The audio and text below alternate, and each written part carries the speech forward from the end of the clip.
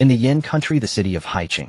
In this dazzling metropolis, countless people bustle every day striving for a living. The young here yearn to own a home of their own. Inside Kaiyuan community, Chen Feng, seated before his computer, looked at the results of his 2 days of hard work and nodded with satisfaction. This game design proposal is sure to pass.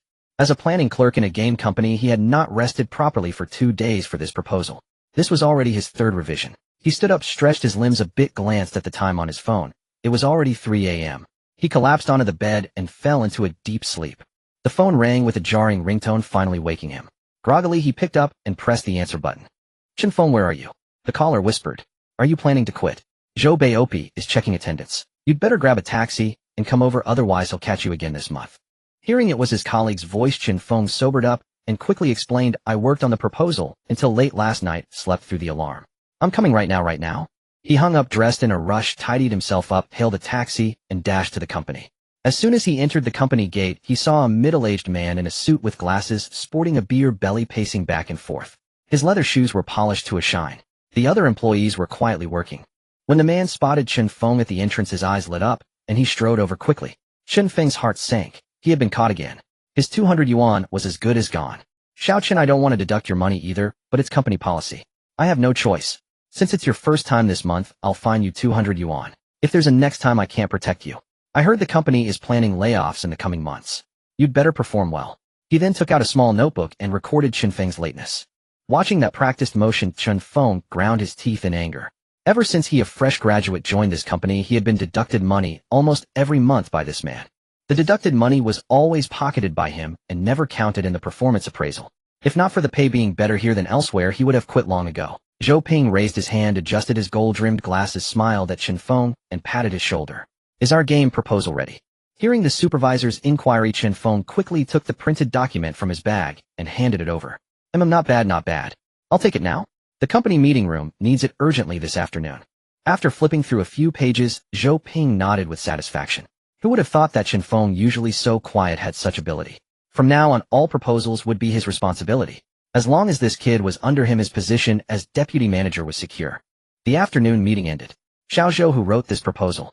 It's excellent. I didn't know our company had such a talent. Bring him out so I can meet him." The boss looked at Zhou Ping with satisfaction. "To be honest, I wrote this document myself. I spent a lot of—" Zhou Ping shamelessly said this, putting on an air of dedicated effort, as if it were true. If Chen Feng were here to witness this, he would surely curse loudly. "I stayed up 2 nights and revised 3 times, and you're taking credit for it. Is his face made of iron?" Hearing Zhou Ping's words, the company chairman nodded in satisfaction. "This Xiao Zhou is conscientious and responsible. I can trust him with the company. It's time to give him a promotion." In the office, Chen Feng sat in his chair, excitedly waiting for the results. If the proposal succeeded, he would get a bonus of at least 1,000 yuan. That would be equivalent to a month's salary, like a year-end bonus. How could he not be excited? After the boss left, Zhou Ping's plump body in its suit slowly emerged. Ignoring everyone else, he walked straight to Chen Feng and placed a file on his desk.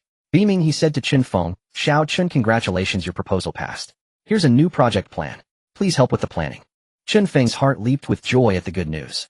"Supervisor, when will my bonus be paid?" he asked happily. "What bonus?" Zhou Ping pretended not to know, having already pocketed it. The boss had handed him the bonus money, so it was his. Besides, he had written the proposal, so why shouldn't he take it? For someone like this, shameless is an understatement. "Isn't there a bonus for a past proposal?" Chen Feng looked at him strangely. "Isn't that the case? Even interns get a reward when their proposal passes. In a game company, a good proposal can boost profits tremendously, so there's this unwritten rule. Or is this Zhou Baiopi going to embezzle my bonus?" Zhou Ping put on a stern face and cleared his throat. "Xiao Chen, you can't be too materialistic. Writing proposals for the company is your duty. How can you ask for a bonus? All right, your probation period is over now. Congratulations, you're officially hired. This document you just received is for a new proposal. It must be ready in 2 days. Now get to work." After finishing, Luo Tianhao hung up. Chen Kai received them. A male colleague walked over after Zhou Ping was gone. "Xiao Feng, don't even think about the bonus. He's pocketed it. He's done the same to me several times." He looked at Chen Feng with sympathy and patted his shoulder. The previous planning staff all left because of this habit of his. A female colleague chimed in. Chen Feng clenched his fists as he listened. He wanted to rush into the office and confront him, but he didn't dare. It was so hard to find a decent job in this big city. If he missed this opportunity, it would be much harder to get back. The ambition he had in school was long gone.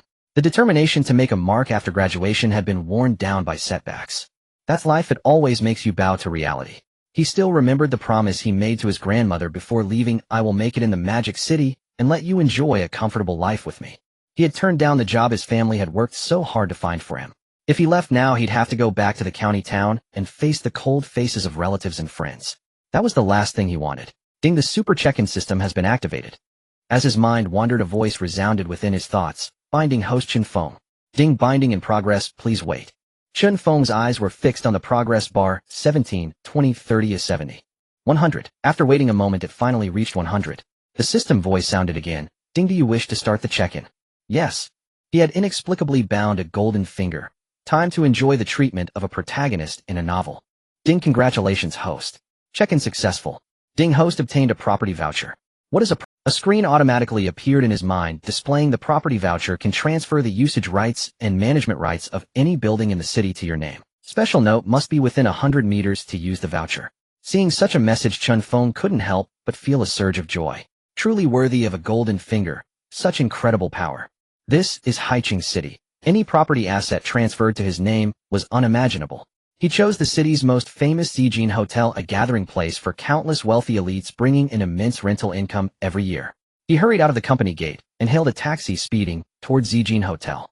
In the taxi, the driver glanced at Chen Feng's young face and asked, "Young man, what are you going to Haicheng Hotel for?" Hearing the driver's question, Chen Feng smiled gently and said, "Just taking a look." The driver chuckled and fell silent, assuming the young man was applying for a job. As the most prosperous hotel in Haicheng City, many people came to apply for jobs, but the hotel only accepted applicants with at least a bachelor's degree. Stepping out of the taxi, he pointed at Haicheng Hotel and said, "Use the property voucher." Ding, activating. Ding, successful. Host is now the owner of Haicheng Hotel's property rights. A small red booklet appeared in his hand. Property owner Chen Feng, property rights to Haicheng Hotel. It was simply unbelievable. In the lobby of Haicheng Hotel, manager Zhang received a phone call and was shocked the owner of the property rights had Hello? Hello, Chairman. Chairman. Staring at the hung-up phone screen, the manager stood frozen in place. In Haicheng City, he had seen many influential figures, but he had never heard of anyone with such a massive capital chain that could silently acquire Haicheng Hotel, and the name was one he had never heard before. Chen Feng. Which young master could this be? So powerful that he could buy this golden goose. If you sell it, but don't even notify the staff below. And the old boss said not to contact him anymore. The employees have been sold off. What use would I have contacting him? Hey, old Zhang, why are you spacing out? Standing there like a statue. A tall woman in a suit walked over, patting his shoulder. On her chest was a badge reading Deputy Manager. Snapping back to reality, manager Zhang said to the deputy manager, "Our boss has sold the hotel. Now we need to go welcome the new owner right away." She reached out and touched his forehead, muttering to herself, "Strange, no fever. Why is he talking nonsense in broad daylight?" He slapped her hand away from his forehead and said irritably, "I'm serious. Stop standing around and get ready. We don't want to all get fired." Confirming the seriousness in manager Zhang's eyes, she realized he wasn't joking and quickly went to prepare. 10 minutes later, manager Zhang led the entire hotel staff, standing with full presence waiting for Chen Feng's arrival. The hotel had truly become his. Today felt like a dream. He slapped himself hard. Ouch, that hurts. It must be real. He never expected the system to be real. Chen Feng punched the sky with all his might. At this moment, gazing at the blue sky, it seemed even the drifting clouds were smiling at him. Life was beautiful. He had to give life a thumbs up. A delicate little girl watched Chen Feng slap himself, then punch the sky. Curiously, she asked her mother, "Mom, what is that strange big brother doing?" The young mother, waiting for the traffic light to change, patted the little girl's head and said, "That big brother is silly. If you don't study hard, you'll become as silly as him, understand?" The little girl nodded vigorously, thinking to herself that she must study hard at home, so she wouldn't become as silly as that big brother. Otherwise, Xiao Ming and her class would stop liking her. Chen Feng overheard and looked around. No one else nearby? Wasn't that about him? "I'm a fool. You don't understand. I'm happy, you know." When the little girl's mother saw Chen Feng looking at them, she quickly picked up her daughter and crossed the street, afraid he might go crazy and hit someone. Just then a phone call came. The screen showed an unfamiliar number. Chen Feng was curious. Who would be calling him at this time? He answered the phone. A deep male voice came through. "Hello, is this Mr. Chen?" "Yes, this is he." "Who is this?" Chen Feng asked. "Hello, I am manager Zhang of your Haicheng Hotel. Would you like to come and inspect the hotel's operations?" Manager Zhang asked cautiously. He had never met the new owner and didn't know his temperament or preferences. If he said the wrong thing and got fired, it would be a great loss. "Inspect operations. I'm right outside Haicheng Hotel. Come out to greet me, or I won't be able to get in."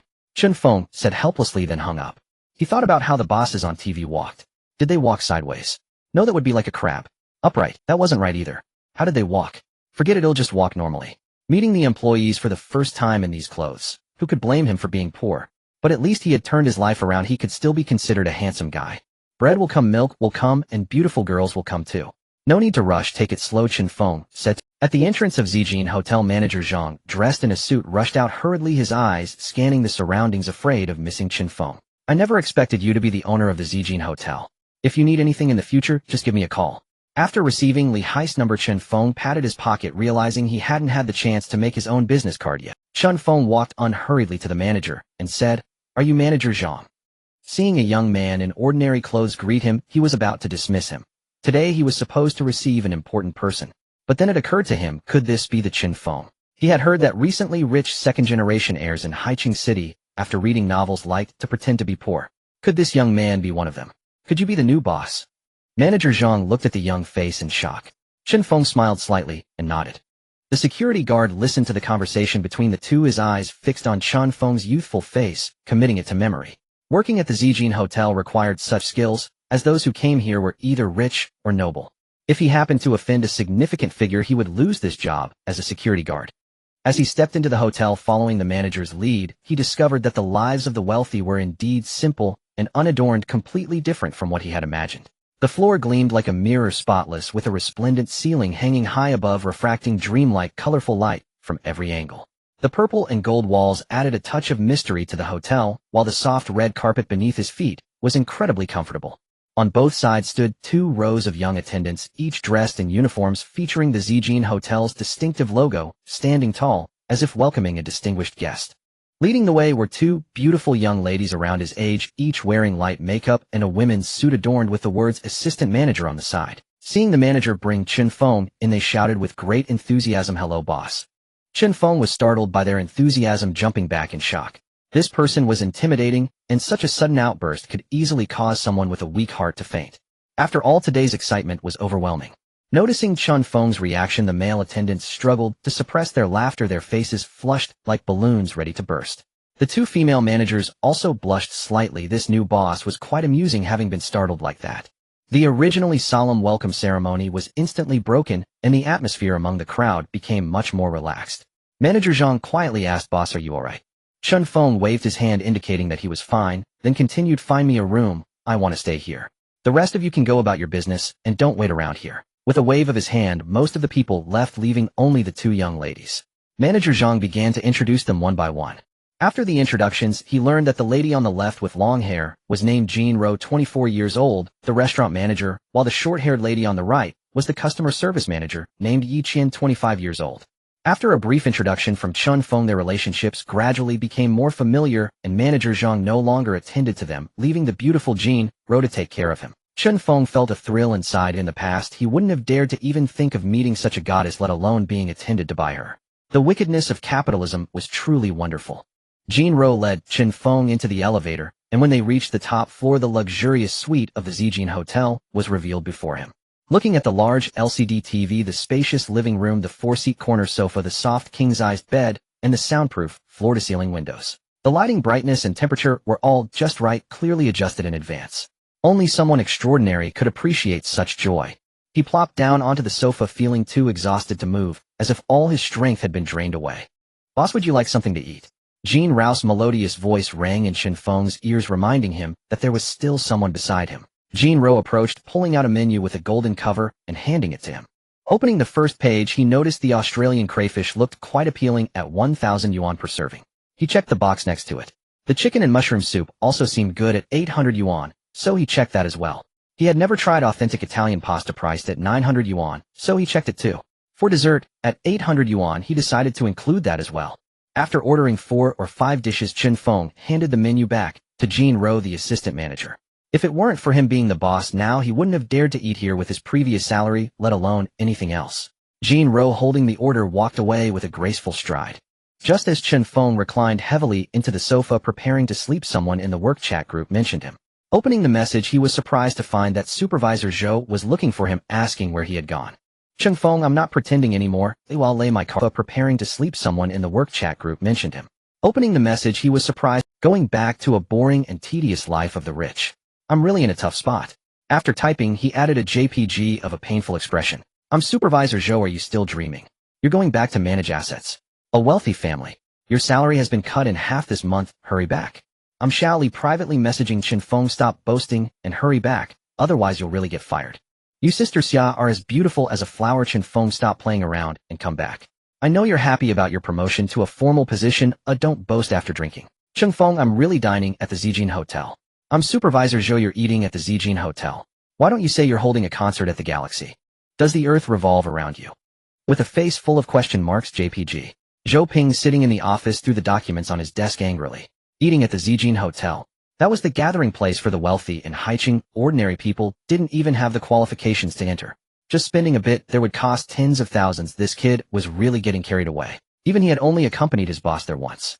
Just then, with a series of knock knock knock sounds at the door, Jean Ro entered with a group of male attendants, each carrying a tray, and gently placed them on the dining table. Once the dishes were all served, they collectively said, please enjoy your meal, boss, and then exited in an orderly manner. Seeing the various mockeries from the group, Chen Feng took out his phone, snapped a picture, and sent it out, then began to relish the exquisite food placed before him. Not bad, this is delicious. He slurped a spoonful of soup. This mushroom soup is also quite good. And this lobster, it's truly fragrant. In just a few minutes, Chen Feng had cleaned the table as if he hadn't eaten in days. Jean Ro couldn't help but laugh at Chen Feng's eating habits. Generally those who came here were quite mindful of their manners, and it was rare to see someone like Chen Feng eat without regard for his image. Listening to her melodious laughter, Chen Feng didn't hold back, saying candidly, my eating manner is indeed a bit uncouth, but I'm just a rough person unable to adopt that pretentious style of eating. It's my first time meeting someone like the boss who is so genuine. As she said this, she shrugged her shoulders and started laughing again, her eyes squinting into beautiful crescents. After instructing the attendants to clear the dining trays, the luxurious suite was left with only Chen Feng. With nothing to do, he quietly closed his eyes and laid down on the bed to rest. The late nights and overtime from the previous days had truly worn him out, and soon he was snoring softly. The next morning, as the morning sunlight streamed in, Chen Feng slowly opened his eyes. Write the system check-in. The system checks in once a day, or I wonder what'll get today. Ding, check-in begins. Ding, congratulations to the host for obtaining a marrow cleansing pill and 10 million. Ding, this check-in ends. Chen Feng looked at the black pill in his hand. The panel prompted marrow cleansing pill. Consuming this pill can alter the user's physique, but a minor amount of pain must be endured. This is possible too. It can actually produce something like this. This check-in is truly miraculous. Isn't this the most precious pill in the Shaolin Temple from martial arts novels? Take one and you're reborn, your aptitude transformed, ruling the martial world, invincible under heaven. I never imagined I'd get to take one too. As for the minor pain, is there even a need to think about it? Even if it were immense harm, I'd have to endure it. Throughout history, how many people have wanted such an opportunity, but never had it? Walking to the bathroom, Chen Feng swallowed the pill in one gulp. Soon his skin began to redden, emitting hot steam, and impurities inside his body surged outward, forming a dark layer on his skin. His expression was extremely ferocious, enduring considerable pain. This damn check-in system. This is what it calls minor harm. Half an hour later, the marrow cleansing was complete. After quickly rinsing off in the bathroom, he stood in front of the mirror, striking a few poses. His appearance was vastly different from before. Now this body of mine could even compete in a beauty pageant. Full muscles, 8-pack abs firmly embedded like a magnetic plate on his stomach, and arms bursting with explosive power. And 10 million. Let me check my phone. Chen Feng picked up his phone from the bed. A message from China Construction Bank appeared. Your account received a transfer of 100 yuan at 900. Just after reading the message, a call from 95,533 came in. This should be a customer service hotline. He answered immediately. Hello, may I ask if you are Mr. Chen? A middle-aged man's deep voice carried a respectful tone. Yes, I am. What can I do for you? I am Chu Hongfei, General Manager of High City Construction Bank. Since your account has a deposit of 10 million, we are upgrading you to a gold member. Please come to the bank at your convenience to process the card replacement. If you need wealth management services, we can. Alright, I understand. No need for wealth management. Chen Feng finished speaking and hung up the phone. That old fox up to no good. My little money hasn't even warmed my hands, and he's already talking about investing. You're really overthinking it. Around this time it should be meal time. He pushed open the door, took the elevator down, and walked into the cafeteria. Jean Ro, who was delicately eating from a porcelain bowl, spotted Chen Feng coming to dine and hurried over, asking softly, Boss, what would you like to eat? I'll get it for you. Do you have soy milk and fried dough sticks here? Chen Feng glanced at the food before him. No, we only have steamed buns, cakes, and such in the morning. Jean Ro shook her head in reply. Go back to your meal, I will grab something myself. Chen Feng stood up, took 5 steamed buns and 4 large pieces of cake, picked up his tray, and sat down next to Jinro. Haicheng, seeing Chen Feng take so much food, asked curiously, "Boss, can you finish all that?" Chen Feng smiled lightly, without speaking grabbed a piece of cake, and stuffed it into his mouth. He chewed it in 2 or 3 bites, then devoured a small steamed bun in 2 bites. In less than 5 minutes the battlefield was completely cleared. The surrounding employees were stunned by Chen Feng's bold and wild eating style. Haicheng's mouth twitched. "Boss, your eating manners really do justice to that stomach of yours." Chen Feng let out a burp, completely disregarding the 2 women's odd looks, and leaned comfortably back in his chair. Then he asked, "Which of you 2 has some free time? Can you accompany me to pick out some clothes? After all, I'm a boss, but my clothes are too shabby." Jinro pointed directly at Haicheng. "For clothes you should ask her. She's a shopping maniac, basically lives paycheck to paycheck." Hearing Jinro's words, Haicheng was a bit embarrassed, but she couldn't control her own hands. Jin Times Mall, a property of the Grand Transnational Corporation, was also the most famous shopping mall in High City. Shopping there once would cost at least tens of thousands of yuan. Even white-collar workers had to think twice about their wallets. People came and went in an endless stream. Every man who entered wore branded clothes, moving with unhurried grace like gentlemen. Every woman was dressed to look beautiful with slender figures and outstanding grace. Only Chen Feng stood out conspicuously, wearing a plain black suit and ordinary leather shoes with no noticeable logos. Clearly not someone who looked wealthy. Men passing by cast envious glances at the goddess Haicheng. Beside Chen Feng, feeling bitter, why do beautiful flowers always end up on manure and good cabbages get rooted by pigs? Out of her work uniform, Haicheng had her black hair simply tied into a ponytail. She wore a meticulously tailored black and white casual outfit, a round neckline, revealing her clear, pretty collarbone. Gray shorts paired with leggings perfectly accentuated her long, slender legs. White sandals were simple and elegant, and a crescent moon chain hung diagonally on her fair wrist. She was simply breathtaking. Seeing the envious looks from others, Chen Feng felt a surge of pride. Under Haicheng's guidance, he walked to a storefront bearing the sign Versace. This must be the famous Versace clothing store, Chen Feng thought, silently glancing at the sign before following. As soon as the sales assistant saw them enter, she hurried over and asked with a smile, "Sir, madam, what kind of clothes are you looking for?" Haicheng pointed at Chen Feng. "Just pick out a few decent outfits for him. Money is no issue." Hearing this, Chen Feng looked at Haicheng's beautiful oval face and felt a few black lines appear on his forehead. "So it's not your money, so you don't feel the pinch." The female sales assistant's heart rejoiced at these words. Looks like she had hooked 2 big fish. She quickly took a meticulously crafted men's suit from a nearby rack along with 4 sets of summer clothes and handed them to Chen Feng. "Where are the fitting rooms?" Chen Feng asked the sales assistant. "Sir, I'm sorry, but all the fitting rooms are occupied. Could you please wait a moment?" The assistant explained, hastily, afraid of losing such a big deal. Seeing Chen Feng's hesitant expression, Haicheng laughed. "Boss, don't be shy. If the top fits, the whole outfit should be fine. Just change here. You're a man, oh, what's the worst that could happen? Lose a piece of flesh from being glanced at." The sales assistant chimed in, "The lady is right." Hearing this, Chen Feng stripped off his white shirt in one motion and threw it to the ground, revealing his powerful body, transformed by the pill. His chest muscles bulged, his arms were packed with explosive muscle, and his broad back and sturdy waist radiated a sense of security. Haicheng and the sales assistant stared wide-eyed at Chen Feng's robust physique. Their boss Chen Feng was hiding such a figure. Passing men glanced at Chen Feng's 8-pack abs, then compared them to their own single belly muscle and quickened their pace to leave. Too hurtful. Several women passing by saw Chen Feng's explosive physique and pulled out their phones to take photos. The female assistant stopped them, saying, "Sorry, photography is not allowed here." After changing into the suit trousers in a spot shielded by a sofa, he also had the assistant match him with a pair of leather shoes. His entire appearance instantly became spirited and energetic. Indeed, fine clothes make the man, Haicheng said, adjusting his outfit as she spoke, her movements resembling those of a girlfriend. After Chen Feng changed, the sales assistant approached them. "Hello, the total is 1,000 yuan. Who will be paying?" Chen Feng directly took out his bank card and handed it to the assistant. "The password is 6/8." When the sales assistant saw the balance in Chen Feng's card, her face was full of surprise. She hadn't expected someone so plainly dressed to be so wealthy. Truly, the rich have their own ways. After handing the card to Chen Feng, she sent them off with a beaming smile. This was a big spender, and she had to serve him attentively to ensure he became a repeat customer.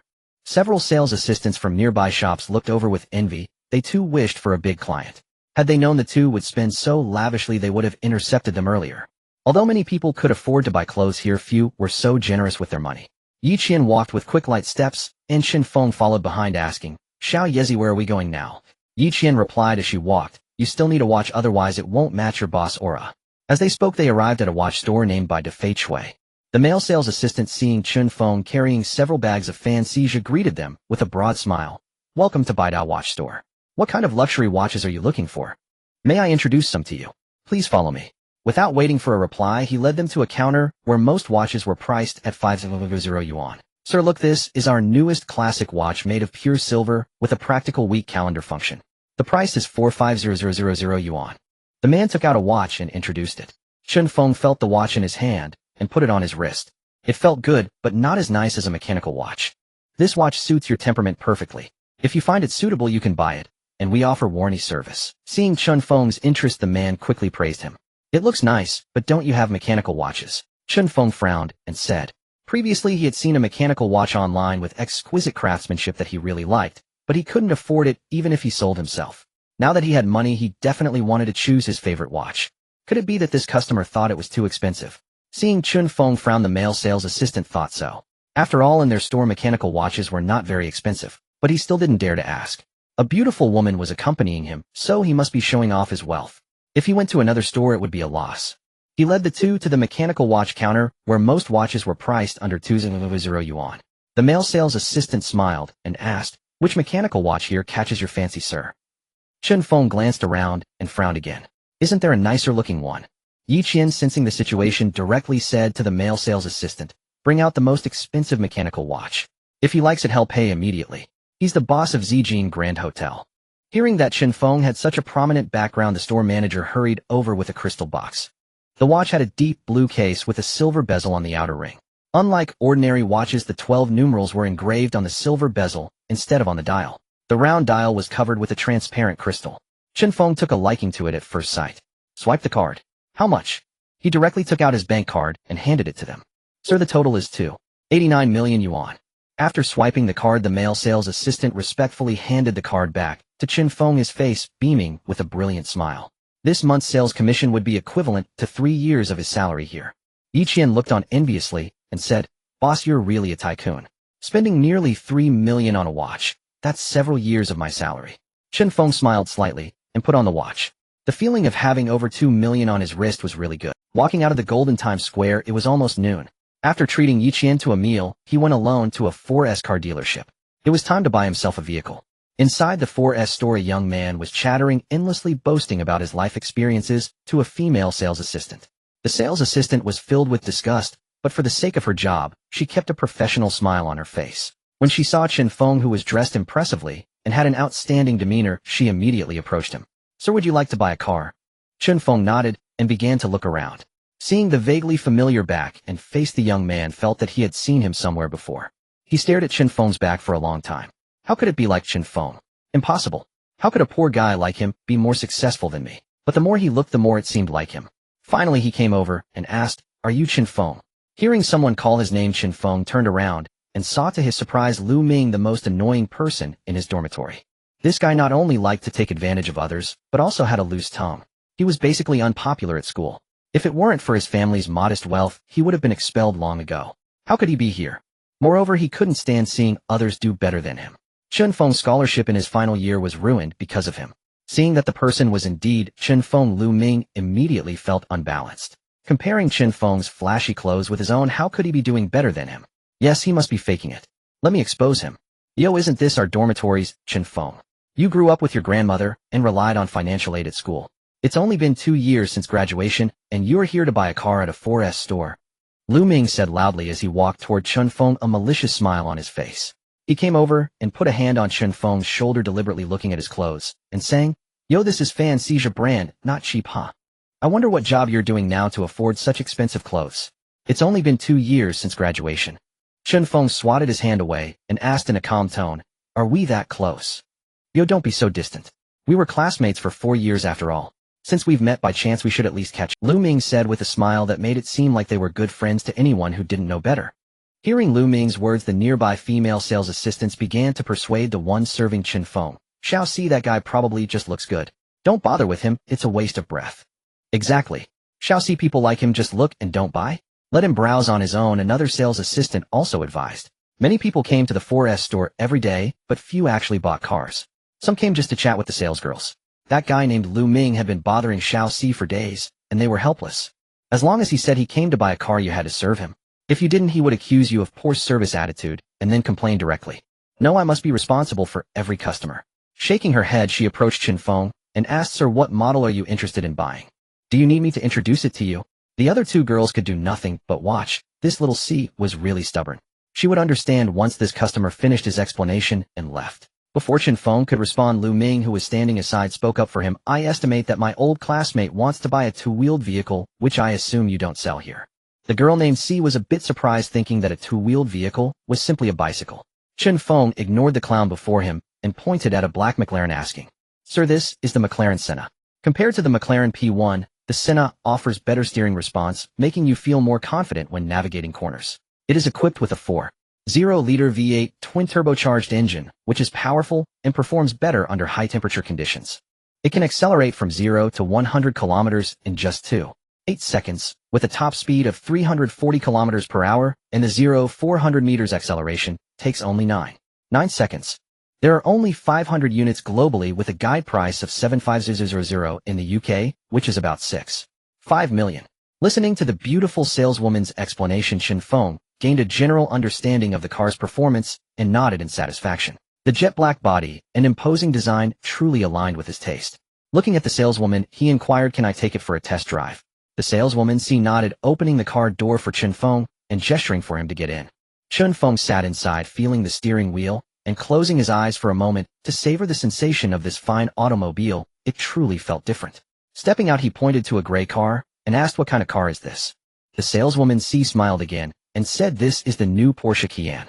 The enhancement in performance is attributed to improvements in the exhaust system and the engine's fortification. When the engine speed is between 22,504,500 revolutions per minute, the maximum torque increases by 50 Nm, reaching up to 750 Nm. It only takes 4.8 seconds to accelerate to 100 kilometers with a top speed of 280 kilometers per hour, priced at around 2.8 million. After the saleswoman finished speaking, Lu Ming, impatiently standing nearby, asked Chen Feng, You've seen both cars. Are you buying or not? If not, hurry up and leave, don't waste my time. I'm still waiting for her to introduce me to cars. After saying this, he pulled out a bank card from his pocket and flaunted it in front of Chen Feng. Chen Feng looked at him with a cold smile and said, What does it matter to you if I buy or not? Don't you check the vehicles before buying? Do you think this is a market for groceries? Or do you think you can afford these cars? A series of remarks made Lu Ming's face turn red with anger as he glared at Chen Feng, saying, Chen Feng, I can't afford it, but can you really afford these cars? I was originally going to spare you some face, but since you want to embarrass yourself, I can't help it. Chen Feng pulled out his bank card and said to the saleswoman, I want to buy this McLaren Senna, and I choose to pay in full with a password of 6/8. All right, sir, I will take care of it right away.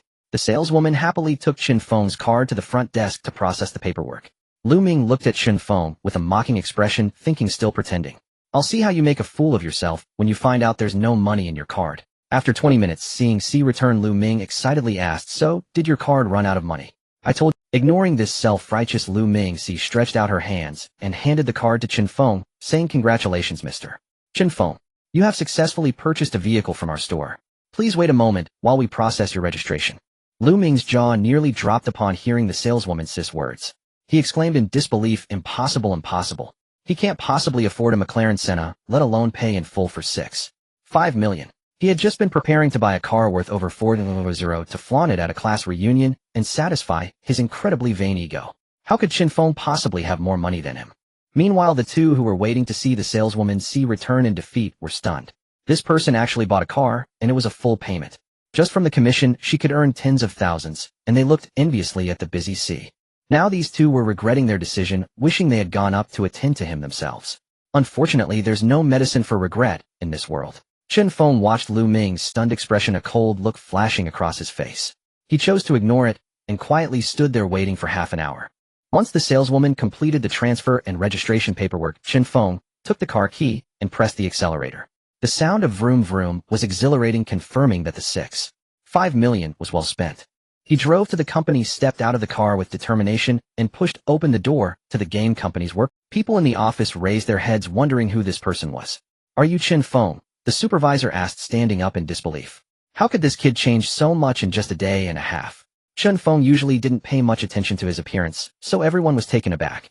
After the supervisor's comment, he looked more and more like himself, but how did he become so handsome? Chen Feng nodded and looked up at the supervisor saying, "Supervisor, you don't recognize me after just a day."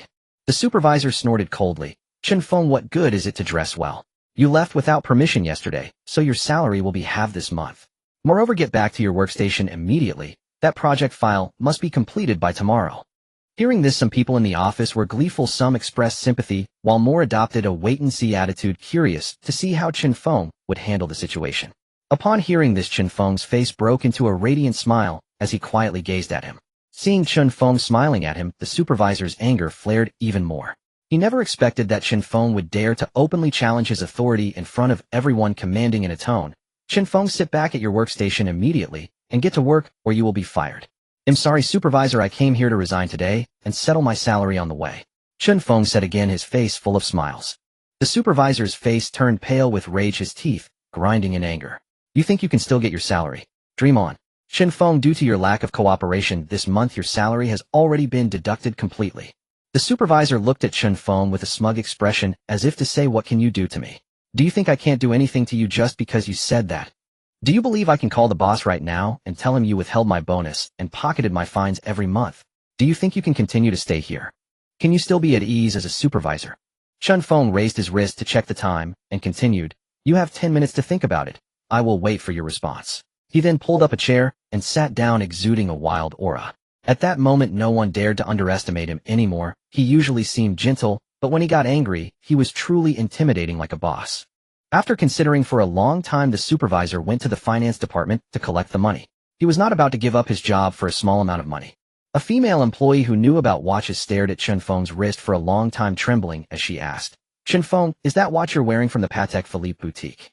Nearby, a colleague named Xiao Zhang laughed and said, "It's just a watch, what's the big deal?" Another colleague chimed in, "I have one too." After Chen Feng nodded, the female employee showed a shocked expression again, saying, "It's actually real."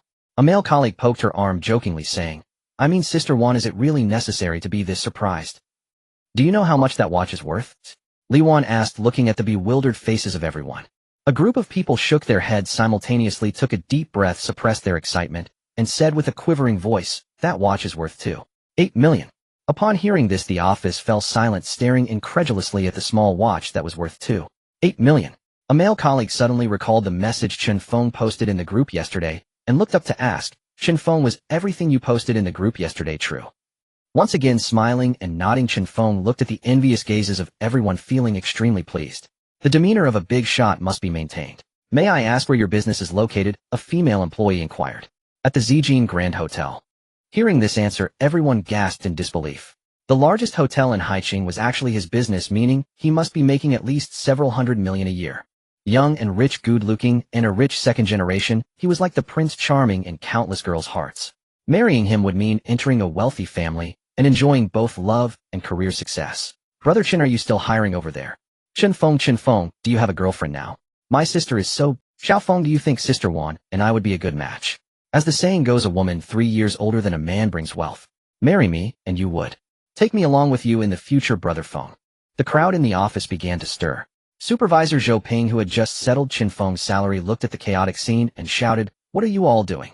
Everyone instantly returned to their positions and started working. Zhou Ping walked over and handed the money to Chen Feng, smiling with a grim expression. "Chen Feng, you need to think this through.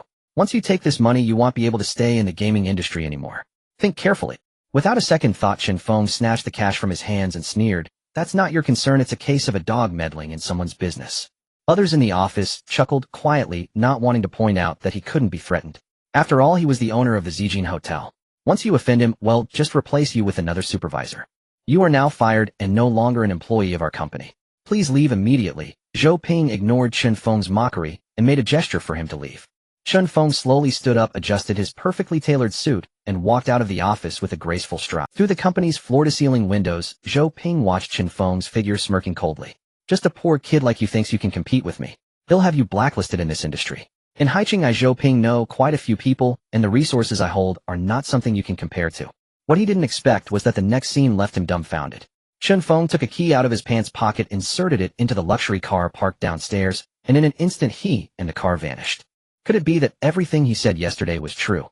Recalling the watch that Chen Feng had inadvertently revealed, Zhou Ping rushed into the office like a madman, turned on the computer, and started searching online. When the screen froze at 8 million, He slumped in his chair, his face drained of color. Though Zhou Ping was a bit in disbelief, the prices of the luxury car, watch, and designer clothes before him left him no choice but to believe that Chen Feng was indeed very wealthy. At 8 p.m. on Pinggan Street, next to the bustling snack street by Kaiyuan community, where local residents frequently dine, resulting in a high foot traffic. Accompanied by a booming sound that drew the attention of diners, a car resembling a bolt of lightning appeared. With a pitch-black body and a domineering appearance, it was clearly a legendary luxury car. A group of diners began to discuss among themselves. As white-collar workers, despite their seemingly glamorous jobs, their actual income after monthly expenses left them with very little. Wow, it's a McLaren. Shally, look. The latest McLaren, priced at $6.5 million, was at the dealership just a few days ago. Wow, such a cool sports car. I want to sit in it. Xiaomei, do you think with my looks I could succeed? Do wealthy people really like this style? This must be to provoke envy. Driving a luxury car to a snack street, are people so playful? When Chen Feng parked the car and stepped out wearing a fitted black suit with a calm demeanor and a faint smile, he exuded the aura of a legendary Prince Charming. Xiaomei, he's so handsome. I want to marry him. He really is stylish. He must be from a wealthy family. Marrying him would make me a rich man's wife. Lao Lu, this guy is really wealthy, eating barbecued meat in a Versace suit. Who knows? Wealthy people probably don't care about such trivial expenses. Where did this invisible rich guy come from? He's so down-to-earth. Amid the gazes and discussions of the crowd, he walked up to a stall selling skewers, ordered a 20 yuan skewer, 5 chicken wings, and a bottle of beer, then sat down quietly to wait. There was no help for it. The aroma of barbecued meat wafted everywhere, making one's appetite surge, and it was impossible not to eat. After about 5 minutes, the owner placed the grilled meat on the table. Taking a sip of beer and a bite of barbecued meat, this was essential for enjoying skewers. Chen Feng had mastered this divine skill, and disregarding the astonished gazes around him, began to eat contentedly. Chen Feng. While he was eating with grease on his face, he heard a familiar voice calling him. Turning around, he found it was his college friend Tong Yao. With a small, delicate face, jewel-like sparkling eyes, and long curled eyelashes, she looked as cute as a Barbie doll. Her petite nose and lovely lips, with her ponytail casually tied back, gave her a touch of relaxation and ease. Her devilish figure paired with an enchanting face made her the goddess of the school. During her time at school, countless suitors failed to win her over, yet she surprisingly became friends with the inconspicuous Chen Feng. This was also the reason why Lu Ming was jealous of him. Because of this, he personally sabotaged Chen Feng's scholarship. Upon seeing that it was indeed Chen Feng, she hurried toward him in transparent high heels. Chen Feng, long time no see. Yeah, long time no see. Chen Feng stood up and gave her a strong hug, then released her, smiling and jokingly said, "You've become even more beautiful in these 2 years." Hearing Chen Feng's compliment, Tong Yao smiled and replied, "Haven't you also become more handsome?" "I may be handsome, but I still don't have a girlfriend.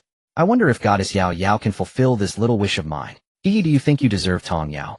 You should look in the mirror yourself." A male voice came from behind with a condescending tone. They turned around to see a man in a white suit striding over, his expression unfriendly as he looked at Chen Feng. Upon seeing this person, Tong Yao furrowed her brows and coldly said, "Why are you here again, Lu Tai Chu? If I don't come, this toad will eat you up. How can I sit idly by?" The man disdainfully looked at Chen Feng, as if Chen Feng were an ant he could crush at any moment. "Yao Yao, who is he?" Chen Feng quietly asked, looking at Tong Yao's handsome face. Clenching her delicate fists, Tong Yao, with an unpleased expression, said, "He is the son of our company's chairman, always pursuing me, as annoying as a stubborn adhesive that I can't shake off." Upon hearing this, Chen Feng immediately understood. So he was a suitor. He asked, "I wonder who this, the toad, is. Obviously you." Lu Tai Chu blurted out without thinking, then realized, and glared at Chen Feng with resentment. Chen Feng and Tong Yao chuckled, bending over with laughter. This person was acting like a fool. How could such a low-level trick actually work? "Kid, do you know who I am? You dare to play tricks on me?" Lu Tai Chu stared into Chen Feng's eyes. Chen Feng casually cleaned his ears and replied nonchalantly, "Are you going to tell me who your dad is next? Your family's business is huge, and your family is wealthy. A single word from you could make me lose my job. I advise you not to say such things. I'm tired of hearing them. Don't you think it's cliché? Oh, you want to give me money? If you give me 1 million, I'll leave her." Chen Feng pretended to be greedy, and upon hearing this, Tong Yao pointed at Chen Feng, saying, "Chen Feng, you actually. How much do you want to leave, Tong? Oh, you want to give me money? If you give me 1 million, I'll leave her." Chen Feng pretended to be greedy, and upon hearing this, Tong Yao pointed at Chen Feng, saying, "Chen Feng, you actually." Tong Yao couldn't believe that Chen Feng would actually consider leaving her for money. Lu Tai Chu laughed heartily, took out a check, quickly filled in 1 million, and threw it on the ground, saying, "Take your money and scram." Chen Feng chuckled, picked up the money, held Tong Yao's small hand, and walked towards the parking lot. Wait, didn't you say you were leaving her?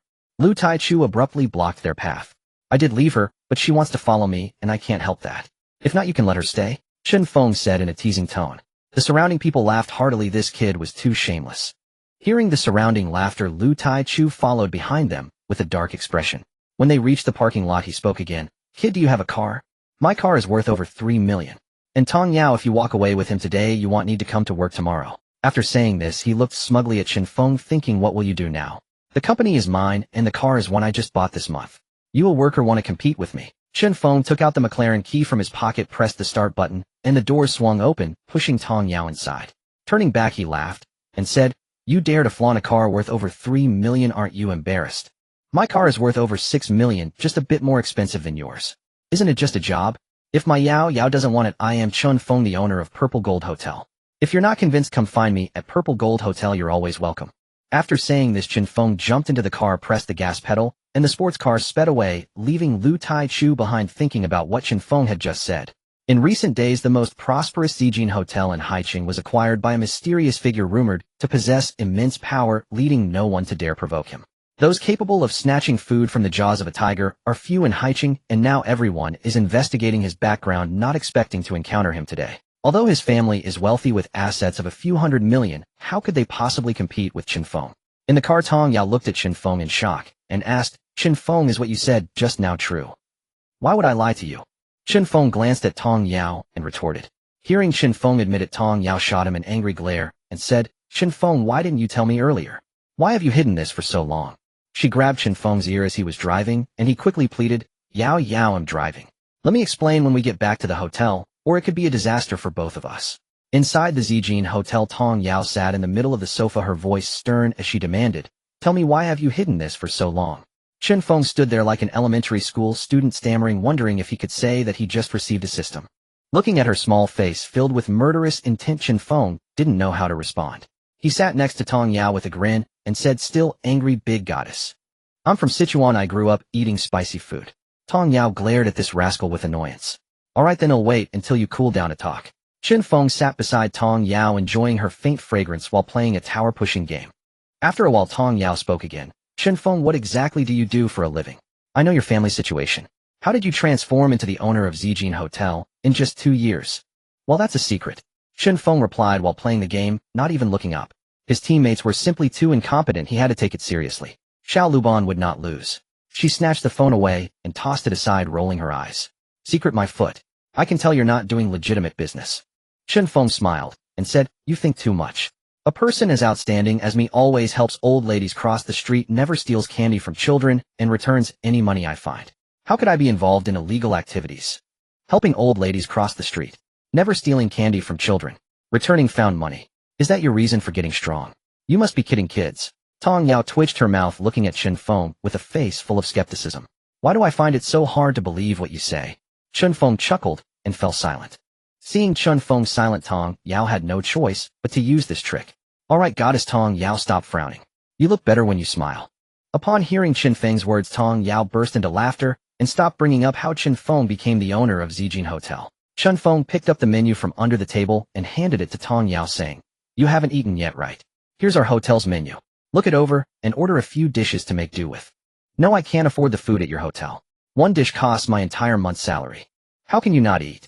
Ignoring Tong Yao's insistence to refuse, Chen Feng ordered several signature dishes and called the kitchen to have the food brought up. Looking around the incredibly spacious living room with transparent floor-to-ceiling windows and extremely soft sofas, Tong Yao turned around like a butterfly, spinning from south to north, then back from north to south. Chen Feng, I suddenly envy your rich lifestyle. After a tour, Tong Yao sat down and said with deep, thinking about her own situation, she could only huddle in a small room of a few dozen square meters, struggling for a living with her monthly salary barely enough for her own expenses. Then she looked at Chen Feng's spacious, grand, and luxurious room, forming a stark contrast. Chen Feng looked at her handsome face and said, what's there to envy? I'll prepare a room for you here. You can live here from now on. Don't refuse, this way you can't escape from my clutches. No, I still prefer to earn my own keep. Hearing this, Chen Feng laughed and said, Yao, I've already fired you from your job. Where will you go to work? You rascal. If it weren't for you, I wouldn't have lost my job, and you're still laughing. Tong Yao punched Chen Feng's arm with her delicate little fist. All right, Tong Yao, you can work here. I'll pay you 2,000 a month. You can choose any room you like here. Chen Feng said seriously after laughing for a while. Knock knock knock. A series of knocks sounded as a group of servants pushed in a cart, slowly setting down their items before retreating. At the dining table, Tong Yao chewed slowly while Chen Feng devoured his food. In no time, Chen Feng had eaten half of the plates on the table. Chen Feng, you can't eat anymore. If you keep this up, I won't get a single bite. You just finished eating at a barbecue stall and can still eat so much. Is your stomach a fourth-dimensional pocket? A slightly anxious Tong Yao protectively shielded the food. Take your time eating. When you finish, let the servants clean up tomorrow. I'm going to sleep in the next room. After saying this, Chen Feng used the hotel's master key card to open another room. Once inside, he lay down on the bed and fell into a state of sleep. The next morning, as the morning sunlight shone on Chen Feng's face, he slowly opened his eyes and began to sign in. Ding, the system has launched a new holiday gift pack. Would you like to sign in? Holiday gift pack, what is that? Opening the system panel revealed that a sign-in gift pack would be released during significant holidays, allowing for 2 sign-ins in one day. This benefit is great, I like it. Start signing in for the holiday gift pack. Start daily sign-in. Ding, congratulations, you have received a school district house in Tianmei Academy. Ding, congratulations, you have received a high-end apartment in Qingshan. This is amazing. Chen Feng felt a surge of joy. The school district house in Tianmei Academy is highly sought after, known throughout Haicheng. For the sake of their children's education, parents can go to great lengths. Now he unexpectedly has management rights over one, and coincidentally his cousin is coming here for school, saving his aunt the trouble of looking for a house. Others in the office chuckled quietly, not wanting to point out that he couldn't be threatened. After all, he was the owner of the Zijin Hotel. Once you offend him, well, just reply. After having breakfast with Tong Yao, Chen Feng turned to manager Zhang beside him and said, "Old Zhang, this is our hotel's new employee. Please arrange a suitable position for her." Manager Zhang began to ponder, considering that the hotel currently had enough staff. He paused and asked, "Miss Tong Yao, may I ask what you did before?" "I used to work as a secretary." Upon hearing this, Manager Zhang's face lit up, and he said to Chen Feng, "Boss, since you don't have a secretary by your side, why not let Miss Tong be your secretary?" "What? I'm going to be his secretary?" Tong Yao was a bit surprised. "That's right, you are now Chen Feng's administrative assistant, responsible for conveying some of his instructions." Manager Zhang nodded again. Chen Feng secretly gave him a thumbs up. Old Zhang knew how to handle matters well. Seeing Chen Feng's gesture, the two exchanged smiles. After arranging everything for Tong Yao, Chen Feng drove to Qingshan apartment. At this time of year, as spring transitioned to summer, the flower beds in the apartment complex were in full bloom. The fountain gently spouted water while unknown birds and butterflies flitted about. A few people were leisurely playing golf on the spacious golf course. No wonder the housing prices here are so high. The environment is truly delightful. He took out a thick stack of papers from his backpack, sorted them, and from this moment on he would also be a landlord, experiencing the joy of collecting rent. Let's start with this girl named Chi Fengya. He dialed the number listed on the information sheet. "Excuse me, are you Miss Chi Fengya?" "Yes, may I ask what you need?" A soft voice came from the other end of the line. "Oh, I see. I am Chen Feng, the new owner of Qingshan apartment.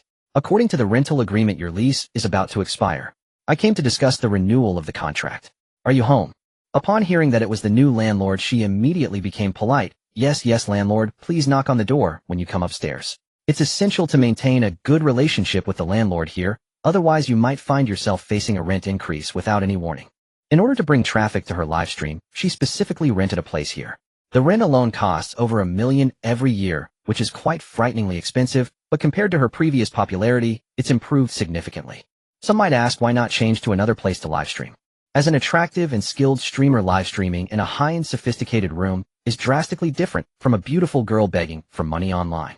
The former can attract countless fans who admire her, while the latter can only rely on pity.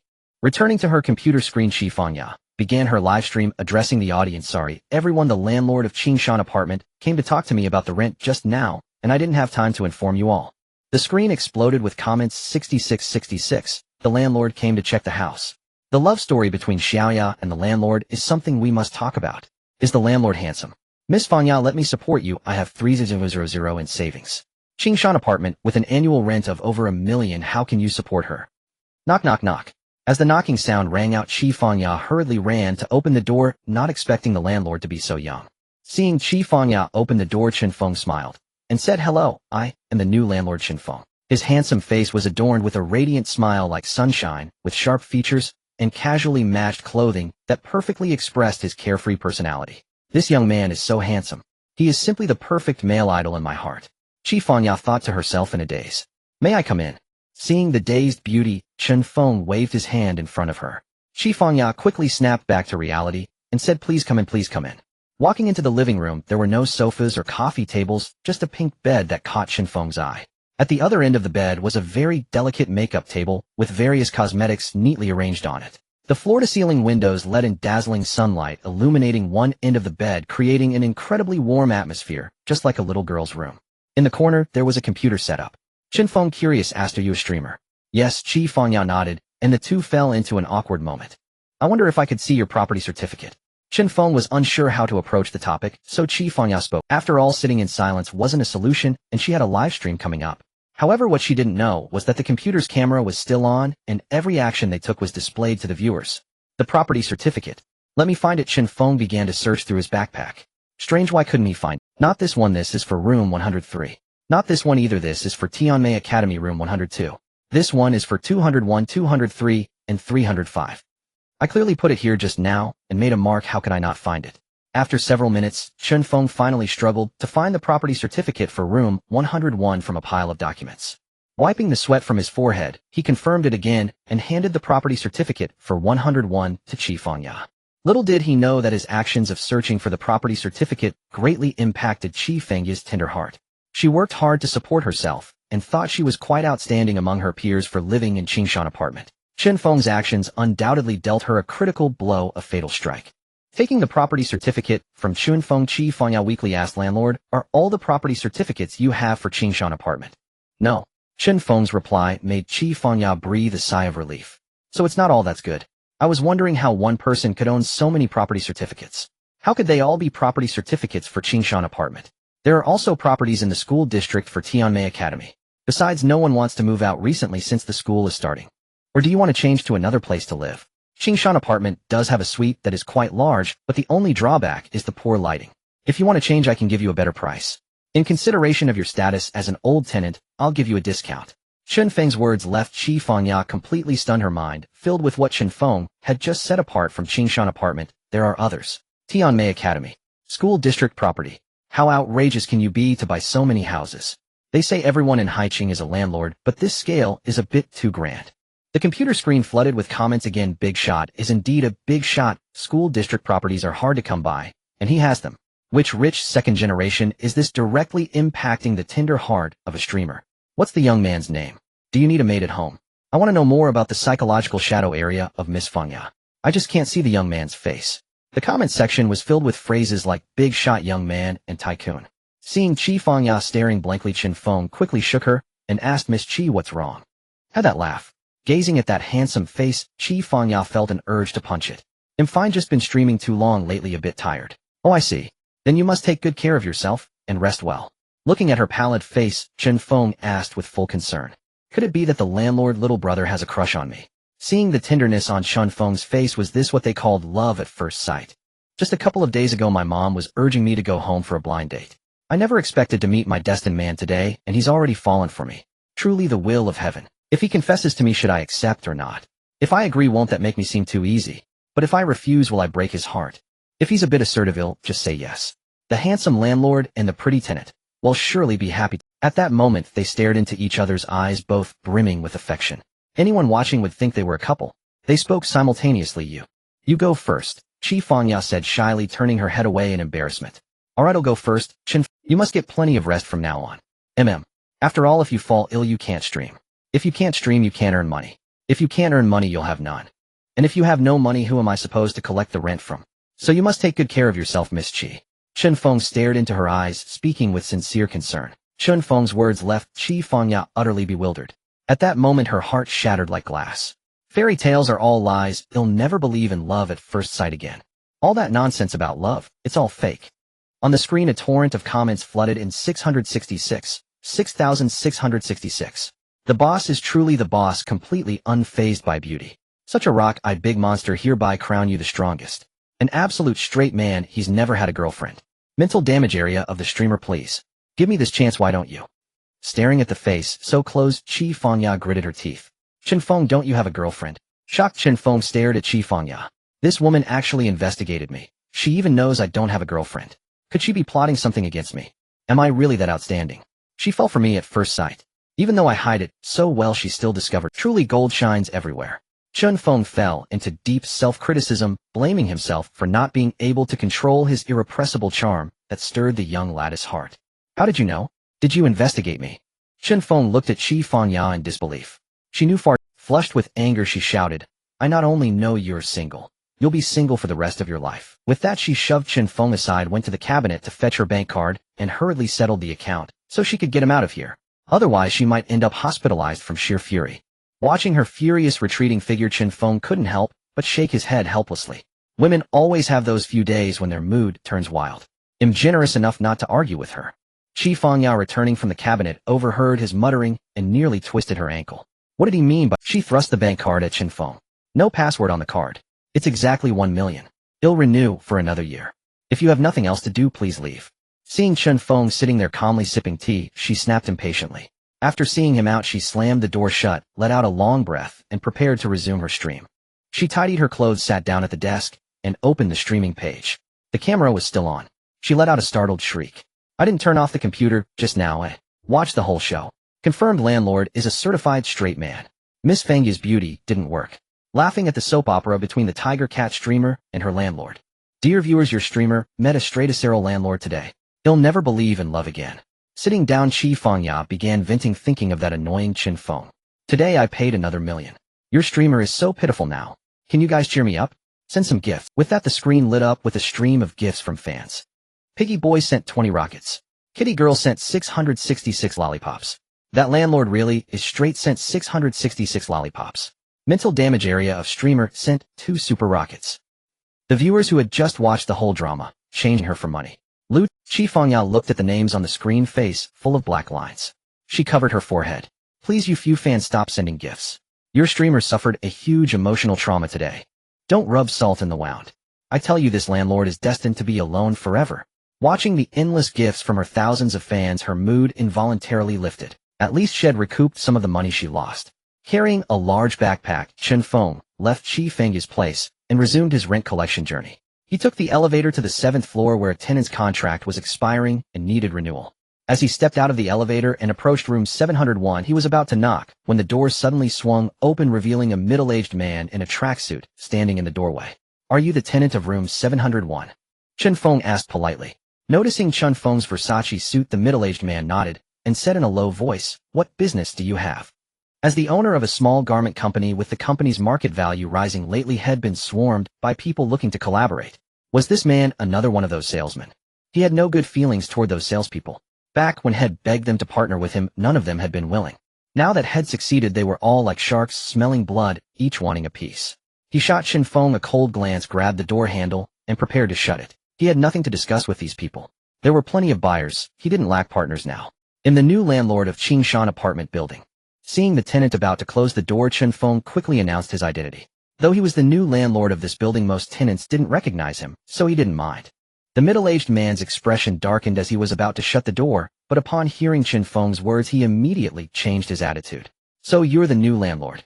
A pleasure to meet you. He gripped Chen Feng's hand warmly and asked with a beaming smile, What can I do for you? Well, your lease is about to expire. Would you like to renew? Chen Feng asked, amused by the man's instant weather forecast of a face. Expiring. Of course he'll renew. He'll extend for another 2 years.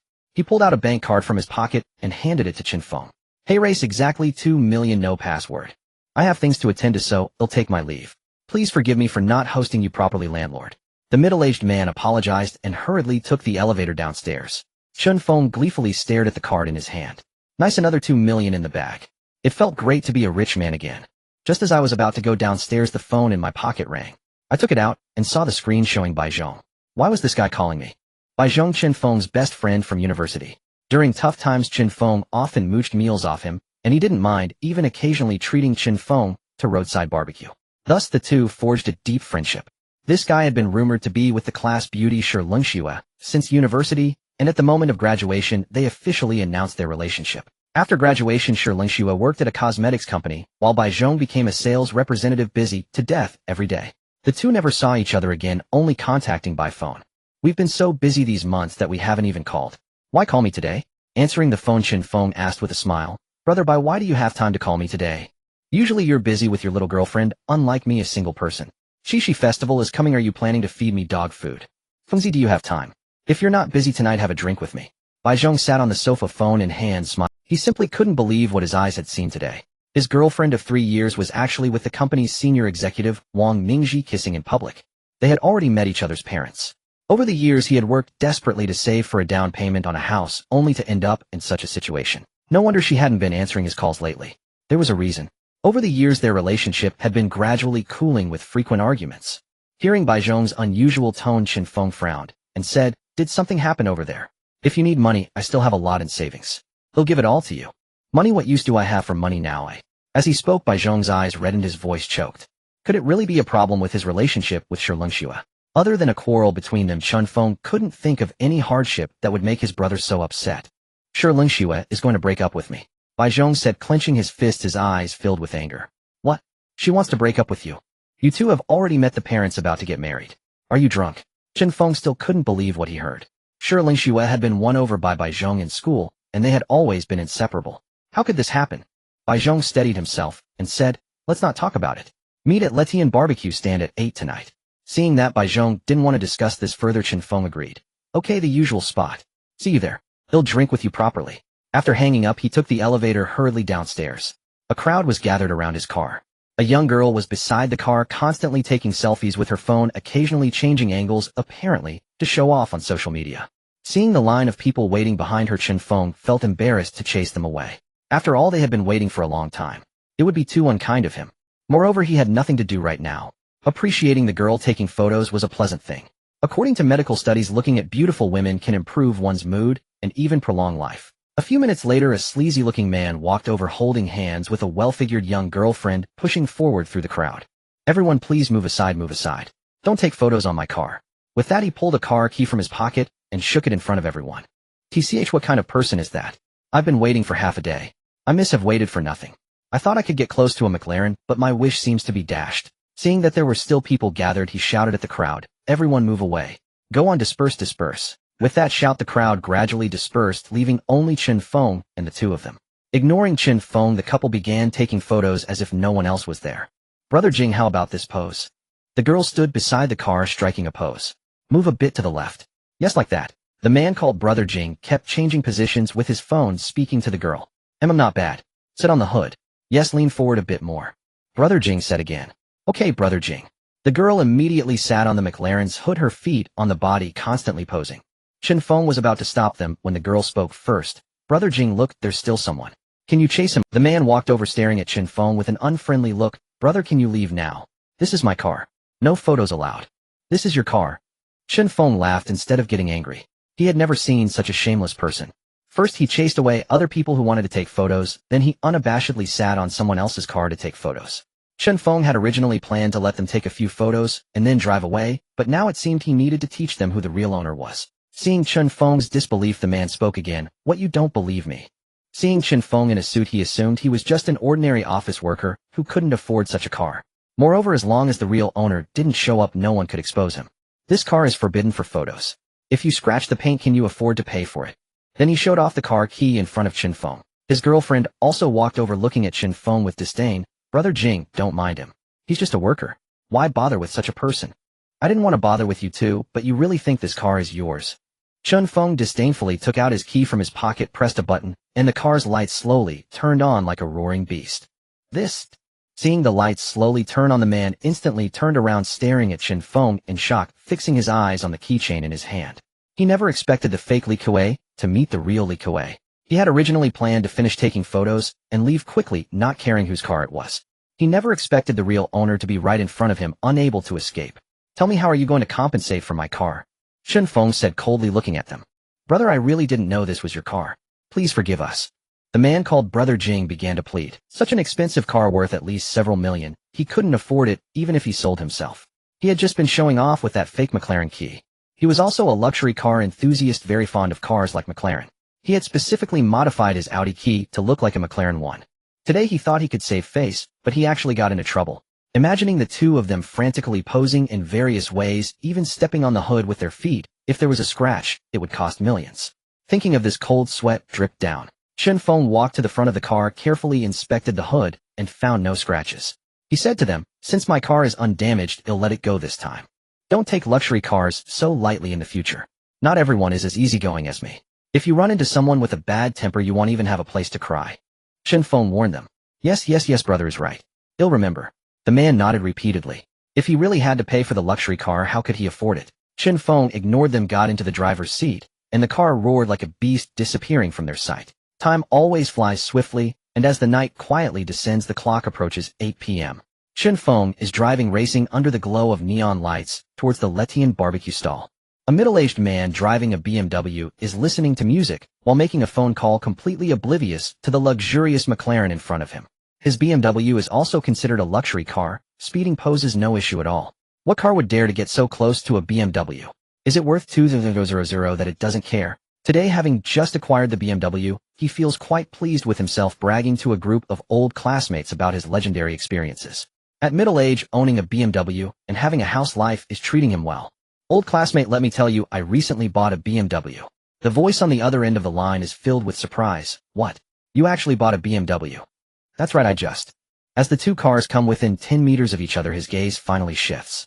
Oh my, is that a luxury McLaren? Can I really get that close to it? Oh my God. Is it worth $1 million that it doesn't care? The voice on the other end responds, hello? What McLaren? Why is the signal so bad? He abruptly hangs up, his eyes fixed on the McLaren in front of him. Although his BMW is a big brother, the McLaren is the ultimate big brother. He can't mess with it. Does the McLaren not care about its dignity? Slow down, quick, slow down. Finally, when the two cars are less than 5 meters apart, the BMW gradually reduces its speed, ultimately maintaining a distance of 20 meters. He lets out a long breath, wiping the sweat from his forehead to calm his nerves. Having reached the pinnacle of his life, he can't let it all end today. Fortunately, I was clever, otherwise I could have lost $1 million. No, I must celebrate today. He picks up his phone again and calls his wife. Hey honey, what are you up to? Not much, what's up? If you have something, just say it. A middle-aged woman's voice comes from the phone. I'm telling you, I just got $1 million today, let's go out for dinner. The BMW driver happily tells the person on the phone. The middle-aged woman sitting on the sofa at home frowns and says, what nonsense are you talking about now? Is it even possible for you to get $1 million during the day? Did you win the lottery? No, I almost crashed into a luxury car worth over $6 million today. If I had hit it, I would at least owe over $1 million. Do you think that counts as winning $1 million? The BMW driver says excitedly, this is the most impressive moment of his life. Being within 5 meters of a luxury car is enough for him to boast about. All right, send me your location and I'll bring the kids over. After saying this, the two end the call. The BMW driver starts to think about where to celebrate this unforgettable moment. After parking the car, Chen Feng arrives at the Letian barbecue stall. Looking around, he can't find Bai Zhong. He wouldn't still be on his way, would he? He casually finds an empty table and tells the grilling owner, boss, give me the usual 3 items. The greasy owner, busy grilling, hears that familiar voice and turns around, wondering why this person looks so familiar. The more he looks, the more it resembles Chen Feng. Stopping his grilling work, he scrutinizes him closely. This man's clothing isn't cheap either. Although he doesn't recognize any brands, it's clear that this outfit isn't something an ordinary person would wear. Chen Feng just graduated 2 years ago. He couldn't have become successful so quickly. Seeing the owner's frown, could it be that he genuinely doesn't remember me? That shouldn't be the case. Bai Zhong and I run up a tab here every day. Our looks should be deeply ingrained in his memory. He reminds him again, you really don't recognize me. I'm Chen Feng, the student who used to come here to eat with Bai Zhong every day. The owner, placing a freshly grilled piece of meat on the table, responds, it's not that I don't recognize you, but you've changed too much. Back in school, you were always hanging around Bai Zhong, eating and drinking. Now, just a few years after entering society, you're doing so well, it's hard to believe. By the way, that suit of yours must not be cheap, right? Chen Feng shakes his hand dismissively, saying, not expensive, just around 40 to 50,000. Not expensive, just around 40 to 50,000. Not expensive, just around 40 to 50,000. Not expensive, just around 40 to 50,000. Hearing this, the owner is taken aback, and after a moment he regains his senses. This amount keeps echoing in his mind. It's his earnings for over half a year, yet it's just worn on this guy. Chen Feng, have you really made it big? Where are you working now? The barbecue shop owner asks curiously. Chen Feng smiles mysteriously and replies, I can't say how, I'm afraid you won't believe me if I do. After saying this, he takes out a purple gold Hotel Supreme card from his pocket. He slowly places it on the table. The purple crystal card is clearly of extraordinary material, not to mention it bears the words Purple Gold Hotel, along with Supreme VIP. Is this the Supreme card of the Purple Gold Hotel? The barbecue shop owner wipes his eyes in disbelief. The Purple Gold Hotel is a gathering place for the wealthy in Haicheng, and only a select few can receive such cards. He has no doubt about the card's authenticity, just looking at its material one can tell it's not an ordinary card. The barbecue shop owner has only seen a silver membership card before which a distant relative flaunted in front of him. He never expected to see a Supreme card now. The word Supreme represents everything. No need for further explanation, it signifies the most distinguished. To be the most distinguished guest at the Purple Gold Hotel means one is among the elite in Haicheng. Only such people are granted the Supreme card. This isn't just a card, it's a proof of identity. Chen Feng, you're really doing well now. I thought you had caught the eye. The barbecue shop owner says with a smile, sizing Chen Feng up again. Go away, am I that kind of person? Chen Feng rolls his eyes. Even in the past I would never do anything that compromises my noble spirit. Of course, if a beautiful lady insisted, I might have reluctantly agreed. Everything is fate's arrangement. The barbecue shop owner looks at the eloquent Chen Feng, unable to reconcile this with the student who used to mooch food and drink. He sighs, saying, after not seeing each other for 3 days, one must see the person in a new light. The ancients truly do not deceive me. Alright, enough chit-chat. I'll go back to grilling you. A few more customers have arrived. Today's barbecue is on me to celebrate your success, though I'm sure you don't lack for money now. The barbecue shop owner walks toward the grill with a smile, looking at the new customers, asking, what would you like to eat? Boss, a plate of grilled beef tendons, please. And 10 chicken wings. And 20 skewers of grilled, 10 grilled fish tofu skewers. And another plate of grilled vegetables. And 5 bottles of beer, for now. We'll order more if needed. What do you think? The young university student wearing blue turned to the 4 behind him. And after all, this casual gathering was no small expense. Each had limited funds. If they indulged freely, they'd be drinking wine this month. Hey Ma Feng, what's gotten into you today? You've always been notoriously stingy. This is utterly out of character. And exactly. I hadn't thought much of it until you mentioned it. Now that you say it, something truly feels off. Come on, spill it. What good news warrants such generosity? Others chimed in eagerly, curiosity shimmering in their eyes. He never treated others to meals. Yet today he'd thrown a lavish barbecue feast, his face alight with uncharacteristic smiles. This defied everything they knew about him. Usually Ma Feng's expression was frozen like glacial ice, aloof, impenetrable. What could possibly have stirred such joy? Ma Feng chuckled mysteriously. If any of you guess correctly today, I'll let you eat your fill. Though I may end up drinking wine this entire month. I'm all in, no turning back. A sharp intake of breath. Something was amiss. Utterly amiss. For him to make such a bold vow meant this was no ordinary matter. They had to uncover the truth, not just for curiosity's sake, but for the sake of this feast itself, which deserved no less than foolhardy gratitude. You're on. We will figure it out today, and then we'll bankrupt you between the 4 of us. Wang Lao's right. You're doomed to drink wind this month. What could it be? They began pondering deeply. Did you pass your makeup exam? Asked the tall, bespectacled student, fixing him with an intense gaze. Get lost. Third brother, please. This guy receives national scholarships every year. Unlike you, he doesn't fail exams repeatedly. Another laughed lightly as he glanced at him. The bespectacled student flushed awkwardly and stepped aside, resuming his deep, silent contemplation. What could possibly cause such elation? I've got it. The bespectacled student suddenly exclaimed after a pause. Out with it. What is it? The other 3 leaned forward, eyes gleaming with anticipation. I've solved it. He's found a girlfriend. He adjusted his glasses with theatrical gravity, channeling the air of a master detective. Uff, they chorused in unison. Can't you come up with something plausible instead of wild guesses? No way. He's never even been seen with anyone. Who are you trying to fool? A plump university student eyed the bespectacled one skeptically. For a single meal has he lost his mind? I'm handsome, charming. Even I remain loveless. That icy statue outshining me. Preposterous. This is pure international farce. If he's got a girlfriend, I'm the first to protest. Another shook his head. This theory didn't merit a second thought. To everyone's astonishment, Ma Feng nodded slowly, affirming the bespectacled student's guess. Whoa, really got a girlfriend? And they settled around the table, voices rising in animated chatter. A clamorous, joyful scene that swept Chen Feng back into the vibrant whirlwind of university life. Back then he'd lived carefree, feasting without thought, blissfully ignorant of the torment of budgeting. One meal barely sustained him until the next. Hunger and satiety alternated like clockwork, utterly routine. Recalling his present decline, collecting rent daily, managing operations at the Zijin Hotel, he wondered, had he truly fallen so far? Farewell, my youth, my university days. He lifted a skewer of grilled meat to his lips, chewing thoughtfully, as sorrow settled deep. Chen Feng, once so carefree, now wealthy, yet burdened by quiet despair. As the old song went, ah, how we long for our youth. Rooted deep in yesterday's memory, and how shall we describe love? The soil where it blooms and blossoming with tears too beautiful to part with. Hey Fengzi. Long time no see. A familiar voice rang beside him. A young man in a gray t-shirt, hair tousled, slid onto the stool beside Chen Feng. Chen Feng stared, disbelieving, at his friend's bloodshot eyes. Could this truly be Bai Zhong? In college he'd been fastidious about appearance, undisputed heartthrob of their class. His current disheveled appearance created a jarring contrast. Chen Feng uncapped a beer bottle and handed it over, then asked gently, "Tell me, what happened?" Bai Zhong accepted the bottle and drained half in one fierce gulp before sighing. "We dated for 3 years, yet reality proved stronger than love. I'm preparing to break up with her."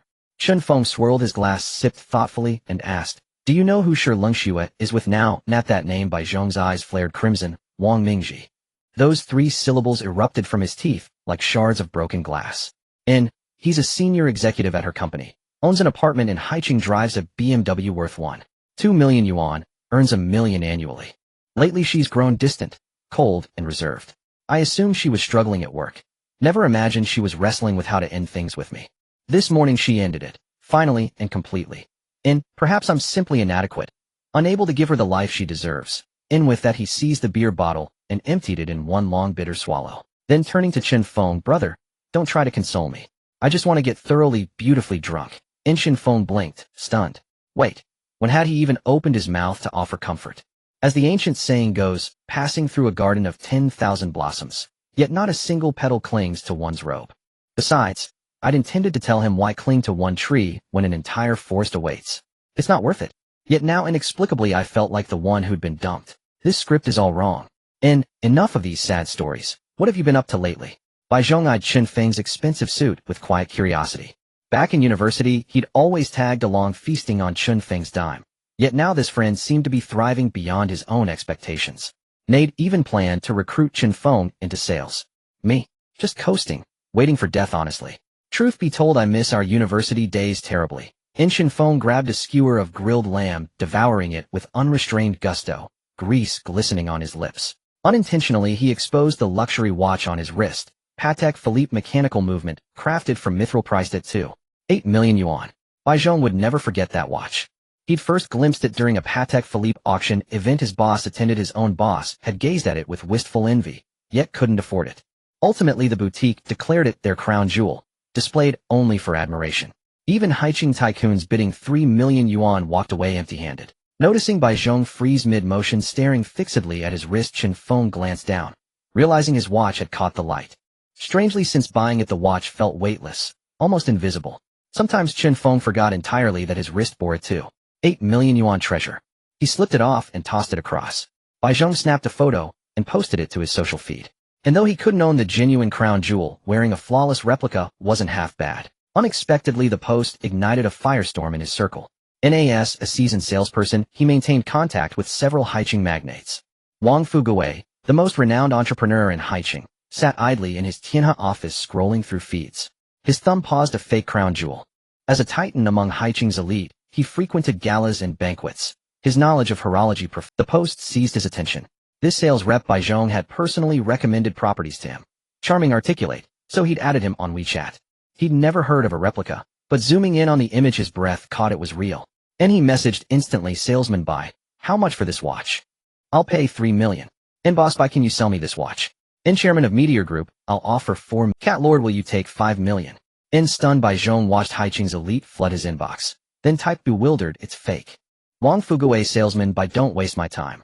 I've seen enough watches to recognize the crown jewel. NCAT Lord, gentlemen, grant me this courtesy. I'll pay 7 million. Boss, why should you have priority?" Chairman of Meteor Group, 7.5 million. I bid with reverence for horology. Highest bidder wins. Wang Fugui, old Lu speaks wisely. Into the wealthy, money is mere digits. The true currency is prestige. He owned many finer timepieces. This was merely a passing curiosity. But once others joined the fray, possession became non-negotiable. Money could shrink, but dignity must expand. Wearing this watch would elevate his stature, humbling rivals, commanding awe. The very thought thrilled him. Thus the bidding war intensified. Bai Zhong stared at Chen Feng, incredulous. "Fengzi, is this watch real?" Chen Feng looked up from his skewer. "If it weren't real, what would it be?" "It's just 2.8 million. What's so astonishing?" Bai Zhong reeled. "Did I mishear? Is a 2.8 million yuan watch truly in my hands?" "No, it's now bidding past 7 million. Fengzi, tell me straight, what on earth do you do?" Gazing at Chen Feng's face, Familiar yet profoundly alien. Bai Zhong seriously wondered had he been replaced, or possessed by some ancient malevolent cultivator. Honestly, I'm just coasting waiting for death. Chen Feng replied utterly guileless, while continuing to chew his lamb. And spill it. What's your actual job? I'm just a chairman. After finishing his last skewer, Chen Feng wiped grease from his lips. What? You're a chairman? In Bai Zhong gasped. Which company? In Zijin Grand Hotel. Purple Gold Hotel. Boss. The barbecue restaurant owner who had just walked over trembled as he murmured the name, feeling a deep shock within. The Purple Gold Hotel, a pillar of the industry in Haicheng City, was thought to indicate that Chen Feng, in just 2 years after graduation possessing a VIP Supreme card, was already a person of immense influence. If the title of boss was added, his status would rise to another level, placing him among the elite. In Haicheng City, why does the mere mention of the Purple Gold Hotel leave everyone so stunned? Not only because the Purple Gold Hotel pays the highest taxes every year, but also due to the connections it holds. The mayor of Haicheng City, Zhang Zetian, basically hosts high-ranking leaders here for meals, and every time senior officials from the province come, they enjoy the local specialties. Cat Master, originally named Li Mao, grew up in poverty, starting from scratch to establish the Mao City Jewelry Group, now valued at 30 billion, and is a frequent visitor at the Purple Gold Hotel, where he has closed major deals. Li Hai, a name that might not be familiar to many now, but everyone would recognize his nickname Furious Tiger, who 2 years ago mobilized the troops to crush the nearby Golden River Hotel. Master Ma San, chairman of the Gold and Silver Flower Group in Haicheng City, one of the top 50 enterprises in the country, holds their annual meeting here, and the hotel has hosted their company for 5 consecutive years. Not only that, but recently someone managed to snatch business from the globally top-ranked Haight Enterprises. The newcomer must be a formidable figure, which has further elevated the reputation of the Purple Gold Hotel. Bai Zhong looked at Chen Feng, who was sitting at the same table drinking with disbelief in his eyes, astonished that he had reached. In the social circle, several prominent figures from Haicheng City were still bidding. Whoever could acquire this watch would have the upper hand over the others. They were all proud individuals. How could they easily give up? After receiving his watch, Chen Feng smiled faintly and said, "What? Now that I've changed my identity, you don't dare to recognize me as your brother. Aren't you furious that Shi Lengxua broke up with you? Tomorrow, I'll lend you my McLaren, let it vent her frustration, and make her regret it. We were so close back in university, why let this layer of identity create a barrier? Don't you agree, Bob?" After finishing his words, Chen Feng quietly watched Bai Zhong, hoping he could overcome this mental block and not let their different statuses create distance. Bai Zhong sat dazed in his chair, reflecting on what Chen Feng had just said. Their bond in university was so strong, why should they care about such things? Can brotherhood be measured by status? He was still the same Chen Feng as before. Was I too narrow-minded? The higher his status, the bigger the opportunities for me to cling to him. Isn't that enticing? After a long while, Bai Zhong finally changed his mindset, scratching his slightly itchy hair, and smilingly said, "How could I let your status create a gap? From now on, I'll cling tightly to your big, strong leg. You can't shake me off. Haha, back in university, I followed you, now you're following me. Does this count as mutual support?" After Chen Feng spoke, the two exchanged smiles and returned to their previous open conversation. "Cat Master, by sales, who are you selling this watch to?" "Boss Bai Zhong, am rich now, but you're still my boss, think about it. I am Wang Fuguei by sales, don't be afraid, sell me the watch, and he'll give you an annual salary of 300. You just need to sit back and collect the paycheck, resign from your old job. Chairman of Meteor Group by sales, sell the watch to me, and come work with me. He'll make you a nominal general manager with a monthly salary of 500. Look at those few stingy ones, if following them has no future." After saying this, Lu Jiaming, chairman of Meteor Group, proudly crossed his legs in his office, finally having one-upped the others, feeling proud at the news that would circulate. "Li Jiaming, what do you mean? By sales, I'll offer 1 million for you to come to our company." Wang Fuguei, having traversed Haicheng City until now, he had never been teased like this. He had set his sights on this person today. "What do you mean? First you want to snatch the watch from my employee, and now you want to poach my person as if I don't exist. Let me tell you, Bai Zhong, you don't need to go to work tomorrow. I'll pay you a salary of 300 per month. You can go home and retire. Look how stingy you guys are comparing money with me." Li Mingda, a newly promoted power figure in Haicheng, had knocked down countless strongmen on his way up. Today this person could not be taken away by anyone. "Cat Master, what a joke. I, Li Mao, have been in this business and have never feared anything. What is snatching people or things? By sales, don't say anything, I'll make a straight offer. I'll pay 12 million for this watch, and I'll also take you in with a monthly salary of 500. You don't need to come to the company, just wait to collect the money. In the future, if you want to travel, the company will reimburse you. My jewelry brand has girls for you to choose from, whichever you fancy. They'll give you 2 months off for a 3-year vacation. You can travel with the company covering the expenses. The social circle erupted into chaos again. The big shots lived up to their reputation. Bai Zhong was stunned, wondering if these people had gone mad. How come I didn't know I was worth this much? The other colleagues in the company, seeing Bai Zhong's social circle at the moment, felt their minds couldn't handle it. What were they doing? So Bai Zhong's performance capabilities were so strong that the big bosses were madly scrambling for him. How great would it be if I could have such treatment? So envious. Free travel, I love it. As an old senior, I've been surpassed by a newcomer. How disappointing. Bai Zhong smiled bitterly and shook his head, typing. Bosses, this watch is not mine, it's my friend's. Money is easy to talk about, the price is negotiable. How much are you selling it for? If it's something that can be solved with money, it's not a problem, just give a price. Several people typed replies showing their determination to obtain the watch. He won't sell. Bai Zhong replied again. Seeing Bai Zhong's response, Cat Master asked again, what kind of person dares to disregard our faces? What is his status? He is the owner of the Purple Gold Hotel. After Bai Zhong finished typing, the social circle fell into silence. No one spoke again. For this watch, several people were overwhelmed by victory, completely losing their usual rationality. Suddenly realizing that this watch, being the treasure of the store, how could it be in the hands of an ordinary person? The high-level figures in Haicheng had also been shocked by the news of the Purple Gold Hotel's acquisition, not expecting Bai Zhong to know this owner, realizing he had the connections to meet such a formidable figure. I'm really sorry, everyone. Bai Zhong sincerely typed an apology. It's fine, to just consider it a joke among us. If you get a chance, introduce me to your friend. Cat Master replied first. As a veteran in business, he naturally understood the principle of being the top. He wanted to change his own identity, and as long as he got to know the hotel owner, his status would also shift, entering the top ranks from then on. The others, seeing Cat Master reply first, couldn't help but curse under their breath. This damned cat really knows how to pick the right moment. Others followed suit, wanting to get to know Chen Feng. Having one more friend is always better than having one more enemy. With more friends, things get easier. Even though they sometimes compete fiercely, their private relationships are good. They gather together for drinks from time to time, forming a close-knit group. So in Haicheng, no one dares to underestimate these few. 1 is not simply equal to 2. Bai Zhong closed his social circle and quietly looked at Chen Feng. The barbecue restaurant owner looked at the two of them and smiled, saying, all right, this meal is on me. You two haven't come here since graduation. Sure, old ma, we will definitely come often in the future, Chen Feng said gently. The barbecue vendor mom must not be forgotten, especially since the barbecue here is exceptional. Having worked overtime at the company every day, I didn't have the chance to eat. I must come often whenever I have time. As Chen Feng arrived at the parking lot, when the milky white headlights slowly illuminated the cool wings of the McLaren, gradually rose, turning the entire parking lot into a bright daylight. Is this your car? Bai Zhong stared wide-eyed in disbelief. This car is simply too cool, he said, walking around it a few times, smacking his lips. The trendy design highlights the owner's temperament, making it look very high-end. The car's body is exquisitely crafted with outstanding technology and fashion, filled with stunning visual effects. The interior design is filled with a sense of technology, and both the exterior and interior exude style, blending lightness with sportiness. The commanding presence gives a comfortable feeling. Sitting in the driver's seat, Bai Zhong carefully savored the feeling that the luxury car brought him.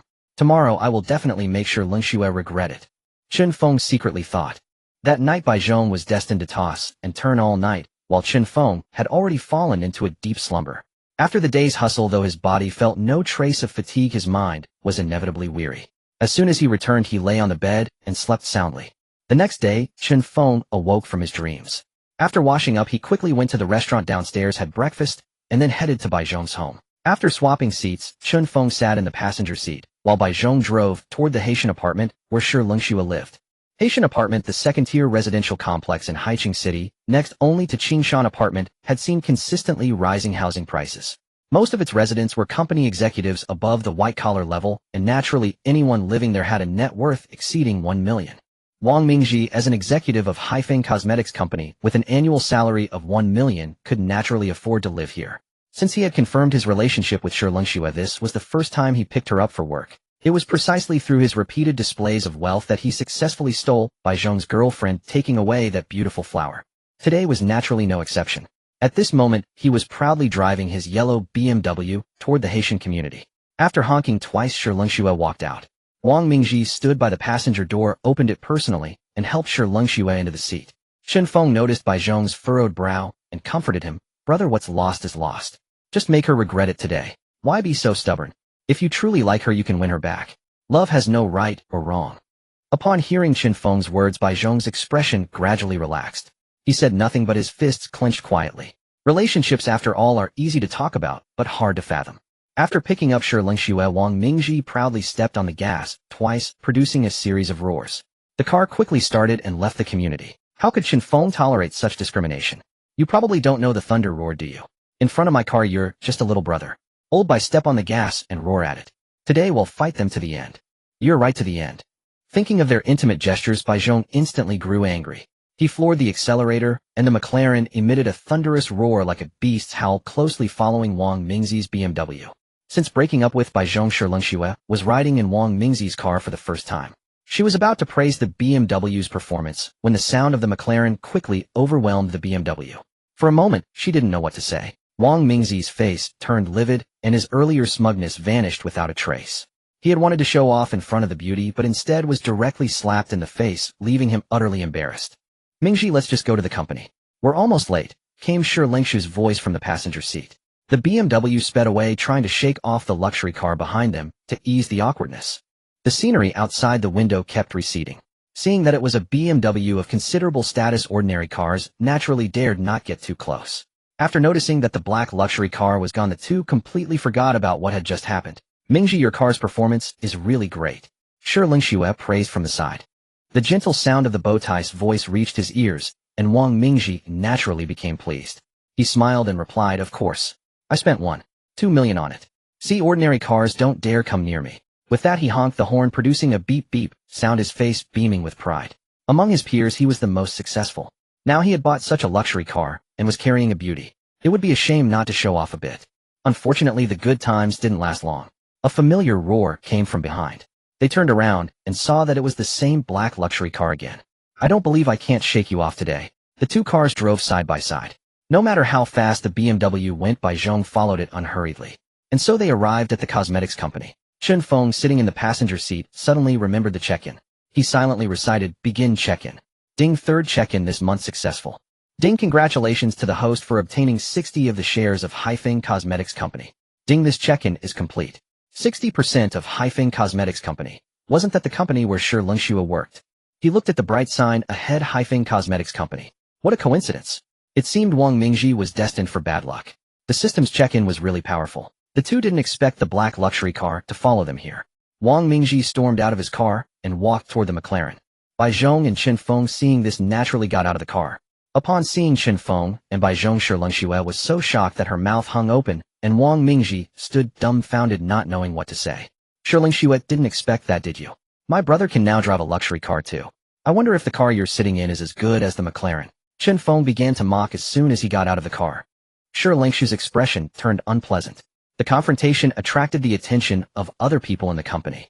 Wang Mingji, also looking displeased, said, it's just a luxury car. How expensive can it be? My car is also worth 1.2 million. And my car isn't expensive either. It's only 6.5 million. Why don't you buy one and show me? Baizhong stepped forward and said with a cold smile. The surrounding people found it hard to believe. A small car costing 6.5 million. That was incredible. Unexpectedly, Baizhong was so wealthy. A few proactive girls were already eager to get to know him. After all, Baizhong had changed a lot. Before, he only wore ordinary suits.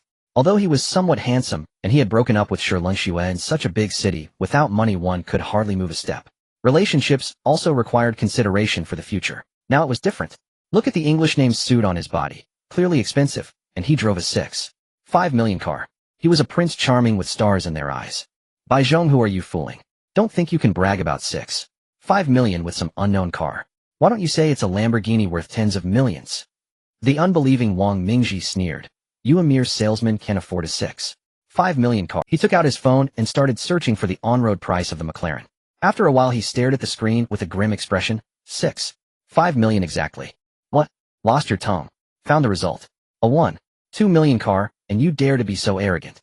Where do you get the nerve? And you tried to compare roars with a McLaren. Is your car's performance that good? Chen Feng's relentless questions left Wang Mingji speechless, not knowing what to say. The mocking laughter of the crowd kept ringing in his ears. He just wanted Shi Lingxue to go into the company. Now he couldn't win in the car comparison, nor in money. What could he do? Playing deaf and dumb was the best choice. Shi Lingxue, stop right there. Who said you could leave? Baizhong grabbed Shi Lingxue's fair hand. Baizhong, what are you doing? You've already broken up, Wang Mingji said, furious at Baizhong's action. Shi Lingxue tried to shake off Baizhong's strong hand, but But no matter how strong a girl was, could she overpower a man? Chen Feng immediately blocked Wang Mingji and sneered. If there's a breakup, it's my brother who says it. Who are you to interrupt? Bai Zhong looked coldly at his former college girlfriend, took a deep breath, and slowly exhaled before saying to Shi Lingxiu, let me tell you, if there's a breakup, it's me, Bai Zhong, who says it. I'm not that pathetic. There are plenty of women in the world. I don't have to hang myself on a crooked tree like you. I used to obey your every whim, but now I tell you I'm done serving you.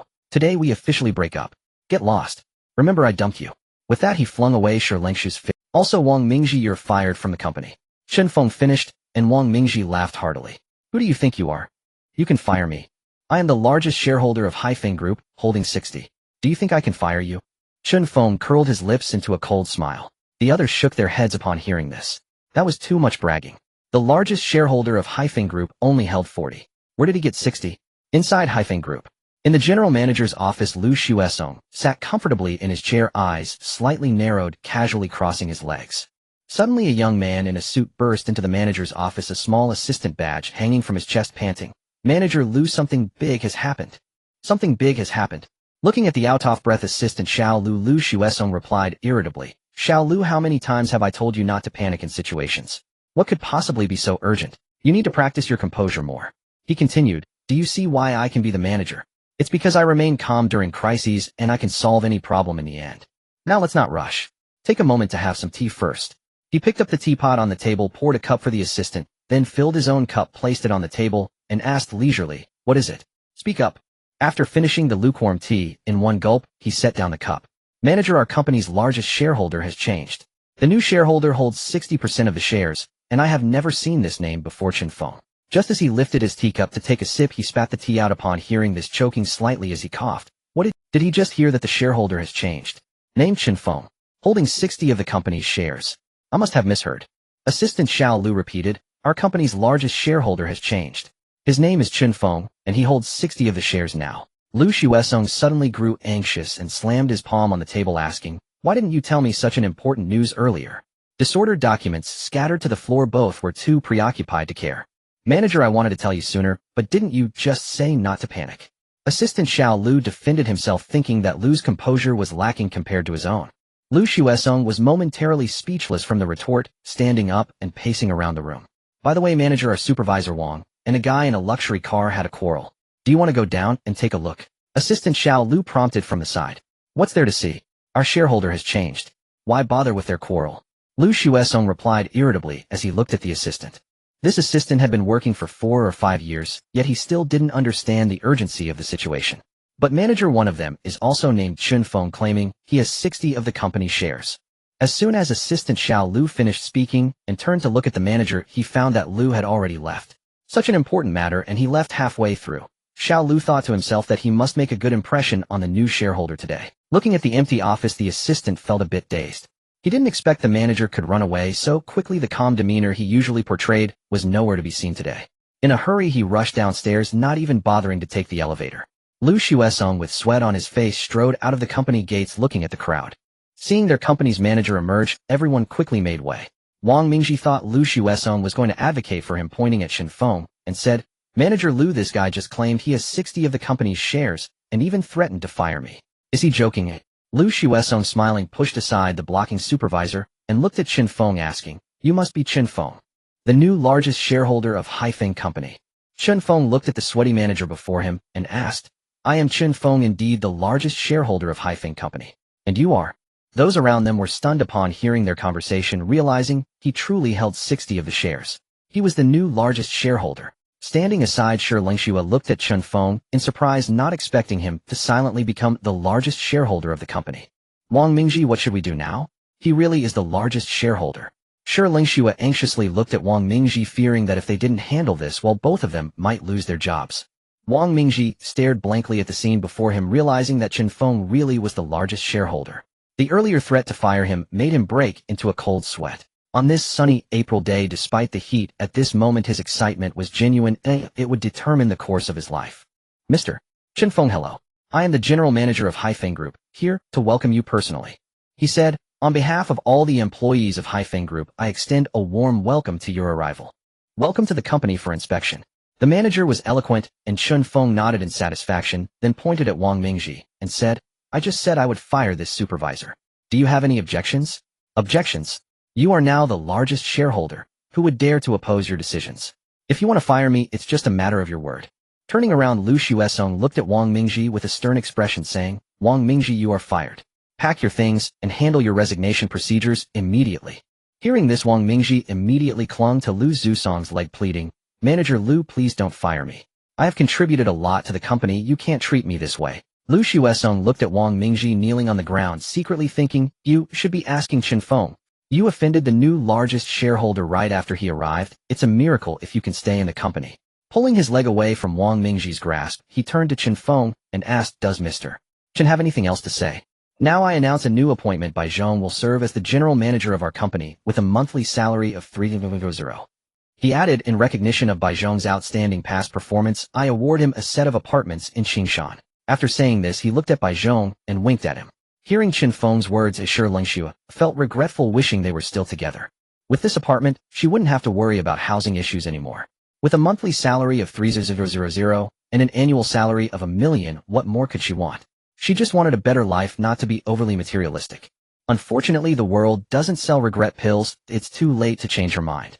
Remembering the little moments they once shared, Shi Lengxue felt she had made the biggest mistake of her life, one that would cost her a lifetime. Bai Zhong looked at Chen Feng with gratitude, knowing that he owed Chen Feng a huge favor that he might never repay. The employees of Haicheng Cosmetics looked at Bai Zhong with envy as he directly became an executive because of Chen Feng without needing to endure the usual hardships. Lu Xuesong was getting anxious. How could a single sentence cost him his managerial position? What am I supposed? Noticing Manager Lu's anxious expression, Chen Feng smiled slightly and said, Manager Lu, don't worry. Now I will announce the second appointment. Hearing Chen Feng's words, Lu Xuesong realized the main event was coming. He felt he would be promoted after all. He had left a good impression on Chen Feng.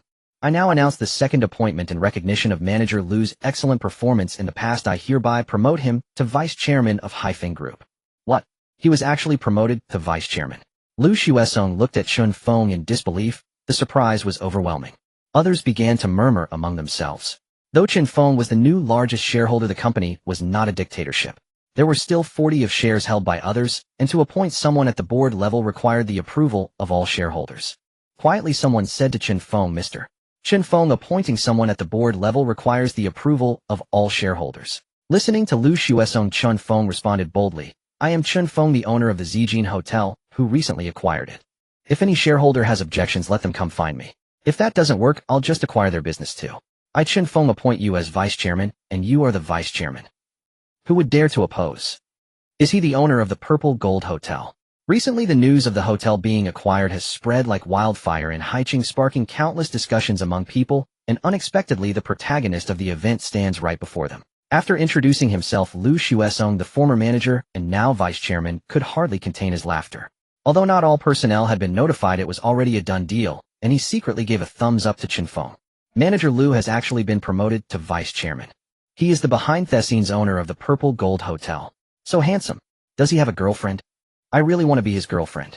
Chen Feng stood there exuding an aura, as if he were a king commanding thousands, wielding the power of life and death over the company. Dressed in a tailored suit with a straight posture and cold eyes, his masculine charm was unmistakable at that moment. He was the domineering CEO, and the company's beautiful employees all wanted to embark on a passionate romance with him. Since the news of the mysterious person acquiring the hotel spread, numerous high-level executives wanted to get to know this big shot Chen Feng, but they had always struggled to find an opportunity. Who would dare object to his promotion to vice chairman, let alone chairman? Look at this person, he has a background too. He can acquire others' companies at will. Who can withstand that? Although the shareholders of Haifeng Group have their own backing, they cannot compare to the iceberg of power revealed behind Chen Feng. While others were gathering company shares, he directly kicked all the shareholders out, flipping the table and single-handedly eliminating all stakeholders to play solo. How arrogant. Wasn't the original hotel owner strong? Among the top few hundred enterprises globally, they all followed a nationalization route. Was their influence in Haicheng really that small? How could these minor shareholders of their own cosmetics company possibly compete with Chen Feng? Compared to him, they probably don't even have their initial capital left. Remembering how the previous shareholders looked down on him, Lu Xuesong called them one by one, waiting to see them make fools of themselves today. With this backing, let's see what they can do to me. What?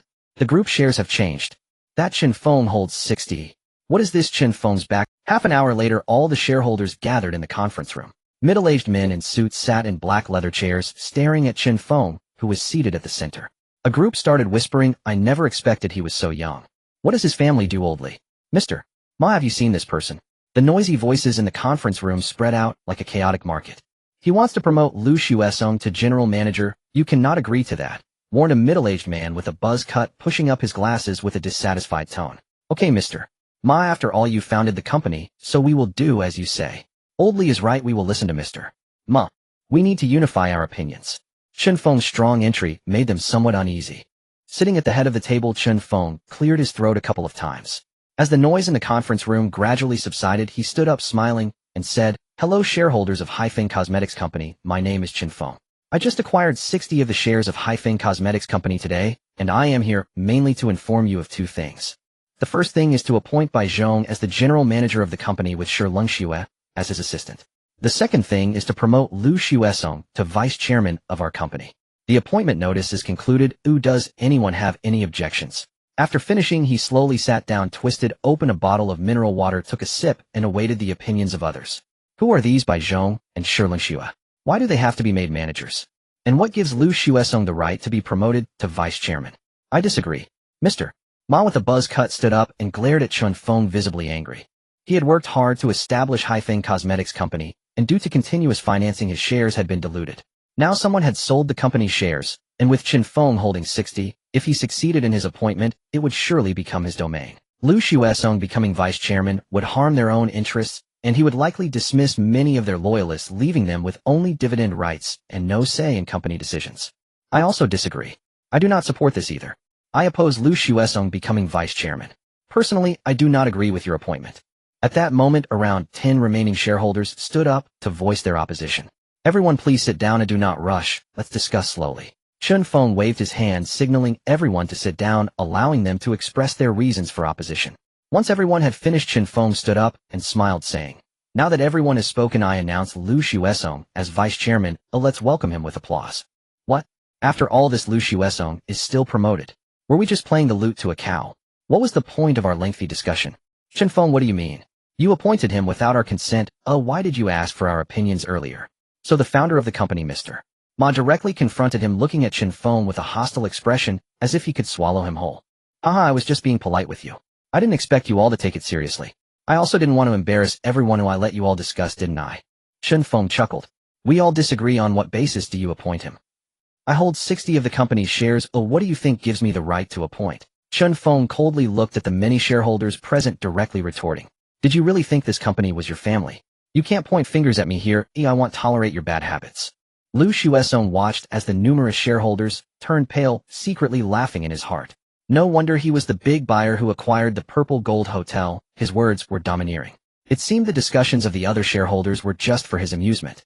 Chen Feng, do not regret this. With so many of us united, you won't have it easy. Mr. Ma threatened. Do you know that the cat master of Haicheng is on good terms with me? Do you know that the chairman of Meteor Group is my relative? Do you know that this person is a classmate of the police chief? At that moment, Mr. Ma began introducing the connections of each shareholder, hoping to intimidate Chen Feng. "Oh, so you all have such powerful connections." Chen Feng feigned a surprised expression, seemingly a bit scared. Everyone looked at Chen Feng, who was acting like a drama king, thinking he was frightened, and their faces revealed expressions of triumph. What they didn't expect was that Chen Feng would turn the conversation around and retort, "But do you know who I am? I just acquired the Purple Gold Hotel a few days ago. Do you really think your so-called acquaintances are stronger than the original multinational corporations? That cat master wanted to discuss cooperation with me a few days ago, and I am currently preparing to reach out to him. You say this shareholder is a classmate of the police chief. We have a regular customer at the Purple Gold Hotel named Crazy Tiger. Why don't I make a call to have him come over? He should give this new boss some face. If you are not convinced, you can report one of your industries. Let's see if I can acquire them right away." An invisible aura spread throughout the conference room, pressing the many shareholders into silence. The moment Chen Feng introduced himself, the outcome was already decided. As the founder of the company, Mr. Ma, who had been in the business world for many years, wore a fake smile while looking at the young face. "We were just joking around earlier. Lu Xuesong could have been chairman long ago. Promoting him to vice chairman is more than enough. I support it." "I also agree. We were just saying that casually, so please don't take it seriously, Mr. Chen. This director Lu has always left a good impression on me." "Mr. Chen Feng, I wholeheartedly support your proposal, and this Bai Zhong looks like an old stalwart of the company. He should be promoted to manager." On his first day of appointment by Zhong is indeed an old stalwart, who wouldn't speak nonsense with their eyes open. As long as they followed Chen Feng, the company's profits would rise and their worth would increase. Who would actually go against him? Let alone that they couldn't even win against him. What they didn't know was that Chen Feng didn't have that much capital right now, he was just scaring them earlier. Alright, this shareholders meeting is concluded. Oh, we are dismissed. With that command, everyone stood up, and as they left they each handed Chen Feng a business card. Chen Feng collected their cards thinking that they might come in handy one day. After everyone had left, he turned to Lu Xuesong and said, Vice Chairman Lu, the company is in your hands, manage it well for me. Then he glanced at Bai Zhong, who was chatting amicably with several shareholders, and quietly exited the conference room, driving away from Haicheng Cosmetics Company. During the drive, a strange phone number called, showing it was from the Moda district. I don't have any acquaintances in that area. Who could be calling me? Upon answering, a gentle female voice came through the phone. Hello, may I ask if you are Mr. Chen? Hello, this is Chen Feng. May I ask how I may assist you? His gaze remained fixed on the road ahead. Recently, Shuanglin Avenue in Haicheng City had undergone reconstruction and many vehicles had veered off into ditches due to its uneven surface. He certainly did not wish to plunge into a ditch at the very outset of his newly awakened life. It would be dreadfully inauspicious. Inside the construction bank's service hall, Tan Xingwan, a newly transferred teller from Kaiping branch to Haicheng headquarters, had been personally briefed by bank manager Chu Hongfei. Chen Feng was an elite client whose recent banking expenditures had exceeded 10 million yuan. She was instructed to discreetly ascertain his background, and as a gold standard sales representative to tactfully introduce the bank's wealth management products. Mr. Chen, hello, I am Tan Xingwan, your dedicated banking officer.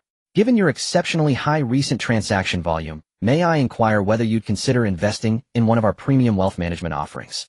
Her voice flowed like a cool crystalline spring beneath the scorching summer sun. Wealth management? Surely not another sales pitch from construction bank staff. Last time a branch manager attempted to sell me their investment plan, I declined.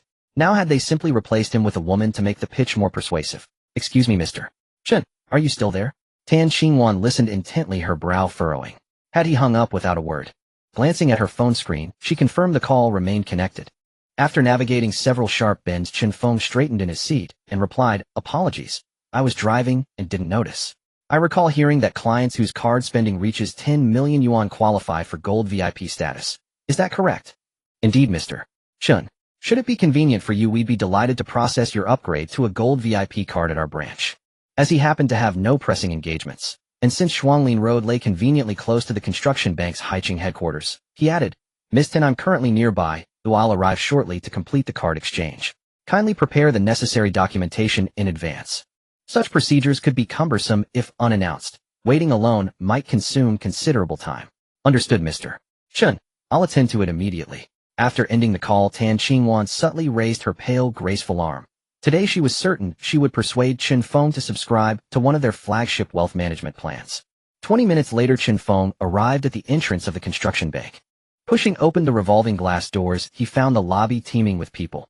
It was a holiday, and the bank had launched a limited-time campaign, higher interest rates for larger deposits, drawing crowds of locals eager to maximize modest savings. Thus a ceaseless tide of humanity ebbed and flowed, entering, exiting, converging, dispersing, without pause. Standing just inside the main entrance, he dialed Tan Xingwan again and asked, Miss Tan, does the bank have a quieter area? The front desk is overwhelmingly crowded. I've no chance of completing my card exchange there. Certainly, Mr. Chen. You may proceed upstairs via the second-floor corridor to the VIP reception lounge. The door will be open. Upon hearing his complaint, she glanced around. The throng was indeed dense, unsurprising given the holiday, and the bank's promotional initiative only amplified the influx. Having ascended the stairs, Chen Feng heard two voices emanating from within the VIP lounge. Brotherly, why haven't the receptionists finished our paperwork yet? We've waited over 20 minutes. Darling, it's exceptionally busy today. Please bear with me. After all, I must upgrade to a silver VIP card today. Pushing open the lounge door, Chen Feng found a man and woman seated inside. The man, around 30 with sallow skin and dressed casually, sat tapping his fingers rhythmically against the chair arm, eyes closed in silent patience. Though her figure was unremarkable, the woman possessed delicate, refined features. A quiet, classical beauty nestled close beside him, her expression taut with impatience. Chen Feng entered, took a seat nearby, and waited quietly for Tan Xingwan's arrival. Noticing his impeccable attire and the effortless charisma radiating from every gesture, the woman beside Brother Li was instantly captivated, whereupon Brother Li's face flushed with indignation, blurted out, Where are the staff? I'm here to upgrade to a silver VIP card. Where is everyone? He shot Chen Feng a defiant glance. So many young men pretended to be self-made elites. How many were truly genuine? Few men his age held 6 million yuan in bank deposits, and today the bank itself had summoned him here for the upgrade. Yet now all attention had inexplicably shifted to this newcomer. Chen Feng ignored the man's provocation entirely. As his perspective widened, such petty theatrics no longer warranted even a flicker of attention. He simply continued scrolling through his phone, treating them as if invisible. Once Tan Xingwan concluded her immediate duties, she hurried upstairs and stepped into the VIP lounge, only to find 2 parties awaiting service. With a practiced smile she asked, "Good day. May I confirm which of you is Mr. Chen Feng?" "That's me." Chen Feng rose smoothly and prepared to follow her out. "We've been waiting here for quite some time. Why hasn't our card upgrade been processed first?" The man stood locking eyes with Tan Xingwan. Having waited hours without assistance, he felt a surge of resentment. Why should this newcomer receive immediate priority? "Good day, sir. May I ask which tier of card upgrade you require?" Tan Xingwan turned, meeting his gaze directly. "I require a silver VIP card upgrade." A middle-aged man in a light blue suit was the first to introduce himself. "Boss Chen, hello. I am Sun Feihong, the owner of Haicheng Soy Sauce Group. It's a pleasure." At those words he flashed Chen Feng a smug, triumphant look, as if silently declaring, "See, clearly I go first." Per bank policy, clients holding higher-tier privileges are granted priority processing. Mr. Chen's transactions over the past 3 days exceed 10 million yuan. Thus, I must adhere strictly to protocol. I shall therefore prioritize his gold VIP card upgrade. Should you have further questions, I'll address them shortly. Her reply was crisp, unequivocal, and left the couple utterly speechless. This man before them appeared scarcely 25, yet he had spent over 10 million yuan in 3 days. It defied belief. Accompanied by Tan Xingwan, Chen Feng proceeded to the manager's office where his new VIP card awaited. His original card duly collected and retired. Held aloft, the card shimmered with golden light under the sun's rays, its elegance unmistakably distinct from ordinary banking cards. "Mr. Chen, your gold VIP upgrade is now complete. Allow me to present our bank's newest suite of wealth management solutions." Her smile was radiant, yet carried the predatory warmth of a wolf disguised as grandma. Why did she regard him as if he were succulent tender meat simmering in a pot? Miss Tan, I've suddenly developed severe abdominal pain. Might there be restrooms on this floor?" His expression contorted convincingly into one of acute discomfort. Moreover, while handing over business cards, some claimed this was their private number. "Big brother, you..." Watching him dash away, she sensed something amiss, but could not pinpoint what. 10 minutes passed. 15. 20. Could he possibly have fled? Surely a man of such means wouldn't resort to such a childish evasion. Yet after another 10 minutes, her mounting suspicion compelled her to rush to the restroom and call out. Receiving no reply, she concluded he had absconded, stamping her foot in frustration before storming back. By then Chen Feng was already back at his hotel, savoring a masterfully prepared gourmet meal, utterly oblivious to having stood up the young banker. Perhaps that too explained why he remained perpetually single. "Look at these pastries, crispy on the outside and tender on the inside. The taste is simply exquisite. No wonder they hired a 3-star chef from Michelin." Knock, knock, knock. 3 knocks echoed at the door, causing Chen Feng to pause his eating. Who could be knocking at Setting down the half-eaten pastry, he stood up from the sofa and opened the door. To his surprise, it was Tong Yao, dressed in a pink dress, her hair casually tied back with a pink bow. She stepped into the room and sat down on the sofa. Seeing the fragrant pastries before her, she didn't hesitate to grab one and take a bite. It was crispy and smooth with a hint of fruity aroma. The taste was truly delightful. Noticing Chen Feng's strange gaze, Tong Yao picked up a mirror from the table to check her face, but found nothing unusual. Could it be that Chen Feng was upset because she ate his pastry? "Chen Feng, don't be stingy. I only had half of your pastry," she said in a soft voice. "No, my lady, that was just what I had left over. Would I really get angry over a piece of pastry?" He looked at Tong Yao with an increasingly strange expression. "Chen Feng, what's wrong with you?" "If you mind, I can just deduct it from my salary," she replied. After clearing his throat, Chen Feng asked with a peculiar smile, "Miss Tong Yao, was that pastry tasty? Didn't you find anything strange about it?" Mentioning the pastry again made her wonder if there was something off about it. "Chen Feng, did you put something in that pastry? Or was it just that it had been sitting out too long? Eating it could make one sick." Looking at Chen Feng on the other side of the sofa, she asked innocently. Hearing this, Chen Feng couldn't help but laugh, saying with a smile, "The piece you just ate was what I had left over, so we indirectly kissed." Rolling her eyes at Chen Feng, she rushed to the bathroom to rinse her mouth. No wonder he was acting so strange. They had just shared a pastry, which meant they had indirectly kissed. The thought made her face flush. Looking at herself in the mirror, her face was as red as an apple, making her too shy to face others. "Chen Feng, you're so bad."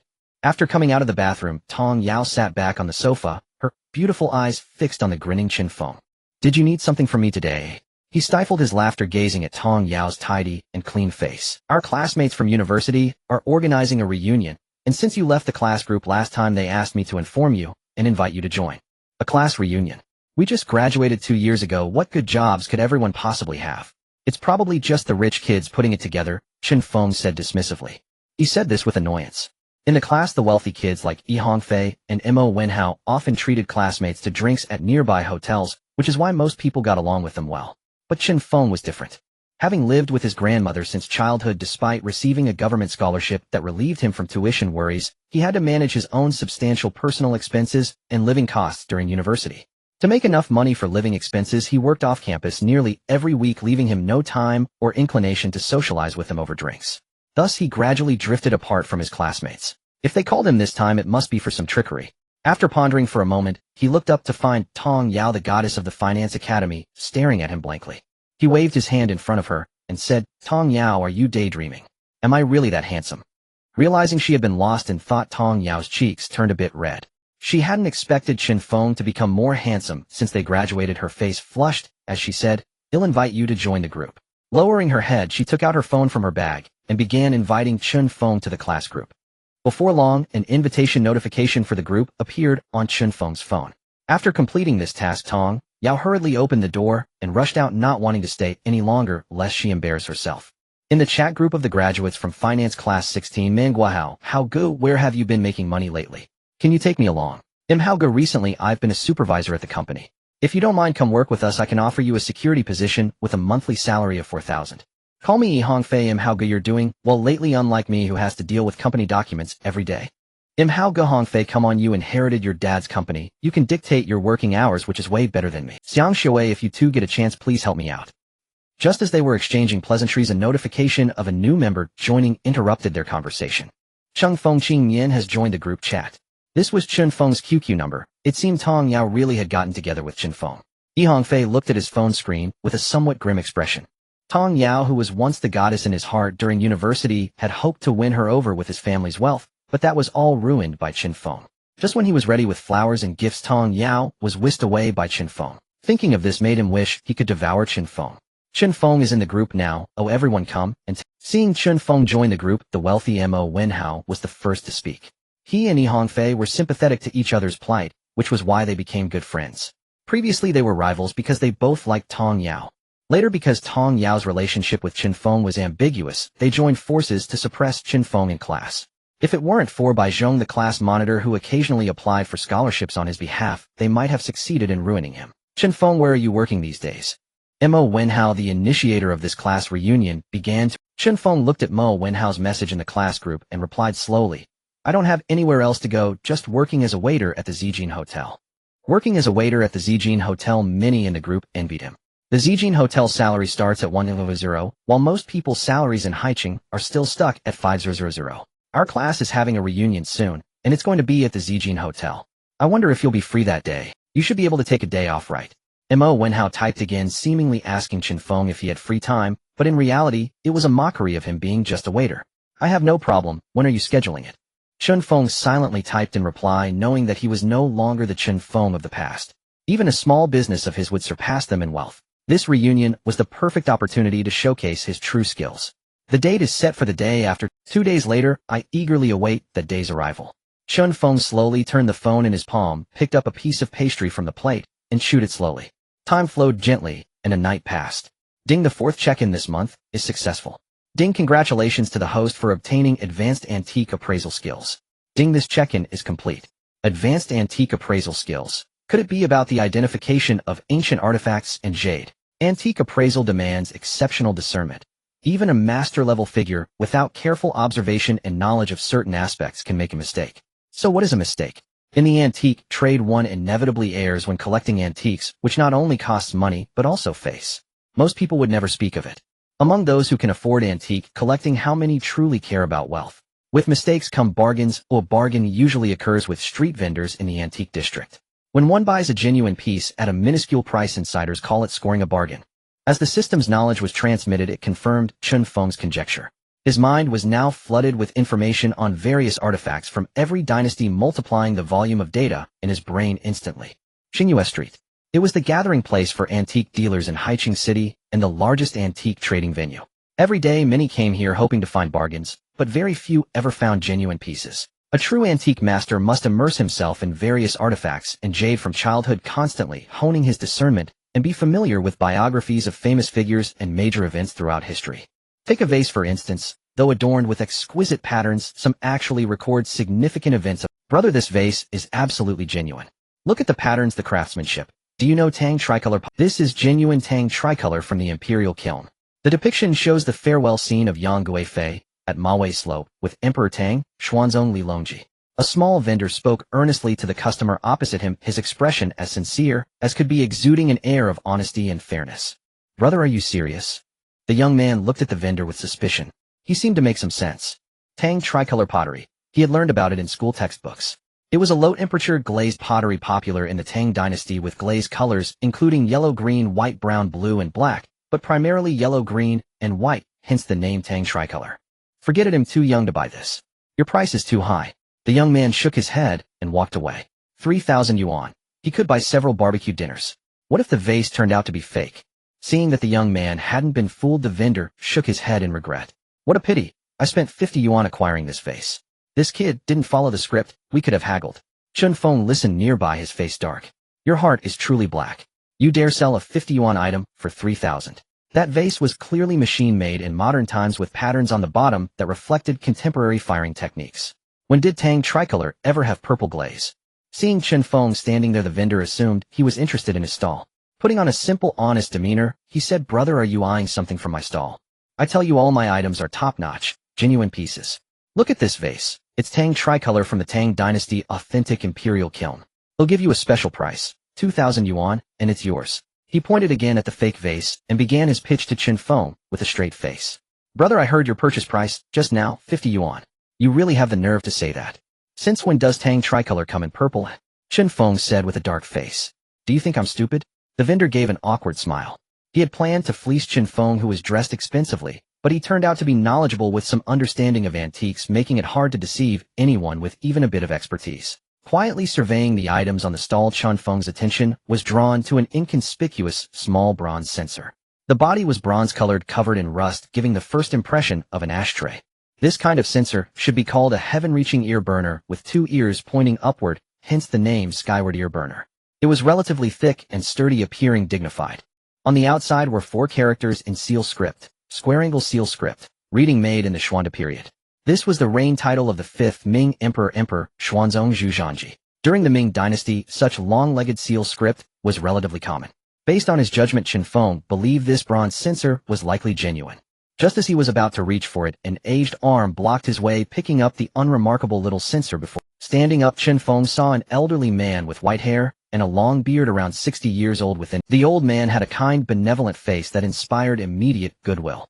He wore a white Tang suit resembling a sage from ancient times. After a thorough examination, he finally looked up and noticed Chen Feng staring at him. With regular features, though not particularly handsome, Chen Feng exuded a calm aura.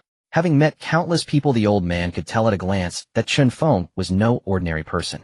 His clothes looked ordinary, but the fabric and craftsmanship were extremely refined. This outfit likely cost no less than 40 or 50,000 yuan. Young man, have you taken a liking to this censer first? A deep, resonant voice reached Chen Feng's ears, not at all like that of an elderly man full of vigor. Oh, sir, are you talking to me? Chen Feng asked, looking at the old man's smiling eyes. Isn't it obvious? Who else would I be talking to? A ghost?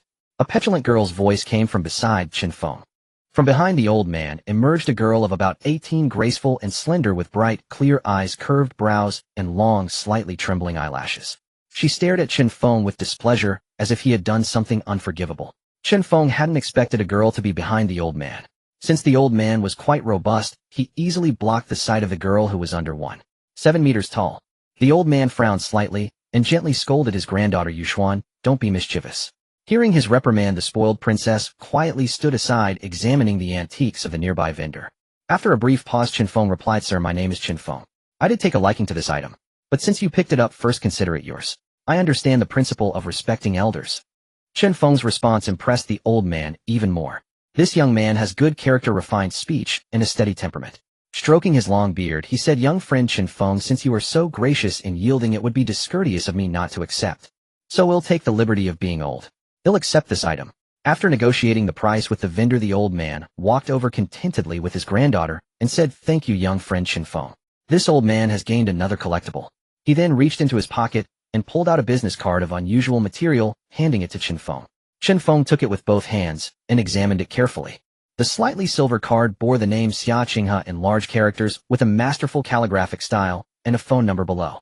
Nothing else. It appeared to be a personal card. Slowly placing the card into his wallet, Chen Feng prepared to offer his own card to the old man. Then he suddenly remembered he hadn't had business cards made. How could he exchange cards? Helplessly shaking his head, he explained with a wry smile, "Sir, I'm afraid I haven't had cards printed yet. My apologies." The old man laughed heartily.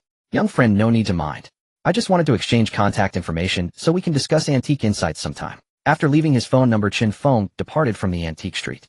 Once he was gone, Xia Yuxuan, standing nearby, pouted and muttered, "Grandpa, he's just a fraud.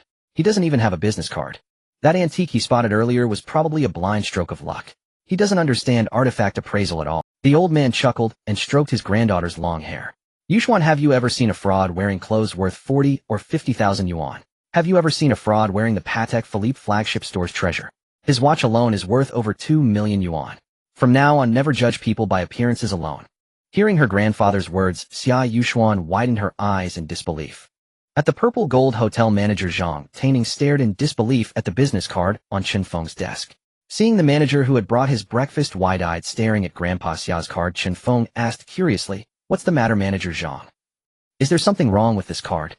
Little did he expect that his boss Chen Feng was connected to such a prestigious figure, Xiacheng. Mentioning this name, most people might not recognize it, yet he held immense prestige in political circles. His son, however, was a name everyone knew, Xia Yongning. A rising star in Haicheng's political scene, he was known for his fairness and integrity dedicated to rooting out corruption. He served as the secretary of the Political and Legal Affairs Commission of Haicheng.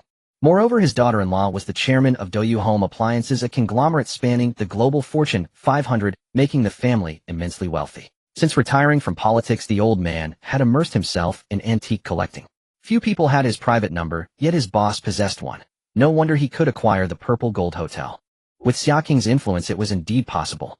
Even the fact that Xia Yongning was his son was unknown to most in Haicheng. Zhang had learned it by chance from a conversation among powerful figures.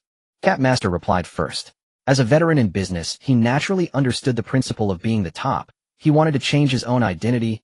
Is he someone important? Chen Feng was curious. Manager Zhang, as the manager of the Purple Gold Hotel, had seen all kinds of wealthy and influential people. For him to be this shaken, the old man's background must be substantial. Hearing Chen Feng's reply, Manager Zhang was startled internally. He had assumed Chen Feng's backing was Xiacheng, but it turned out to be someone else. This meant the forces supporting him were not weak, just well hidden. Xiacheng. As Manager Zhang recounted, Chen Feng learned that the old man indeed wielded considerable power. Had the manager known that Chen Feng had become a close friend of Xia's yesterday, he might have been astounded. System initiate sign-in. Ding, 5th sign-in of this month begins. Ding, congratulations to the host for obtaining divine medical skill. Ding, sign-in complete. Divine medical skill. This was pushing him toward all-round development. Yesterday antique appraisal, today medical skills. Oh, what would come next? As Chen Feng pondered, a phone rang. The incoming call was from an unfamiliar number in Haicheng. He answered, and a hearty laugh came through. Is this young friend Chen Feng? Hello, yes, I'm Chen Feng. Who is this? The voice sounded familiar, like old Master Xia from yesterday. You can't recognize my voice so soon. We met just yesterday. Xiacheng reminded him from his rocking chair. I remember now. Old Master Xia, what can I do for you? We only met yesterday, so why call me? It's like this young friend Chen Feng. I've invited a few old friends to show off their treasures at my place. Would you have time to come and appraise them? Is that so? Old Master, tell me the address, and I'll be there right away, Chen Feng replied over the phone. The old man's invitation was too warm to decline. Refusing would be rude. Hearing the address, Chen Feng drove off promptly. At the Xia residence, several spirited old men sat together regarding each other with curiosity. They wondered if this Chen Feng truly knew how to identify antiques. They themselves had learned identification through trial and error, gradually sharpening their eyes. According to Xia, Chen Feng was only about 25. How could he have such keen discernment? Inviting a young man of unknown background here, was that really wise? Seeing his old friend's frown, Xiacheng stroked his white beard and said, You old fellows, stop worrying. If he truly knew nothing, would I dare invite him here? Have I ever been wrong in judging people? Remembering Xia's sharp insight in the past, they had to admit inferiority. Since their friend vouched for him, they would see for themselves when he arrived. Chen Feng drove to the serene location. Just as he was about to park, the gate guard signaled him to pass through, likely because Xia had already informed him. After slowly parking the car in a safe spot, he pushed open the gate of the Xia courtyard. Upon entering, Chen Feng saw 4 old men engaged in quiet conversation. All had white hair, but each exuded an indescribable aura. Clearly people who had long held high positions. As Chen Feng entered, the old men stopped talking and scrutinized the young man Haicheng had praised so. He stood tall and upright with a dignified appearance and well-fitted attire. A slight smile graced his face and a faint pressure emanated from him, suggesting he was no ordinary person, perhaps a leader of some sort. To have achieved such a status at such a young age was indeed impressive. The question remained whether his antique appraisal skills were up to par. Greetings, respected elders. I am Chen Feng, a small business owner. After Chen Feng's self-introduction, Haicheng rose first and began introducing each of his old friends. This is old Yu. Just call him Grandpa Yu. This is old Zhang. Call him Grandpa Zhang. And finally, this is old Li. We often call him old Li, so you can do the same. Seeing Chen Feng hesitate, old Li said with a smile, Chen Feng, just call me old Li. I don't mind. But you're an elder of the same generation as my grandfather. It wouldn't be appropriate to call you that. Why so many rules? A name is just a label. All right then, old master will call you old Li. Hearing this, everyone burst into laughter, their fondness for Chen Feng increasing. After the introduction, Haicheng asked curiously, young friend Chen Feng, what kind of company do you run? Although Chen Feng always said he was a small boss, his background couldn't be negligible. Yet he never mentioned where he worked. I just run a hotel called the Purple Gold Hotel. The old men exchanged surprised glances after hearing this. This lad's background was indeed substantial. They had heard that the owner of the Purple Gold Hotel had changed, and they had wondered which force had the clout to acquire the hotel outright. Little did they expect the owner to be standing right before them. The old men stared at Chen Feng in shock. He scratched his head and said with an embarrassed smile, gentlemen, don't look at me like that. Judging by your auras, each of you has a stature far greater than mine. Let's focus on antiques today, nothing else. Haha, well said, young Chen. Old Li spoke up first, producing the treasure he had brought. As the black cloth was slowly lifted, a piece of jade art depicting flowers and birds emerged before everyone's eyes. It was made of green jade with a yellowish hue and had an overall half-circular shape. The jade piece was flat, intricately carved with a peacock. The peacock turned its head holding a flower branch in its beak, its neck gracefully arched, one wing spread, and the other folded, adorned with parallel striped patterns on its feathers. The flower-shaped jade piece was solid to the touch, as Chen Feng reached out to feel it, noting its strong texture and flatness. Old man, this must be an artifact from the Song dynasty, right? After observing the jade artifact on the table for a moment, Chen Feng voiced his conclusion. Old Li's face showed a hint of shock. This kid actually pinpointed the era of my jade artifact. It seems he truly possesses genuine talent. The other 3 onlookers were astonished when they heard Chen Feng confidently state the period. Their eyes widened at how keen his observation was. They had been pondering for quite some time, without reaching a conclusion. Old Li is what Chen Feng said correct. Haicheng was the first to ask, while the other 2 eagerly looked at Old Li, wanting to know the answer. Old Li looked at Haicheng with a peculiar expression. What this kid said is absolutely correct. Chen Feng, how did you figure it out? He glanced over at Chen Feng. This jade artifact employs a multi-layered expression technique, giving the flowers and birds within the design a certain 3-dimensional feel. The layout of the patterns is a combination of density and sparsity, showcasing an artistic level above that of ordinary flower and bird pattern jade pieces. The shape features one bird's wing spread and the other folded. Throughout history, this style of bird holding a flower jade ornament was only popular during the Song dynasty. As Chen Feng walked through the courtyard, he approached Old Li and asked, Old man Li, I wonder if what I said is... Old Li slowly raised his right hand, extending his thumb. Chen Feng, you really are impressive, not a word. Haicheng looked at Chen Feng with satisfaction, pleased that the kid didn't embarrass him. If Chen Feng had failed to articulate anything, it would have been quite a blow to his own reputation. It now seemed that Chen Feng's level of expertise in identifying antiques was likely higher than that of the 4 of them combined, a thought that suddenly emerged in his mind. No way the 3 of us have seen countless antiques. It should be because he had previously studied records of Song dynasty jade artifacts. At this moment, old Xia still couldn't believe the voice within him. Zhang Minxue widened her eyes, unable to believe everything she was witnessing. Old Li was actually praising someone. He even extended his thumb. Is this Chen Feng really that extraordinary? I simply refuse to believe it. Pulling out a dragon-shaped jade pendant from his pocket, he gently placed it on the table. The pendant was clearly processed, radiating a shimmering brilliance under the sunlight. Old Zhang stood up, tidied his clothes, and stepped lightly toward Chen Feng, saying, Chen Feng, if you can identify what this is, I will truly respect your antique appraisal skills. In ancient times, gentlemen were required to wear jade. The beauty of jade lies in its virtue and spirituality, thus embodying the virtue of a gentleman warm and gentle as jade. Therefore jade can not only signify nobility, but also nurture individuals. The dragon is a mythical creature from ancient Chinese legends known for its ability to transform summon clouds and rain and benefit all living things.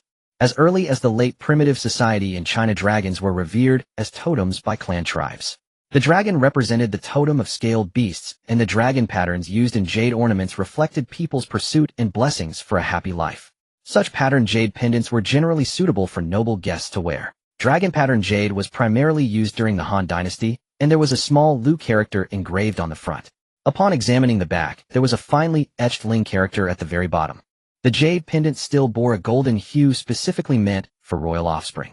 The only emperor of the Han Dynasty with the Ling character was Emperor Ling of Han, and all the time and place matched perfectly. Old Zhang, this must be a jade pendant worn by Emperor Ling of Han, right? After Chen Feng finished speaking, Zhang Mingshu's eyes widened, as if she could fit a whole egg in her mouth. He had hit the nail on the head. The certainty in Chen Feng's gaze about Emperor Ling of Han was truly astonishing. The other three elderly gentlemen exchanged glances at old Zhang's expression, feeling a renewed shock. Chen Feng's keen insight truly surpassed that of the rest of them. Old Xia had guessed the Han Dynasty, but hadn't thought of Emperor Ling. Old Li had researched jade carvings, and while he had dabbled in jade pendants, he wasn't proficient. He could only guess the era. Old Yu noticed the Ling character Chen Feng was examining and speculated that it should be a jade pendant from Emperor Ling of Han. This kid really had some skills. Zhang Mingshu aside, and after walking a circle around the courtyard sat down and looked at Chen Feng saying, "Kid Feng, I am truly impressed by your keen insight. I have been collecting ancient jade for over 20 years, and today, I am genuinely impressed by you." He continued, "They say there are people beyond people and skies beyond skies. I thought my appraisal skills were decent, but I spent over 20 minutes studying this jade pendant when I bought it, only to realize it was a jade pendant worn by Emperor Ling of Han. Your attention to the minute details on the bottom is something I never even considered." Sitting at a blank stone table listening to the old man's praise, Chen Feng smiled slightly and replied, "We're just exchanging insights about antiques, no need to divide into winners and losers. If we truly were to compare, anyone from ancient times would understand these objects better than we do." Old man, hearing Chen Feng's comforting words, old Zhang's mood improved significantly. With a cheerful look he said, "I haven't been as open-minded as you at over 60 years old. How embarrassing." He tucked the jade pendant back into his pocket and then looked at old Yu beside him. "Do you have any treasures? Bring them out for Kid Feng to take a look." Old Yu, wearing glasses, chuckled, his facial wrinkles showing. He pulled out something wrapped in oiled paper from his pocket and gently placed it on the table. With his aged hands, he slowly untied the thin string from the oiled paper. As he revealed the wrapping, a square box came into view. He then pulled out a small key from his pocket, inserted it into the lock, and with a click the box was opened. As the box was slowly opened, a green jade ring appeared before everyone's eyes, appearing incredibly transparent under the sunlight. "What dynasty does this object belong to? If you can tell me, I will gift it to you," old Yu said, staring at Chen Feng's calm face and speaking softly. "Old man, there's no need to gift it to me. I truly find this difficult to guess," Chen Feng said after carefully examining the jade ring again. The four elderly gentlemen watched quietly, waiting to see if he could discern this final treasure. Jade rings are categorized into slope-shaped, cylindrical, and moose antler types. Judging by the appearance of this ring, it should be a cylindrical type, typically seen during the Qing dynasty. Especially during the early Qing dynasty, there was a prevalent martial spirit among the 8 banners. Due to the need to wear rings while drawing bows, the young gentlemen of the 8 banners placed great importance on these rings, with each person typically possessing one that they carried at all times. Other than that, it was hard to guess. After contemplating for a long time without any results, Chen Feng said to old Yu, "Old man, I truly cannot guess this. I can only confirm that it is from the Qing dynasty." Old Yu laughed heartily, saying, "I also believe this ring is from the Qing dynasty, but I wonder who wore it. I specifically wanted to test you and see if you could identify who this person was, but I didn't expect you wouldn't know either." Hearing this, Chen Feng looked at elder Yu with a face full of black lines. "I didn't expect you to be stumped, Chen Feng," came the robust voice of elder Xia, tinged with a hint of teasing. Chen Feng helplessly shrugged, spreading his hands to indicate his own confusion. After all, he only recognized some antiques. How could he know everything? He wasn't a deity. Such a genuine gesture made the old gentleman burst into hearty laughter. "By the way, who taught you to recognize antiques? To cultivate you to such excellence in such a short time, they must be a renowned master. Do tell us, perhaps one of us knows them." Elder Yu interjected, since anyone capable of teaching such a perceptive disciple in the field of antiques must possess impressive skills. He resolved to visit them whenever possible. The other elders perked up their ears, eager to learn who Chen Feng's master was, someone who could cultivate him to such remarkable heights. My master. That's just the system, can I say that? Of course not. Sai elder you, to be honest, my ability to identify antiques comes from studying books myself. That day being with Elder Xia was actually my first time preparing to pick up a bargain. Self-taught. That's... The old men looked at Chen Feng with eyes full of disbelief. Could it really be that they who had been playing with antiques for several years were outdone by a self-taught young man? It seems that in the field of antiques one truly needs talent.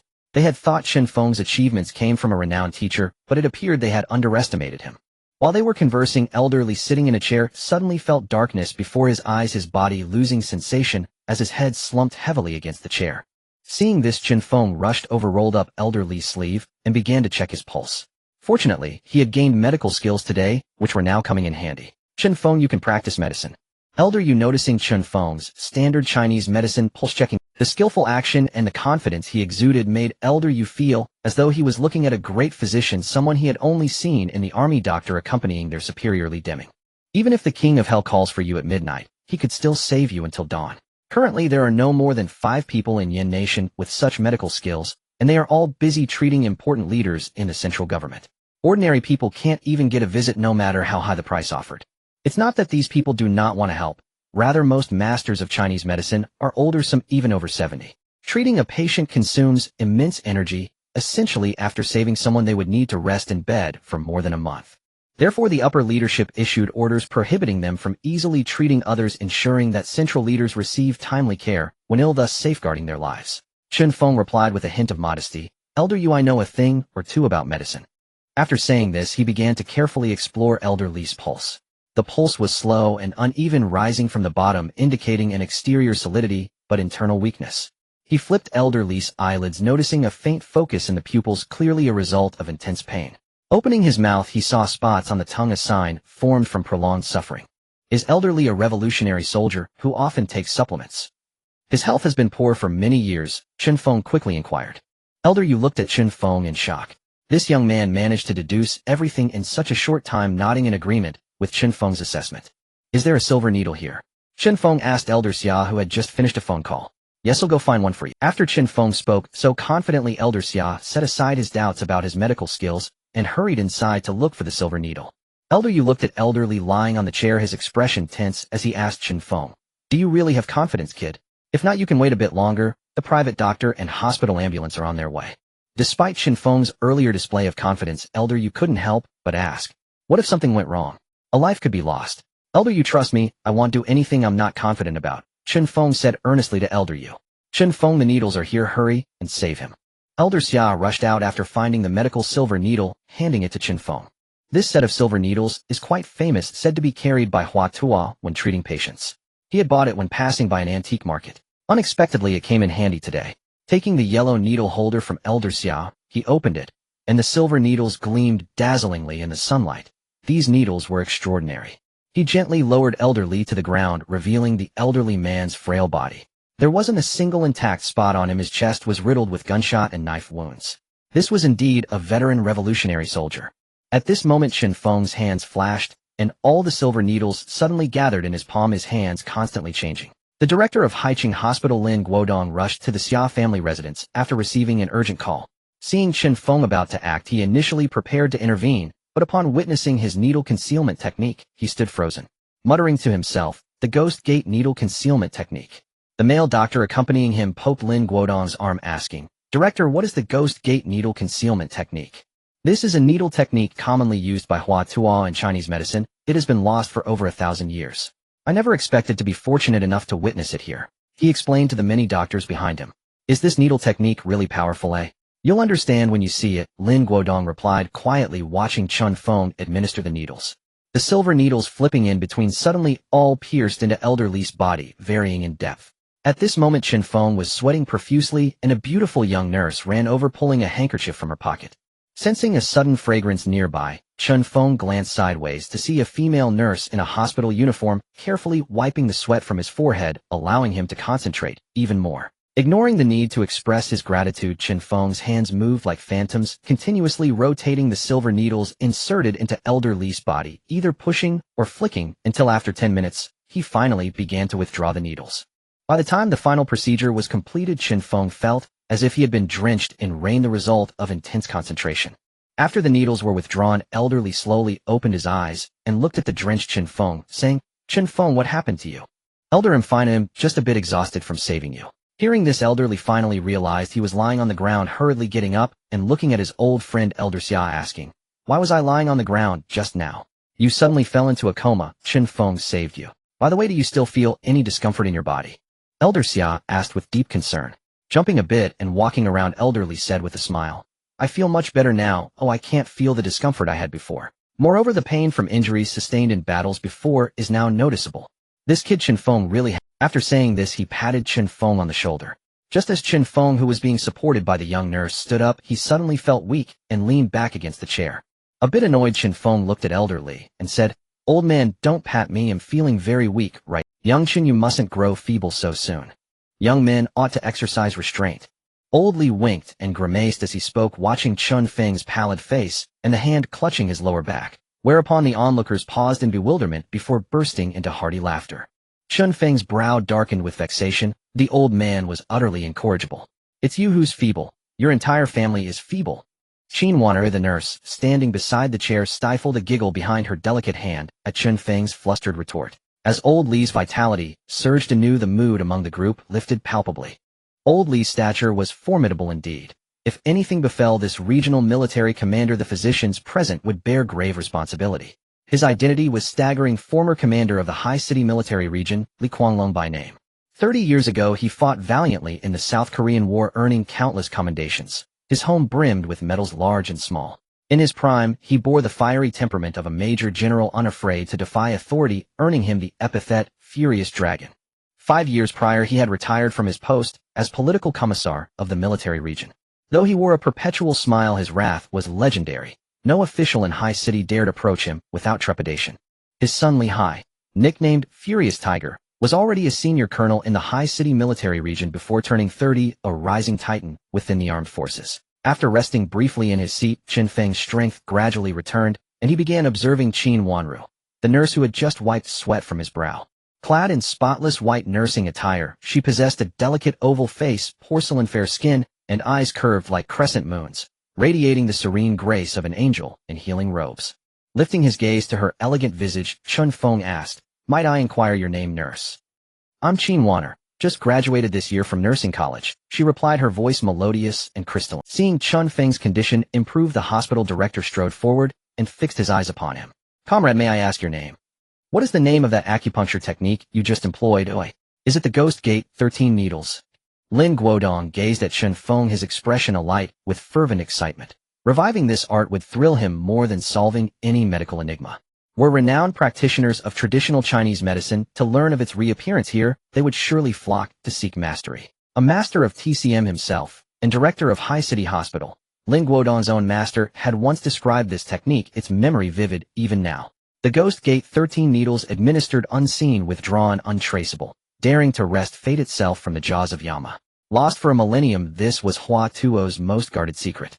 Since the Three Kingdoms era, no soul had mastered it. Alas, alas.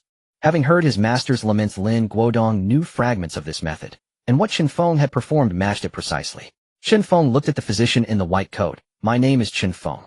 How did you know its name?" "The Ghost Gate 13 needles." Bewildered, he wondered how anyone in today's hospitals, steeped in Western injections and pharmaceuticals, could possibly recognize a technique all but forgotten. "It's true, truly authentic." Ignoring the astonished glances around him, heedless of his own composure, Lin Guodong laughed aloud upon hearing Chen Feng's confirmation. "Old Li, what's come over Lin Guodong? Has he suffered some shock? Or gone mad with joy?"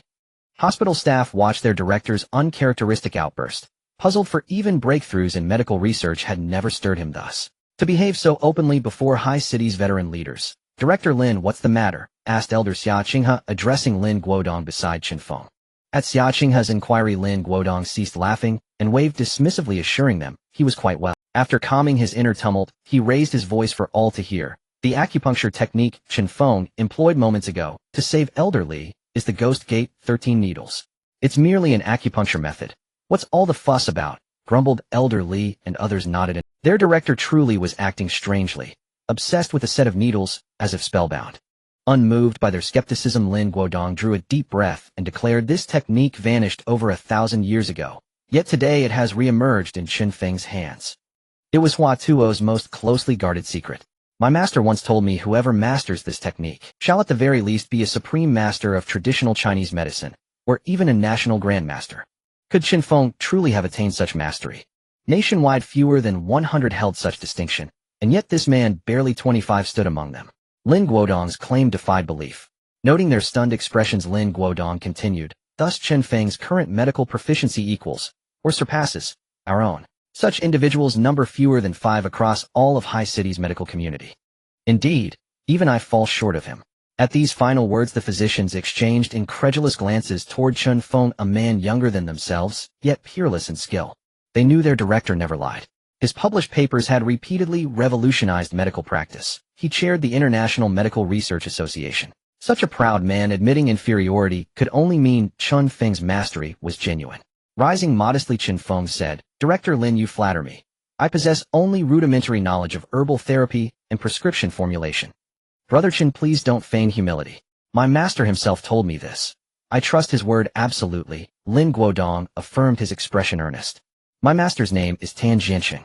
At this, elders Xia Qinghe, Li Guanglong, Yu Jinghua, and Zhang Minxue collectively drew sharp breaths. Until then, they doubted Lin Guodong's words as sheer fantasy. But invoking this towering figure of TCM changed everything. A national grandmaster who had treated 5 Central Committee leaders, Tan Jianqing was famed for his uncompromising integrity. He would never utter falsehood. Chen Feng's medical prowess was evidently extraordinary. Lin Guodong smiled warmly at him. Brother Chen, might you consider joining our hospital? I'll establish a dedicated department for you. Your clinic, your terms. What say you? The physicians instantly protested. Director, this violates hospital regulations. Regulations? His skill eclipses ours. Can any of you perform the Ghost Gate 13 needles? If you attain Supreme Master status, I'll grant you your own department too. He cast a wry glance at his staff. How could peers of identical age differ so vastly in mastery? They slumped crestfallen, knowing full well they could not match him. Faced with such sincere entreaty, Chen Feng hesitated to refuse outright. Director Lin, I'm deeply honored, but I fear I lack the time. May I ask, Brother Chen, what profession do you pursue? Lin Guodong studied him curiously. Physicians typically leapt at such an offer. Why did this one hesitate? Allow me to answer, interjected Elder Xia, stepping forward. Chen Feng owns the Zijin Hotel. He is its proprietor. What? He owns the Zijin Hotel. Impossible. He's both proprietor and healer. Lin Guodong's eyes lit up upon hearing this. Then we must recruit him, especially since my current research funding runs perilously low. This plump goose must not escape. Chen Feng, how about this? We appoint you as an honorary consultant. You attend whenever convenient. No fixed schedule. As Chen Feng opened his mouth to decline, Lin Guodong, reading his intent, quickly interrupted, gesturing toward Qin Wan. I'll assign her as your personal assistant. You may select any staff member you wish. How does that sound? Qin Wan stood nearby, bewildered. Is my charm truly so overwhelming? The physicians below watched their prized blossom snatched away, hearts churning with resentment, fine cabbage devoured by swine. Glancing at the gentle, radiant young nurse beside him, was Chen Feng a paragon of patriotic youth, truly susceptible to beauty's allure? Though still unattached, he remained steadfast. Would he succumb to coercion or inducement? Was he that kind of man? No, he meant only to say, Director Lin, your discernment is impeccable. This commission, I accept. Let no one contest it. Director Lin, I accept. But let me make one thing clear. I am not accepting for the sake of Nurse Qin. I do it for my lofty dream of healing the sick and saving lives. Do you understand? Beside him, Qin Wan blushed deeply at Chen Feng's words. I present myself as someone who is concerned for the well-being of patients across the world. Dean Lin's lips twitched violently as he extended his hand to grasp Chen Feng's and said, Welcome to Haicheng People's Hospital. Chen Feng, Dean Lin, Chen Feng, Dean Lin. The two exchanged genuine glances, calling each other's names, creating a facade of sincerity. Are you two done yet? Qin Wainer, standing nearby, could no longer bear to watch as she intervened to separate the two pretenders. Old Master Xia, unable to sit still, realized that Lin Guodong intended to employ the charming nurse as a ploy. This simply wouldn't do. Chen Feng is destined for greatness. He must enter the Xia family's door and become my granddaughter's husband. Just because you have a female nurse, does that mean I have no granddaughter? Is Xia Yushuan not attractive? Ahem. Old Master Xia approached and coughed twice, saying, Chen Feng, you've met my granddaughter Xia Yushuan before. Don't you think she's quite beautiful? Since the last time you parted, she has been constantly mentioning your name. She says you're cultured and elegant, resembling an ancient gentleman. She really likes you. Just as Xia Yuxuan stepped in through the back door of the Xia residence, she overheard her grandfather rambling in the yard. Would this young lady actually like Chen Feng? Grandpa, what nonsense are you talking about? The other three elderly gentlemen, noticing Xia Yuxuan's entrance, began to stifle their laughter. This girl certainly had a fiery temper. The group covered their mouths and laughed quietly. Xia Yuxuan gracefully approached old Master Xia, her light footsteps going unnoticed by him. Ahem. Chen Feng cleared his throat loudly, trying to alert Xia Qinghe. Oblivious, the old man looked at Chen Feng with curiosity and asked, Chen Feng, what's wrong? I was saying my granddaughter truly likes you despite her being younger than you. Hasn't the internet recently said that age is just a number? Just because she is still in school and preparing for college this year, I want to pose you're dating in the future. Xia Yuxuan glared at the old man with gritted teeth. So you are in such a hurry to marry off your granddaughter? Is she really that desperate for a boyfriend? Unaware that the voice was coming from in front of him, Xia Qinghe replied, Chen Feng is quite the catch. He looks good, has medical skills, and knows antiques. My granddaughter won't be at a disadvantage. Wait a minute, that voice sounds eerily like my Yuxuan. Turning his head mechanically, he saw Xia Yuxuan standing right behind him. He forced a sheepish smile and said, Yuxuan, my dear, you're here too. Yuxuan, let me explain. Grandpa didn't say anything just now. You have to believe me, Chen Feng just confessed his feelings for you, and I firmly rejected him. This rascal, does he still want to marry my Yuxuan? Old Master Xia began to hurriedly explain. If this little girl got angry, he would not only lose face today, but might even end up with his beard shorn. Grandpa, actually, you don't have to explain. I heard everything you just said. I never imagined that I was viewed as someone who couldn't get married in your eyes. And now you want to market me to this Chen Feng guy. After saying that, she shot a fierce glare at Chen Feng and kicked him sharply in the leg with her petite boot. Feeling the sudden pain in his leg, Chen Feng covered his calf, thinking, I'm just a bystander, what does this have to do with me? However, today Xia Yuxuan really looked stunning. Her delicate and elegant face was lightly adorned with makeup, her beautiful visage radiating a spring-like smile. The white short-sleeve top showcased her exquisite figure, while the lake blue fitted pants accentuated her long legs, conveying both grace and beauty. She exuded a youthful vitality, yet her eyes brimmed with a murderous intent. Well then, Dean Lin, if you have no other business, you may leave for now. And remember, don't arrange an assistant for Chen Feng. Lin Guodong, the dean, was specifically reminded as he departed. After everyone left, Xia Yuxuan slowly approached Chen Feng's chair, a slight, enchanting smile playing on her lips. Why does this feel so terrifying? A chill swept through him as he observed her beautiful face wearing a sinister smile. Chen Feng weakly said, Yuxuan, this is all a misunderstanding. As Chen Feng, seated on the chair, was about to stand up and explain the context of the situation, he was suddenly pressed back down by her small hand. Old Master Xia, you need to come and explain this. Unable to rise, Chen Feng had no choice but to call for the influential Xia Qinghe. Unfortunately, everyone was as helpless as a clay Buddha crossing a river. He had no idea how to save himself. How could he rescue you? Dead friends don't harm the living. If you could take this beating for me, that girl would calm down and certainly wouldn't trouble me in the future. He recalled the last time Xia Yuxuan had turned dark, boiling his exclusive tea leaves into soup and serving it to him. She had made him a memorable dish of sinister cuisine, and the taste was simply extraordinary. She had even snipped his beard, which he had kept for years and half. She had been eyeing his beard for days. Chen Feng, matters of youth should be resolved by the youth themselves. I entrust my granddaughter to you. After glancing at Chen Feng with a sympathetic look, Xia Qinghe hurriedly dragged his three old friends away. This place is no longer safe. Watching the elderly gentleman depart, Chen Feng felt as though his life had plunged into darkness. Miss Xia, let me explain. Chen Feng tried to explain again, but was directly interrupted. You don't need to explain. I never thought you'd manage to persuade my grandpa to betray me and to promote me in front of so many people. Does this give you a sense of accomplishment? A small white hand yanked Chen Feng's ear, twisting it painfully. As he gazed at her unadorned face, Chen Feng momentarily froze. At just 18, she could cause chaos. She would undoubtedly be a great seducer in the future. Seeing Chen Feng staring at her blankly, Xia Yuxuan showcased a charming smile and asked, Chen Feng, am I pretty? Very pretty. He nodded repeatedly like a chick pecking at rice. Right now, he was like a fish on the chopping board. Even if she wasn't beautiful, he had to say she was. Moreover, Xia Yuxuan was inherently beautiful, so he had to speak the truth. Yes, but you can't be thinking about me, understand? She grabbed his ears with both hands and performed a full 360-degree twist, causing Chen Feng to cry out in pain. I understand, please let go of my ears. If you don't let go, they'll become pig ears. Chen Feng raised his hands above his head in surrender. Seeing his pitiful expression, she finally released his ears and asked, What brings you to our house today? This is the first time my grandpa brings a stranger home, so I have to ask a few questions. Today, I mainly... After half a day of explanation from Chen Feng, Xia Yushuan looked at him in amazement. I never expected you to be not only skilled in identifying antiques, but also proficient in medicine. After rubbing her reddened ears, Chen Feng replied, I only have a basic understanding and can't be considered an expert. As the two conversed, their relationship naturally improved. At this moment, old Master Xia emerged with several elderly men. You two seem to be getting along well. Chen Feng shot a displeased glance at the old man, thinking you run faster than a rabbit when danger arises, and now my ears have become a side dish. Yushuan, don't you trust your grandpa's judgment? Chen Feng is quite a good person. Xia Qinghe wore an expression as if he was waiting for praise. Xia Yushuan fiercely stepped on her grandfather's foot and angrily ran out. Look, this girl is even shy now. Xia Qinghe remarked, stroking his beard as he watched his granddaughter's retreating figure. Just as old Master Xia finished speaking, a man in military uniform stepped inside. He was dressed in a light green military uniform with 4 stars on each shoulder, his posture tall and straight, like a sturdy benchmark. His resolute face bore a slight darkness, and his rough hands revealed the iron-blooded soldier, forged through years of rigorous training.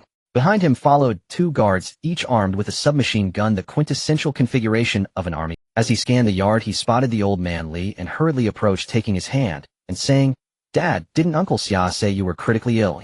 His son Li Hai rushed in, and while Li Guanglong felt a surge of emotion, hearing those words from his son felt quite unpleasant. He slapped him on the head. Aren't you disappointed that I'm not dead? You said I was critically ill, would you be happy? The 2 guards nearby tried to stifle their laughter as they witnessed the old chief reprimanding his son. This colonel truly had a way with words. To ask whether his own father was critically ill as a greeting was indeed a unique approach. The other old men and Chen Feng couldn't help but chuckle at Li Hai's peculiar way of greeting. Can't you learn a bit from Chen Feng? Li Guanglong said with a hint of frustration at his disappointing son. Who is Chen Feng? Why should I learn from him? Weren't you not as highly ranked when you were 30? He then led his son in front of Chen Feng, saying, This kid is Chen Feng, he saved me when I suddenly fell ill. After Li Guanglong finished speaking, Li Hai extended his hands toward Chen Feng, saying, I'm Li Hai, an army colonel from Haicheng. Thank you for saving my dad. Seeing the officer extend his hand, Chen Feng quickly stood up from his chair and smiled. Brother Li, you don't need to be so polite. It was just a small effort on my part. Besides, the old master has his own fortune. Even if I weren't here, he would be fine. The 2 clasped hands tightly, with Li Hai feeling grateful and Chen Feng hoping to make a new friend. Why does it feel like this kid's grip is stronger than mine? Li Hai gradually increased his grip strength. 30, 40, 50, 60. Chen Feng maintained his calm smile. Could it be that this kid has trained? Li Hai silently speculated. He increased his grip again. 80, 90, 100. He had already exerted all his strength, and at last Chen Feng reacted, slightly feeling a faint pain. Ultimately, it was Li Hai who released his grip first, ending their handshake and his probing of Chen Feng's. Staring at Chen Feng's almost unresponsive hand, Li Hai shook his slightly reddened hand and asked, Brother Chen Feng, have you trained? I used all my strength, and you only had a slight reaction. I trained for over a decade to achieve this level of grip strength. An average soldier would struggle to endure beyond 60 of his strength. Li Hai's full strength only caused Chen Feng a minor discomfort. One couldn't help but wonder. When Li Guanglong heard his son's words, he raised an eyebrow. It was surprising that someone could surpass Li Hai's strength, considering his son could bend a steel wire with one hand. The other old men exchanged glances at Chen Feng, incredulous that this kid could surpass Li Hai's grip strength. With a curious expression, one of them asked, Chen Feng, you really must have trained right. Brother Li, I just practiced a little, there's no need for such surprise.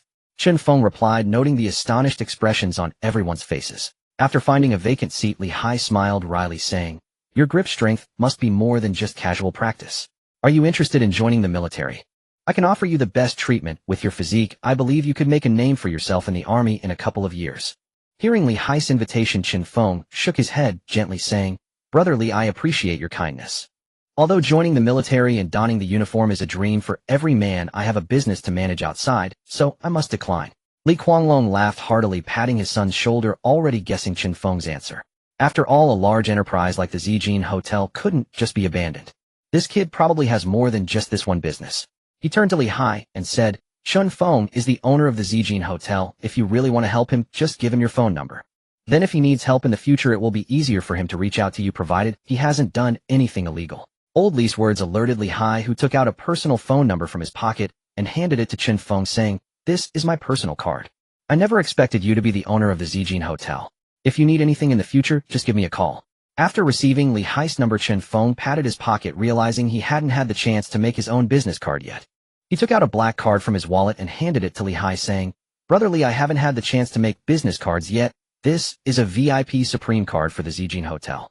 You can enjoy free services when you come to the hotel. Just take it for now." Looking at the card Chen Feng handed over, Li Hai hesitated to accept it. The weight of this card was no small matter. The Zijin Hotel had an extremely high consumption rate. Some could spend millions in one night. With this card, there was no need to pay for expenses, and very few people in Haicheng possessed such a card. Fewer than 3 of these cards had been issued. The card he held was only purple, 2 levels below the black card. Having this card granted access to 99 of the hotels in Haicheng for free. Because you are the most distinguished guest of the Zijin Hotel, any disrespect shown toward you would result in the entire hotel industry in Haicheng closing its doors to the offender. Alright, don't hesitate, it's just a card. From now on you can arrange for a military vehicle license plate for young Feng, and take him out to play with real guns. That will likely satisfy him. The old man beside them smiled at Li Hai. Upon hearing Li Guanglong's words, Li Hai finally accepted the card, placing it in his bag, and smiling as he asked Chen Feng, "Aren't you afraid it'll run your hotel into the ground?" "Brother Li Hai, even if you came to my hotel every day for meals, it wouldn't significantly decrease my profits," Chen Feng shrugged, saying with a hint of helplessness. The hotel's revenue was increasing day by day. What could he do? The wealthy preferred fresh delicacies, and each consumption amount was frighteningly high. Whenever the waiter was about to present the bill, the patrons would pull out checks and say, "Fill in the amount." "Oh, I'll wait for." This display of wealth made it difficult for Chen Feng to enjoy himself. He initially thought he had become quite wealthy with his sign-in system, but he realized there were always people richer than him. Hearing this, Li Hai chuckled, realizing that indeed the way wealthy people spoke was different. He turned to Li Guanglong and said, "Dad, Xiaoya is about to give birth. Do you know of a quieter place? I want to rent one. I came out today mainly for this matter, but I didn't expect you to be ill, so I came to see you. I haven't found a suitable house yet." It turned out his sister-in-law was about to give birth. Looking at Li Hai, he asked, "Are you looking for a house? How about the Qingshan apartment?" "The Qingshan apartment has too high a price. We can't afford it." Li Hai replied with a frown. "That's easy." After Chen Feng finished speaking, he hurriedly ran out towards the parking lot, retrieving his small backpack containing property certificates. 5 minutes later, sweating profusely, Chen Feng returned to his chair with the backpack slung over his shoulder. Several old men looked at him curiously and asked, "Chen Feng, Li Hai wants to rent a house. Why are you bringing his backpack?" Ignoring everyone's inquiries, he dumped the contents of the bag onto the floor. Property certificates scattered everywhere, and the bright red booklets made Li Hai's scalp tingle. Chen Feng kept mumbling, "This one isn't it. This is a school district house 801. This is Qingshan apartment 201. The environment isn't good. This is Qingshan apartment 305. The feng shui isn't right.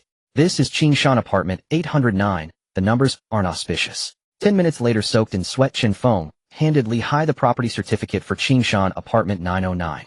Seeing his slightly stunned expression, he asked, "Brother, what's wrong?" Today was the day of the university reunion. At this moment, Chen Feng sat in his hotel room, waiting for the evening's spectacle to unfold. It was time for a magnificent transformation to leave them all utterly astounded, he murmured to himself. He lifted the lid of the teapot, gently placed a few tea leaves inside, and poured in hot water. The fragrant aroma of the tea slowly began to permeate the air. With his right hand he raised the teapot, and with his left he held a teacup, pouring the amber liquid into a cup of jade. He took a slow savoring sip, his mouth filling with the tea's rich fragrance. Yet his fingers never ceased toying with the jade thumb ring. "Before parting yesterday, old master, you had insisted on giving this very ring to Chen Feng." He recalled old Yes' fierce gaze. "If you don't take this, are you looking down on this old man? I have never broken my word in all these years. Words once spoken are like water spilled." Chen Feng was truly helpless, and under everyone's persuasion, he accepted the jade ring and wore it on his finger. A gift from an elder must not be refused lest the boat of friendship capsize. As night gradually fell, the Xuanwu room of the Zijin Hotel was already adorned with banners marking the reunion of the 2016 Finance Department graduating class. Chen Feng hadn't expected Yi Hongfei and Mo Wenhao to go to such lengths, actually securing the Xuan. The room alone cost no less than 100,000 for the night, and that wasn't including the group's expenses. Tonight's total would likely be around 200,000. It was clear those two had made their fortunes. It was good to be wealthy. They used my hotel, dined on food prepared by my chefs, and in the end they'd be handing their money right back to me. He wondered if they'd spit blood when they finally learned the truth. Chen Feng stroked the stubble on his chin, a strange thought crossing his mind. On the highway, 2 cars drove side by side. "Hongfei, you son of a gun, you're driving a BMW now."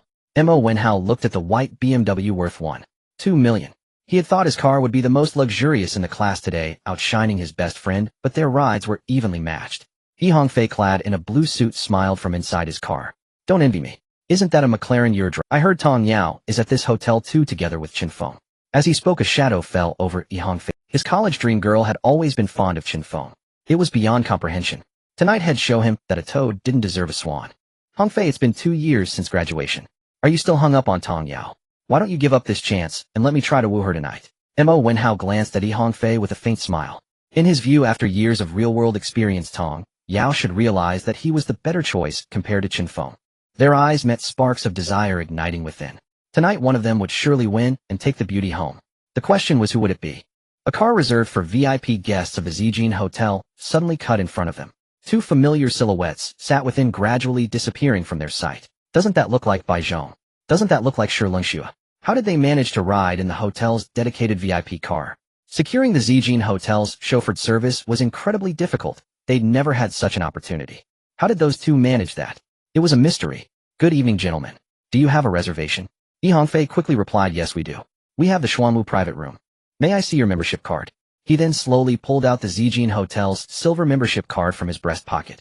The silver glint under the light cast an unusual allure, stunning everyone present. Entry to the Xuanwu private room required a silver membership card.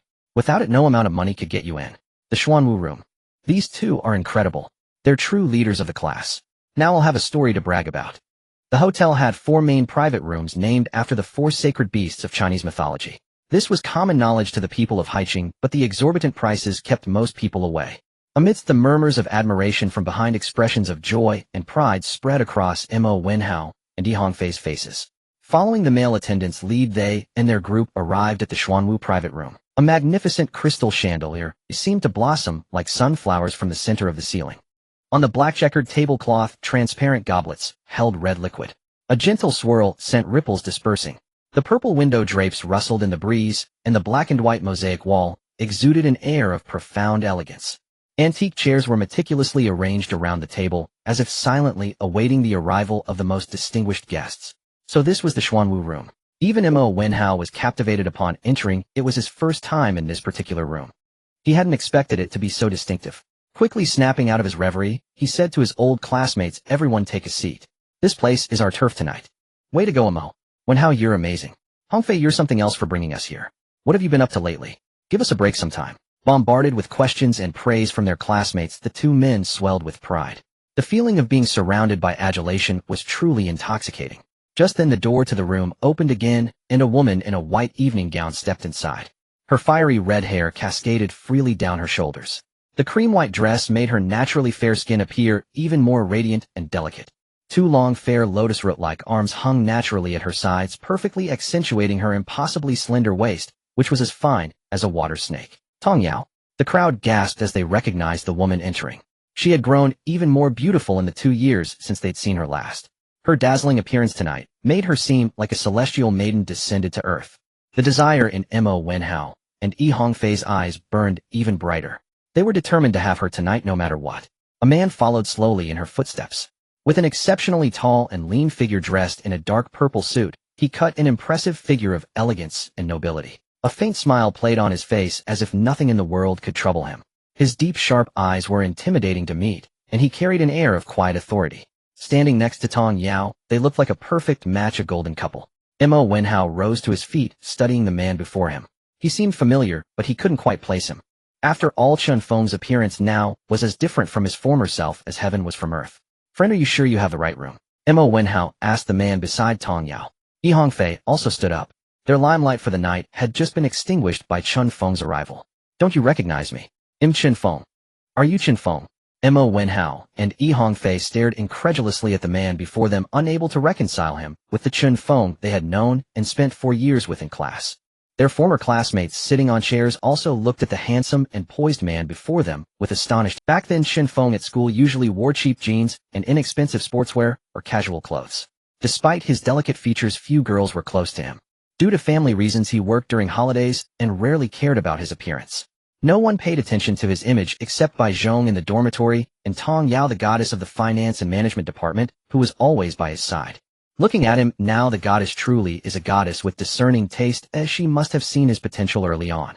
If I had known, I would have been closer to Chen Feng back then. He's so handsome now. Such a powerful aura. Several girls from different classes gazed at Tong Yao standing beside Chen Feng with envy. Chen Feng, you've changed so much in just a few years. Mo Wenhao remarked as he looked at the expensive suit Chen Feng wore. To his surprise, the brand was Armani. Armani is a world-renowned luxury brand founded in 1975 in Milan, Italy by fashion master Giorgio Armani, famed for its innovative fabrics and exquisite craftsmanship. Its logo is a stylized eagle looking to the right. On Chen Feng's sleeve, there was exactly such a logo, clearly authentic and purchased from an official store. Such a suit would cost no less than 2,000 yuan, yet he wore it openly and confidently. I'm still me, just wearing different clothes, he said. Everyone please take your seats. Today is Mo Wenhao and Yi Hongfei's day. Oh, I'm just here to enjoy the feast. After softly saying this, he took Tong Yao's hand and quietly sat beside a chair. Just as Mo Wenhao was about to close the door, another group appeared in sight. Bai Zhong walked in slowly, dressed in a black men's banquet suit, exquisitely tailored and undoubtedly expensive. I didn't expect to be the last to arrive. He greeted Mo Wenhao and Yi Hongfei with a smile, then sat beside Chen Feng and Tong Yao. How had these few, after only 2 years out of school, managed to surpass one another so impressively? Impossible. They must be pretending. Mo Wenhao and Yi Hongfei exchanged glances, silently agreeing. It took generations of effort to achieve what they had today. Oh, a poor boy rising from nothing was unrealistic. Knock, knock, knock. 3 sharp knocks sounded. 2 waiters entered simultaneously, one carrying red wine, the other holding menus. Golden menus were placed on the table, and the 2 attendants stood quietly on either side of the private room, awaiting orders. Several curious girls opened the menus and were stunned by the exorbitant prices. Braised Crucian carp priced at 999 yuan, steamed lion's head at 888 yuan, dompa tofu at 666 yuan, French desserts at 1,300 yuan. The menus displayed exquisite pictures that whetted appetites, but the prices were prohibitive. 2 dishes equaled a month's salary. No one dared to order, while Chen Feng watched silently, taking in the expressions on their faces without comment. Mo Wenhao picked up the menu, and after a long discussion with Yi Hongfei, began ordering a larger. The waiter's notes quickly filled 4 to 5 pages. Their generous spending earned the admiration of many male students who envied when they too might afford such extravagance. With a smug glance at Tong Yao, they were surprised to see her chatting amiably with Chen Feng, occasionally letting out a soft laugh, completely unaware of the ordering spectacle. That punch felt like it struck air, leaving an uncomfortable sensation. After the waiters left to prepare the dishes, Mo Wenhao raised his glass of red wine and said to everyone, "Today is a wonderful day for our reunion. Let us drink together." Upon hearing this, everyone raised their elegant wine glasses and clinked them together in unison. Some boys feigned sophistication, imitating the slow swirling and tasting of wine they had seen on television. The crimson wine touched their lips, though they could not grasp its deeper meaning. It was undeniably of fine vintage. Its smooth texture evoked a lingering craving. "Hongfei Wenhao, where is this wine from? How does it taste so good?" "It's completely different from the wine I use," Mo Wenhao answered first. "This is Bordeaux red wine from France, renowned for its delicate flavor and elegant style. I'm sure everyone has heard of its name, Lafite, with bottles priced around 3,000 yuan. Naturally, it's unlike the wine you usually buy." After Mo Wenhao finished speaking, Yi Hongfei added some supplementary remarks. Their extensive knowledge won the favor of many girls. After displaying their refined manners, Yi Hongfei gently swirled his glass and approached Chen Feng, saying, "Chen Feng, how did you finish all the wine?" With a slightly mocking tone, Chen Feng merely frowned and replied, "Isn't wine meant to be drunk in one gulp? You have so many rules for drinking." He rarely drank red wine, and was unfamiliar with swirling, tasting, or decanting. To Chen Feng, once wine entered China, it should be drunk like Chinese liquor. A casual toss of the glass, a raised cup, and a single gulp, that was his way of drinking. Where were all these complicated rituals? Drink, and then sleep soundly. Yi Hongfei's indifferent tone seemed to question Chen Feng, but was meant to inform Tong Yao that Chen Feng did not even know how to appreciate red wine. "Chen Feng, didn't you say last time you worked as a waiter at Zijin Hotel? Why are you wearing such expensive clothes today? Could they be borrowed? If there's such a place, you should tell me," Yi Hongfei sneered. "No money, but still pretending in front of me. How could a waiter afford such costly clothes?" He didn't even know how to drink red wine. Judging by his taste, he was just a waiter pretending to be a successful man. "Yet Chen Feng, where did you get your clothes? Give me the address." "We really thought you'd made it big," another male classmate said, slapping his shoulder. Chen Feng chuckled, lightly brushing off his hand, and looked at them, asking, "Can your 2,000 yuan suits be borrowed? Why don't you two lend me one? This suit was purchased yesterday at the Armani suit boutique, worth 2,000 yuan. The saleswoman had even privately given him her phone number. Handsome and wealthy, yet still single. This definitely calls for some flirting. Chen Feng's mocking tone left the two embarrassed. Indeed. Where could one borrow a 2,000 yuan Armani suit? Could it be that he had truly made his fortune? Just as everyone was speculating, another man in a suit walked in. He was slightly plump, around 40 years old, with a badge on his chest that read Manager Zhang. In his hands he carried a tray with a bottle of red wine, its English name being La Romanicani. A girl proficient in English read the name on the bottle aloud, translating it to Romanicani. Yi Fei and Mo Wenhao knew this wine well, as their affluent families had required them to learn about wines from a young age. Its origin was also Bordeaux. Top-tier Bordeaux vineyards, represented by Petrus and Lafite, had long been coveted by wealthy South Asian elites, with prices climbing steadily. This was a dry red wine, and the vintage surprisingly red 1990. In London, a bottle like this cost 150,000, and that was only for a 0.75 bottle. A 1.75 bottle of Romanicani cost 2,700. To import it into the country, an additional 48 import tax had to be paid on top of the original price, along with expenses for professional storage and logistics. All in all, $1 million would be just about perfect. The grapes used for this wine were among the oldest varieties, with low yields and difficulty in preservation. They were exceedingly picky about growing conditions, neither drought nor cold tolerant, yet the flavor was fragrant and rich. They had never had the chance to taste such a wine, they had only seen it on television. A bottle worth $1 million, truly beyond their means to drink. Every sip was like burning money, or rather faster than burning money. This was the hotel's prized reserve wine. Who was it meant for? Could it be that out of respect for Yi Fei and me, the manager who knew our fathers, came personally to deliver it? Mo Wenhao's mind raced. Yi Fei, seeing the manager personally delivering the wine, was equally puzzled. The manager of the Zijin Hotel was a big shot. Why was he sending wine to this very private room? Slowly he placed the wine beside Chen Feng and personally opened it for him. After completing this series of actions, he stood upright, cleared his throat, and said, "This bottle is for the most distinguished guest of our hotel, Chen Feng." Then, with a slight smile directed at Chen Feng, he walked away. Since Mo Wenhao and Yi Fei were right there, they saw the manager smile at Chen Feng and couldn't help but wonder what exactly was Chen Feng doing now. Such influence. Wow, this is Romanicani. Chen Feng, you have so much face. The manager of the Zijin Hotel personally delivered wine to you. This wine is worth $1 million, and he just gave it away. Facing the crowd's inquiries, Chen Feng smiled faintly and said maybe the manager made a mistake. Impossible. The manager of the Zijin Hotel never personally delivers wine casually. Chen Feng, what job are you doing now? Yi Fei stared at Chen Feng's calm, unruffled face and asked softly. Although he had not been to the Xuanwu private room many times, he knew the hotel's rules. There was no way the manager would mistakenly send a wine worth $1 million. The fact that the hotel manager personally welcomed him and decanted his wine elevated Chen Feng's stature. Picking up the Romanicani that Manager Zhang had just decanted, he poured a small amount into his own glass, then stood up and added a little to everyone else's glass. Don't worry about my status. I'm just your university classmate who spent 4 years with you. Let's toast again. Chen Feng raised his wine glass to the group. After seeing his former classmates, he no longer had the desire to flaunt his wealth as he had earlier that morning. University days were fleeting. To have made a few close friends in those 4 short years was enough. Why bother caring about others' opinions? They were just ordinary people. Without the system, he would probably still be struggling at the bottom of society. Struggling for his future, toiling for a few pieces of silver, and living out his life. Was it wrong for them to join the circles of the other two? No. Was it wrong for Chen Feng to work part-time on campus? Also no. Everyone has their own life path, all striving for a better life. Hearing Chen Feng's call, everyone raised their wine glasses, imitating his bold drinking style, and downed the wine in one gulp. Drinking red wine this way is truly exhilarating. I never thought I'd get to taste what $1 million wine is like. I still can't figure out how this tiny bit of wine is worth a month of my wages. I'm going to take a few photos and post them on Moments so my colleagues can be jealous. As the chatter continued, one by one waiters came in carrying trays. A variety of exquisite dishes were continuously brought to the table, tempting everyone's taste buds and whetting their appetites. Truly worthy of the Zijin Hotel. The food, both in color and presentation, was refreshing and novel. No wonder it was the gathering place for the wealthy in Haicheng. Any chef from this hotel could easily become a head chef elsewhere, and they were all masters of 100 cuisines. It would be strange if the food wasn't good. Moreover, did the rich care about money? Their palates were notoriously picky. What kept them coming back was not just the excellent food, but also the prestige it brought them. After several rounds of drinks, and most of the meal, a few male classmates came over, eyeing Chen Feng's Tuan suit with envy.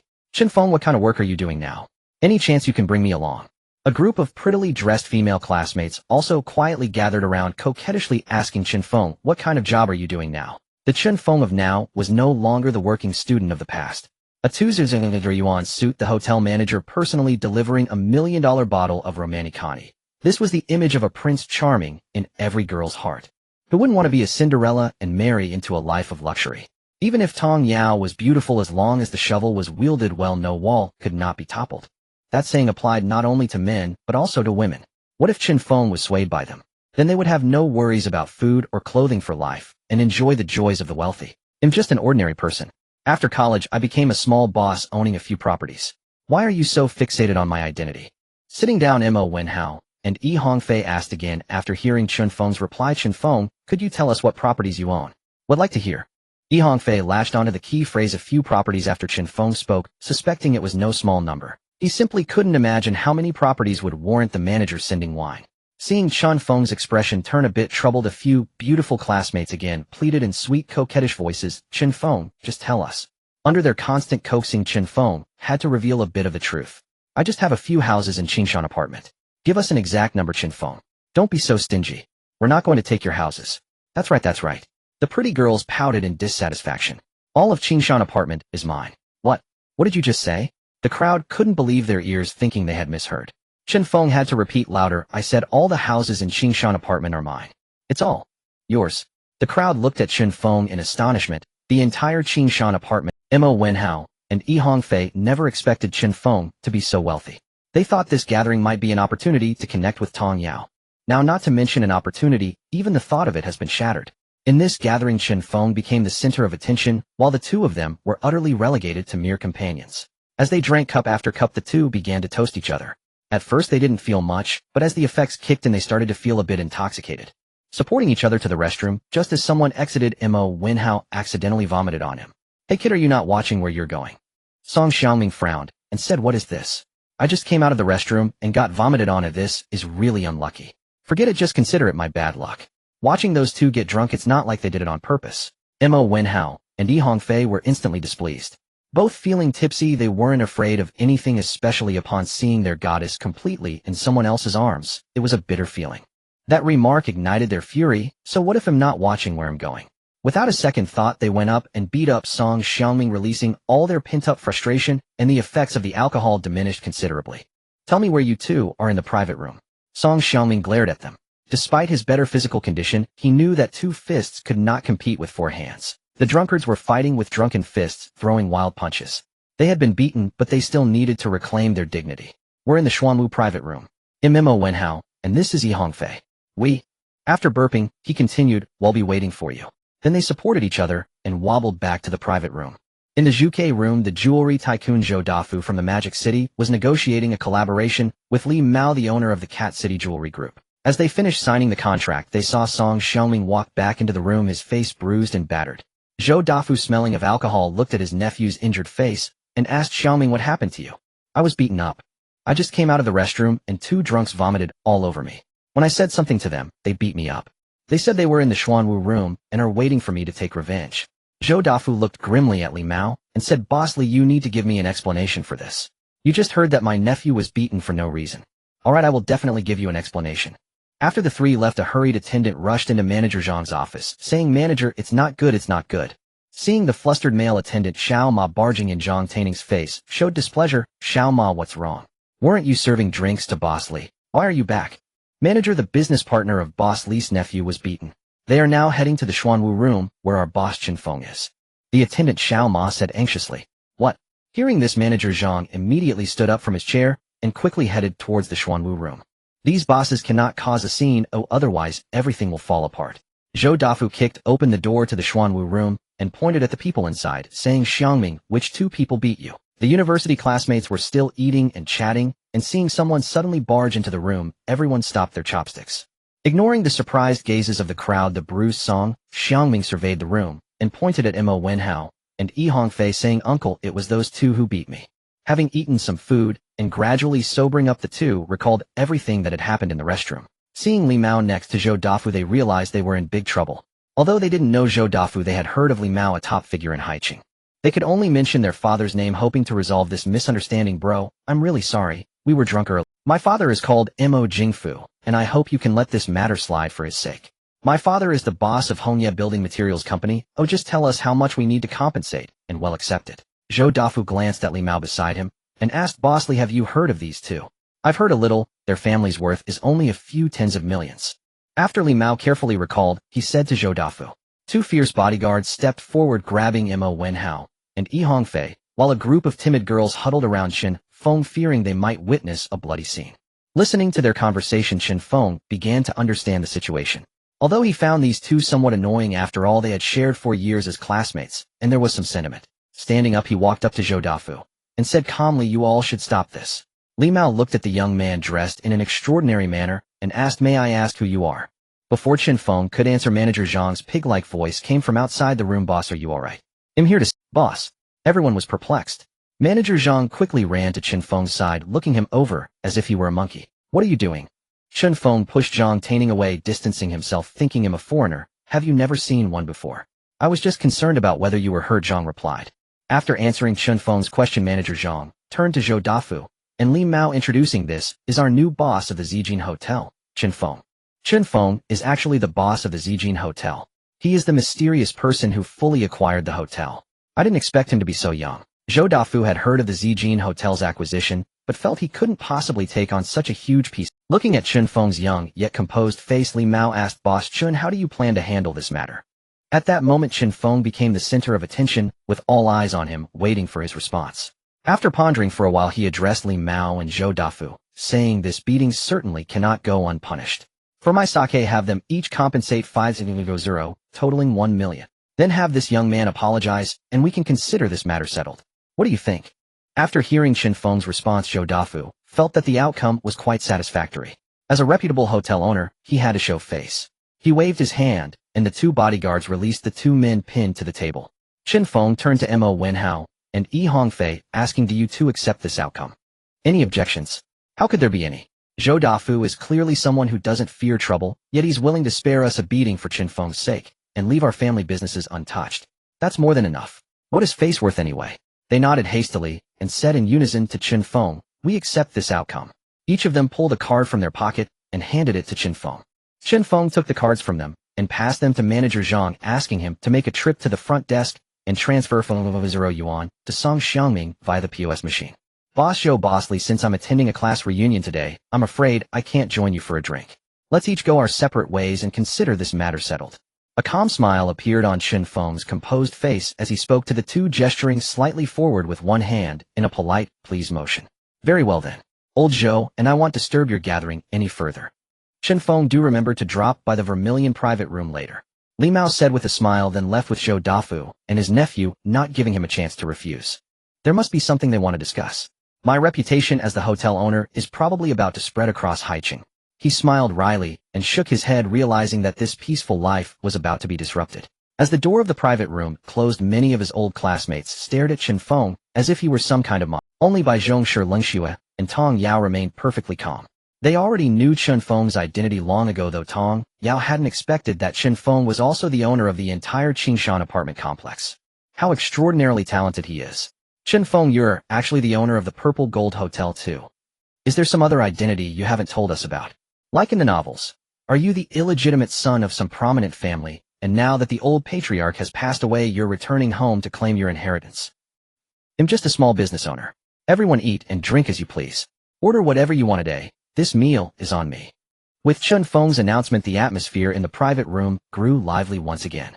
Several of the pretty girls ordered nearly every dish they fancied, while the guys were a bit more restrained. Chen Feng, do you have a girlfriend right now? What do you think of me? Zhao Shuili, also a campus beauty back in the day, boldly moved to sit beside Chen Feng's chair and whispered into his ear. During university, Tong Yao was the most admired beauty in the finance department, with Zhao Shuili right behind her. Their looks were equally stunning. The ranking was just a number.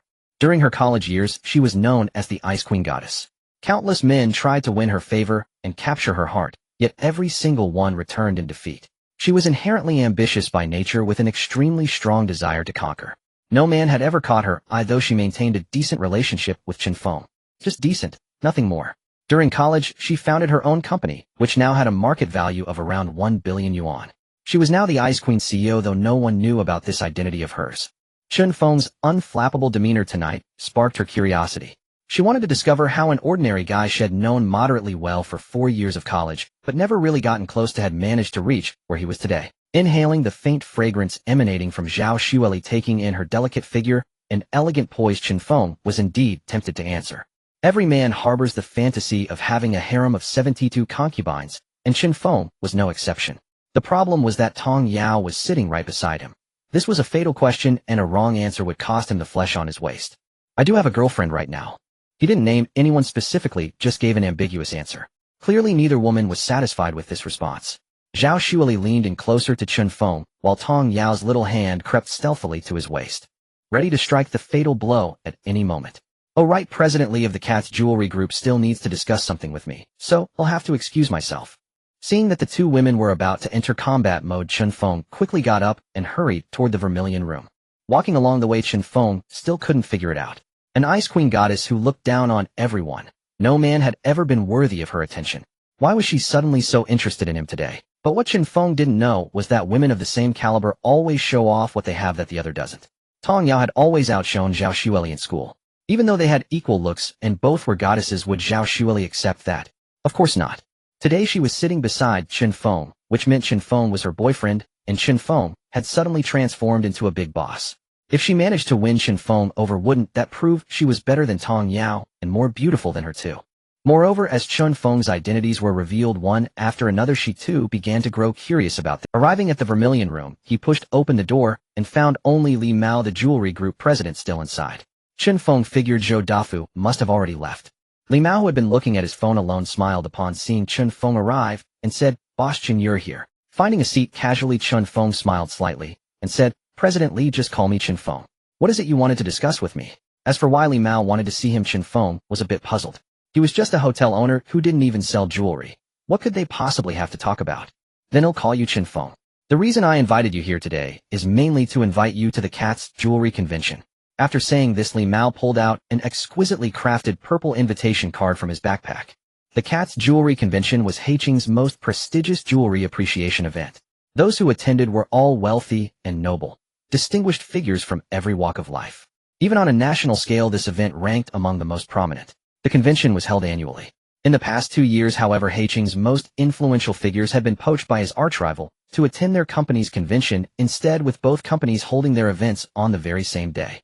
Although the impact on his business was negligible, it still stung his pride and made him lose face. This year, as long as Chen Feng, the owner of the Purple Gold Hotel, attended his jewelry convention, would surely draw a large crowd. After all, Chen Feng was the mysterious figure who could swallow such a massive deal in one go. His influence was extraordinary. Chen Feng picked up the booklet and examined it carefully. The event was scheduled for 2 days later at Imperial Villa No. 005. Imperial Villa was where Haicheng's wealthiest residents made their homes. Each villa there was worth tens of millions, with the most expensive reaching hundreds of millions. The villas varied in size. "This should be a private gathering, right?" Chen Feng asked after reading the introduction. Li Mao nodded. This kind of convention was typically privately organized, and those without influence had no qualification to enter. "Then is there anything I need to prepare?" Hearing Chen Feng's inquiry, Li Mao was overjoyed inside. He hadn't expected this new boss to be so easy to deal with. As long as he could get Chen Feng to come, the awkward situation of previous years, with only a handful of attendees, wouldn't repeat itself. "You don't need to prepare anything. Just your presence alone is a great honor to me." Li Mao extended his hand toward Chen Feng. Chen Feng gave it a light handshake, and after exchanging some small talk, he returned to the Xuanwu private room. By now, most of his classmates had left, leaving only Zhao Xueli and Tong Yao still staring daggers at each other. Seeing the purple gold invitation in Chen Feng's hand, both women stood up simultaneously and reached out together, each grabbing one corner of the card.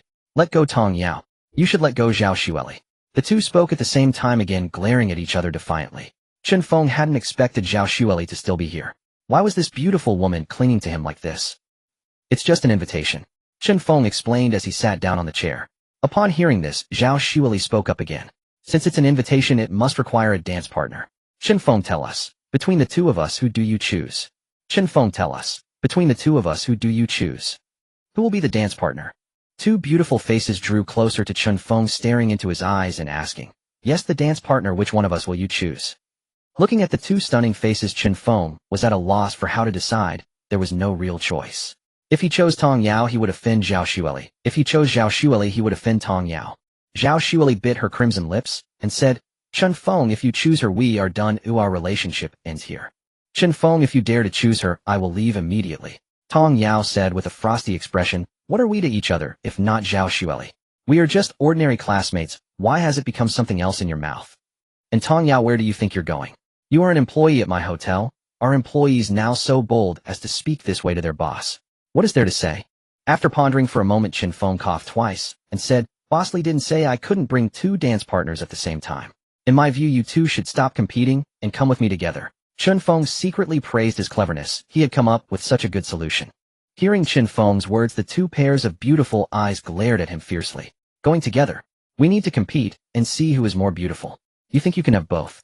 Chen Feng, you are quite optimistic. Zhao Xueli rolled her eyes at him, fiercely pinching his waist, and walked away in her high heels. Tong Yao grabbed Chen Feng's soft ear, spun him around 360 degrees, and angrily said, Chen Feng, you really dare to think like that?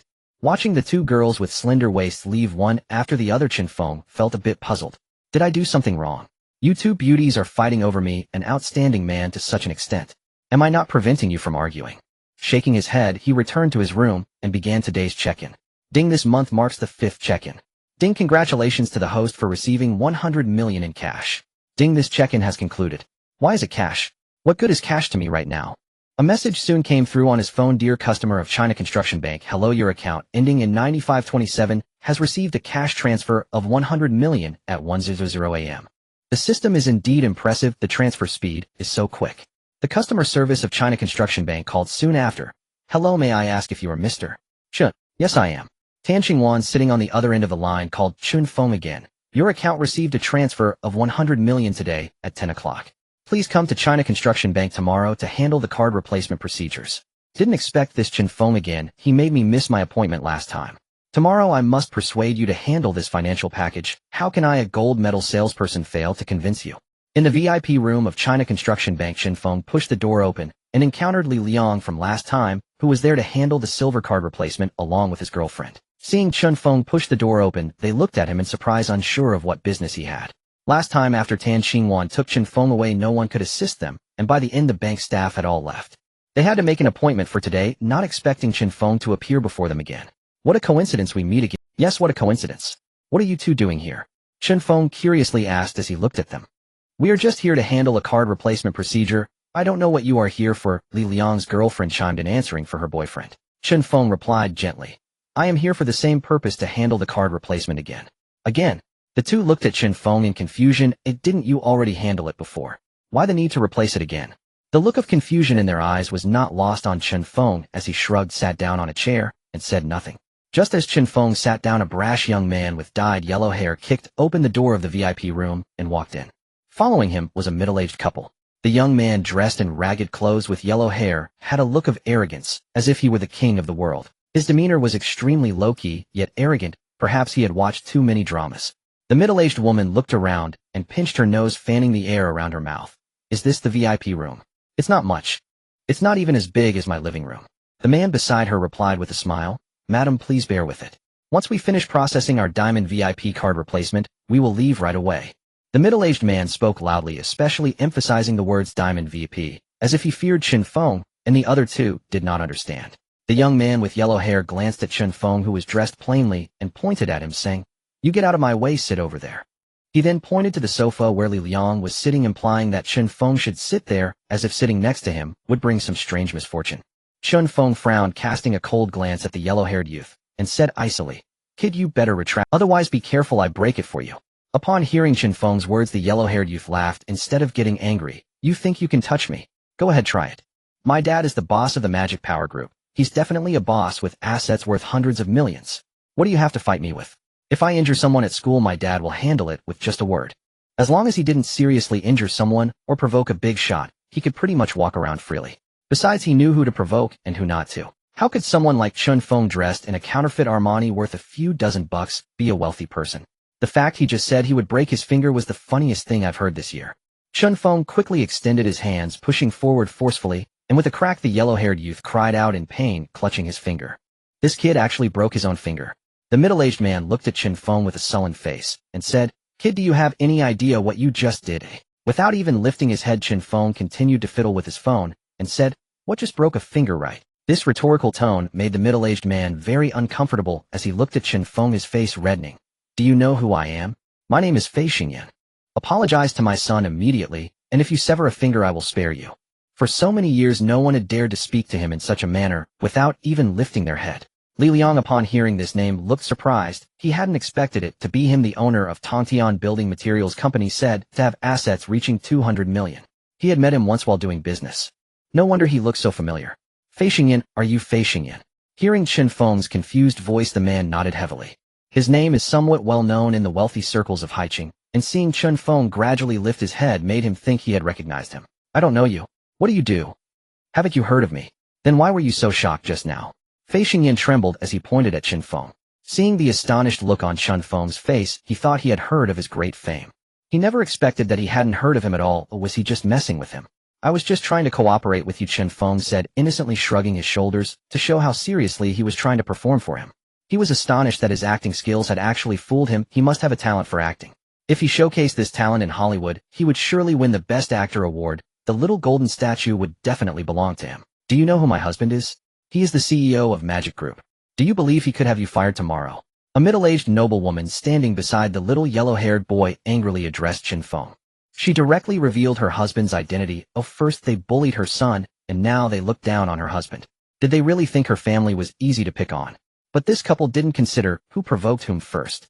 Moreover, Chen Feng truly had never heard of this couple. Before obtaining the system, he was just a game planner busy with editing scripts all day and didn't have the leisure to find out who the CEO of a certain company was. After acquiring the system, he interacted only with the top figures in Haicheng City, and he had never seen anyone with a market value below 200 million. This really isn't his fault. Giving the middle-aged noblewoman a disdainful glance, Chen Feng replied indifferently, I really don't believe your husband could fire me. Upon hearing this, Fei Xingyan's anger surged even more. Kid, tell me where you work, and I'll have you fired tomorrow. After calming his agitated mood, he addressed Chen Feng. My name is Chen Feng. I work at the Zijin Hotel. If you have the ability, go ahead and fire me. I am the owner of the Zijin Hotel. Ooh, I have never heard of firing myself. Humph. My husband has a golden VIP card for Zijin Hotel. Just wait for your misfortune. The middle-aged noblewoman said proudly. Chen Feng couldn't help but want to laugh. Ooh, I have a supreme VIP card, and I will just quietly watch you show off without saying a word. Fei Xingyan took out his phone from his bag and called Manager Zhang, saying, Hello, are you Manager Zhang from Zijin? I am Zhang Taining. Who are you? Manager Zhang asked, looking at the strange phone number. I am Fei Xingyan, CEO of Magic Group. I encountered one of your hotel employees who spoke rudely to me. I would like to request that you definitely fire him. The noblewoman and the little yellow-haired boy exchanged smug looks with Chen Feng, as if to say, just wait to be fired. How could such a thing happen? Please tell me his name, and I will certainly fire him. Manager Zhang never expected that someone from the hotel would offend a golden VIP client. He definitely did not want such a staff member. Anyone who dared to offend a golden VIP client today would dare to offend a supreme VIP client tomorrow. In Zhang Taining's mind, these two chips were equal. He had climbed from a junior employee to his current position by being careful and making no major mistakes. Now that life was comfortable, he did not want to create trouble for himself because of a careless employee. He said his name is Chen Feng. After Fei Xingyan said the name, Zhang Taining was stunned. Isn't that my boss? I must have misheard. I chuckling into the phone, he said, Mr. Fei, I didn't hear clearly just now. Could you please repeat that?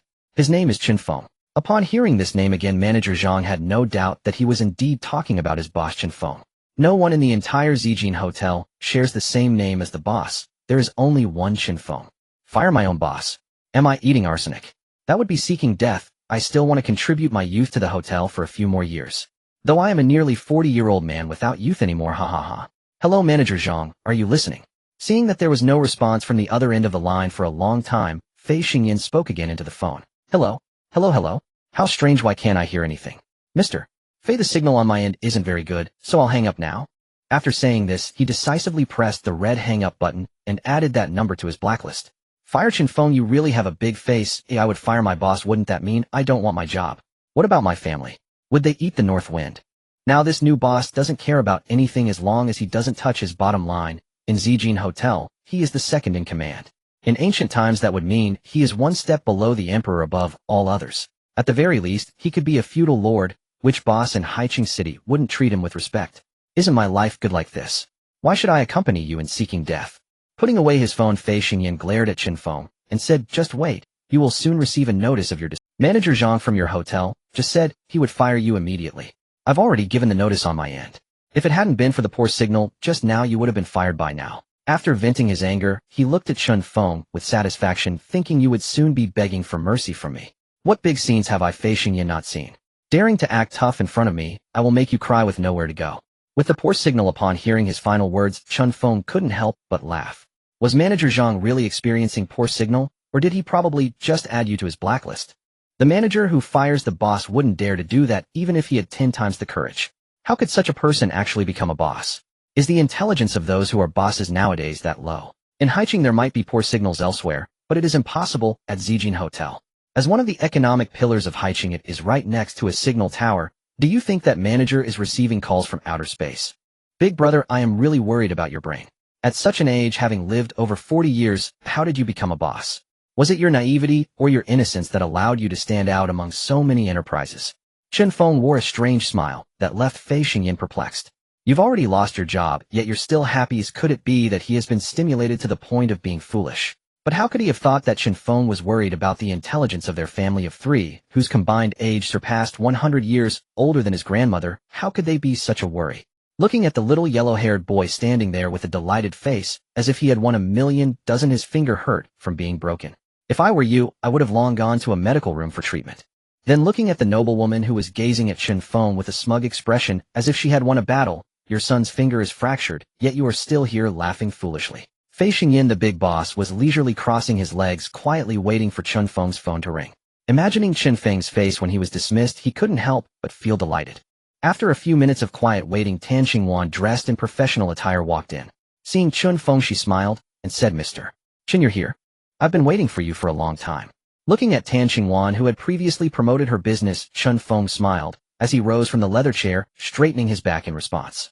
Although he had amassed many interesting stories during this time, the problem was that his boss had a low IQ. The deducted money was always pocketed by him and never counted in the performance appraisal. If not for the pay being better here than elsewhere, he would have quit long ago. Do not say you are intelligent and in the 4th quadrant. Even if you have fully developed your brain cells, it is of no use. Just like throughout history, when a scholar meets a soldier, how many reasonable discussions have you ever witnessed that could stand up to them? Look at Feixing Yin, the group chairman, who has had his IQ lowered by the standards set by his wife and son. He is completely out of sorts, having lost the business acumen that he once possessed. As Tan Xingwan slightly turned to the side, raising her right hand with a bent arm in a gesture of invitation, Chen Feng was just about to proceed with her to handle the card replacement. A middle-aged wealthy woman nearby spoke up, glaring at Tan Xingwan, and said, What is wrong with you as a salesperson? We have been waiting here for half a day, and you prioritize him. What do you mean by that? Tan Xingwan was about to explain when Feixing Yin, the big boss, interjected, Miss, we have indeed been waiting here for half a day. We are here today to process the Platinum VIP card replacement. Can you please make an exception and let us handle it first? Chen Feng listened to their conversation with a furrowed brow, wondering what he should say after all the sweet talk and harsh words exchanged. Clearly I arrived first. How can they turn the tables on me? I am here to process a black card from the construction bank. I truly do not want to deal with the 3 of you. My time is invaluable and cannot be wasted. 3 incompetent individuals combined do not amount to the worth of a single cup of tea for me.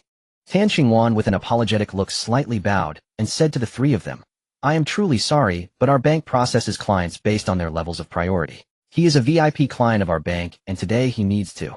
Before she could finish, she was interrupted by the middle-aged wealthy woman. Since he is a gold VIP client, we have the right to be served first. If you do not serve us, we will file a complaint. The boy with yellow hair covering his fingers stared at the beautiful salesperson with disdain and said, We are Platinum VIP clients. Quickly find your manager. I want to lodge a complaint. Feixing Yin took out a cigar from his pocket and began to smoke, completely ignoring the no-smoking sign nearby. In his view, the sign was merely a decoration, who someone as distinguished as him would certainly rise above the rules, and such trivial reminders could be disregarded. Sensing the acrid smoke, Tan Xingwan coughed a couple of times from the stinging haze before pointing at the no-smoking sign on the table and said, Sir, smoking is prohibited here. Do not worry about these minor details. Oh, please take me to handle the card replacement procedures. I have limited. After glancing at his watch, a versatile jade watch worth over 1.5 million, he exhaled a puff of smoke and said to Tan Xingwan, Mr. Fei, if you transfer 100 million to the card, I will prioritize your processing. Tan Xingwan, who usually had a good temper, was now infuriated by the 3 of them and sarcastically replied, What kind of people are they, completely lacking in manners? What do you mean, are you bullying us? Our family is a Platinum VIP user, and he is only a gold client. Why shouldn't we be prioritized for processing? Fei Xingyan's wife immediately exploded, saying that they should recharge 100 million, claiming Chen Feng was just a gold client and could not compare to them. This salesperson is definitely going to be reported today, but do they really think we are soft targets? Madam Mr. Chen is upgrading from a gold user to a black card user today. His liquid assets exceed 100 million. Do you have any further questions? Tan Xingyuan slowly spoke, afraid that this wealthy woman would cause another scene, worried she hadn't heard clearly. She then turned to Fei Xingyan, her face blossoming like a peach flower, and asked, Mr. Fei, do you need to process the black card upgrade procedures? This procedure only requires transferring 100 million to the construction bank account, and you can immediately enjoy the supreme level of treatment. The bank salesperson is available to serve you 24 hours a day. What? A black card user with liquid assets of 100 million means he must have at least 1.5 billion in net worth to have such liquidity. I only have a total net worth of 2 billion, but liquid assets of less than 50 million, and that is only because I do not spend recklessly. Most of mine is in real estate. What can I offer you? I cannot use my real estate as collateral for your bank. You seem quite beautiful, yet your words are so sharp. Do you realize you are hurting the tender heart of a middle-aged man? With an awkward smile on his face, Fei Xingyan said to Tan Xingyuan, You go ahead and help him. We are not in a hurry and can rest here for a while. Sir, do you really not need to process it? Tan Xingyuan looked at the middle-aged man again, her expression serious. She just wanted to tease this client, letting him know she could also fight back. No need, you all go ahead and be busy. He waved his hands hurriedly, finding the salesperson so annoying, as if he were the one in need. Taking out his phone from his bag, he pretended to be on a call, stepping to the window side, and began to speak loudly. The boy with yellow hair and the middle-aged woman were stunned, not expecting Chen Feng to be so wealthy despite wearing such casual clothing. Little did they realize that this was the latest style from Armani, its logo slightly different from the usual, and the price was extravagant. Sitting on the opposite couch, Li Liang and his young girlfriend stared at Chen Feng, feeling utterly shocked. The world of the wealthy was indeed beyond our understanding. Last time, he spent 10 million in 3 days, and now he madly transfers 100 million. Brother, are you planning to buy a helicopter? If your thigh still needs some accessories, do you think I would be a suitable fit? Li Liang screamed in his heart. If only I could hold on to the thigh of a rich man, my life would no longer be lost. Miss Tin, do you think we can leave now, eh? Chen Feng asked, looking at the fair face before him. All right, please follow me. Once again we meet, Mr. Chen. Last time you said you had a stomachache and went to the restroom, but you didn't come back. I wonder what excuse you will come up with this time. Looking at her beaming smile, Chen Feng awkwardly replied, What a coincidence, Miss Tan, it's you handling my business again. Mr. Chen, I never expected that. Last time you let me down, and this time it's me who will handle things for you. Tan Xingyuan covered her mouth and laughed, her eyes squinting into crescent-shaped slits resembling a little fox that had just stolen a piece of chicken. Chen Feng couldn't shake the feeling that she had ulterior motives, wondering whether she was after money or trying to sell. Meeting her twice could be seen as fate. This stunning beauty was always trying to promote banking services to him. Who could resist? If he accidentally fell into this little fox's trap, he would have nowhere to cry. It's not that our will is weak, but the enemy's strength is just too formidable. Ms. Tin, the last incident was an accident. Oh, let's not bring it up again. Let's hurry and process the card replacement. With a beautiful woman holding on to his weaknesses, Chen Feng felt increasingly awkward as he sat there. As the proud owner of the prestigious Xijin Hotel, it was utterly uncharacteristic for him to be rendered helpless by a beautiful woman. Good looks truly can dictate everything. If a man were in his place, he would have already switched banks without hesitation. Where wouldn't he store his money? All right, Mr. Chen. Tan Xingyuan glanced at Chen Feng and quickly retrieved the relevant documents from the drawer, passing them through the window for him to fill out. Looking at the lines of blank spaces that needed filling, Chen Feng felt a bit uneasy. He was too embarrassed to show off his handwriting. Although he was a scholarship recipient in school, he couldn't boast about his penmanship. His school counselor had even praised his unique style, calling it Chen's handwriting a wild script reminiscent of the famous Tang Dynasty calligrapher Huaisu. However, upon seeing it, one could hardly recognize the characters. He often struggled to decipher what he had written, sometimes taking ages to recognize his own handwriting. Thus, at school, apart from a few necessary personal signatures, he would mostly ask Tong Yao to write for him. Ms. Tin, does this have to be filled out by me personally? Chen Feng frowned and asked. Mr. Chen, is there a problem with that? Tan Xingyuan looked at Chen Feng, who had a bitter expression, and asked curiously. The salesman, old Ma, sitting beside her, watched Tan Xingyuan chatting happily with the billionaire Chen Feng and felt a twinge of envy. No wonder the manager offered her such a high salary. If it were him facing Chen Feng, he would surely stutter and tremble. One misstep in front of the bank's most esteemed client could lead to his dismissal. It's all right. Grabbing the pen from the table, he started filling out the form earnestly, and after checking his handwriting with satisfaction, passed it back through the window to Tan Xingwan. Chen Feng felt that this was the most serious he had ever written. At least he couldn't let his billionaire status be tarnished in front of this beauty. Upon seeing the eclectic assortment of characters Chen Feng had submitted, Tan Xingwan's eyes squinted into a line again as she covered her rosy lips with laughter. Old Ma leaned in for a peek and couldn't help but twitch his lips in disbelief. Mr. Chen's unique writing style was indeed quite distinctive. The client information was filled out in a wild cursive style, some characters big, some small, all different in form, giving off a vibe reminiscent of Transformers. The only somewhat normal part was his signature. Seeing their surprised expressions, Chen Feng nodded in satisfaction. What's the matter? Were they stunned by my handwriting? In terms of charisma, I always have it under control. No one can surpass me. This handwriting should match my impressive status. After reprinting the form, Tan Xingwan pushed open the office door and stepped out. Sitting beside Chen Feng, she said, Mr. Chen, while your handwriting is beautiful, our bank does not accept wild cursive. Let me help you write this out personally. Copying from the form Chen Feng just filled out, she began to write. Chen Feng, what kind of character is this? Tan Xingwan pointed to a line of unintelligible writing. Chen Feng stared at the wild cursive handwriting and began to ponder, what exactly did I write? He couldn't. Taking a deep breath, a faint orchid fragrance wafted over, and Chen Feng awkwardly replied, I don't recognize this either. But didn't you write this? Tan Xingwan retorted. Internally laughing, she thought, are you trying to make me laugh to death? You can't even recognize your own handwriting. How did you manage that? And still be worth over $1 billion. That's quite a feat. Just fill it out, it's merely basic information, Chen Feng said, waving his hand awkwardly, hoping to salvage some dignity in their exchange. Old Ma, who was sitting inside, couldn't help but frown at Chen Feng's words. You are truly remarkable. After years in the banking industry, this is the first time I've met a billionaire who can't recognize his own handwriting. It's simply astounding. After asking Chen Feng a few key questions, she handed the form over to Old Ma for registration. Tan Xingwan slowly pulled out a black card from the drawer and handed it to Chen Feng, saying, Chen Feng, this is your bank black card. Please keep it safe. Taking the card with dragon scale patterns engraved on it, which bore his name on the back, Chen Feng nodded in satisfaction. It truly is a black card, and this card certainly carries weight. It matches my high-end and sophisticated identity perfectly. Opening his wallet, he took out his golden VIP card and handed it to Tan Xingwan, needing to cancel the old card with the bank. Mr. Chen, now let me introduce you to our bank's wealth management packages. All you need to do is deposit 10 million, and you can enjoy an annual interest rate of up to 10%, and this rate is long-term effective. Tan Xingwan started speaking endlessly beside him. Chen Feng waved his hand to interrupt, looking into her beautiful big eyes, and said, Ms. Tan, please don't introduce this wealth management package to me. My money will never be deposited in a bank. Why not deposit it and earn tens of millions in profit over a few years? Seemingly sensing her confusion, Chen Feng replied again, Ms. Tan, think about it. If I deposit my money in your bank, isn't it essentially becoming an immovable asset that I can't use for 3 years? Not being able to use it for 3 years does seem like an immovable asset. Hearing Chen Feng's words, Tan Xingwan nodded her small head, indicating she understood. However, if I invest this money, my returns in 2 years will surely exceed the interest earned by depositing it here. Not only that, but if I buy a few apartments in Haicheng and quietly become a landlord, wouldn't that be wonderful?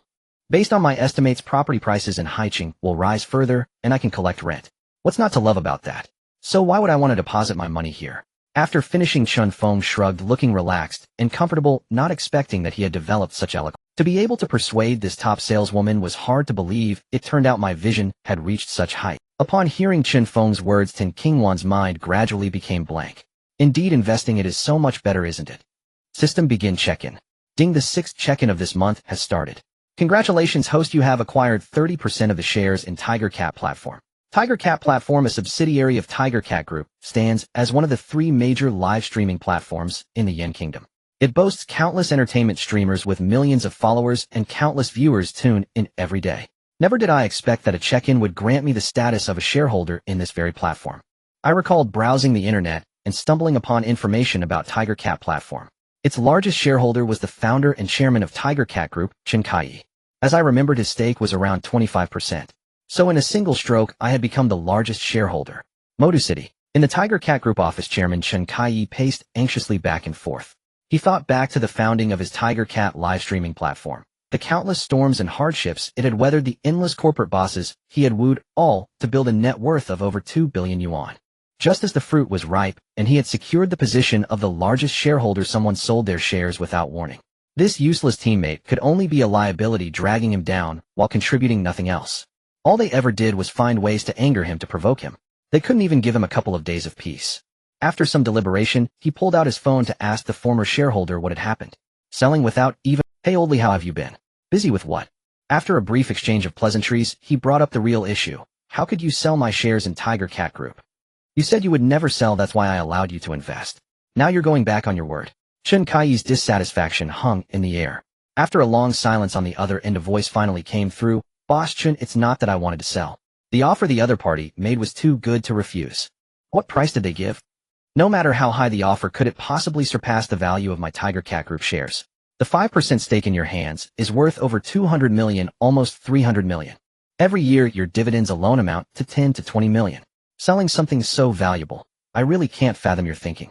Chen Kai muttered inwardly. "They offered me 400 million. Old Chen, don't take it personally. Blame the other party's price. It was too high." With that, Oldly hung up. 400 million. Could the buyer really have that much liquid capital? Could it be that the other two platforms were ganging up on me? He'll ask around a bit more. He flipped through his contacts and called a man named Luo Tianhao. Luo Tianhao, the owner of Qingshui Entertainment, had countless assets under his belt and was the second largest shareholder of the company, holding 20% of the shares. Chen Kai never expected that Luo Tianhao had also sold his shares. Who was this mysterious buyer capable of making even Luo Tianhao, the behind-the-scenes boss of the entertainment industry, yield? "Hello, is this Chairman Luo? This is Chen Kai. I wanted to ask, who exactly is the person acquiring Tiger Cat shares?" Hearing his old friend's inquiry, Luo Tianhao couldn't help but smile bitterly. He had indeed let old Chen down this time. "The buyer is a man named Chen Feng. You've probably never heard of him, but there's one thing you must know. The acquisition of the Zijin Hotel and Haicheng, both being first-tier cities, though Haicheng might not be as prosperous as Modu, these big bosses still kept tabs on the enterprises in each region." As if sensing Chen Kai's shock through the phone, Luo Tianhao continued, "That's right, it's the same boss who recently invested heavily to acquire the Zijin Hotel. I'm a bit tight on funds right now, so I'm sorry about this. He'll send you his number. You two can talk it out." After finishing, Luo Tianhao hung up. Chen Kai received the message and quickly dialed Chen Feng's number. Chen Feng had just finished downloading the Tiger Cat live streaming app and completed the installation process when a call from Moda City came in. A completely unknown number. Who could this be? Answering the call, he asked, "Hello, may I ask who this is?" Hearing the questioning tone, Chen Kai, sitting in his office chair, immediately straightened up and said, "Hello, I am Chen Kai, chairman of Tiger Cat Group." Hearing the questioning tone, Chen Kai, sitting in his office chair, immediately straightened up and said, "Hello, Tiger Cat platform shares." So the original owner had come knocking. Chen Feng looked at his phone screen and said, "Yes, I'm Chen Feng. What can I do for you?" Chen Kai mulled over his words several times before speaking softly. "I was wondering what your views are on the future development of Tiger Cat platform. Please don't disrupt my company's operations. Please don't be another useless teammate." Over the years, he had been traumatized by this group of partners. If Chen Feng turned out to be a domineering figure, all his years of hard work would go up in smoke. "Oh, is that why you called? I want meddle in the company's affairs. You can run it however you see fit. I just happened to acquire this platform by accident. Just give me my dividends as usual." Chen Feng said calmly. "I've never really managed the businesses under my name anyway. Why would I waste my time fighting you for operational control? That would be asking for trouble." Lucky for him, the people he encountered were all honest. If it were anyone else, they would have picked his bones clean. All Chen Feng needed now was to keep a grip on the big picture. As long as the company's operations didn't go awry, he could do whatever he wanted every day with no one restricting his freedom. This kind of liberty was something everyone craved, but few could attain. "Oh, that's good to hear. Mr. Chen, I won't disturb you further. Please go ahead with your business." With those final words, Chen Kai hung up the phone, beads of sweat on his forehead. As long as Chen Feng didn't interfere with the company's operations, his voice in Tiger Cat platform would remain intact. Judging from Chen Feng's tone, he seemed to be on his side. If they could build a closer personal relationship, then those useless teammates would no longer be able to restrict his strategies for the platform. He really couldn't understand how he had ever managed to partner with such a bunch of useless teammates. They were masters of causing trouble, capable only of backstabbing and waiting for dividends. Unlike Chen Feng, who simply said, "I don't care, I don't have time, I acquired it by accident. You guys do your thing, just give me my dividends." Every word and phrase conveyed the message, "Don't bother me." That was fine actually, but the phrase "by accident" was a bit hard to swallow. Spending billions of yuan and calling it by accident. You really have a big heart. If you paid a little more attention, you'd probably kick us all out. Thinking about the unfortunate shareholders of the Zijin Hotel, Chen Kai felt that this one was better. There was still room for negotiation. Opening the Tiger Cat live streaming app, the live feeds of various streamers appeared on his phone screen. Struggling with the choice, he happened to catch a familiar face. It was his tenant in Qingshan apartment Chen Feng. Let's click in and see what she's streaming. Are you like me, unwilling to give up the life you desire, even when faced with indifference? Are you like me, constantly pursuing an unexpected tenderness? Are you like me, once lost and confused, wandering aimlessly at the crossroads? Because I don't care what others say, oh, I have never forgotten my own promise, my dedication to love. I know my future is not a dream. I live each moment earnestly, and my future is not a dream. Upon clicking in, the beautiful streamer Chen Feng is singing, her clear and sweet voice emanating from the phone. Unexpectedly, the song sounds quite good when sung by her. Chen Feng quietly stared at the female tenant on the screen, lying on the bed listening to her sing. A wave of bullet comments flooded in. The sister's voice is truly beautiful. This singing makes me feel ethereal. The most beautiful voice on Tiger Cat. Where is my future? A large number of fans started to flood the screen. Chen Feng bought a fan gift worth 6 yuan as a way to encourage the sister. Her singing successfully captured Chen Feng's attention, quickly turning him from a bystander into a fan. After finishing the song, Chen Feng softly spoke into the microphone in the live stream. What song would you like to hear next? I will continue to sing for everyone. A soft and adorable voice came from the live stream, and the bullet comments began to flood the screen. Those years we pursued, the girls together loved, just missed the heartbreak of a departed person. Buddhist girl, great compassion mantra. There were ancient-style songs, modern pop songs, and songs about youthful memories with so many comments that it was one per second. Finally, she selected the feelings of old friends and began to sing. What Chen Feng found most puzzling was the person who chose the great compassion mantra. Did you want the sister to enlighten you to become a monk in the Buddhist realm? Just a few minutes into the singing, a group of people parachuted into the live stream. The Love Morning Core. Young Master Li is flying in the Love Morning Core. I am the man. You cannot have the Love Morning Core. You are as clever as a pig. The Love Morning Core. I am still not strong enough. Upon entering the live stream, several people began to flood the screen. The host sings terribly. Please stop singing. Not as good as my girl Nyonya. What are you singing? If you can't sing, don't sing randomly. Your pitch is off. Moreover, every message they sent was paid for using loudspeakers, and basically everyone on Tiger Cat could see it. Chen Feng, who was singing, didn't know what to say after stopping, so she could only sit blankly in front of the computer screen staring at the camera, her eyes slightly reddened. Anyone would feel uncomfortable hearing such comments. Fortunately, the sister has a strong emotional capacity, and tears did not flow. This made Chen Feng feel very upset. I'm just trying to listen to someone sing. Why do you have to come and make trouble?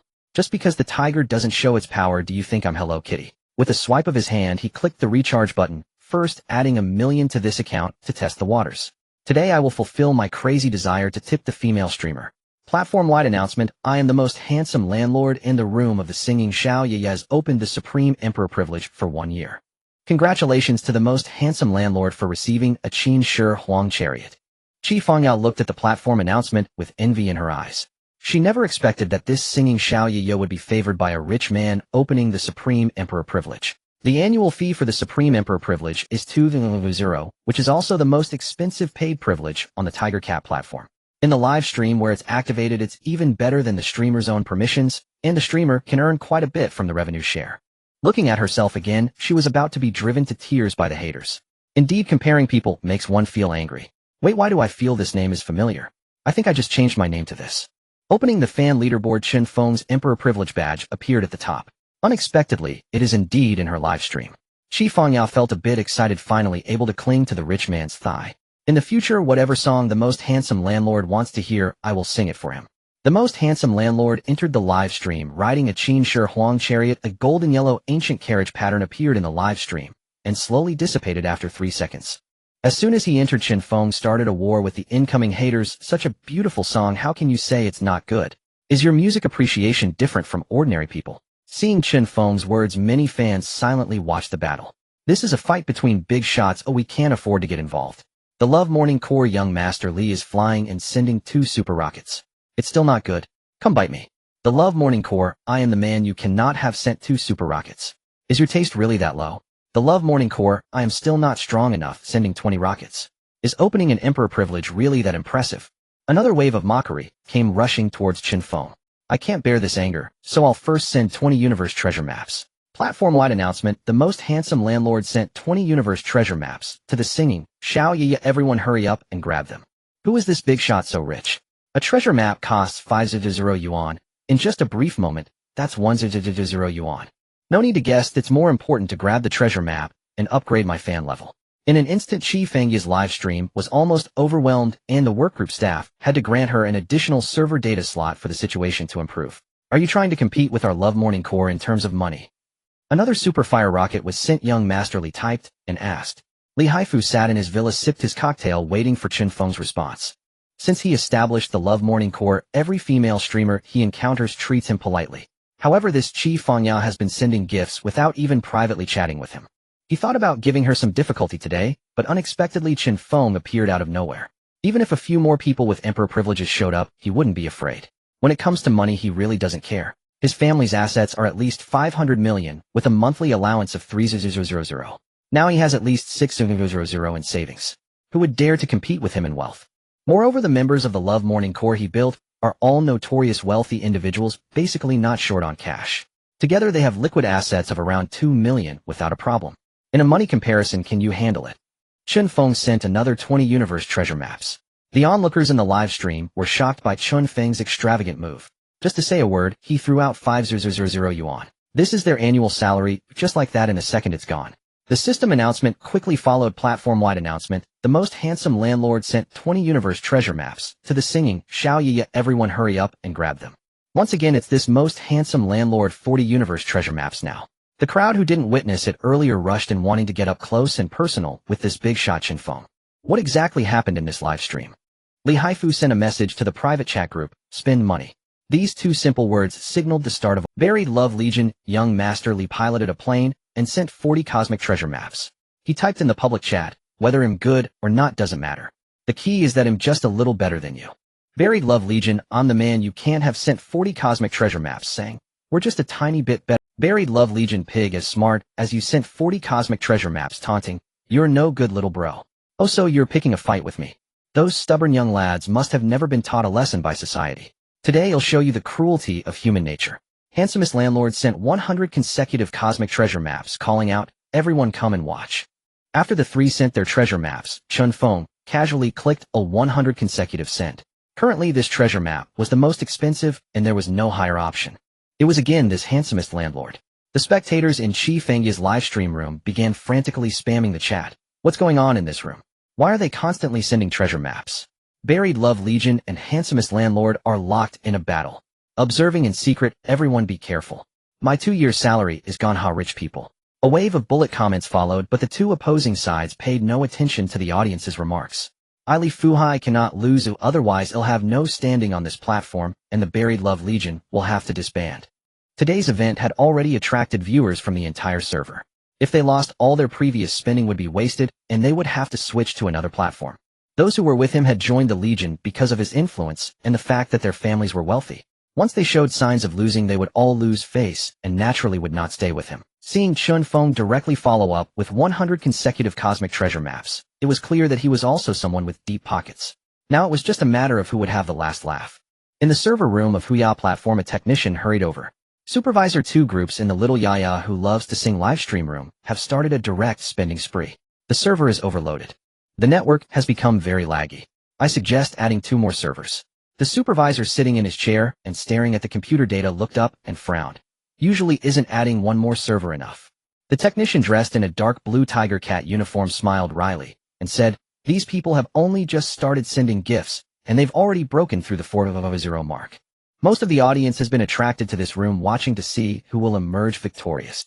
After hearing the technician's report, the supervisor directly said, then add 4 servers. 3 probably won't be enough. If it's already 400 in the early stage, will it decrease later? Better to add more now to avoid adding later. Based on his experience, this battle would not end easily. The show was just beginning. I might as well go watch. After the technician left the Tiger Cat platform, supervisor himself clicked into Chen Feng's live stream room. Hurry up, keep going. I'm just getting warmed up. I want to see how much money you can spend to play with me. After Chen Feng finished typing, he directly sent 300 cosmic treasure maps this time. The audience in the live stream room was stunned to the point of numbness. Look at this move. Is this something a human can do? 1 treasure map cost 5,000 yuan, so 300 treasure maps were equivalent to several years of salary for a white-collar worker. Li Haifu was not backing down at this moment. He followed suit, waiting to see who would have the last laugh. He opened the recharge interface again and topped up 1 million yuan. Buried Love Legion, young Master Li piloted a plane and sent 100 cosmic treasure maps. Buried Love Legion, I'm the man you can't have sent 100 cosmic treasure maps. Buried Love Legion pig, as smart as you sent 100 cosmic treasure maps. Is that all? How scary. The three were now at the end of their strength. Their monthly allowance was almost spent, and they had already sunk a lot of money. If it came to it, they would just retreat. After binding his bank card, Chen Feng ruthlessly played his trump card, sending another 300 treasure maps, a move that could be called a one-shot kill. The other three had already logged off.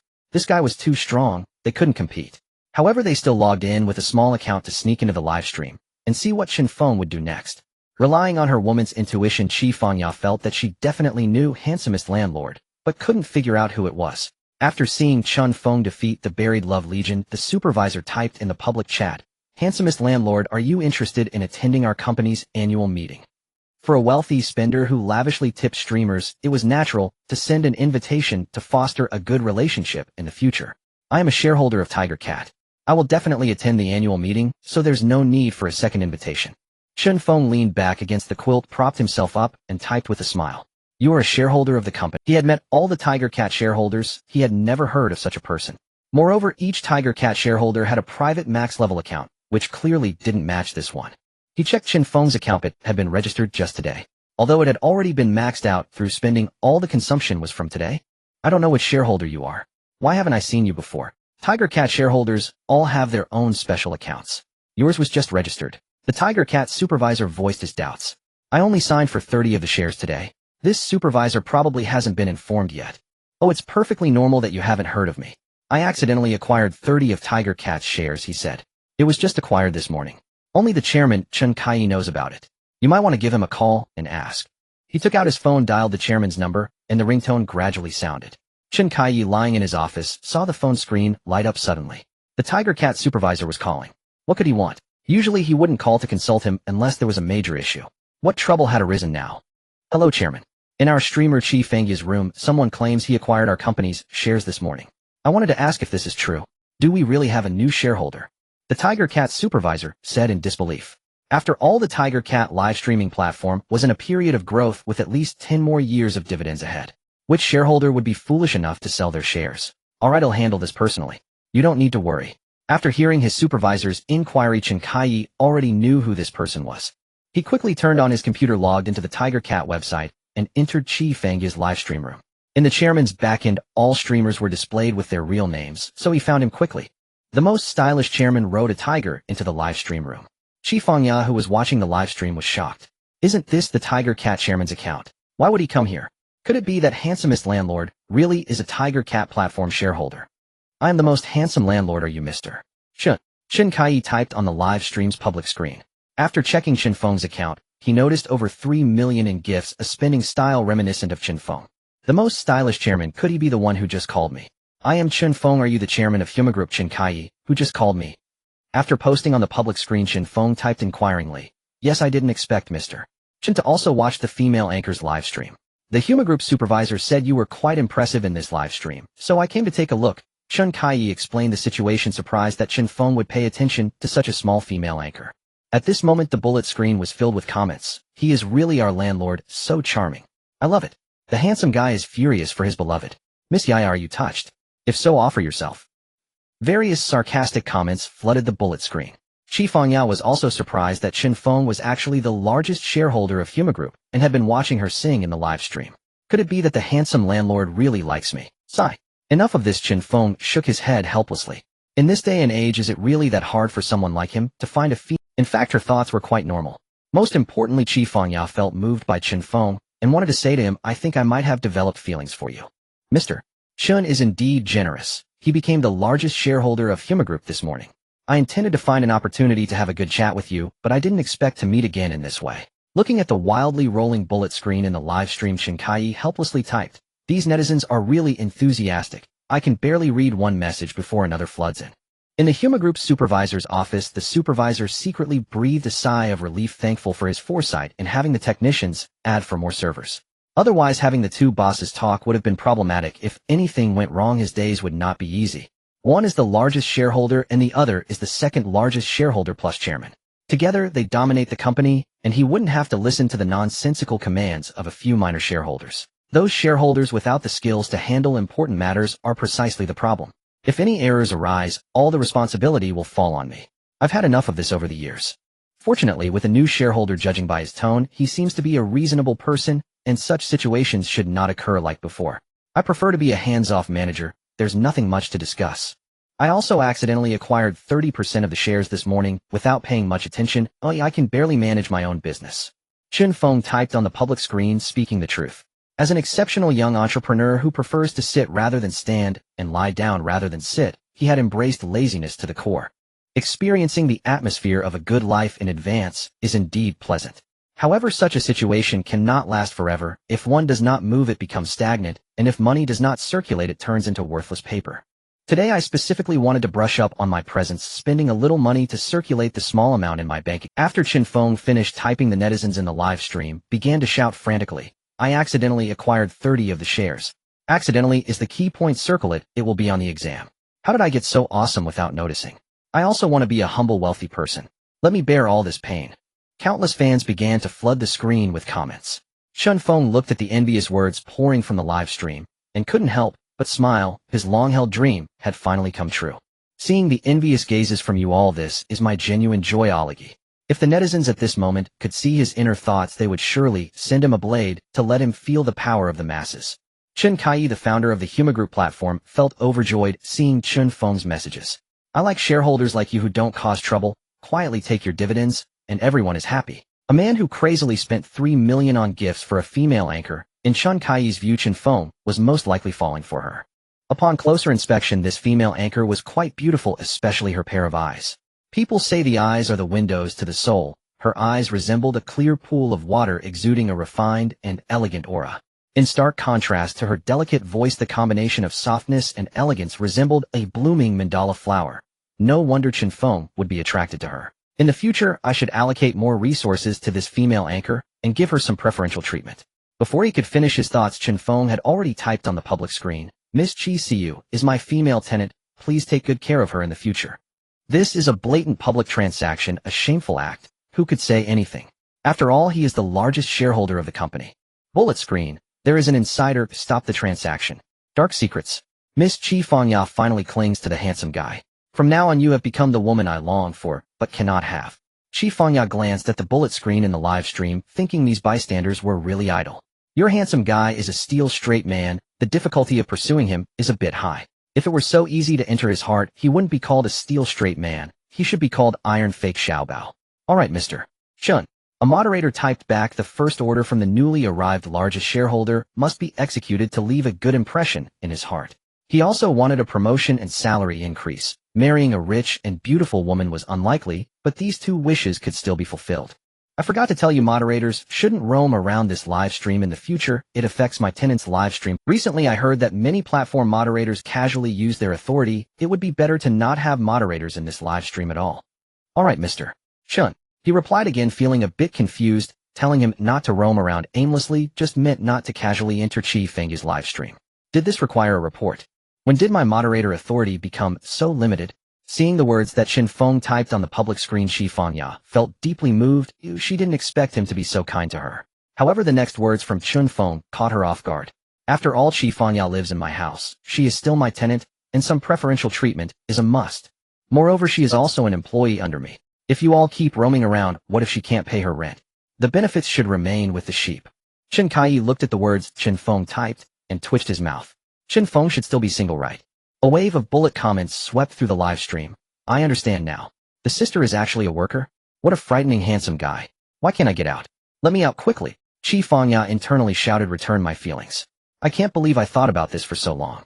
Angrily staring at the screen, she said, Chen Feng, I wish you to remain single for a lifetime. Even through the phone screen, one could sense the sister's furious temper. Chen Feng was a bit baffled. What was wrong? Emperor Villain No. 005. Tonight, luxury cars gathered in droves as countless business elites of Haicheng City converged, and celebrities from all walks of life arrived in succession. At this moment, when night fell, the security guards at the gate widened their eyes, afraid of letting in any outsider without an invitation. At the last banquet, a bunch of salespeople dressed like rich men sneaked in. For this, Li Mao, the boss of Cat's Jewelry Group, flew into a rage and fired the two security captains who checked the invitations that day. A proper banquet turned into a sales pitch. This time they had a precedent to learn from and drew sufficiently. They would not make the same mistake twice. The security guards here earned a monthly salary of over 10,000, which outside would be at least a white-collar level. The better ones could buy an apartment after 3 to 5 years. If a young man were a bit more clever and flexible, and if some big shot took a liking to his character, it would be no problem to be recruited as a driver by the big boss, and then life would be prosperous. None of them wanted to lose this job for nothing. Their eyes were as wide as light bulbs, able to emit light even without turning on the lights. The Emperor Villa area had a dedicated parking lot in a different direction from the banquet area, requiring a short walk. After parking the car, Chen Feng opened the door and got out, walking forward following the signs. To attend this banquet, Chen Feng specially asked manager Zhang to help him dress up. After all, as the manager of the Haicheng Hotel, he often attended various banquets, but this was Chen Feng's first time at such an event. He wore a black Armani suit, a tie knotted at his chest, genuine crocodile leather shoes on his feet, with a smile on his face, looking carefree and composed. "Oldly, there's a suspicious person here, come quickly," a security guard in uniform said into his walkie-talkie. In his eyes, someone as handsome as Chen Feng was definitely a salesman. "You're so young, and you come to this kind of banquet. Who are you fooling? I sure Jinping am a man who has seen the world. These eyes of mine could be said to have been tempered in the 8 trigrams furnace of the Supreme Lord Laozi. Do you think I can't tell you don't have an invitation?" He doesn't even know where the banquet hall is and keeps looking at the signs. Did he think I'm new and wouldn't recognize him? It seems my commission this month can increase by 1,000. A bright smile appeared on his face. "Old Zhang, where is that person?" Out of breath, Old Li ran over, caught his breath, and looked at Shi Jinping. He pointed at Chen Feng, who was looking around at the signs, and whispered, "Don't you think he looks like one?" He scrutinized Chen Feng thoroughly. In his memory, there was no such person in previous years. It seemed he really was a salesman. He had to be stopped. In private banquets like this, the esteemed guests were basically fixed, neither more nor less, or mostly unable to attend due to personal reasons. If there were newly invited guests, the banquet host would usually notify specifically or issue an invitation. Chen Feng held nothing in his hands, and his appearance did seem a bit like that, but he had put the invitation inside his suit. This new guy sure really had sharp eyes. The bonus for this month should be his. "Stop." The two walked out of the security booth holding batons and crossed their arms to block Chen Feng's path. Looking at the 2 security guards blocking him, whose faces were hostile and eyes full of ferocity, Chen Feng stood still and said, "What do you want from me?" "Actually, I was just about to ask how to get to the banquet hall. Li Mao didn't give me directions." Chen Feng's muttered words were just overheard by the 2. Did this guy know Boss Li? That couldn't be. Invitations were all distributed by designated personnel. They had never heard of the boss personally handing out invitations. He must be lying to them. Old Li, who was more senior, thought for a moment, and then said to Chen Feng, "Sir, please show your banquet invitation." "No invitation, no entry." After speaking, he pointed to the brightly lit banquet hall behind him, now as radiant as daylight. So it was right here, truly a leaf blocking the view. Chen Feng took out a purple invitation from his suit pocket. The texture was clear and the cover exquisite. It was clearly not an ordinary invitation. Old Li recognized the invitation at a glance. This kind of invitation had been issued less than 3 times in total. He never expected to see a big shot again today. It seemed Chen Feng was no ordinary person to be able to have the boss personally issue it. As a new security guard, Shi Jinping naturally had never seen such an invitation. All the guests came with golden textured invitations. Why did he have a purple one? Who was he trying to fool? "Hey bro salesman, who are you trying to fool with that purple fake invitation?" He looked at Chen Feng with disdain and said, "Today you'll be Taishang Laoju and refining you Sun Mukong. Do you think you can escape my palm?" Old Li shoved Shi Jinping, the new security guard, aside. "You don't want this job?" "I do." "Can you afford to offend such a big shot?" Respectfully, he said to Chen Feng, "Sir, please come in. Have a pleasant evening." He stepped aside to let Chen Feng pass, allowing him to enter. After Chen Feng left, Shi Jinping looked at Old Li with confusion. "Why did you let him in? The invitation in his hand is fake." Old Li glared at him angrily and said slowly, "Fake? What do you know? This is the highest level invitation for the banquet. It is issued by the host. In the past 10 years, only 3 have been given out. This is the 4th. You dared to stop him. If you want to court death, don't drag me down with you." With that, he walked back to his post in anger. So there was a second type of invitation personally sent by the boss to honored guests with an exquisite purple cover. He had always thought there was only the golden invitation, which was directly delivered by designated personnel. Alas, it seemed the bonus for this month was gone. He sighed in his heart, thinking it was all for nothing. After entering the banquet hall, Chen Feng found a corner with fewer people and sat down directly on a chair. It felt quite nice. The white leather chair was quite comfortable. He leaned back and surveyed the entire banquet hall. On the spotless ceiling hung luxurious crystal chandeliers, casting a white curtain of light from above, illuminating the entire banquet hall with splendor and brightness. The young attendants moving back and forth were all handsome men and pretty women weaving through every corner of the hall. They carried trays with stemmed glass goblets on them. The glasses were filled with brightly colored red wine, exuding a pure and mellow aroma that tantalized the taste buds. With gentle hands, they served each arriving guest, then handed each a set of tableware, indicating that if hungry they could eat first. The clinking of glasses and the ambience indeed felt different, quite upscale and grand. Chen Feng meanwhile took a plate and began to devour the delicacies on the table. The food on the table, both in color and presentation, is incredibly appetizing. Savoring the delicious flavors, one can tell that the chef here is quite skilled, comparable to those at the Haicheng Hotel. However, the downside is that most of these dishes are prepared according to Western tastes with very few Chinese delicacies. Could it be that the upper class prefers such peculiar flavors? Chen Feng's unrestrained enjoyment of the food has drawn quite a bit of attention and discussion from those around him. Who is this guy? He looks like a glutton reincarnated. He seems like a moocher. How many days has he gone without eating? A group of middle-aged men in suits were critiquing him. The guests here are all elites from the business world or notable figures from various sectors, typically arriving only after having dinner at home. Even if they wanted to eat, they would only take a few bites, as anything more would be considered impolite and undignified, which could tarnish their reputation.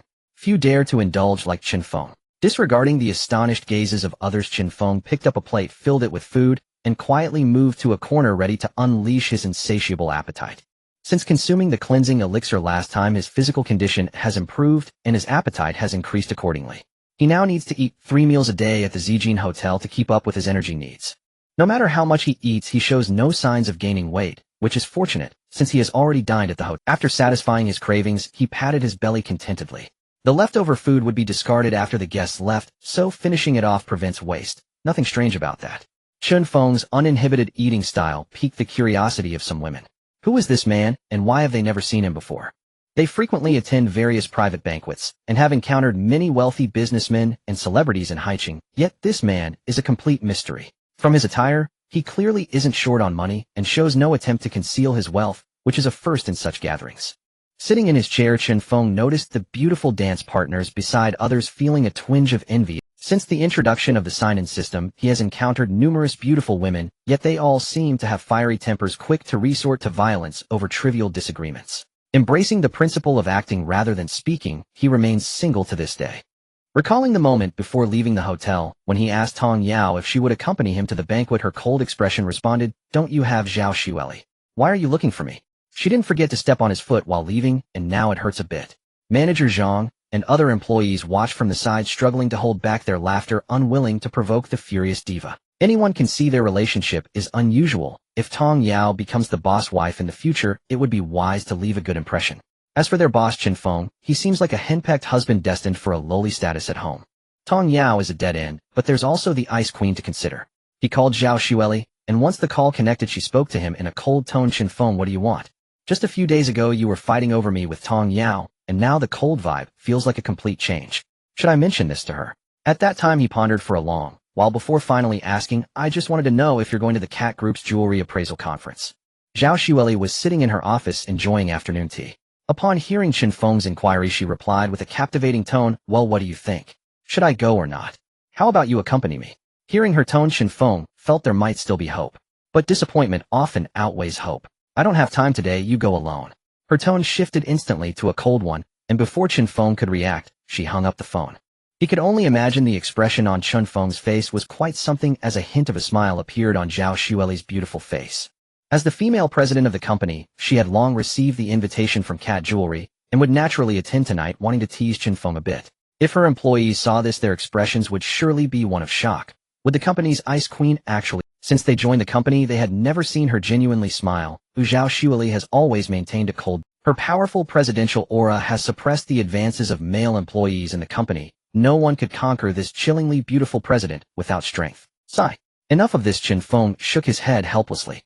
In this day and age, is it really that hard for someone like him to find a female companion for a banquet? Is my approach just wrong? Hey, Chen Feng. A delicate hand landed on his shoulder, accompanied by a familiar voice ringing in his ear.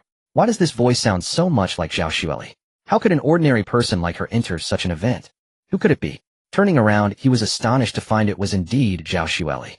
How did she get in? This kind of banquet clearly requires an invitation, and he hadn't heard she came from a wealthy family. Dressed in a stunning red evening gown with her black hair cascading down to her shoulders and a delicate necklace adorning her neck, she was breathtaking, capturing the envy of all the women in the room. All the men's gazes were drawn to her, unable to fathom why such a beautiful woman was mingling with someone as uncouth as Chen Feng. How did you get in? Chen Feng's mind was filled with questions, his face a picture of astonishment as he looked at her. Zhao Xueli chuckled, observing his bewildered demeanor, and couldn't help but tease him. Of course, I came in with an invitation. How else would I get in? An invitation? She actually has an invitation. It seems Zhao Xueli's background is not simple at all. Zhao, the beautiful lady, what are you doing nowadays? Chen Feng gazed at Zhao Xueli's stunning face, his curiosity piqued. After years apart, she now exuded an air of authority. As someone who has had his share of troubles, Chen Feng naturally wanted to uncover her background. I just started a company and became a boss just like you. What? You started a company? Chen Feng's face reflected disbelief. He had a golden finger to improve his life slowly. This woman started a company based on her true talents and skills. It sounded unbelievable. Why is it that only you can own a hotel? Can I start a company too? I opened a cosmetics company called Ice and Snow Group, and I currently have around 100 employees under me, Zhao Xueli said, proudly tossing him a tissue. Chen Feng was shocked, his finger trembling as he pointed at her. You are the beautiful president of Ice and Snow Group. Yes, do you have any questions? Zhao Xueli gently tucked a strand of hair behind her ear and asked as she sat down on the chair beside him. Her face was filled with smiles, clearly pleased with Chen Feng's expression. No, it's just that your identity is quite astonishing. He shook his head and softly said, gazing at the alluring and charming female CEO before him. In the past 2 years, Bingxue Group has occupied half of the cosmetics market, becoming well known in Haicheng. Its rise took merely 2 or 3 years. To consolidate resources and establish a renowned company in such a short time, her capabilities were truly remarkable, exceeding everyone's expectations. Just as they finished their conversation, a young man in a suit walked in through the villa's entrance. Upon closer inspection, it turned out to be Song Xiaoming, the one who got beaten at the hotel last time. Due to Zhou Dafu having other businesses to manage in the Magic City, he could only send his nephew to attend the banquet on his behalf today. Seeing him, many businessmen rushed towards him like sharks sensing blood in the water. His identity today was anything but ordinary. Zhou Dafu, the big boss of the Magic City, had seen his jewelry business flourish over the years, especially since today he was joining forces with the jewelry tycoon Li Mao. In the future, his business was likely to thrive even more, and countless people wanted to befriend him but struggled to find the opportunity. Today, meeting his nephew, who was also his successor, provided a chance for cooperation if a good relationship could be established. Brother Xiaoming, I am Lu Dagui, the owner of Haicheng, my company. I am Wan Jiong, the chairman of the high-tech company. I am Yang Saizhe, the assistant president of Haitian Industries. I am Bu Xiuzhu, the president of Liuguang Film. Soon his hands were filled with business cards. Once this group of people finally left, he wiped the sweat from his forehead and downed a cocktail from the fruit platter served by the staff. He finally breathed a sigh of relief. Had he known he wouldn't have agreed to attend this jewelry appraisal conference for his uncle, his face was nearly stiff from smiling. He slapped his cheeks with both hands, glancing around to find Chen Feng quietly chatting with Zhao Xueli in the corner. Isn't that the owner of the Zijin Hotel? Why is he sitting in that corner? Boss Chen, you're here too. He walked over to greet Chen Feng. Initially wondering who it was, he raised his head to find it was Zhou Dafu's nephew, Song Xiaoming. Chen Feng handed him a glass of juice, noticing his sweaty appearance, and asked with a smile, Brother Song, have you finished up over there? Mentioning this, Song Xiaoming grimaced, saying, finally done. Those bosses from Haicheng were going crazy, shaking my hand incessantly with smiles on their faces, and I felt awkward rejecting them. Chen Feng laughed heartily at this, while Zhao Xueli covered her mouth, giggling softly. With those people staring at you, you wouldn't be able to shake hands with them all in 10 minutes. Why is no one approaching you? Song Xiaoming looked at the relaxed Chen Feng, feeling somewhat puzzled. Logically, Chen Feng, as a local big boss, should be more popular than him. It was strange that no one was coming to talk to him. They still don't know my identity. Besides, I don't want to be surrounded by a bunch of uncles like you. Oh, I can't even imagine that scene. As he spoke, Chen Feng felt a chill run down his spine at the thought of such a scene. Casting an appreciative glance at Zhao Xueli, he said to the exceedingly comfortable Chen Feng, Brother Chen, is this your companion? She is indeed beautiful. Zhao Xueli naturally accepted Song Xiaoming's compliment without hesitation, but if referred to as someone's companion, she would strongly disagree. Before she could retort, Chen Feng's hands, which were not behaving, gripped her slim waist, saying, Indeed, this is my companion. It would be foolish not to seize the opportunity. Song Xiaoming offered him a chance to get closer to Zhao Xueli, and he would climb up along that pole. Now Chen Feng was eager to be single again, wanting to escape the torment of being fed dog food daily. He had had enough of that meal. Feeling the warmth from the hand on his waist, Zhao Xueli stepped on Chen Feng's leather shoe and softly said, Let me go. Sensing the friction from her high heels, Chen Feng's face twitched. Noticing his strange expression, Song Xiaoming asked, Brother Chen, what's wrong? Are you feeling unwell? I just got bitten by a mosquito on my foot. Despite the intense pain in his foot, even with his enhanced physique, he couldn't withstand such torment, forcing a smile as he spoke to Song Xiaoming. Mosquito. There were no mosquitoes around here. Stealing a glance under the table, he saw Zhao Zuela's high heels rubbing against Chen Feng's foot. Noting that Song Xiaoming had caught on to their little actions, Chen Feng smiled and said, "We had a little disagreement today. She's throwing a small tantrum. I see you. I won't disturb you two any longer. The banquet is about to start, and I need to prepare a bit more." As Song Xiaoming hurriedly left, Chen Feng also released his hand from around her waist. Given her personality, if he didn't let go, her foot would surely be ruined. She shot him an annoyed glare, her soul's truly resilient, in a slightly sulking tone. "Who is your companion?" "Chen Feng, you are too narcissistic." Chen Feng chuckled, saying nothing. He was simply enjoying his luck today. Pursuing a girl required thick skin, and he certainly didn't feel he had lost out. If Zhao Xueli knew his true thoughts, she would definitely give him a few kicks, reminding him of the pain of being dominated by high heels. A typical case of remembering only the good and forgetting the bad. This lady spared you out of kindness, yet you still act coy. As the lights flashed, Li Mao took the microphone, and the hall gradually quieted down. "Dear ladies and gentlemen, today marks the 5th private exhibition of the Mao Family Jewelry Group. First, I would like to welcome everyone here." With the host's words, the hall erupted into thunderous applause. Li Mao's appearance signified that the jewelry exhibition was about to begin. "Next, I announce the 5th exhibition of the Mao Family Jewelry Group is officially commencing." After solemnly stating this, Li Mao's figure was fully revealed under the lights. As the host, his attire was particularly important. He had styled his hair into a slick-back look, donned a white suit, and wore the latest design from Mao Family Jewelry on his hand. Most people's eyes were focused on him, and the design on his hand was more easily seen. "Tonight we have the new owner of the Zijin Hotel with us, and I would like to introduce him with great fanfare." Upon hearing Li Mao's words, people in the hall began to discuss. The new owner of the Zijin Hotel, someone daring enough to snatch food from the mouths of numerous big shots, actually came to participate in this appraisal conference. This time the Mao Family Jewelry Group has indeed brought out something big. It seems they have started to fight back after being suppressed by their rivals for far too long.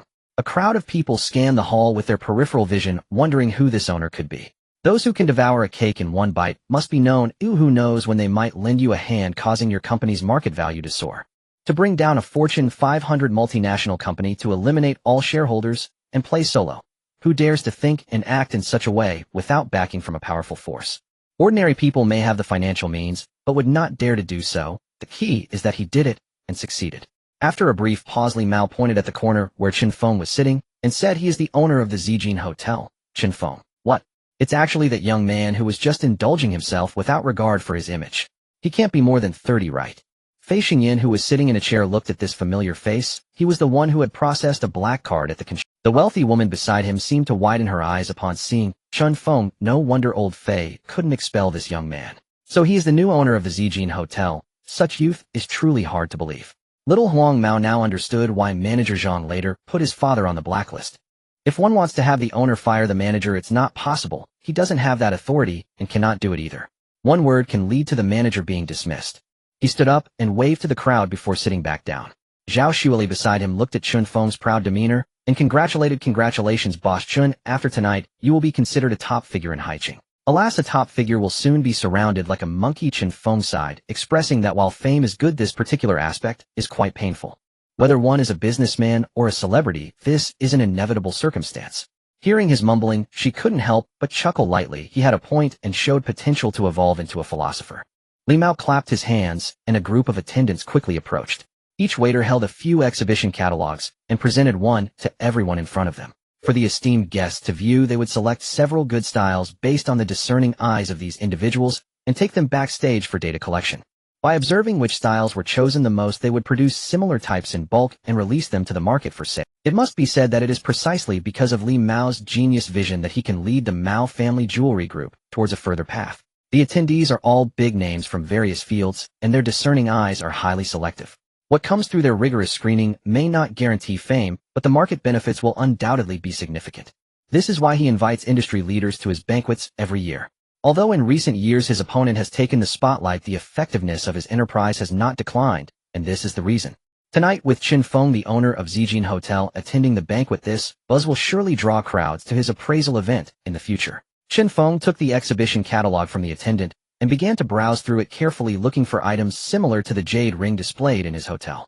He had studied that item for a long time, but still could not grasp who had worn it and in which specific year of the The pictures in the catalog were exquisite. Each pattern seemed to present genuine items before the eyes. A jade ring with a dragon carving caught his attention. He adored this style. Being born in the year of the dragon, he naturally had a fondness for items engraved with dragon motifs. The design on this small ring was vivid, and it was labeled as a men's ring. He must ask Bosley about it later. He wondered if he could buy this ring in advance.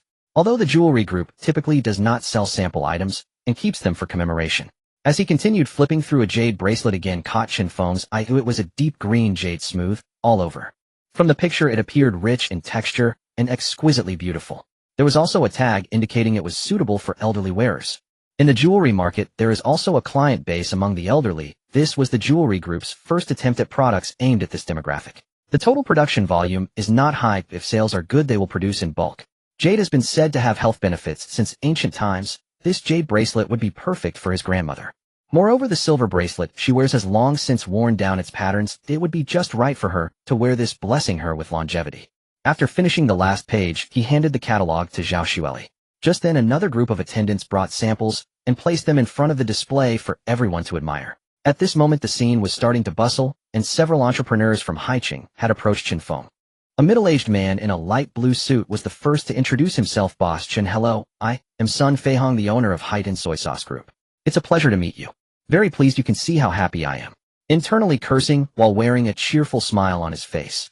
That was the true reflection of Chen Feng at this moment. Hello, I am Chen Feng, the owner of Zijin Hotel. He smiled slightly and shook hands with him. He did not expect this top figure from Haicheng to be so easy to talk to. The other few people also hurriedly handed over their business cards.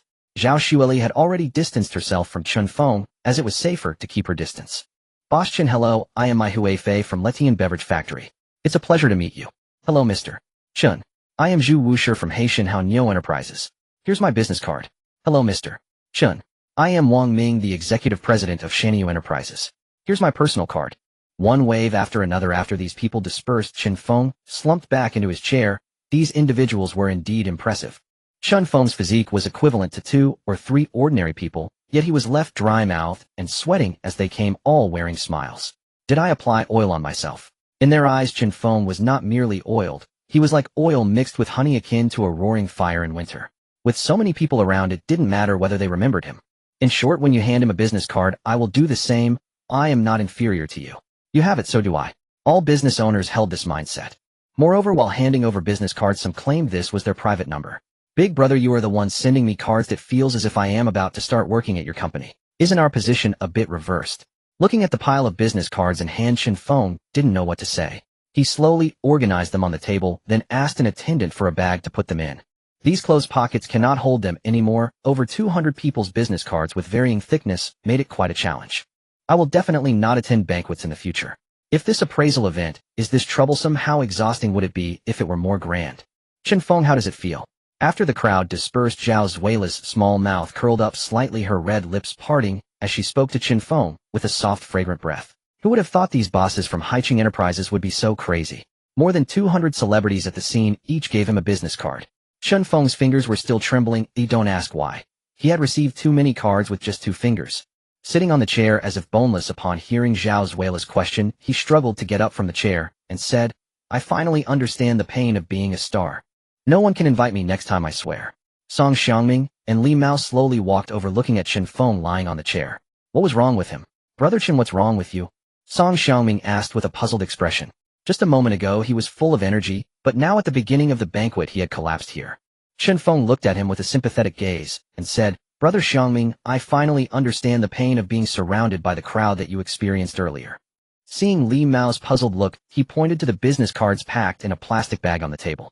These are the cards the bosses in this banquet hall gave me just now. My pockets couldn't hold them all, so I had to ask a waiter for a plastic bag. After hearing Chen Feng's words, Song Xiangming recalled the scene of being surrounded by those bosses. If there had been a camera at that time, he could probably have made a movie called Reach Out Your Hand. Why call it that? Because the bosses kept handing you business cards, and you had to keep reaching out to take them. Brother Chen, how many people surrounded you just now to wear you out like this? Song Xiangming thought to himself that he had also been surrounded by dozens of people just now.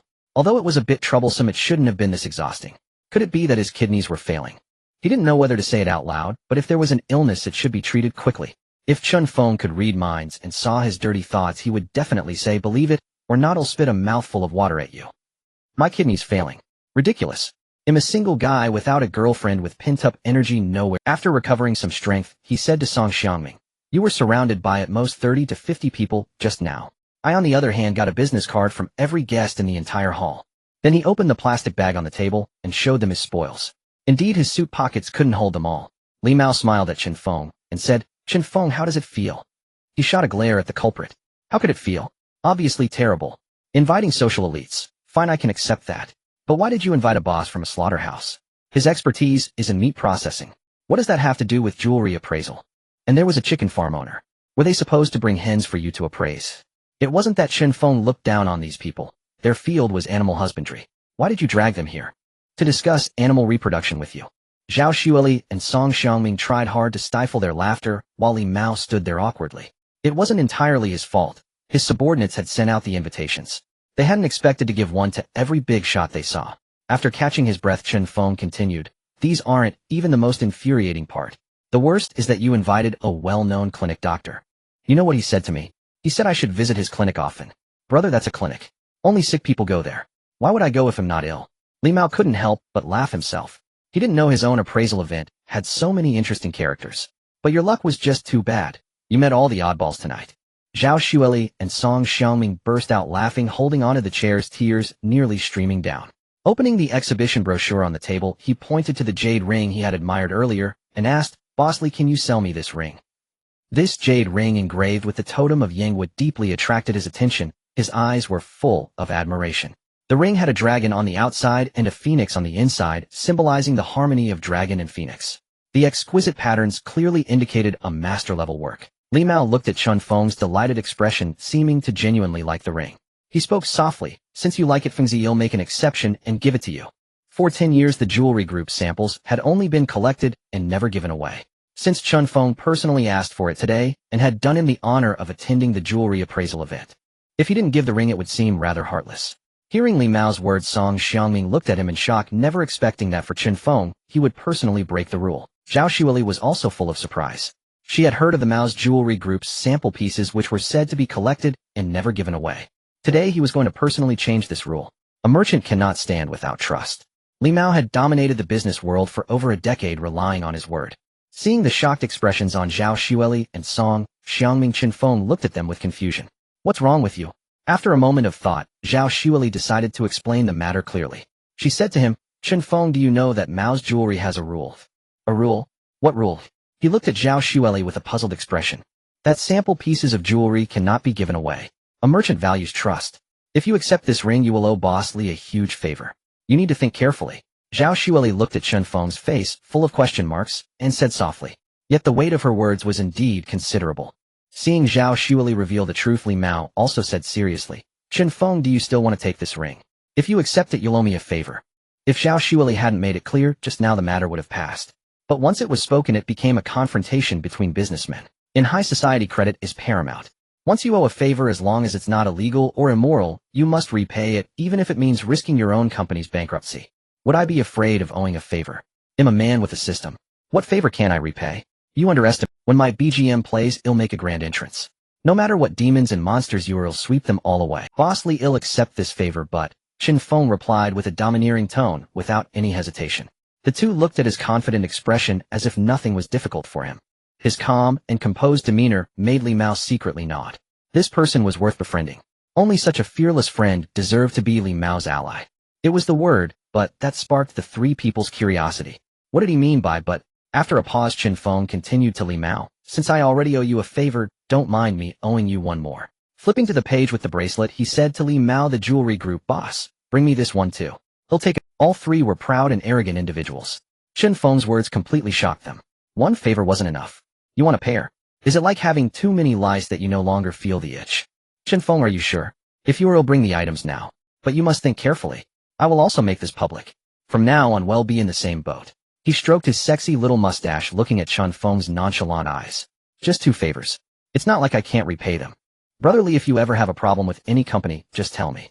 Maybe you'll acquire it one day. What?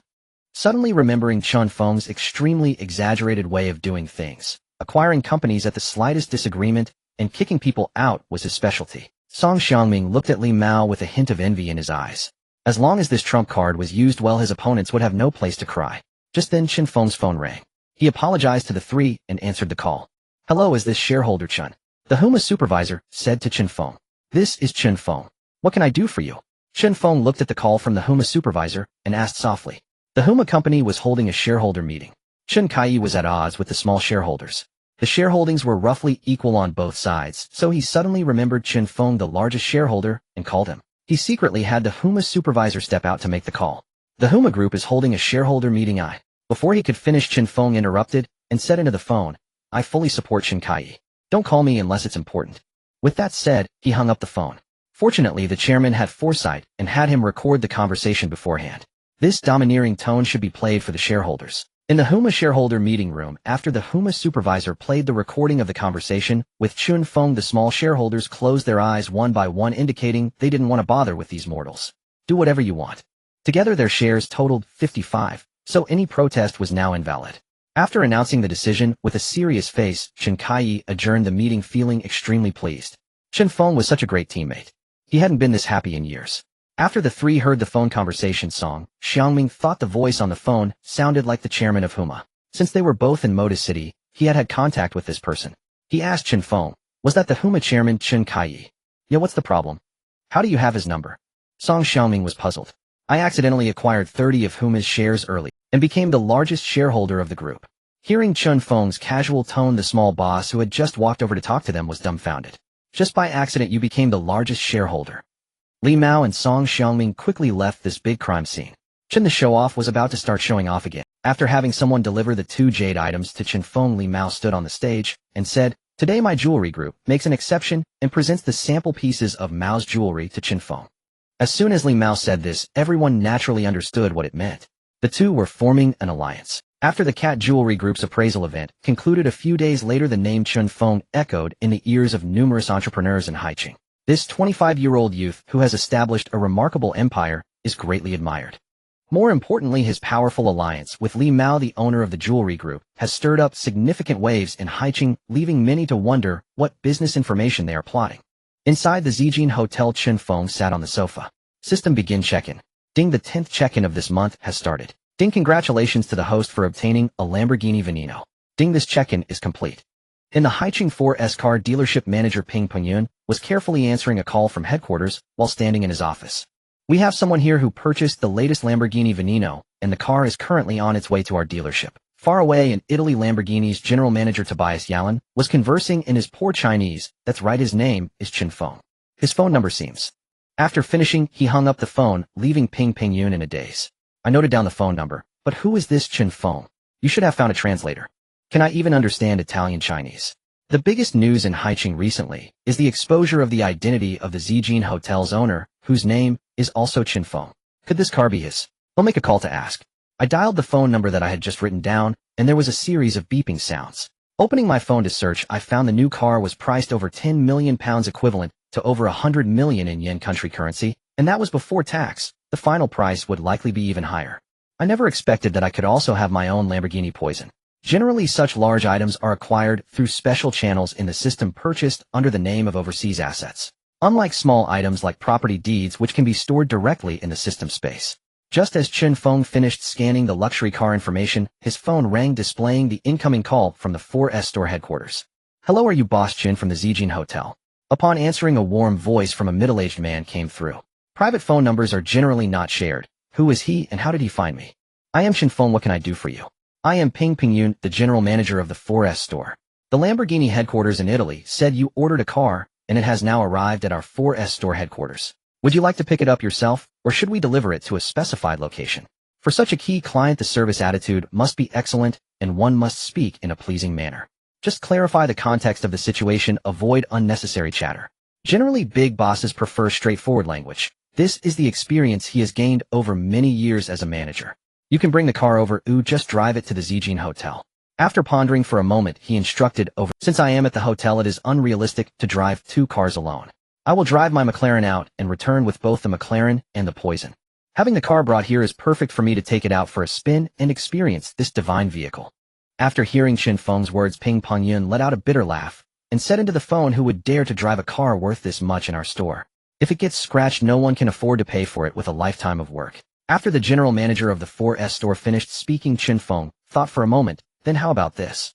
You send someone to pick me up, and I will go to your store to collect the car. Okay, Mr. Chen, please wait a moment at the hotel. I will send a car right away. Less than 20 minutes later, a business vehicle from the 4S store appeared next to the Zijin Hotel. Sitting in the car, Ping Pingyun dialed Chen Feng's number again. Mr. Chen, we have arrived at the hotel. Please come down as soon as possible. I got it. Bringing my ID card, bank card, and other easily portable items, I rushed downstairs. I didn't expect the 4S store's efficiency to be so quick, arriving at the Zijin Hotel entrance in just 20 minutes. It should be noted that it takes at least 30 minutes to dispatch a car from their headquarters. The distance between the two locations is still quite far. As a manager of the 4S store, Ping Pingyun ordered the driver to speed up to quickly deliver the car today. The driving school registration fee will be covered by the store. Using his managerial authority, he will also grant you an extra month off specifically to help you pass the drive. With tens of millions worth of luxury cars in their store, if a visitor looking at the car accidentally damages it, not only will the visitor have to pay, but the store itself will also be shut down. Selling the store wouldn't cover the losses. The annual revenue of the car dealership is only a few million, and a single poison is equivalent to over 5 years of pure profit for the 4S store. As a small franchise agent, he has only recently started to see some improvement in his business over the past 2 years, and now headquarters has thrown him a curveball. At the hotel entrance, the security guards on both sides automatically let him pass. From a distance, Chen Feng walked out. Those who lack insight will just wait to be fired and sent home. Seeing a business vehicle from the 4S store parked by the roadside, Chen Feng walked over and knocked on the window. The driver rolled down the glass, and Ping Pingyun looked at the young man wearing sunglasses. That youthful face was impossible to hide. You are Chen Feng, the owner of the Zijin Hotel. He looks too young. He doesn't seem like a boss at all. Yes. He opened the door, sat down, and responded to him. In the 4S store, several saleswomen stood by the Lamborghini ready and waiting, while a group of car enthusiasts gathered around, eager to take photos. They certainly wouldn't agree. If the car gets even a scratch, they have to bear the responsibility. With the arrival of manager Ping Pingyun and Chen Feng, several saleswomen finally breathed a sigh of relief. The manager has finally returned. Come on, everyone, make way. Ping Pingyun's shout turned everyone's gaze toward him. Seeing this man dressed in a suit and tie, he clearly appeared to be of leadership caliber, and they unconsciously made way. With its light gray exterior, a 6.5-liter V12 engine-shaped headlights, a perfect rear wing, and scissor doors, Chen Feng instantly fell in love with this divine vehicle. Looking back at Ping Pingyun's chubby face, he inquired, "Can I test drive this car?" "Of course you can. The car is yours. Don't just test drive it, it's best to drive it away quickly. Oh, it's a ticking time bomb in our store." He took the car key from his pocket and handed it to Chen Feng. Pressing the automatic unlock button, the doors slowly lifted, and after sitting in the driver's seat, he began to check the 5 driving modes and the all-wheel drive system. A man who saw Chen Feng enter the car was indignant, saying, "Why can he sit in this car?" Another young man also expressed his dissatisfaction, saying, "Are you trying to bully customers just because your store is big?" Standing beside them, Ping Pingyun pointed at the two and said irritably, "This car was bought by him. Why shouldn't he be allowed to test drive it? It's a car worth over 100 million, with so many people taking pictures. If it gets scratched, are you going to pay for it? You can just walk away after taking your pictures. I am the one who has to clean up the mess. Who would be so lucky? I wouldn't even dare to touch it myself." He turned on the headlights and flashed them at the crowd in front, signaling them to clear a path. Amid the envious gazes, the roar of the engine erupted. With a slight vibration and a surge of heat, it felt as if Chen Feng was commanding an ancient giant. Virum. This luxury car worth tens of millions vanished from everyone's sight, and manager Ping Pingyun finally let out a sigh of relief. His anxious heart was finally able to settle down. At the Zijin Hotel, a gray Lamborghini Veneno appeared in the eyes of the guarding security, marking Chen Feng's dazzling arrival. Liuxing University of Science and Technology. Chen Feng's alma mater. In the principal's office, Long Ziqiang received a congratulatory call from his old friend, the principal of Tian'an Academy. "Old Long, congratulations on your school producing a golden egg." "What golden egg?" He was speaking in riddles, and Long didn't know what he was talking about. "Haven't you noticed the big news in Haicheng recently? The owner of Zijin Hotel has changed, and that person is from your school. His name is Chen Feng." He had been worrying about the funding for the school's student entrepreneurship, but he never expected that his own school had produced a top tycoon in Haicheng. In that case, there must be other successful alumni in the school. He decided to hold a campus entrepreneurship support fund conference. Let these bosses come for a fundraising event. It would bring fame to their enterprises and perhaps even lead to school enterprise cooperation, saving him the trouble of begging around and finding internship placements for students. Starting with this Zijin Hotel owner, he searched for Chen Feng's information in the computer folder. It turned out he had only graduated 2 years ago. His class teacher was Kong Yangro. He dialed the number, Hello, may I speak with Teacher Kong? Kong Yangrong, who was sleeping, answered the phone and heard an aged voice. I am Kong Yangrong from the School of Finance and Management. Who is this? With bleary eyes, he looked at the computer screen. After confirming that the caller was the person he was looking for, he picked up the phone and said, I am Principal Long Ziqiang. Please come to my office immediately. Hearing that the principal wanted him, Kong Yangrong knew it must be something urgent.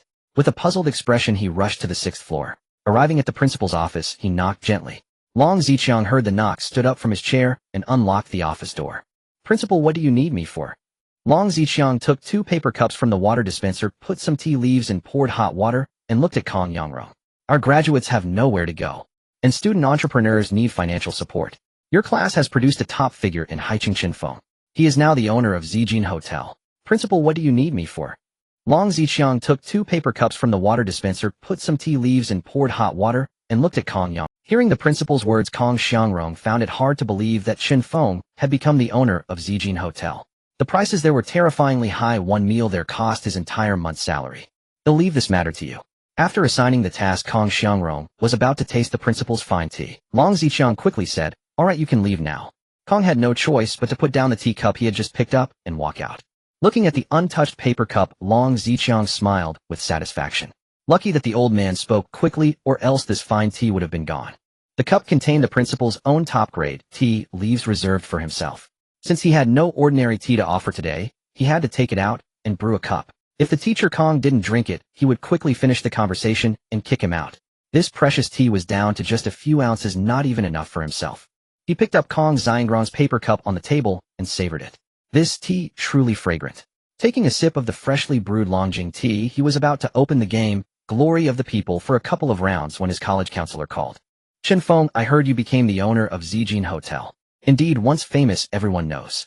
Even his class teacher Kong Yangrong had heard about it. The news spread fast. Old Kong, what made you call me today? Kong Yangrong, as Chen Feng's counselor, had treated Chen Feng well during college. After learning about Chen Feng's family situation, he often applied for various subsidies for him. He also found part-time jobs for him off campus. Chen Feng's first job was recommended by Kong Yangrong through his connections, though Chen Feng later left on his own due to salary issues. Our school is going to hold a campus entrepreneurship fund support conference soon. They asked me to invite alumni to come and raise funds and donations. Now that you're a hotel owner, you should contribute, right? The principal specifically named you and insisted I invite you. He wants you to tell your legendary story. Kong Yangrong slowly explained the whole story. After listening, Chen Feng lay on the bed and laughed cheerfully. I thought it was something serious. It's just a donation. Old Kong, a donation. That's simple. Send me your bank card number, and I'll transfer 2 million. I won't be coming in person. He had been busy shopping lately, preparing to return to his hometown county to bring his grandmother up to live with him. Now that he had succeeded, he couldn't forget the old woman who had worked so hard for him when he was a child. If he went to the school support conference, it would definitely delay him by a day or two. Kong Yangrong listened to Chen Feng's casual tone on the phone, throwing out 2 million as if it were nothing. This kid used to borrow money from him every day. 2 years without seeing him, and he had changed so much. The school needs you in person to set an excellent example for the graduates, and also to help solve the employment problem. You kid, if just transferring money worked, I would have found someone else long ago. Kong Yangrong said into the phone, and the principal wanted to use Chen Feng as a role model to take the lead, and to tell the whole school about his inspiring life, setting a good example. If you don't come, what's the use of money? This isn't a charity donation organization. But I have something to do. Chen Feng explained over the phone. Taking a sip of tea, Kong Yangrong pleaded. If it's not urgent, just come back to school. I'm being forced by the principal. Don't say you won't give me this face. The time is in 3 days. Remember to dress formally. Before Chen Feng could explain, he hung up the phone. With this kid's matter settled, he let the other class's counselors worry about their own. He smiled slyly and sent a message to the counselor group chat. The workload suddenly decreased a lot, otherwise he would have to call one by one, exhausting himself to death. Leaning back in his chair, he thought of the tea in the principal's office that he hadn't even tasted. What a waste. Looking at the hung-up phone, Chen Feng shook his head helplessly. It seemed that his trip home would have to be postponed. Old Kong had said so much. He had been good to him during college, providing countless help, not to mention that he had always cared about his employment after graduation. A counselor like this who had called him for the first time today, if he didn't go, it would truly be disrespectful. Social etiquette and reciprocity. When the time comes, how should he go on stage, and what should he say? As for giving a speech, Chen Feng had never done this before. As an excellent entrepreneur, delivering a perfect inspirational lecture to the current students. Frankly, it was a bit challenging. So I stopped thinking it's giving me a headache. Better to improvise on the spot. He put on his slippers, took a plate of frozen watermelon from the fridge, picked up a toothpick, and stabbed a piece of watermelon into his mouth. This watermelon is really sweet. With nothing else to do, he tapped open the hottest mobile game, All People Glory. He clicked to start a ranked match, and the system entered the auto-matching phase. 10 seconds later, the hero selection screen appeared. As always, he chose his favorite Luban, the little tiger equipped with the adventure puppet skin. In Chen Feng's view, this skin brought good luck. Although his rank had never surpassed Diamond, he believed in himself. The eternal Diamond curse was destined to be broken this game. First player, don't pick Luban, he has no blink and dies easily. Second player, an amazing mid laner, feel free to feed, with Luban Big Sister's got your back. Fourth player, why Luban? Can't you pick UG? Let's do the classic farewell, my concubine combo. Fifth player, no worries, my Monkey King has been on the provincial leaderboard. One Luban won't ruin the game, just sit back and enjoy the carry. Looking at all of them, why was nobody confident in him? Was his Luban really that bad? You can't see my true strength. I'm a seed level player. Just look at my mighty and domineering name. I won't let you down. Invincible Little Luban. Such a resounding title, and you've never heard of it. Tragic and lamentable. These primary schoolers nowadays can't even tell who the real pros are, that's why they're stuck in low ranks. Facing the discrimination from all four teammates, he countered without hesitation, furiously tapping the on-screen keyboard. To be honest, the invincible Luban can 1v9. If you weren't my teammates, I could get a pinnacle on all of you. Little sister loves candy, all Luban players this arrogant nowadays. Ordinary pig head, why are the cows flying in the sky? Because player 3 is blowing them up from the ground. Poor monk Dawei Tianlong, I've played countless matches of all people, and you're the cockiest Luban I've ever seen. The most handsome man in the universe, kid, you're getting a bit too full of yourself. A bunch of weaklings, just watch my Luban dominate. He chose Flash as his summoner spell, perfect for escaping and leaving teammates behind. He swapped all his rune pages to lifesteal to ensure his lane sustain. Everything was ready. Time to show the real skills. Chen Feng crossed his arms, stretched his long-lean body, then picked up his phone and stared at the screen with full concentration. After the 10-second countdown, the game loading screen appeared. Oh, the enemy team even had a V8. Glory creates happiness with money, but today, young man, you've met me, and you won't be happy. Forget V8, even a V10 wouldn't help. With Luban in hand, this is how confident I am. The only slight pity was that all four of his teammates had expensive skins, and only his was the cheapest. But is this game won by skins? Obviously not. You can win with skill alone, so why use such expensive skins? This was something Chen Feng couldn't quite understand. The camera slowly zoomed in, and 5 heroes appeared at the fountain. Without a second thought, he bought the 250 gold boots as his first item. He swayed down to the bottom lane past the second tower, crouched into the bush, and started charging Luban's passive ability, Fire Suppression. Rat-a-tat, rat-a-tat, rat-a-tat. After 3 shots, the minion wave appeared just in time. A volley of fire swept through, and the enemy minions' health dropped significantly, most of them left with half health remaining. At this moment, the enemy marksman Ho-E leisurely walked out from the river. So that's why he was missing. He had been helping the jungler secure the blue buff. Ignoring Ho-E for a moment, he threw his first skill, Pufferfish Grenade, at him. The slow effect kicked in, and Ho-E's movements became sluggish. Since he used an active skill, the fire suppression passive triggered again. Seizing this opportunity, he used the passive to rattle off another volley on the minions. This time the low-health minions were all sent back to base. Gaining enough experience, Chen Feng's hero Luban leveled up to 2, granting him an extra skill point. He immediately clicked his second active skill, Invincible Sand Cannon, firing a missile at Ho-E. This pushed Ho-E back again, keeping him at bay while he relentlessly attacked him. As someone who had just fallen from the king rank, he naturally wasn't intimidated by a diamond Luban. You little Luban dare to act cocky in front of me. I might only have 1 skill, but my summoner spell is Berserk, so we're evenly matched right now. Don't think just because I haven't reached level 2 that I won't fight you, heathen. He directly activated Ho-E's second skill, Blazing Arrow Rain, and a fierce white light crashed down onto Luban. Chen Feng saw this. Ho-E not even level 2, yet acting so arrogant. Did he not know his nickname was Little White Dragon in the Waves? Plus I have 4 minions attacking you with me, and you dare to fight me, heathen. Who gave you the courage? Haven't you been beaten up by Luban before? Bring it on, who's afraid of who? Even though the enemy Ho-E activated his Berserk Summoner spell, Chen Feng had the advantage of extra minions.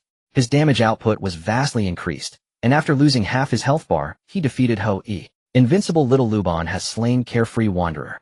Invincible Little Luban has successfully secured the first blood. I can't believe I got killed by you, Chung Yongchong muttered in disbelief as he stared at the black screen. He then typed in the owl chat, Little Luban, you just wait. I'm about to get serious. Meanwhile, Chen Feng with his early advantage devoured the river crab and cleared his own jungle monsters, reaching level 3 and about to unlock his ultimate. Getting solo killed and still talking trash. People are so stubborn these days. Ignoring Ho-E's threat, he continued to mow down the newly spawned minion wave. As time passed, Qingyangchang's Ho-E was also close to reaching level 3. The difference between him and Chen Feng was the experience from one jungle monster. When the third minion wave arrived, Chen Feng's Luban reached level 4, while he was just a bit away from unlocking his ultimate. Without a second thought, he tossed his first skill. The fire suppression passive triggered, and he rattled off bullets. He pressed his ultimate air support without any hesitation, unleashing a random bombardment on Ho's location. He tapped on Ho 3 times, recharging his passive, and continuously fired, leaving the tiny Ho completely unable to get close. At this point his own health was down to a sliver, and fighting Chen Feng's Luban Hedon was hopeless.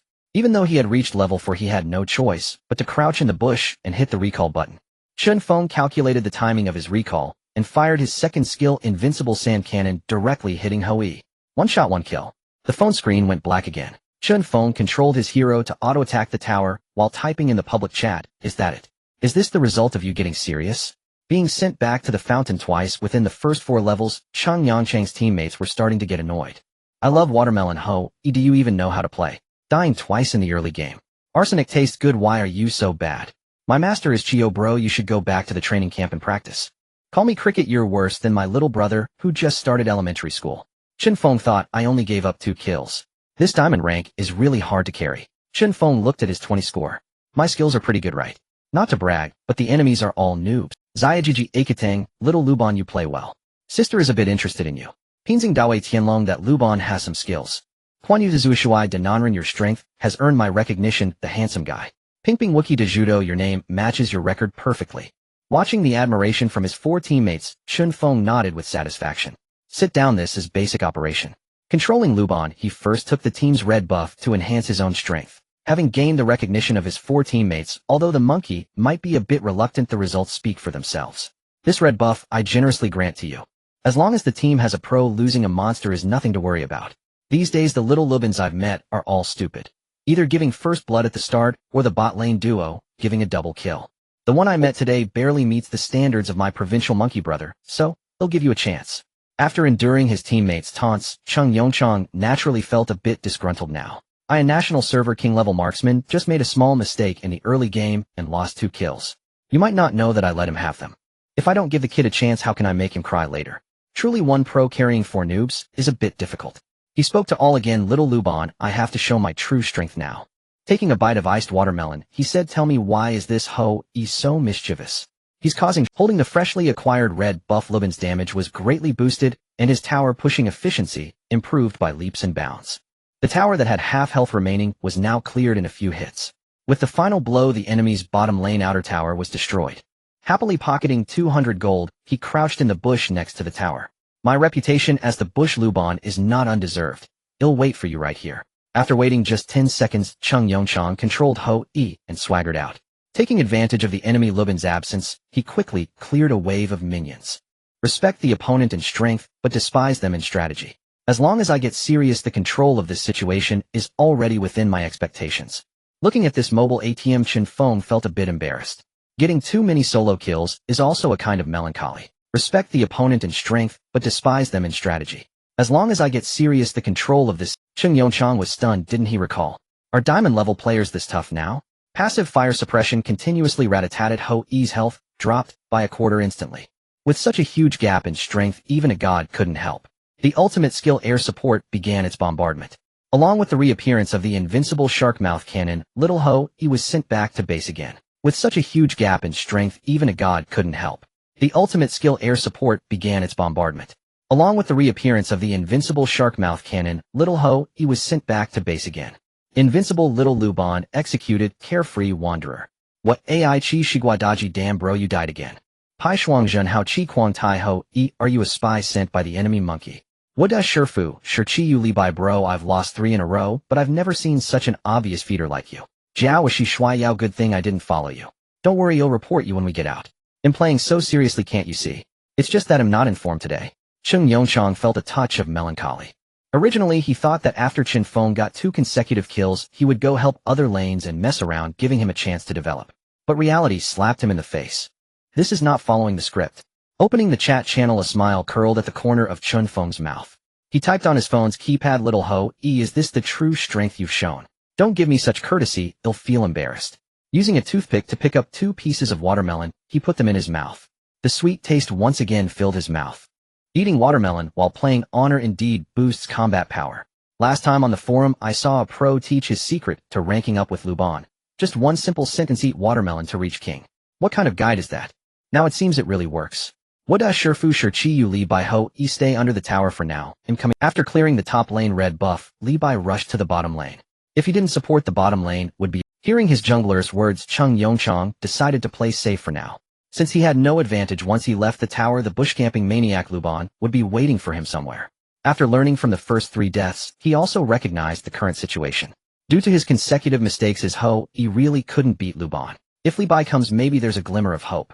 Can't win 1v1, but 2v1 should be no problem.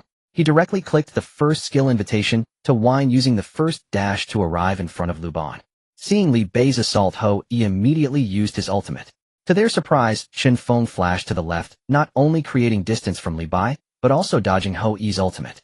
Chen Feng's game sense was indeed strong now. After the first dash failed, Li Bai dashed again, closing in on Chen Feng, and then released his second skill Divine Brush, stunning him, and following up with a basic attack. By the time Chen Feng reacted, Luban's health was critically low, but that didn't affect his play.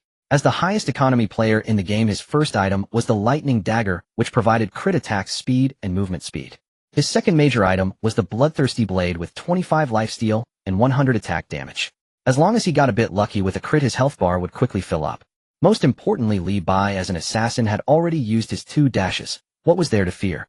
He used the second skill Invincible Sharkmouth Cannon to knock Li Bai back, and with a basic attack from Chen Feng, Li Bai's health dropped by half. Sensing that Luban could kill him, he immediately used his dash again to return to his own jungle, leaving a dumbfounded Ho E behind. Chung Yongchong controlled Ho E to quickly turn and run. He thought Li Bai was a king-level player who would lead him to a comeback, but he turned out to be a total scrub. What a blatant teammate betrayal. Am I supposed to be a mobile ATM for Luban? Unfortunately, there's no regret medicine in the world. Chen Feng directly activated his ultimate plus 2 basic attacks, and a crit sent him back to base. Returning to the fountain for the 5th time, Chung Yongchong didn't want to explain anything anymore. The face slapping was too fast, his cheeks were swollen. He opened the settings and initiated a surrender. All 5 votes surrendered unanimously, without any hesitation. Luban carried the game alone. This Ho E really knows how to feed. Putting down his phone, Chen Feng leaned back gently on the bed, lit a cigarette, looked up at the ceiling. Is this the loneliness of being invincible in Honor? System begin check-in. Ding, check-in successful for the 10th time this month. Ding, congratulations to the host for obtaining the property rights of the Golden Era Mall. The Golden Era Mall, isn't this the place where I bought clothes last time? This time the check-in is actually there. This mall is as renowned as the Zijin Hotel, both being one of the 3 major economic pillars of Haicheng, with countless shops and numerous world-renowned brand clothing.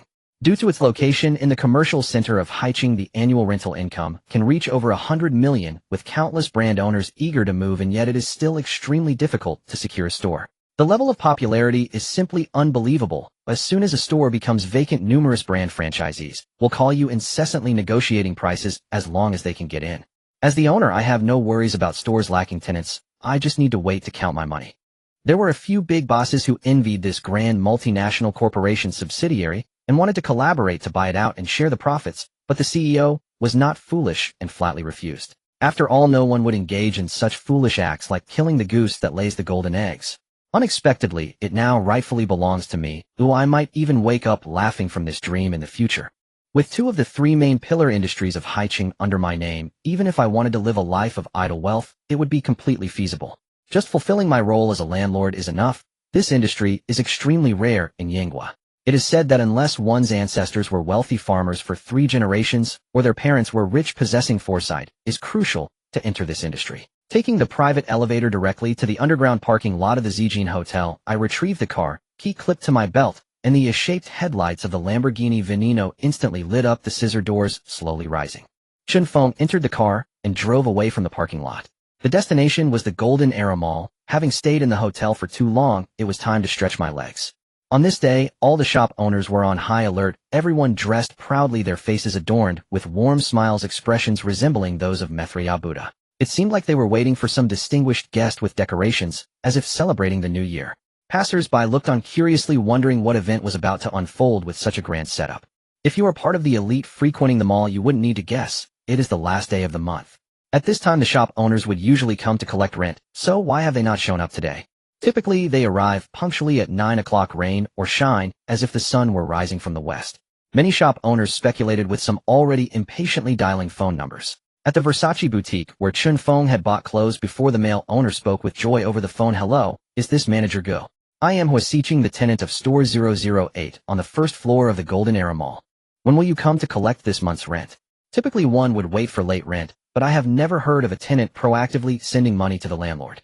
In this big city of Haicheng, the commission for renting a store is indeed not cheap, but in this mall, everything seems to be the opposite. What if the landlord decides to serve you a termination notice and no longer rents you the store? This place can earn substantial profits every month, not just on the rent.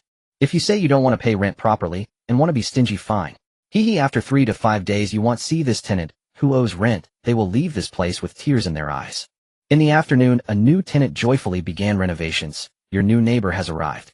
Every time Haicheng, the owner of the Golden Era property rights, sees many admirers, his mood inexplicably improves. Each time these individuals leave, they bring him some local specialties, making others feel a bit embarrassed. You see how the owners look. If you don't accept, it's as if you look down on me, and it's hard to refuse. I had to reluctantly accept. Oh, I've saved money on buying clothes these past few years. Oh, it's boss. Well, I remember you. Your store sells Versace. I still vividly remember this person. His house is filled with Versace clothing. This owner is warm-hearted, always gifting him 2 outfits every month when he leaves. With such a working style, how could I forget? You underestimate my memory. Haicheng felt secretly pleased upon hearing this. It seems he still remembers me. Given our friendship, even if new luxury brands come in, they won't kick me out. I want to ask why you haven't come to collect rent this month. Well, boss inquired somewhat curiously over the phone, expressing his doubts. Oh, so you're referring to that matter. I have changed my line of work and no longer collect rent. I have sold all the storefront ownership to the new owner of the Haicheng Hotel, Chen Feng. The sale was naturally this morning.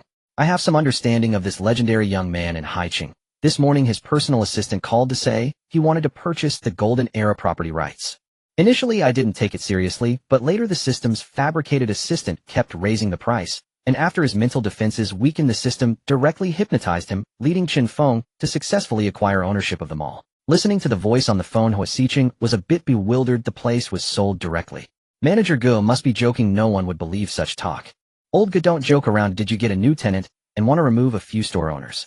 Haicheng decided to tell. If that's the case, I can always offer a few more outfits. Is it really a problem that can be solved with clothing? Tian sat helplessly on his bench, smiled wryly, and seriously said, Old Hu, the ownership of the Golden Era stores is genuinely no longer with me. I am not lying to you. Alright, I won't say more. I am going to travel the world. After explaining, Tian directly hung up the phone.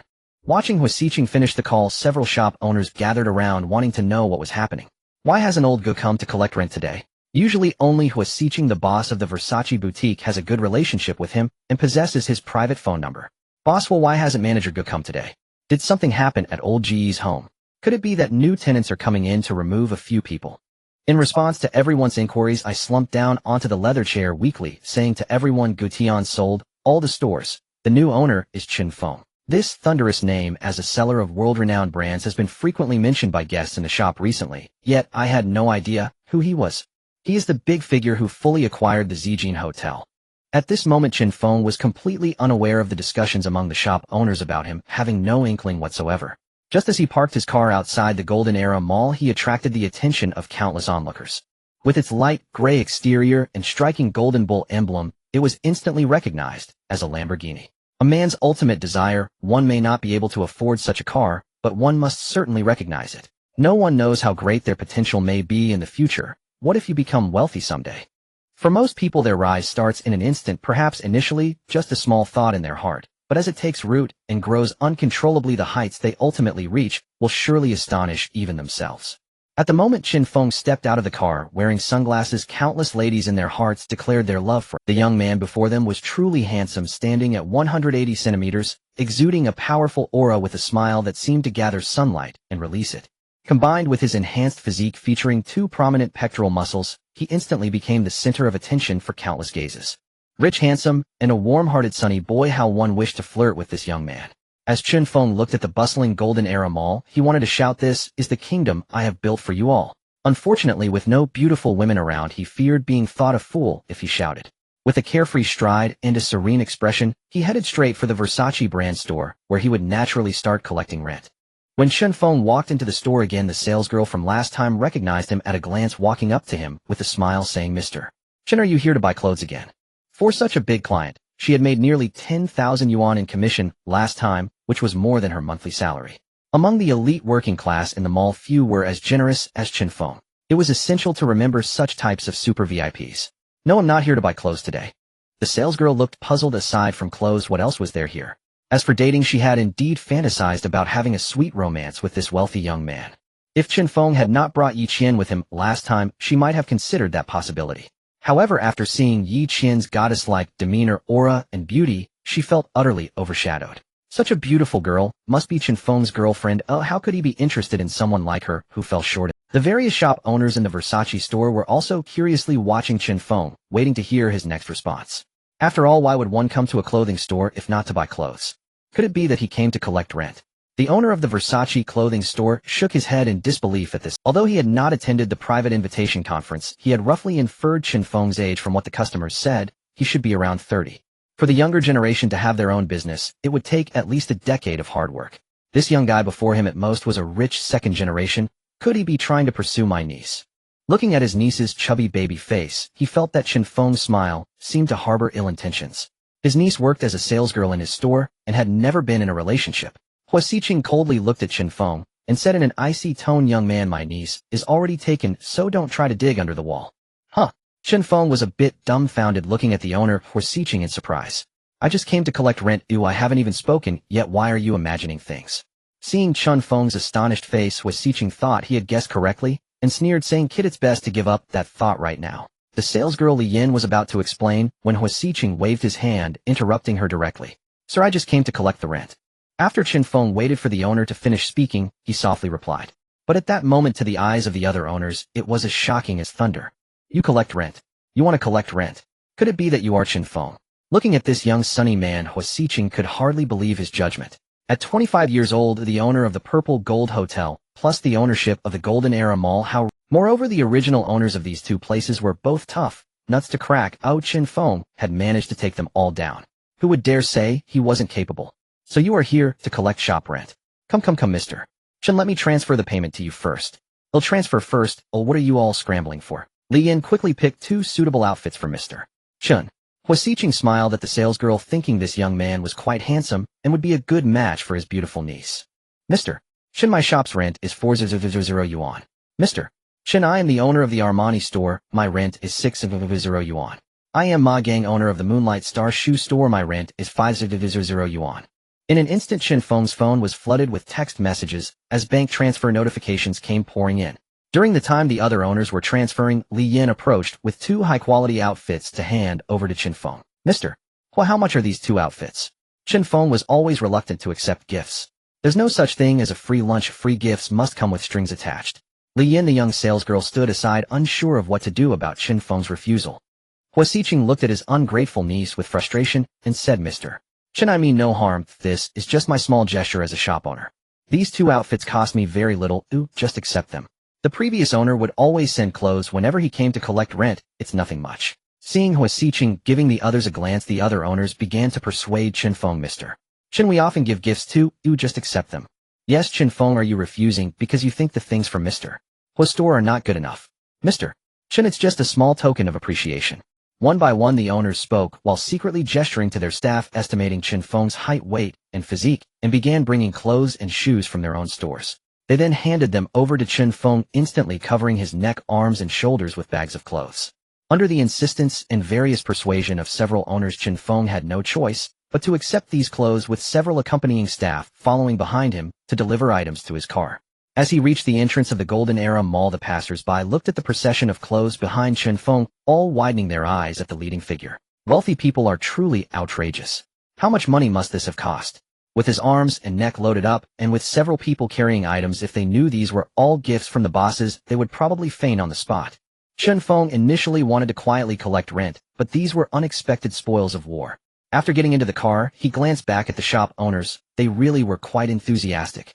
Outside the Zijin Hotel, Chen Feng summoned several male attendants and opened the trunk of his Lamborghini. The attendants stared wide-eyed, like copper bells, at the garments piled inside. The entire trunk was filled with clothing. Versace, the subtle English letters embroidered on the lapel unmistakably bore the iconic Versace insignia. One attendant paused in quiet contemplation, gazing at the suit. He recalled its retail price 30,000 yuan. He had once seen a wealthy businessman wear this very brand at a gala and proudly flaunt it. A bold GA, shaped like a soaring eagle, graced the label beneath nearly imperceptible Armani lettering. This was none other than the world-renowned Armani. Two identical emblems. Yet this garment commanded an even higher price. Was clothing truly purchased like this? Zhang, the hotel's operations manager, who had just completed his inspection of all service facilities, spotted a cluster of attendants gathered at the main entrance. What on earth was happening? Rushing outside, he found boss Chen Feng standing at the gate, each attendant clutching a luxury garment. "Boss, did you empty the entire Jingshe Mall?" Zhang Taining asked, leaning against the gleaming luxury car. He had witnessed countless people buy clothes ordinary folks bought one suit per visit. The affluent might purchase a few pieces if they fit well, albeit at premium prices. Some tycoons commissioned bespoke tailoring instead of shopping at boutiques. But Chen Feng's method. It felt less like shopping, and more like acquiring an entire department store. Buying dozens of sets at once. Across the entire city of Haicheng, Taining could confidently declare Chen Feng the first, and only, of his kind. No, these were gifts from the boutique owners. Chen Feng replied with a smile to Manager Zhang's inquiry. Yi Qian and Jean Rou, two senior executives of the Zijin Hotel, had through time spent collaborating with Tong Yao forged bonds of deep trust and camaraderie. Just moments earlier, the three women had concluded a meeting reviewing service deficiencies and areas for improvement. As they pushed open the conference room door, they noticed something odd. The male attendants who normally stood guard were conspicuously absent. Tong Yao approached the front desk and asked the receptionist, "Where have the other male attendants gone? Why are so many?" Yi Qian and Jean Rou stood silently behind her, exchanging glances. This was highly irregular. Recognizing the two female managers and the newly appointed supervisor Tong, the receptionist pointed toward the entrance. "They were summoned by the boss to carry things out. He's at the gate, and Manager Zhang is there too." A short curved corridor connected the hotel entrance to the front desk. Though brightly lit, it shielded those inside from any commotion beyond. Unless they stepped outside, they would remain entirely unaware. Summoned by Boss Chun, the three women exchanged looks before heading toward the entrance. Outside, each male attendant held a luxury garment. One cradled 3 pairs of shoes in his arms. Yi Qian studied the letters embossed on the heel of a pair of black dress shoes. Valisser, a name she knew as Wei Lizhi. An Italian aristocratic shoemaker renowned for handcrafted footwear tailored exclusively for gentlemen.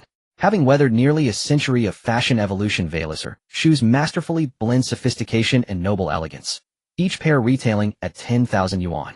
These black Oxfords were Berluti, rendered in English as Biluti. Extremely limited in production, each pair commands a steep price, ensuring every shoe is a true work of art. Berluti emphasizes perfect anatomical harmony between foot and form. Its leathers, primarily calfskin supplemented by horsehide and crocodile, along with its hand-stitched seams, represent the pinnacle of global craftsmanship. Their retail value approached 20,000 yuan per pair. "Boss, did you rob them all?" Yi Qian asked, stunned as she watched Chen Feng recline comfortably atop the hood of his car, basking in the sunlight. A voice like flowing water and singing birds chimed beside him. Chen Feng turned and was pleasantly surprised to see all 3 beauties descending together. These were gifts from the Jingshe Mall shop owners. He repeated the same answer he'd given Manager Zhang, with a warm, confident smile. "The shop owners gifted them to you. They must have lost their minds." Twice the same reply, and the attendants holding garments exchanged incredulous glances. Even fabrications demanded plausibility, though no one would believe such a claim. Tong Yao shot Chen Feng a dismissive, skeptical glance. Chen Feng stopped boasting. Would mall shop owners give away clothes instead of selling them? Would those shrewd merchants really run a losing operation? Tong Yao retorted. Chen Feng laughed heartily, gently pinching her delicate cheek. "What if the Jingshe Mall's property deeds were registered under my name?" "Under your name? Unless you're dreaming. Acquiring it would demand billions, not mere millions. It stands shoulder to shoulder with the Zijin Hotel as one of Hai City's 3 economic pillars." Chen Feng had only recently purchased the Zijin Hotel outright. Could it be possible he'd acquired the Jingshe Mall as well? If true, gift-giving by shop owners would be perfectly natural. After all, he'd heard tales of tenants presenting fine apparel to their powerful landlord. Manager Zhang, listening nearby, tremulously pointed at Chen Feng. "Boss, you actually bought the Jingshe Mall's real estate holdings?" Under Manager Zhang's disbelieving gaze, Chen Feng slowly nodded. Tong Yao, Yi Qian, and Jean Rou stood frozen, mouths slightly agape, expressions vividly mirroring the profound shock reverberating within them. The attendants beside them stood utterly dumbfounded. Another acquisition, another pillar of Hai City's economy. Was he aiming to monopolize the entire city's commercial landscape? After a brief pause, while everyone regained their composure, Chen Feng opened the trunk and addressed the three elegant young women standing nearby. Don't just stand there. I still have garments gifted by women's boutique owners. Come take a look. See if anything catches your eye. None expected women's apparel in Chen Feng's car, but luxury garments were never refused. A man couldn't wear them himself nor parade them online as some whining internet persona. Leaving them unused would be wasteful. Since he'd offered, declining would be unnecessary. After all, who could resist beautiful clothing? Gabrielle Chanel, a pink dress Haicheng had long admired. She lifted it and continued selecting. Soon she stood draped in garments. Burberry, founded in 1856, granted royal warrant in 1995, and cherished by British royalty ever since. It epitomizes quintessential British luxury and heritage. Tong Yao instantly fell in love with a summer blue Burberry dress and claimed it without hesitation. Valentino, renowned worldwide for its regal women's couture evoking Roman aristocracy and imperial opulence, bold yet profoundly composed, a treasured national icon of Italy. Jean Rowe picked up a crimson evening gown, its deep rich hue captivating her. After selecting several more perfectly fitting pieces, she stepped aside, demure and poised. With the car's cargo emptied, Chen Feng opened the driver's side door and retrieved a silver wristwatch from the passenger seat, tossing it to manager Zhang. Zhang caught it midair, recognizing it instantly, a mechanical timepiece from the same reputable Feitsue watch boutique that supplied Chen Feng's own watch. Though less expensive than Chen Feng's, it was still worth 15 to 20,000 yuan. Zhang looked at his boss. Do I get a gift too? Chen Feng smiled. Fairness demands balance. Since these three stunning ladies received theirs, how could our esteemed manager go empty-handed?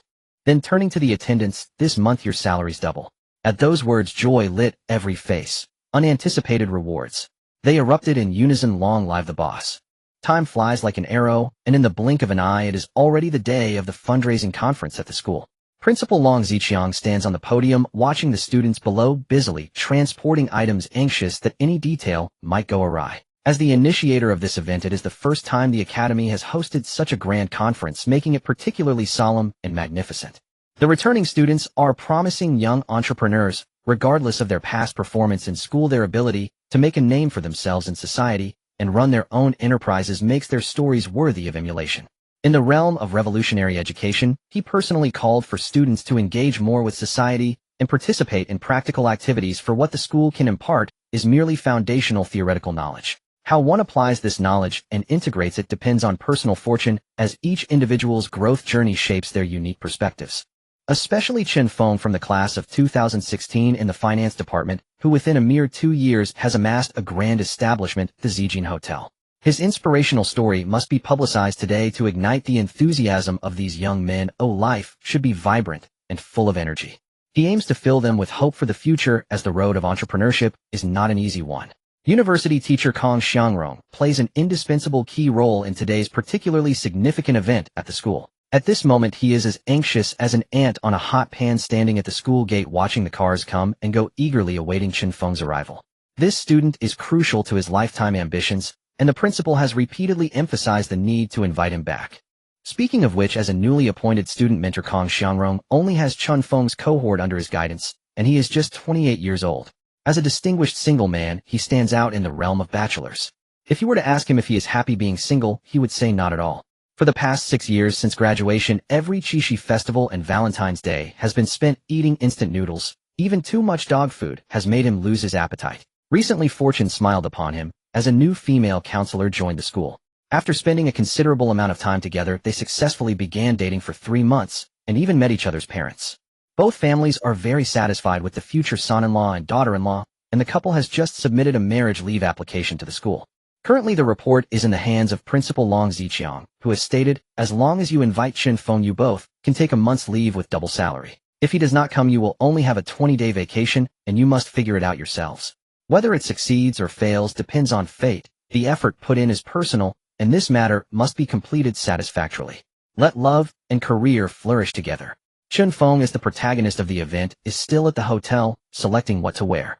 Various branded leather shoes are thrown on the sofa, colorful suits are scattered across the bed, and the clothing rack is filled with world-renowned watches. Different colors and styles of ties are casually tossed on the table. All items combined surely exceed 1 million. For an ordinary person, wearing just one of these clothes would suffice, as they are certainly not cheap. However, for Chen Feng, who suffers from decision paralysis, this does not apply. Wearing appropriate clothing for the right occasion not only highlights a person's temperament, but also shapes a perfect personal image. For example, if handsome men and beautiful women were to climb a mountain, the woman would wear casual clothes for ease of movement, while the man in a suit would be a bit inappropriate. That would be showing off. If you encounter scorching weather, it could lead to sunstroke. After much deliberation, he finally made his choice and drove his luxurious Lamborghini towards Meteor Technology University. This university holds 4 years of beautiful memories from his youth. The experiences from that period of study are the most precious memories of a person's life. The school is a small society, but it is a small society free from any material factors. Regardless of wealth, everyone can become friends. After entering the workforce, relationships among people are solely based on interests with no emotions to speak of. While Kong Xiangrong anxiously waits, a silver BMW 5 Series speeds towards him and stops right in front. In the driver's seat, the light gray-black window slowly rolls down, revealing a chubby face in Kong Xiangrong's view. Are you Feng Jia? In his memory, this little chubby boy had always scored 0 in every subject at university, showing an almost consistent level of performance. Despite his family being described as middle class, buying such a car is still not cheap. It costs at least 5,000. What job are you doing these days? Kong Xiangrong inquired of this former incorrigible student, who within 2 years of work could afford to buy a car, which is quite an achievement. With excitement, Feng Jia replied, teacher, after graduation, I started a snack processing factory, and now making $1 million a year is no problem. After hearing his response, Kong Xiangrong nodded in satisfaction, saying not bad, and waved for him to drive inside. The campus is already adorned with red banners proclaiming welcome outstanding entrepreneurs back to school, with designated students guiding them to the venue for the school's conference. After the BMW entered the campus, another black Bentley sped and followed closely by a host of other vehicles. It seems this car is the lead vehicle, worth $2.8 million, which is quite impressive. Li Zilan gazes at the university counselor in front of the car and gradually slows down. Opening the door and stepping out of the driver's seat, he extends his hand to Kong Xiangrong, saying, Old Kong, long time no see. He did not attend the last class reunion at the Zijin Hotel, and as Chen Feng's roommate, he always disapproved of those 2 rich second-generation students in the class. Knowing they were just there to flaunt their wealth, he looked down on attending, to the point where he now does not even know Chen Feng's true identity. Li Zilan. Kong Xiangrong looked at the well-dressed young man in front of him with certainty, surprised to see him driving a Bentley. He never expected this, and although he didn't know the base price of the car, it must not be cheap. Having a BMW worth $1 million follow closely behind him, the price of his car must be at least $2 million. Where are you working as a boss now? Contrary to his memories, this once hot-tempered boy has now become cultured and refined, as if a different person from his school days. Li Zilan smiled and said gently, after graduation, I gathered a team and started an electronics component processing factory. My worth is over $100 million now. Teacher, you must hold on tight to my big thick leg in the future. Just after he finished speaking, before Kong Xiangrong could respond, the roar of a car engine approached from afar, quickly coming into view. With its unique bull logo, the silver-gray body exudes a charm of wealth, and Li Zilan immediately recognized it. This is the Lamborghini Veneno, worth over $30 million. The luxury cars parked on both sides instinctively moved aside, clearing a path for it. To scratch or bump into this car would mean a hefty compensation. It was akin to the king of staged accidents. Whoever gets involved is bound to suffer. As it slowed down and stopped behind the black Bentley, the scissor doors on either side smoothly lifted, and Chen Feng stepped out of the car. At just under 25 years of age, he wore a light blue suit complemented by a red tie. A luxury watch adorned his wrist, and on his left hand's middle finger hung a jade ring intricately engraved with a dragon pattern. His feet were clad in dark-colored genuine crocodile leather shoes, an expensive choice. His features were sharp and well-defined, with a hint of a carefree smile, exuding an aura of one who has long held a high position. Somewhere he had seen this face before. As standing there, it felt strangely familiar. Are you Chen Feng? This tall, sunny young man gradually blended in with the image of Chen Feng in Kong Xiangrong's memory. He hadn't displayed such affluence back in school. Looking at his well-defined chest muscles, he radiated a strong sense of power, and every movement exuded the confidence of a successful man. Long time no see, old Kong. He strode forward, giving Kong Xiangrong a big hug. Kong Xiangrong patted Chen Feng's back vigorously, making Chen Feng realize something was off, and that he had used a bit too much force, finally releasing him. Clearing his throat twice, blushing, he said, You punk, after 2 years of not seeing you, you want to choke me to death. What deep-seated grudge do we have? Chen Feng stood awkwardly to the side with a dry smile. This reunion seemed a bit awkward. It seemed he would have to use only a third of his strength when hugging people in the future, or it might come close to murder. Definitely a headline the next day. Li Zilan, standing nearby, playfully punched him, saying, I didn't expect that after 2 years you've bulked up. Looking at this well-dressed young man, Chen Feng could hardly believe it. You are Li Zilan. He was more than familiar with this roommate who used to spend all day in internet cafes or asleep in their dorm playing video games. Was this really the same person he had known before? Dressed in a white suit wearing gold-rimmed glasses, he appeared just like a frail scholar. If it weren't for the small letters of Alliance casually hanging from his arm, Chen Feng might not have recognized. These were the characters he had engraved for himself when he reached the rank of extraordinary master in the league, vowing to forever remember that unforgettable day. That fool had also personally invited their dorm mates out for drinks one night in celebration, claiming he would bring down Chen Feng and Baijiong from Northeast and Shaanxi. In the end, he was the only one in the entire dorm who got drunk, causing a ruckus that disturbed the entire floor, leading to a direct report to the dorm supervisor. Your uncle reprimanded them harshly, making them write a 1,000-word report of confession. On Sunday night, he reported the misdeeds of a few good men to the college leaders, and on Monday the entire dorm was featured on the honor roll. The two exchanged smiles, extending their palms and shaking hands firmly. After chatting for a while, they each returned to their cars and drove into the parking lot, as more entrepreneurs were expected to arrive soon. They couldn't block the road or occupy space that would reflect poorly on both the enterprise and the individuals involved. Kong Xiangrong took this opportunity to experience the distinctiveness of Chen Feng's luxury cars, truly a case of getting what you pay for. Good afternoon, students and teachers. Today our school welcomes entrepreneurs from all over the country, all of whom have come from here. I have invited them today not only for a fundraising event for entrepreneurial students, but also so that graduates can find suitable positions in their companies, successfully initiating school-enterprise cooperation. Now I declare the Meteor Technology University School of Economics Campus Entrepreneurial Fund Support Conference officially begins. The last few words were spoken with exceptional solemnity, and as he finished, the audience erupted in thunderous applause. Li Zilan, leaning beside Chen Feng, looked at him and asked Chen Feng, "What have you been working on lately?" With a mysterious smile, he shook his head and said, "It seems you still don't know my true identity. I won't tell you, you'll find out soon enough. The principal still wants me to go up and give a speech." After not receiving his answer, Li Zilan clicked his tongue and lowered his head to check his phone. The real show would be the selection of employees afterward. They were all new and innovative enterprises, and the educational background of the ordinary employees varied. If they could recruit from the school, the situation would improve significantly. Both parties were familiar with each other, and the graduates were all their juniors, so entering their companies would mean decent salaries and benefits. Here Chen Feng truly had to commend the old principal for his comprehensive considerations. He silently recited the words for check-in. Ding. Check-in successful. Congratulations, host, for obtaining advanced language expression skills. Ding. Check-in completed. This check-in was quite timely. He wouldn't have to worry about going on stage to speak. He had only been on stage once before, during a self-criticism meeting at the college, the same time Li Zilan had been drunk. Today could be considered his second time. Next, let's invite the owner of the Zijin Hotel in Haicheng, Chen Feng, to give a speech. The audience began to whisper. The owner of the Zijin Hotel also came from here, one of the three major economic pillars of Haicheng. To achieve this in just 2 years, I must get into his company and learn from him. Under the gaze of everyone, Chen Feng stepped onto the stage, adjusted the microphone, and faced the sea of students below, beginning his speech. Good afternoon, fellow students. I am Chen Feng, the owner of the Zijin Hotel, and I am delighted to share my legendary story with you all today. 3,000 words of speech omitted. I wish all of you after graduation to achieve your life goals through your own efforts. Finally, I have a little benefit for everyone.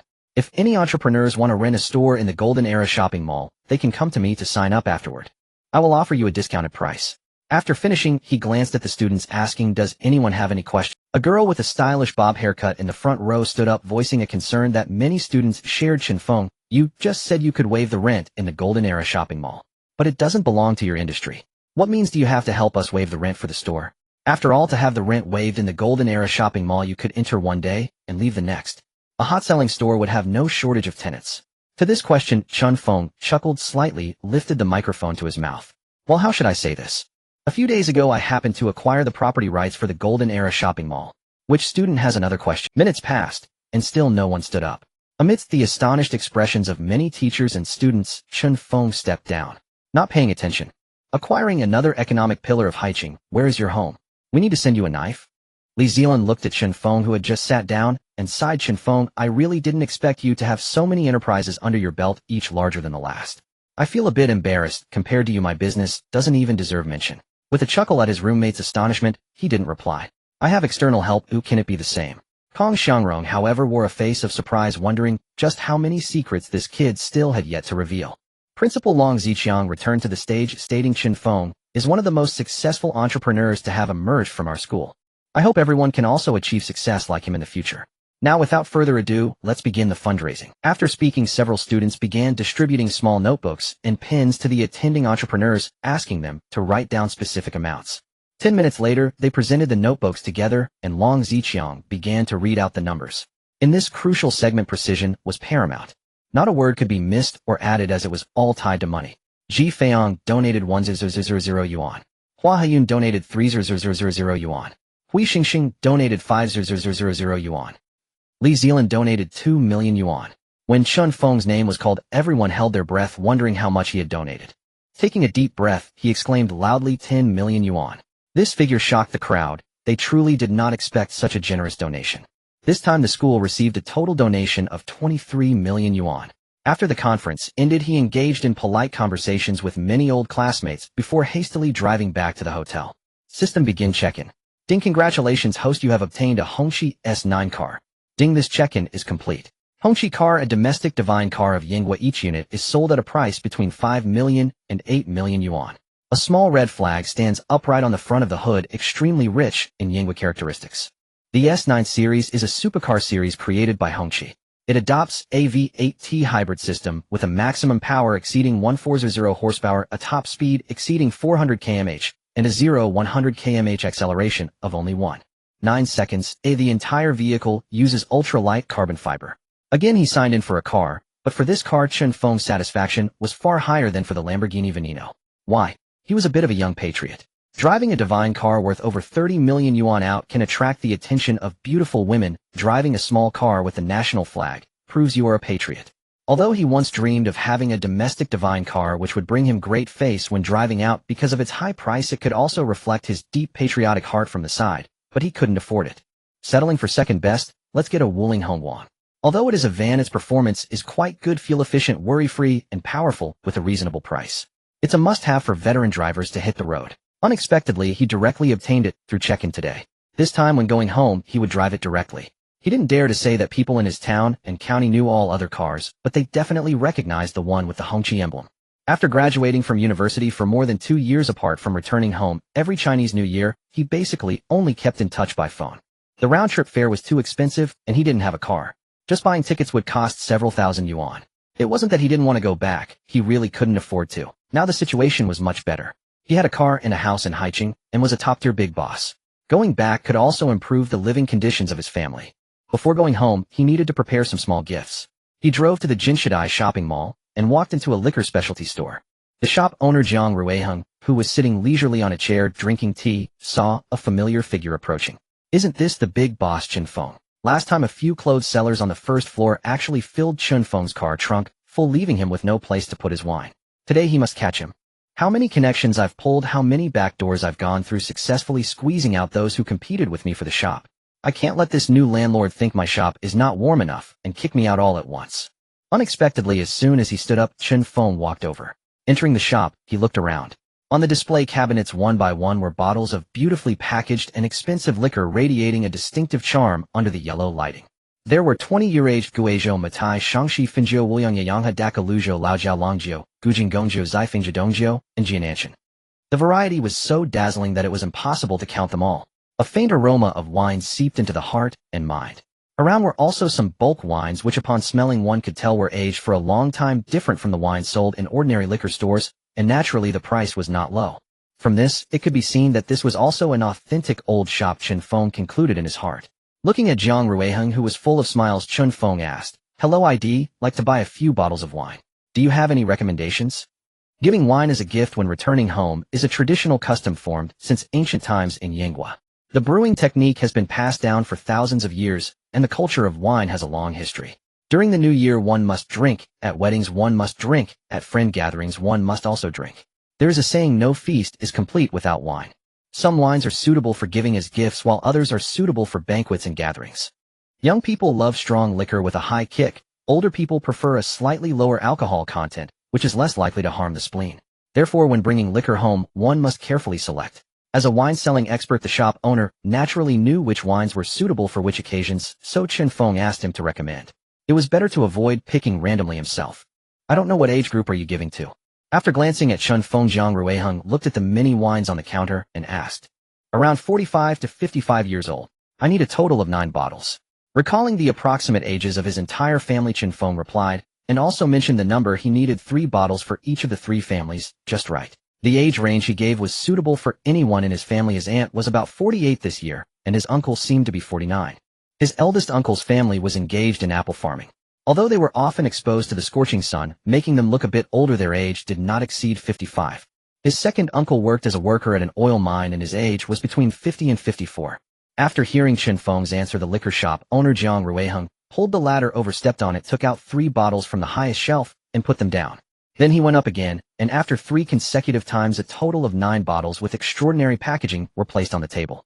These 2 bottles are the 30-year-old Guizhou Matai, known as the national liquor. These 2 are 1 Zifengju and 1 Jiananshan, both aged 20 years. These 4 bottles are Wuliangye Fengjiu Dongjiu and Longjiu, all aged around 25 years. After pausing for a moment, he then said to Chen Feng, "These wines are very suitable, whether for giving to relatives, elders, or for older people to drink." Jiang Ruiheng's introduction gave Chen Feng a general understanding of these wines. Then he took out his bank card from his bag and asked, "How much are these wines in total?" Seeing the bank card Chen Feng handed over, Jiang Ruiheng took it, gritted his teeth, and said, "Chen Feng, I'll calculate these wines as 150 yuan for you." Giving him a 40 discount in one go, his heart indeed ached a bit. These wines, according to his estimate, would at least total around 450 yuan, and they were also the items that propped up his shop's facade. He originally thought Chen Feng was only going to buy 1 or 2 bottles and would have directly given them to him for free. Unexpectedly, he actually wanted to give 9 bottles as gifts to people, which was indeed hard to waive. Looking at Jiang Ruiheng's pained and conflicted expression, he estimated that Jiang recognized his identity. After all, since his last appearance, these bosses had deeply engraved him in their minds. He did not refuse his discount, and said directly, "Swipe the card." One must not reject the kindness of others. Giving him a little compensation would be a mutual exchange of favors. Soon 15000 yuan was transferred from the CCB black card. He picked up the bag containing the wine, and before leaving said to Jiang Ruiheng, the liquor shop owner, "For the next year, I will have your shop rent." Soon 15000 yuan was transferred from the CCB black card. He picked up the bag containing the wine, and before leaving said to Jiang Ruiheng, the liquor shop owner, "For the next year, I will have your shop rent." No matter how you calculated it, he had earned. In his heart, he silently gave Chen Feng a thumbs up. "Boss Chen, you're generous." After placing the bag of wine into the car, he returned to the mall. Offering only wine as a gift wouldn't suffice. He needed to purchase some local specialties and jewelry as well. Crescent Supermarket was the only underground supermarket in the Golden Age Mall. It offered a comprehensive range of goods from daily necessities for ordinary households to imported vegetables, fruits, and snacks from abroad. The foot traffic here was consistently heavy, and it was also the most expensive rental space in the Golden Age Mall, with monthly rent reaching millions. The lower floors were almost entirely occupied by the supermarket. It must be said that the owner possessed great courage. An ordinary person could hardly afford to lease such a vast area. Not only was the monthly rent exorbitant, but with such a large store, if no customers came, the accumulated stock would turn the owner into a millionaire in debt. Taking the elevator down to the supermarket entrance, he casually grabbed a shopping cart and began strolling leisurely through the aisles. Italian vegan noodles. Seeing the labels filled with English letters, he didn't bother to check if they were good or not, and tossed 10 packs into the cart before moving on. Chocolate from the land of the polar bear. This brand was familiar to him. During high school, Chen Feng's Chinese teacher had once handed out a chocolate to each student in class. When she introduced it, she said it was produced in Russia. It was sent by a friend from Russia as a reward for the entire class improvement in Chinese exams. The taste was indeed delightful. Later, he even kept the chocolate wrapper, tucking it into his Chinese textbook, vowing that when he earned money, he would buy a box for himself. But as high school ended, and the entire class sold their textbooks to the junk dealer, that plan fizzled out. He picked up 2 boxes of chocolate, placed them in the cart, and continued forward. As he walked, his cart accidentally bumped into a young girl. Chen Feng quickly pulled the cart back. Just as he was about to apologize, the girl turned around. It was Xia Yuxuan. "You!" they both exclaimed simultaneously. Xia Yuxuan wore a simple, elegant pink dress. Her light makeup masked her youthful innocence, lending her a touch of allure. Oh no, she's really turning into a seductress. Chen Feng never expected to meet this 18-year-old girl again under such unexpected circumstances, also shopping here. Recalling her wildness when she had grabbed his ear last time, he instinctively touched his ears. Xia Yuxuan noticed his gesture and chuckled. "Am I that scary? A 1.8-meter tall guy faced with a 1.69-meter girl like me actually makes such a move. What are you doing here?" Chen Feng spoke first, though his words fully exposed his appallingly low emotional intelligence. "Why can't I be here? Or is there a sign that says I'm not allowed?" She pushed her cart forward, angrily approaching Chen Feng, her two small tiger teeth pressed tightly against her lips. Her white teeth ground together, as if she were searching for the best spot on Chen Feng's body to bite. Seeing her angry face, Chen Feng realized his choice of words was indeed flawed. He quickly explained, I meant you're also here to shop, not that you can't be here. A dry explanation. No wonder Chen Feng had always been single and needed his grandfather to introduce him to her. Xia Yuxuan let out a soft snort from her delicate nose. Eyeing the pile of items in his cart, she asked with curiosity, why are you buying so many Italian vegan noodles? Buying chocolate jelly and other snacks was understandable. But buying vegan pasta? Wasn't the food from the chefs at the Purple Gold Hotel far better? They were top chefs recruited from around the world, and few in Haicheng could match their culinary skills. Wasn't this counterproductive? Why not just ask the chef to make authentic Italian pasta? I am planning a trip back to my hometown. I want to buy some local specialties for my relatives and friends. Chen Feng pointed at the items in the cart. Going home. Where is your hometown? Is it fun? For Xia Yuxuan, who had never been to the countryside, a hometown must be a fascinating place. She had been born and raised in the Xia family compound. For her, the compound was home. The concept of a hometown had never taken shape. Her eyes sparkled with curiosity, her face full of eagerness to learn. Chen Feng thought for a moment and said, my hometown is in a small town. The environment is certainly nice. It's just not as bustling as a big city. At night it's pitch black, unlike Haicheng where day and night look the same. After Chen Feng finished explaining, Xia Yuxuan immediately pulled out her pink phone from her bag and called her grandfather. Hello Grandpa, I'm going to visit Chen Feng's hometown. I might not be back for a few days. Xia Qinghe, who was having tea with an old friend, saw his granddaughter's call and thought she was about to cause trouble again. But hearing she wanted to go to Chen Feng's hometown, he thought it was a great idea. Ever since the last incident, she had been pestering him constantly. He had been looking for an excuse to get rid of her, and now she had volunteered. Is Chen Feng there? Let him talk to me. Guessing that he wanted to give some instructions, she handed her phone to Chen Feng. Something felt off. Why was she going back to his hometown? Couldn't she just cause trouble for old Xia and leave him alone? Why come to torment him? Taking the phone, Chen Feng explained, Mr. Xia, I ran into your granddaughter at the mall today. We chatted a bit about she wants to come with me to see it, but my living conditions aren't great. Please persuade her. Xia Qinghe interrupted, my granddaughter has endured hardship. In her toughest times, she only had one dish to eat with rice. Is there anything harder than that? It's fine, I trust you to take care of her. Let her see your place, and don't bring her back for at least 10 days, or half a month. With that he hung up. Xia Yuxuan, hearing her grandfather's praise, nodded in satisfaction. Did she think she was tough enough to handle any hardship? She looked at Chen Feng with a proud expression. Chen Feng stared at the dial tone in disbelief. Did the old man ever consider him? He was sacrificing his teammate for his own peace. His granddaughter had him completely under her thumb. She was a little demon from the underworld, and bringing her to his home was like a female bandit invading a village. With her cute appearance, a few words from her would turn him into the target of the whole family's criticism. Going home felt like walking to the execution ground. Seeing Chen Feng frozen in a daze, Xia Yuxuan tugged at his hand and said, the call's over. Give me back. Snapping back to reality, he felt something soft in his hand and couldn't help squeezing it twice. Looking down, it was Xia Yuxuan's hand. Xia Yuxuan's face flushed slightly as she glared at him, snatched the pink phone from his hand, and put it back in her bag. Seeing his embarrassed expression, she asked, when are you leaving? Xia Yuxuan's face flushed slightly as she glared at him, snatched the pink phone from his hand, and put it back in her bag. Under the astonished gazes of many shoppers, Chen Feng and Xia Yuxuan checked out at the counter and loaded the items into the car. Chen Feng sat in the driver's seat, glancing at the beautiful girl beside him, Xia Yuxuan, and let out a helpless. On this return, with just a single word from her, she could easily transform into the queen of the household, with her grandmother, the revered matriarch, backing her up. Who would dare to bully her? He feared that his life would not be easy. As a 25-year-old man, he still remained in existence akin to a world aristocrat, with his dog tag still intact. Today he finally broke a personal record by holding a girl's small hand, marking a historic breakthrough. His elders called him every day, urging him to hurry and find a girlfriend, having graduated for over 2 years without a partner. Did he not fear dying alone? Now if he were to carelessly declare her his girlfriend, he estimated that within 3 days she would be pinning him down to arrange a wedding. Chen Feng, why do I feel like you're not happy when I come to your house? Xia Yuxuan, who was playing with her phone, shot him a glance. A cold light flashed in her beautiful eyes, as if just a single negative word from him would force him to relive the pain of turning into a pig's ear. No, I'm just too happy to contain myself. He bitterly smiled, shook his head, pressed the car's ignition button, and slowly drove towards the jade shop mentioned by Xia Yuxuan. Originally, Chen Feng thought of just buying a few expensive items at the mall, but after Xia Yuxuan's introduction, he learned that this Jingguang jade shop had been passed down for decades. It was considered an old brand of jade shops in Haicheng, only accepting referrals from acquaintances or people of a certain social status, leaving ordinary folks unaware of its existence. They only operated one day a week, and today happened to be Monday, falling within their business hours. Xia Yuxuan knew about this shop because her grandfather Xia Qinghe personally brought her here.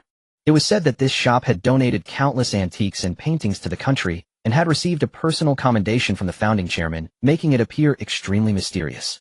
After more than 10 minutes of driving, they finally arrived at a slightly inconspicuous alley on Pinggan Street. In this alley, many shops were vacant except for one that appeared half open with the words Jingguang Jade Shop written in large characters above the door.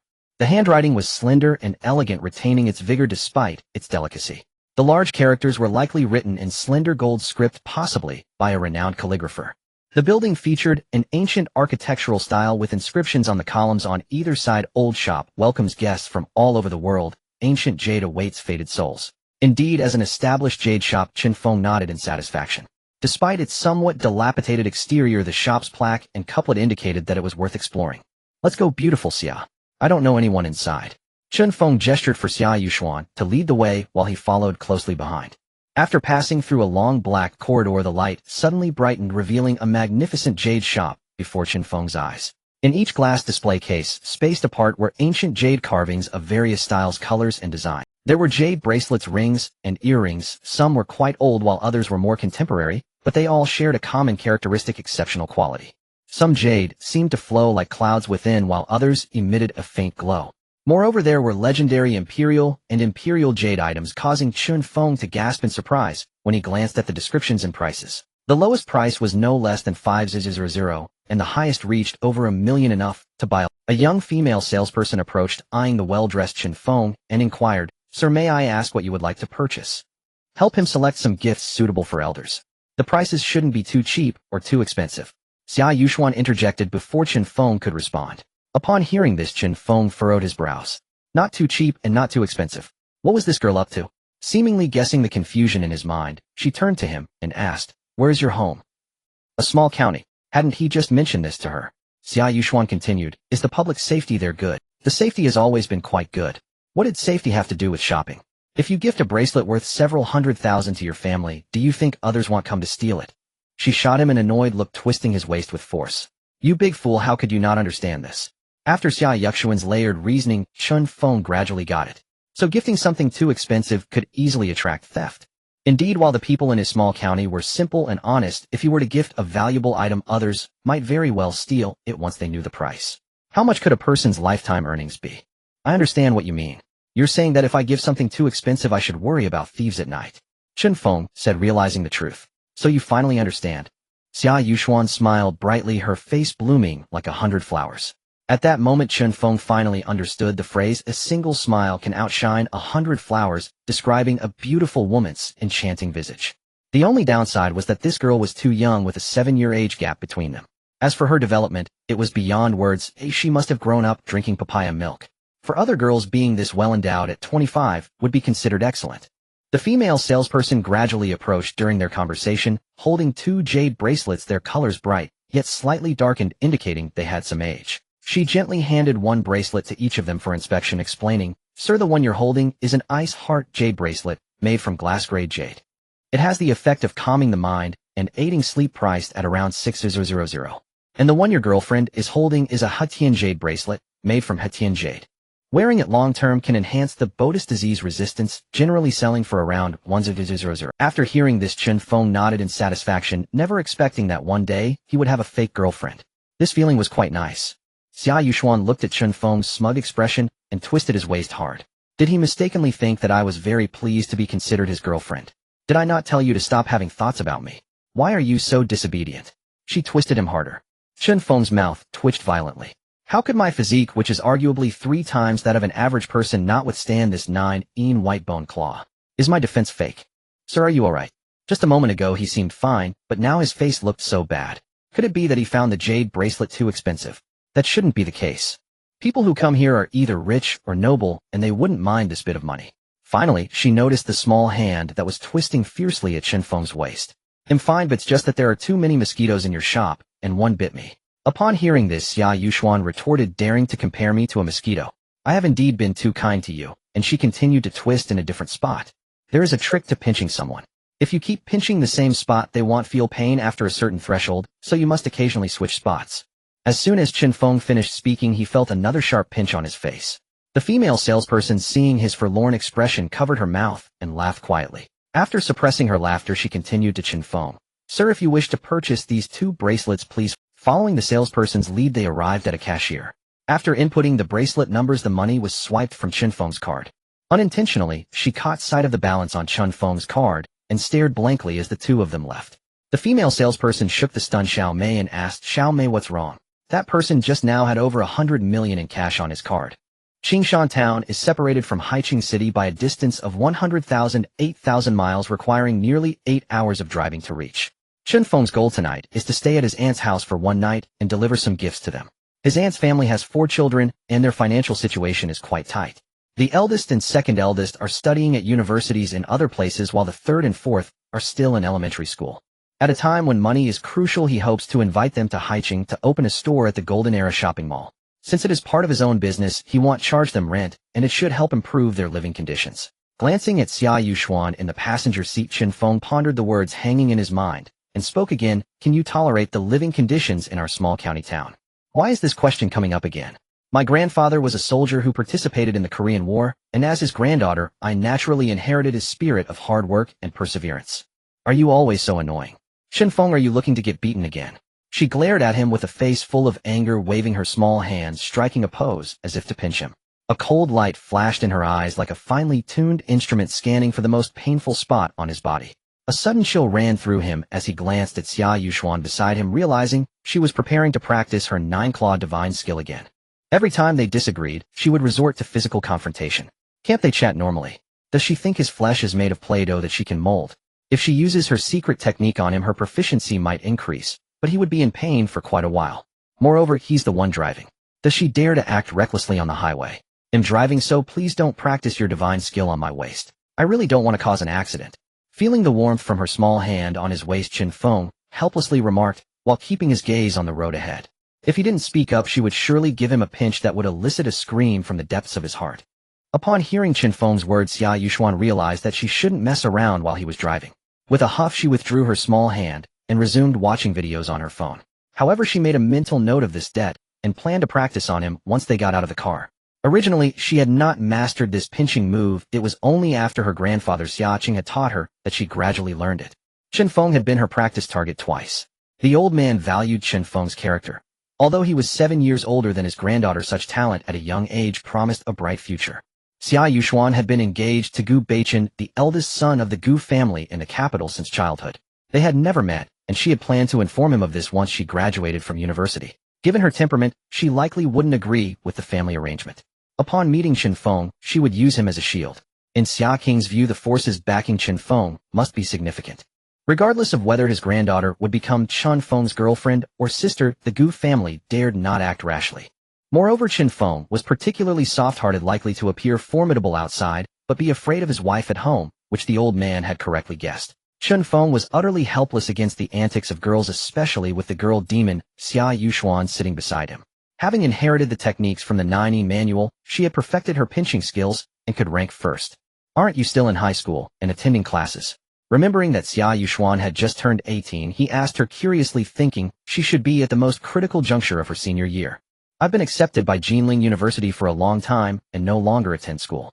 Xia Yuxuan, who had always skipped grades, had self-studied all the compulsory courses of her major, boasting both beauty and talent. There are so many people pursuing me at school, they can follow me from the school gate to the classroom. So amazing. Chen Feng was a bit skeptical, wondering if she had relied on her family's connections to get in. Seeing Chen Feng's disbelief, Xia Yuxuan proudly declared, I always rank first in my exams, and many schools directly recruit me. After saying this, she even struck a pose, puffing out her small waist. Chen Feng felt his scalp tingle. With such intelligence, she must have a score exceeding 200. It took him immense effort to get into university, while this academic prodigy was directly exempt from entrance exams. His pride in successfully graduating from university was shattered, and he felt his confidence plummet. After driving for 2 to 3 hours continuously, Xia Yuxuan in the passenger seat had fallen asleep against the car window. He accelerated, hoping to arrive around 2 in the morning. It seemed they would have to stay at a hotel tonight. By the early morning, his aunt's family would likely be asleep. Tomorrow was Tuesday, and there were students who needed to go to school, so arriving late at night might disturb others' rest.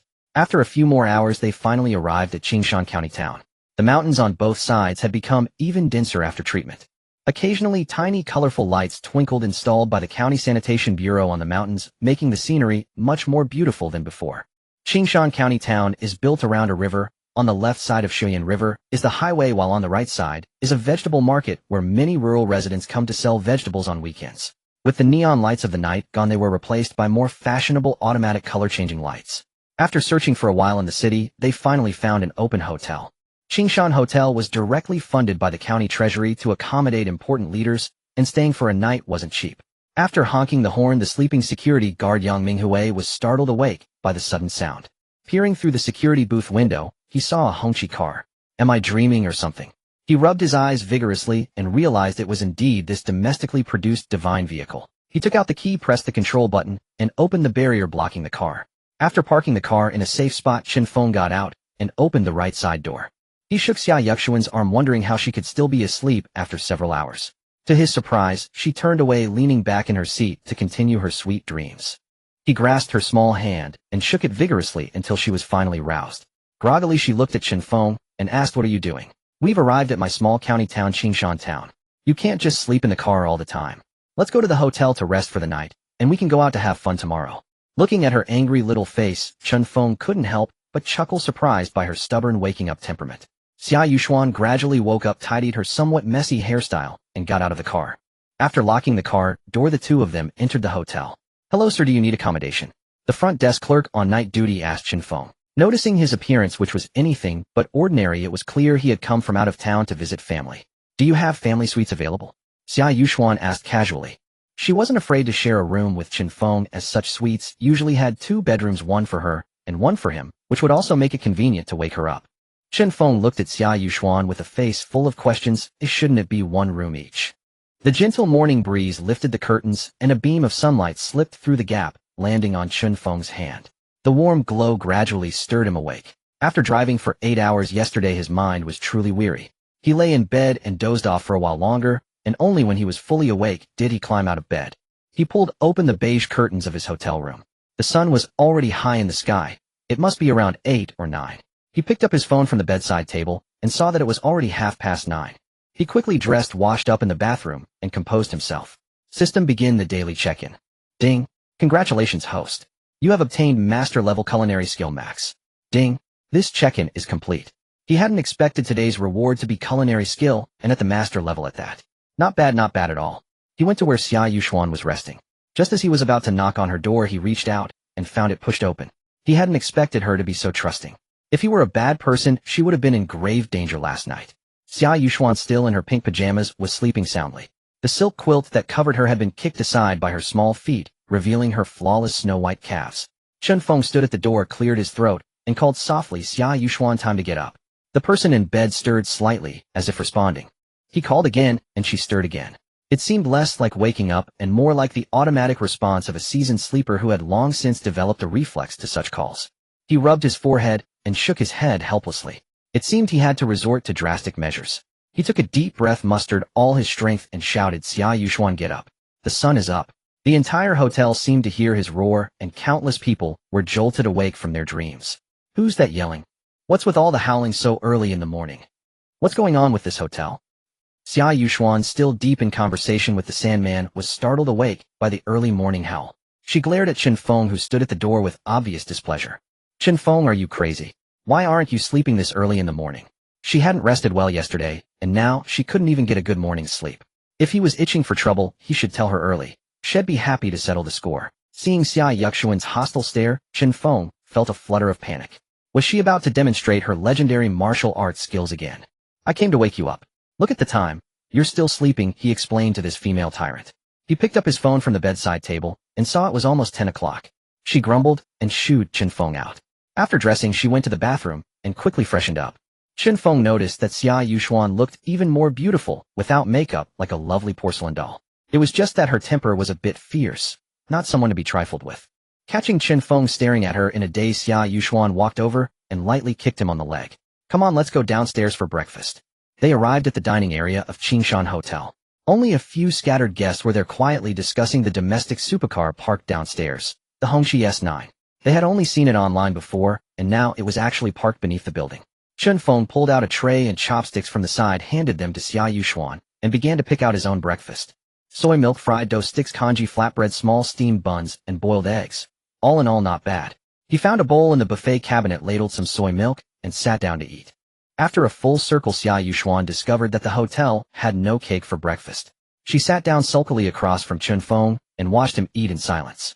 He finished his meal quickly and looked up to find Xia Yuxuan staring at him with not a single bite of food on her plate. Was she being picky? "Why aren't you eating breakfast?" he asked. Since she had followed him all the way to the county town, he couldn't let her go hungry. Otherwise, old Master Xia would surely come looking for him. "There's no cake, so I don't want to eat." "Then have something to drink first. I'll take you to buy cake later, okay?" He coaxed her. An empty stomach first thing in the morning wasn't good for her health. If she couldn't eat, at least she could drink something. "I only drink pure milk for breakfast, and they don't have it here." She shook her head again and spoke softly. The soy milk and steamed buns here were too greasy and oily. Eating them would make it hard for her to maintain her figure. Chen Feng felt like spitting blood. Where was he supposed to find those things for her?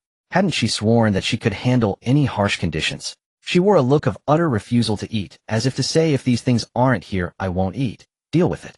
Remembering the master-level culinary skill he had just obtained from the morning check-in, he asked a nearby waiter, "Where is the kitchen?" The waiter pointed downstairs to the first floor. "Wait here. I'll make something for you myself." He looked at Xia Yuxuan with exasperation. "First day here, and you're already making trouble for me. Can't you let me have a moment of peace?" She nodded lightly, and Chen Feng dashed into the kitchen. After greeting the chef, he began searching for ingredients to prepare a light breakfast. After 10 minutes of bustling in the kitchen, Chen Feng finally emerged with the breakfast he had made and returned to the second-floor dining room. A simple bowl of seaweed and egg drop soup and a steamer basket of small buns. Although these were common dishes, with Chen Feng's master-level culinary skill and seasoning, they were bound to be delicious. A fragrant aroma wafted from afar. He placed them in front of Xia Yuxuan and gestured for her to eat. She eyed the freshly made breakfast, sniffed the enticing aroma, picked up a small bun, and took a tentative bite. Soon came the second and third bites. 3 or 4 small buns paired with the egg drop soup disappeared down her throat within minutes. After letting her rest a bit, they quickly went downstairs. By then, several security guards were already stationed near the parking lot. The hotel manager had specifically instructed them to strictly control anyone approaching the Hongqi S9. Even a scratch on this car would cost hundreds of thousands. The hotel would certainly be held liable. If anything happened, they could all pack up and leave, and the manager would lose his job. In his 10-plus years here, this was the first time he had seen such an expensive car. "Excuse me, sir. Please show me your license plate key." The security guard on duty stopped Chen Feng and Xia Yuxuan as they approached. These were special times calling for special measures. No one was exempt from being stopped and questioned. Chen Feng took the Hongqi S9 key from his pocket and handed it to the guard. After examining it for a long while, the guard looked at the young man in disbelief and stammered, "Are you the owner of this Hongqi sports car?" Chen Feng smiled slightly and nodded. He took the key back from the guard, got into the car, and sped off. Destination: Shanha residential area. When a little blue car is adorned with a small red flag, the man behind the wheel is bound to be extraordinary. No one but the flashing red light ahead could stop Chen Feng, that dashing young man. Many drivers behind him pulled out their phones to snap photos of the Hongqi S9 sports car, yet they all shared one trait: keeping a safe distance from Chen Feng. Unlike ordinary sports cars that range from hundreds of thousands to over $1 million, the price of this domestic marvel never dipped below 5 million yuan. It was the most exported luxury car from Yen Kingdom, initially designed for the high-end market and aimed at overseas buyers, a source of national pride. Such luxury cars usually gathered in economically developed regions, and this was the first time one had appeared in Qingshan County. After waiting quietly for over 40 seconds, Chen Feng flicked on his turn signal. Though not a single car was behind him, he insisted on doing things properly. The sports car slowly entered Yuan Bridge. Vehicles on both sides automatically lined up in an orderly fashion, as if trained military drivers were at the controls. Nowadays, cars were all fully insured, so theoretically there was no need to be so afraid. But this car was exceptional. Once the insurance payout reached a certain limit, the company would stop compensating. How could they cover a car worth millions? At most, they would pay a few $100,000 as a deposit, leaving the rest to the owner. With an annual salary of just tens of thousands, a single scratch could wipe it all out. Whoever dared to act recklessly in front of a Hongqi S9 sports car would earn a thumbs up. Of course, if you had a mine at home, that was a different story. "Hey, isn't that a Hongqi sports car? I recognize that little car too. My old man told me about it. I heard it costs millions, and it looks like it's going to park near us. Look, it's slowing down, seems to be looking for a parking spot." A group of middle-aged women sat on stools chatting, discussing the slow-moving sports car. Beside two willow trees spaced far apart, Chen Feng found an empty spot and slowly backed the sports car in. The two got out together, the man handsome and the woman beautiful, instantly drawing everyone's attention from the car to the people. Doesn't he look just like Chen Feng, that old lady Li's grandson? Come on, I heard her grandson went to work in Haicheng City and barely makes ends meet. You're overthinking it. His clothes don't look cheap. No kidding. If you can afford a 1,000,000 yuan sports car, your outfits are bespoke. From the trunk, he took out 3 beautifully packaged bottles of wine and several expensive domestic cigarettes, preparing to cross the alley and head upstairs. He spotted a middle-aged woman sitting outside the small store at the bottom of the building. Wasn't that Aunt Li? She was a distant relative of Chen Feng's, the kind that barely counted as family, and ran a small shop at the foot of Shanshui compound. Chen Feng's grandmother had introduced her, mentioning that the two families had some connection. Since then, because she was surnamed Li, he called her Aunt Li. He walked over, tapped her shoulder, and said, "Aunt Li, long time no see." She was just discussing Chen Feng and Xia Yuxuan with a few other middle-aged women, felt a light tap on her shoulder, and heard someone call her Aunt Li. Turning around, she saw the young man who had just stepped out of the sports car. She stood up in disbelief and asked, "You're Chen Feng?" Her eyes were filled with disbelief. He was nothing like the young man fresh out of society she remembered from 2 years ago. He wore a sky-blue short-sleeved shirt, revealing 2 muscular arms with bulging muscles. He had also grown nearly 10 centimeters taller. In just 2 short years, such a transformation, and he had come back driving a Hongqi sports car. To Aunt Li's question, Chen Feng smiled and said, "It's only been a couple of years, Annie, don't you recognize me?" "It's not that I don't recognize you, it's that you've changed too fast." Who would have thought that a college student supported by his grandmother could achieve such great success just 2 years after graduation, becoming a complete success story? It was obvious he had become a boss.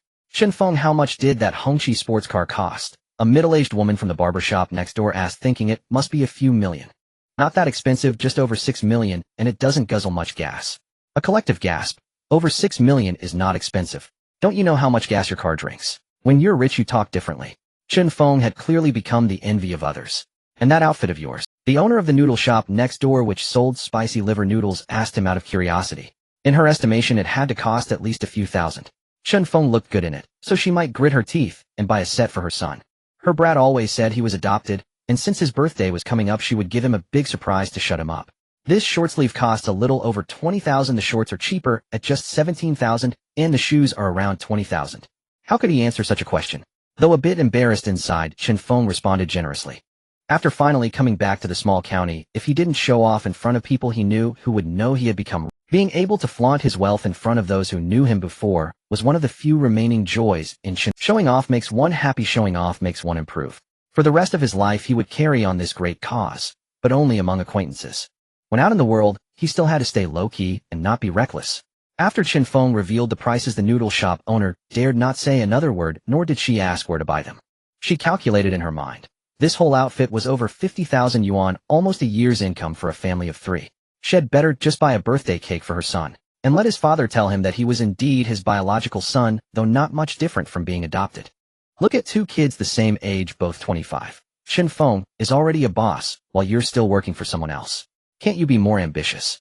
And you even had a better start in life. From childhood, he bought him the latest phones and computers as soon as they came out. Maybe he spoiled him too much. Starting next month, half of his salary would be handed over. Chen Feng, is that your girlfriend behind you? What kind of wine are you two carrying? A middle-aged man walked over and asked. As an old wine lover, he could smell the faint aroma of wine from afar. That aroma was something only aged wines from century-old shops could produce. These are Jiananshan Shifeng liquor and Maodai, aged 20 to 30 years, with varying alcohol content. They're a gift from my uncle. Chen Feng replied with a smile, then pointed at Xia Yuxuan and said, "She came with me to sightsee. Oh, she's never been to a small county before. Aunt Li, you all go ahead with your business. They'll head upstairs now." Waving to the middle-aged women, Chen Feng led Xia Yuxuan toward Unit 1. Watching the beautifully packaged wine disappear into the distance, the middle-aged man seemed to have his inner cravings stirred, murmuring, "Good wine twice. What's so great about a few bottles of wine?" A nearby woman said sourly, as if her family didn't have any baijiu. The old wine lover turned to her and said, "If you can get me a bottle to taste, he'll pay 5,000 for it. Each bottle of his is worth at least 50,000. Have you ever tasted such wine?" The entire Shanshui community has no elevators, and Chen Feng's aunt lives in Unit 802. After nearly 7 minutes of climbing the stairs, he finally reached 802. Xia Yuxuan, a frail girl, was already sweating profusely. Resting quietly for a moment with her delicate hand on Chen Feng's shoulder, she looked at him with a smile and said, Chen Feng, crouch down, I want to tell you something. Just say it directly, it's just the two of us here. What can't be said? Staring curiously at the girl in front of him, who was acting coy, he bent down his tall frame of 1.8 meters to get closer to Xia Yuxuan.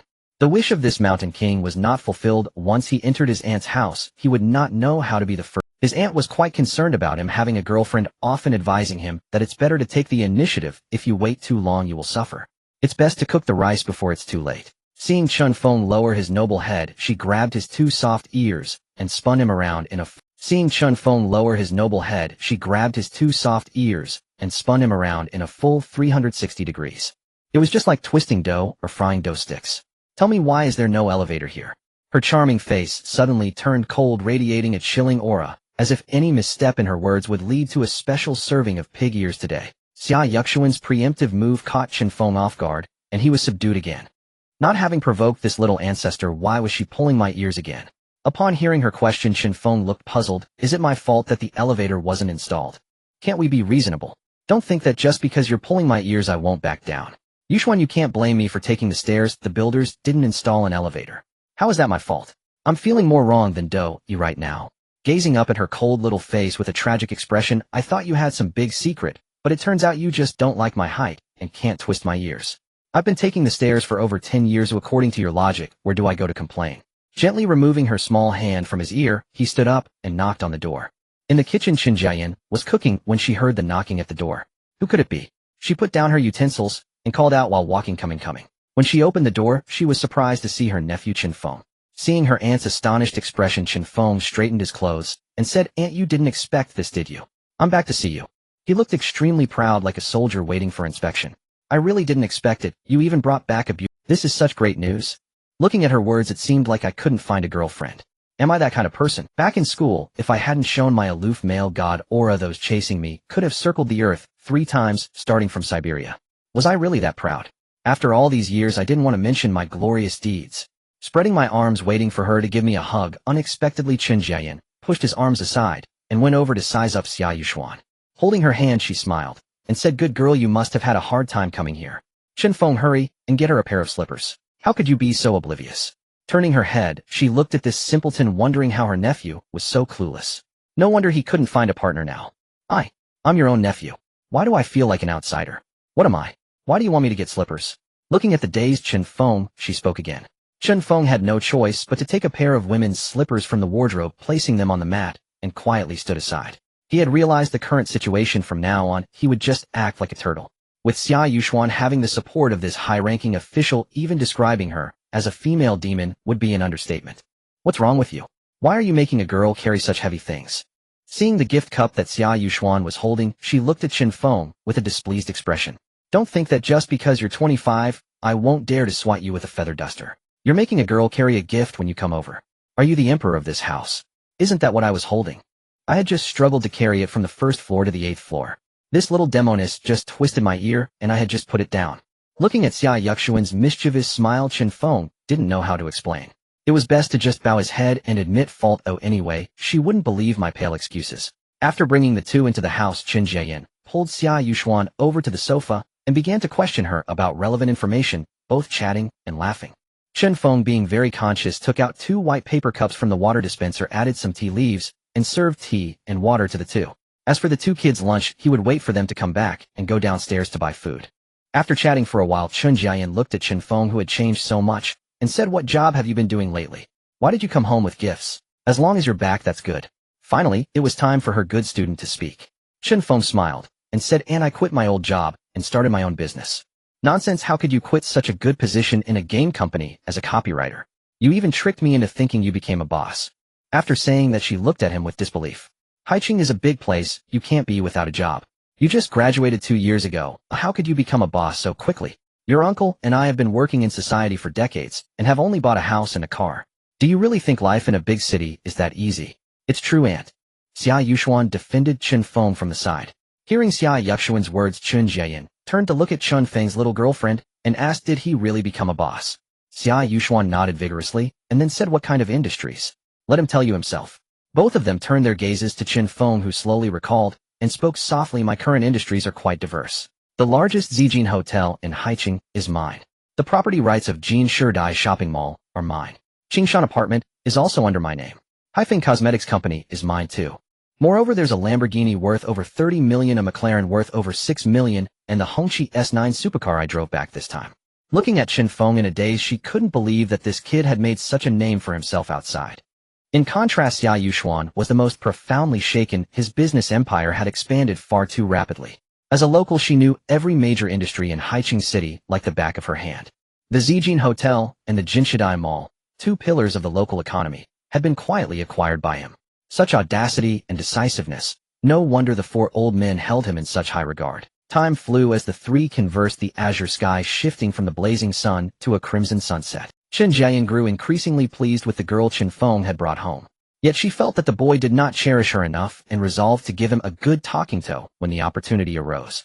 With a soft creak of the door, a man of medium build with a square face and slightly coarse skin stepped inside. He was about 50 with graying temples and a car key clipped to his waistband.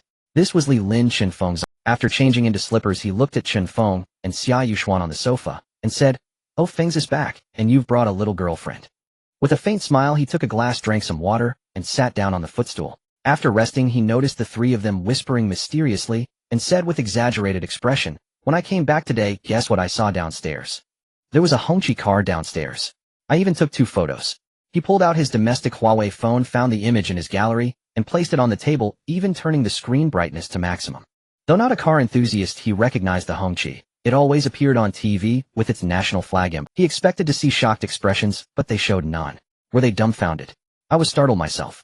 I wonder which rich guy came home driving such a fine car. He glanced at Chen Feng and said, "Fengzi, you must work hard and strive to own such a car. Once you're out there, don't come back without making a name for yourself." He had always treated Chen Feng, his nephew, like his own son.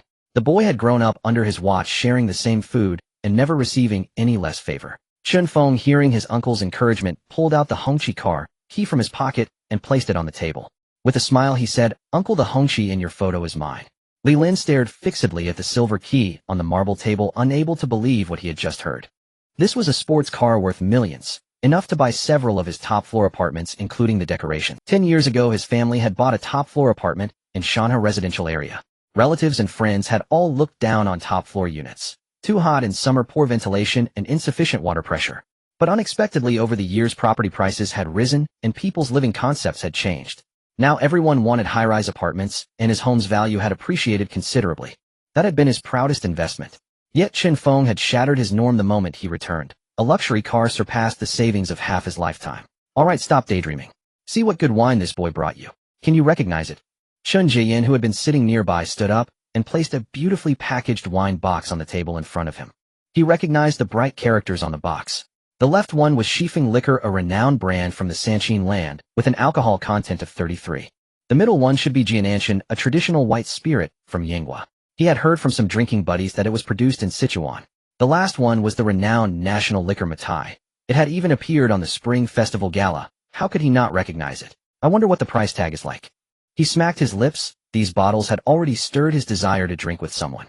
He took a photo with his phone and posted it on his moments, letting those old drunkards envy him. Chen Jian also looked at him curiously. Since the boy dared to drive a luxury car home, the wine he brought must be worth at least several thousand. Chen Feng raised 5 fingers toward them. 5,000. As expected of my nephew. The wine you gave is really expensive. I didn't spoil you for nothing. No, guess again. He shook his head with a smile. 50,000. These 3 bottles cost 50,000. That's too expensive. 1 bottle costs about 16,000. That's 2 months of my salary. Drinking all 3 would wipe out a year's salary. Chen Feng shook his head again, still showing 5 fingers. Just tell us the exact price. Xia Yuxuan, leaning against Chen Feng, pinched the soft flesh of his waist and spoke bluntly. The price per bottle is 50,000, so 3 bottles total 150,000. When Chen Feng announced the final figure, both of them could hardly sit still. This wasn't just about being expensive. A single sip would cost several thousand. Xia Yuxuan sat aside, her delicate brows slightly furrowed, looking at Chen Feng and saying, "How can you give such cheap wine?" Chen Jian and Li Lin stared at their nephew's little girlfriend as if they had seen a ghost. Was this considered cheap?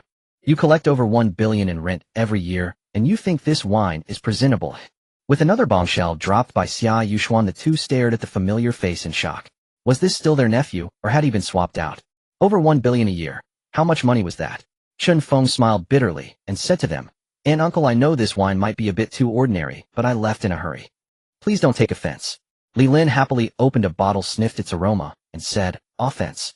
I've never had such good wine in my life. Being able to drink one bottle today is something to brag about for the rest of my life. It's the thought that counts, not the value. He'll gladly accept these 3 bottles." Chen Feng then took out a crystal jade bracelet from his pocket and handed it to Chen Jian, saying, "Aunt, this crystal jade bracelet has calming and sleep-inducing effects. It's my gift to you. This bracelet costs 60,000. I didn't let Chen Feng buy anything too expensive," Xia Yuxuan explained as she sat beside him. "Mainly because I was afraid that if it were too valuable, someone might come to steal it at night." When Chen Jian heard the price, she no longer made a fuss. The shocks she had received today were too many, as she had fully adapted to this state. Although it might be a considerable sum for an ordinary family like theirs, for this boy, it was probably just the cost. Since her nephew was giving her something within his means, there was no need to refuse. "And it's getting late. Xia Yuxuan and I will head back to the hotel now." Chen Feng stood up and said to Chen Jian and Li Lin. Originally he had planned to stay here tonight, but thinking about his Hongqi car, he worried it might be stolen. "Alright, I won't insist. Your car downstairs is too expensive, and there's no security guard here to watch it." Li Lin stood up and watched the two leave through the hallway.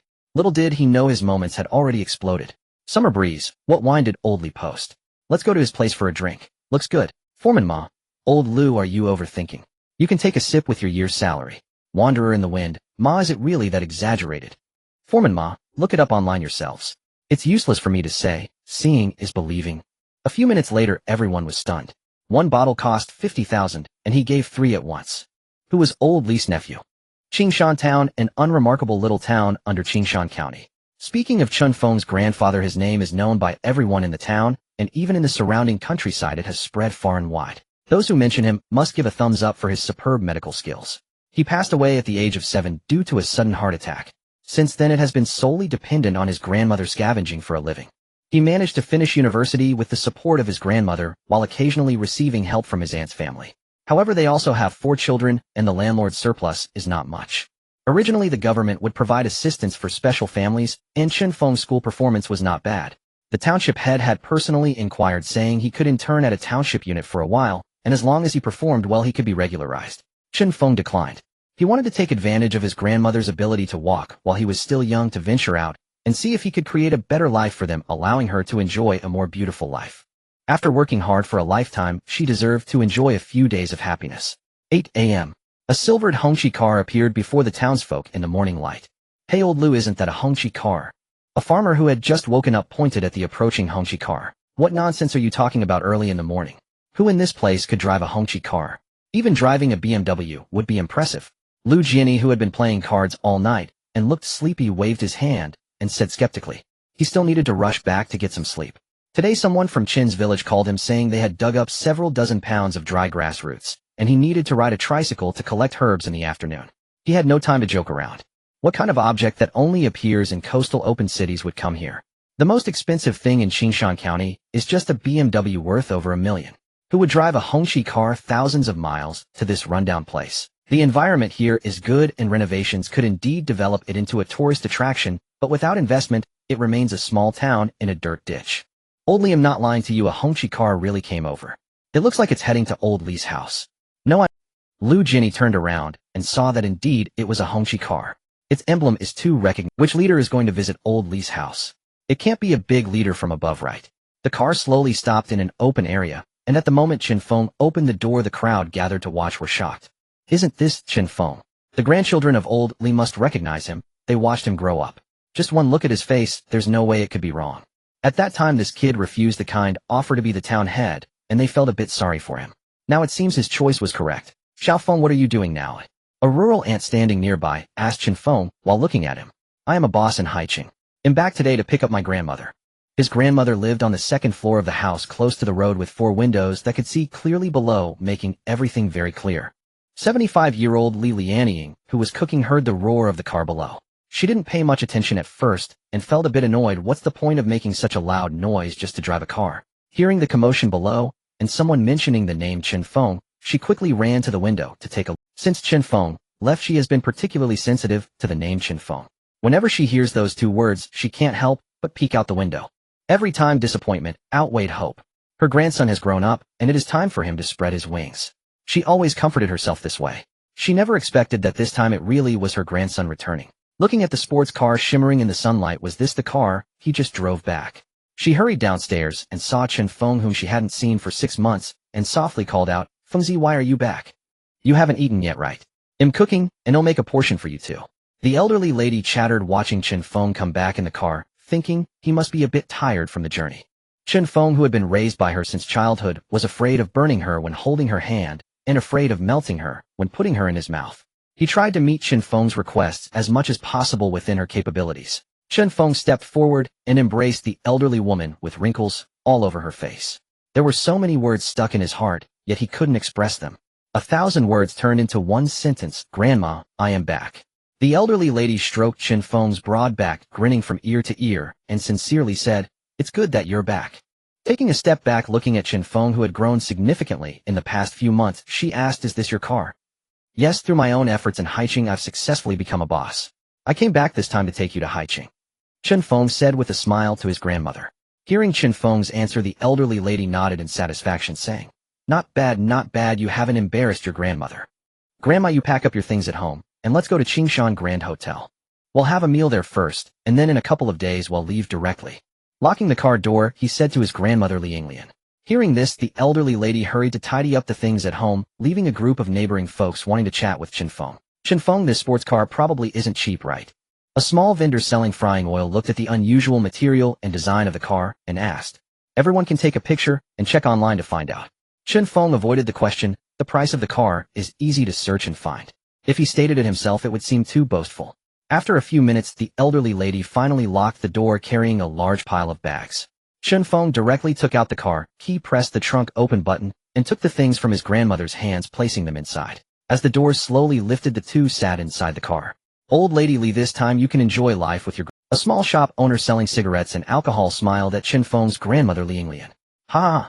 The elderly lady laughed happily, not because she could enjoy life, but because her grandson was successful. In the minds of the older generation, no matter how much suffering they endure, as long as their children and grandchildren succeed, that is the best reward for them. "Old lady Li, your treatment today is quite extraordinary, riding in a car that is the same brand as the leaders on TV." An older man in his 60s remarked after taking a deep drag on his cigarette. "Fengzi, is this true?" Looking at Chen Feng in disbelief, she never expected to have such a glorious... Chen Feng nodded and addressed the crowd outside the car. "Uncles and aunties, I'm taking my grandmother to the city for a meal now." Then he started the car and disappeared from everyone's sight. After settling his grandmother into the guest room, Chen Feng arrived at the hotel front desk. "Hello, could you please find your hotel manager for me?" He spoke to the front desk staff. Upon seeing that it was Chen Feng, a distinguished guest driving a Hongqi sports car, they quickly made a call to the hotel manager. A slightly plump man in his 30s soon rode the elevator down to the first floor. "Sir, what can I do for you?" The young man's sudden importance puzzled him. He couldn't understand why the front desk had called him about this customer. He had taken a few days off and had just returned to work today, thus he was unaware that Chen Feng was the distinguished guest driving the Hongqi S9 supercar. "I would like to inquire about your most expensive banquet." "What is it called?" "It's called the Qingshan Banquet." The name came out naturally, he remembered it well. "All right, I would like to host that banquet tonight." After hearing his words, Chen Feng said decisively, "Sir, are you sure you want to hold the Qingshan Banquet tonight?" The newly appointed hotel deputy manager Dong Zhuai looked at Chen Feng in shock. It was the highest-level banquet mode at Qingshan Hotel. Each chef at Qingshan Hotel would prepare 2 to 3 of their signature dishes, totaling 20 hot dishes and 10 cold dishes. Fruit platters and various beverages would also be included, requiring over 20 kitchen staff. 5 waiters would be on standby in the private room at all times. Such a banquet requires significant manpower and resources, with a selling price ranging from 20,000 to 40,000. Since its establishment, Qingshan Hotel had not hosted many such banquets. Even he himself had taken a long time to decide to hold one for his daughter's comingafage ceremony. Though it was a bit expensive, his daughter was precious. Moreover, as the hotel manager, he received a 50% discount, making it relatively affordable. And this was not something one could simply start and stop, though once initiated it couldn't be halted. Aside from a few essential kitchen staff, all others would be on standby solely to meet the guest service needs. 40,000 is indeed a considerable sum, and an additional 20,000 would be enough to host a grand. That amount was nearly equivalent to his annual salary. Although this young man appeared somewhat extraordinary in attire, appearance, and demeanor, he still needed to be certain about such a large undertaking. "Yes, I am quite sure." He took out a black card from his pocket and handed it to Dong Zhuai, saying, "You can go ahead and charge it. After all, such a large amount is no small matter." As the owner of the Zijin Hotel, he understood the service model equivalent to booking the entire venue. At Zijin Hotel, one must pay in advance to prevent guests from skipping out. This is because once a similar booking activity is conducted, it would affect the service to other guests and the losses would be indirectly shared in your booking fee. Taking the black card from Chen Feng, he handed it to the front desk staff saying, "Charge the fee for the Qingshan." The front desk receptionist looked at her manager in disbelief, asking, "Manager, are you sure this is real?" "That's right, hurry up and charge it. Do I still need to notify the hotel kitchen?" He waved his hand, and after deducting the banquet fee respectfully handed the card back to Chen Feng. This large order alone could earn each person an additional 200 in commission. Whistling a tune, he went to notify the kitchen. What a stroke of good fortune on the first day of his vacation. As Chen Feng rode the elevator back to room 705, he found Xia Yuxuan happily chatting with his grandmother. He walked over and gently asked, "Grandma, what are you two talking about?" Seeing Chen Feng return, the elderly lady stood up and asked, "Xiao Feng, where did you just go?" Earlier, he had mysteriously run downstairs without telling her what he was up to. Chen Feng squatted down, appearing slightly shorter than the elderly lady, and said with a warm expression, "Grandma, I just booked a banquet at the hotel. I want to invite our whole family to gather here. After all, I have become successful now and don't lack this bit of money. Your birthday just happens to be today, so let's hold a proper birthday banquet for you at this hotel." Li Yinglian looked at Chen Feng with kind eyes, saying, "Your grandma isn't so particular. As long as we live well, that's the greatest blessing for me." In her view, it would be better to save that money for Chen Feng's wedding. Just buying some meat for a birthday would suffice. However, since her grandson was so eager to host it, she would let him. After speaking to the elder, he stood up and pointed to Xia Yuxuan, introducing her. "This is Xia Yuxuan, and I believe you two have just met. She came here to travel with me in Qingshan County, and tomorrow I will take her around."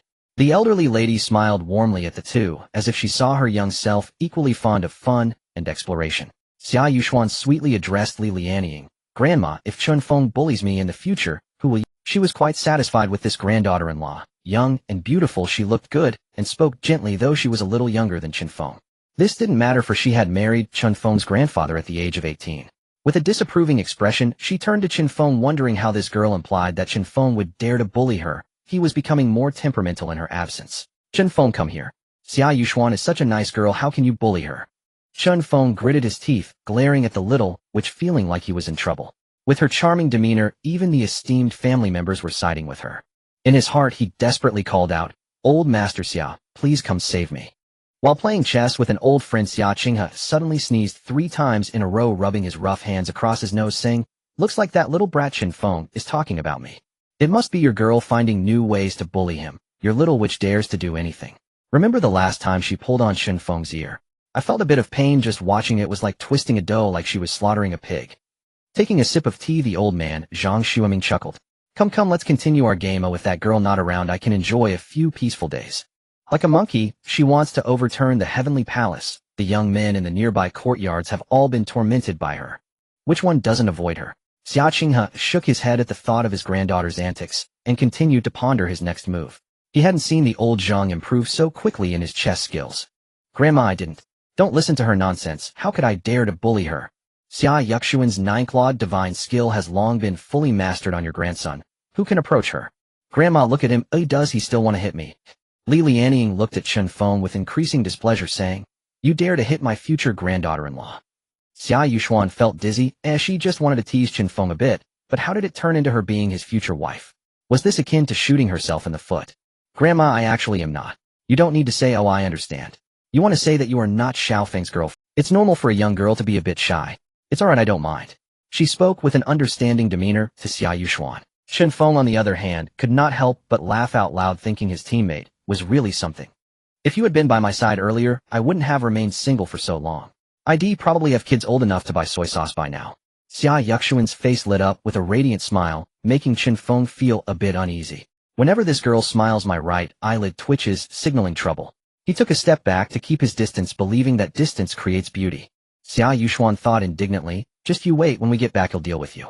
She gripped the sofa tightly with both hands, as if it were Chen Feng himself. Taking loneliness as dinner, yet hard to swallow, turning darkness into daylight, yet unable to sleep. Just then the ringtone of Chen Feng's phone sounded from his pocket. He glanced at the screen. It was his second uncle, Chen Aran. "Hey Feng, which room are you in?" "Our whole family is." "Second uncle, we're in room 705. We haven't started eating yet. Come on up first." Chen Feng replied into the phone. A few minutes later, a knock on the door announced their arrival. He opened the door to see a middle-aged man in a light gray short-sleeved shirt and black pants. Looking up at the familiar face, it was indeed his second uncle, followed by a whole family. His third cousin, who worked at the oil mine along with his wife and child. His eldest cousin, an electrician, and his second cousin, who had just returned from the Qinghai region. All had arrived. He stepped aside to welcome them in. Just as the group settled down, another phone rang. Yalazuo, that is the Qinghai Tibet Plateau. Grandma Li Lianying answered. Oh, it's Jiangzi. You're downstairs too. This kid just talked to his second uncle, so it's normal you couldn't get through. Phone, tell your uncle the room number here. She quickly handed the phone to Chen Feng to give the number. Hello uncle, we're in room 705. After repeating the room number, Chen Feng hung up. Soon another group arrived. Unexpectedly his aunt and uncle's family had come up with them. With his uncle's family of 3, second uncle's family of 7, aunt's family of 2 plus 2 kids, and the original 3, the room was gradually becoming crowded. Grandma, now that everyone's here, how about we start the meal? Chen Feng suggested to his grandmother Li Lianying. His uncle Chen Chang, sitting on the sofa, asked Feng, what time did you book the room? We can't start before the scheduled time. Your uncle is right. In recent years, Qingshan Hotel has been overcrowded. They won't easily let you adjust the meal time. His second uncle Chen Iran spoke slowly after exhaling a smoke ring. Hearing the elder's words, Chen Feng smiled faintly. Today the entire hotel kitchen is at our service. He glanced at his watch. It was 7 p.m., time to start the banquet. A normal meal with drinks, chat, and family talk takes at least an hour or two. The group followed Chen Feng to the Qingshan banquet room, half doubtful. A crystal chandelier shimmering with light hung from the ceiling, illuminating the entire room brilliantly. The soft green carpet, obviously of exceptional quality, felt wonderful underfoot. 5 waitresses stood at the ready, bowing slightly as Chen Feng entered. Welcome, Mr. Chen. Chen Feng nodded and said to a waitress, notify the kitchen to start the banquet and serve the dishes. Many of the elders looked at Chen Feng in surprise, impressed by how well he had organized things.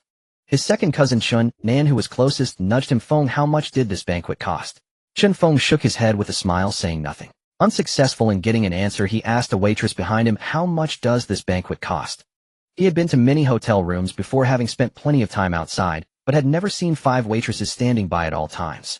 Just from the luxuriousness of the room, it was clear this was the top-tier suite. Even the premium rooms at the Rose Hotel in the city couldn't compare. A night in that room could cost over 10,000. He had been there once, and his heart ached when swiping his card. The waitress smiled and pointed to Chen Feng. Mr. Chen ordered our hotel's most luxurious Qingshan banquet.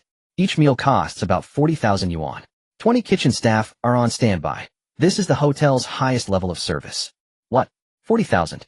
His second uncle couldn't help exclaiming, that was way too expensive for a single meal. His uncle Chen Chang, who had just taken a sip of fine tea, spat it out upon hearing the number. Another table like that would cost him a whole year's earnings from selling apples. Feng, what do you do in Haicheng? You've got the air of a boss. His second cousin Chen Nan asked again. This subtle aura of authority was like that of a tycoon who had dominated the business world for years, capable of deciding your fate with a word. Moreover, his demeanor had clearly changed since returning, and the girlfriend by his side was stunningly beautiful. I've made a name for myself in Haicheng now. You could say I've struck it rich. Chen Feng spoke softly, but the pride in his voice was unmistakable.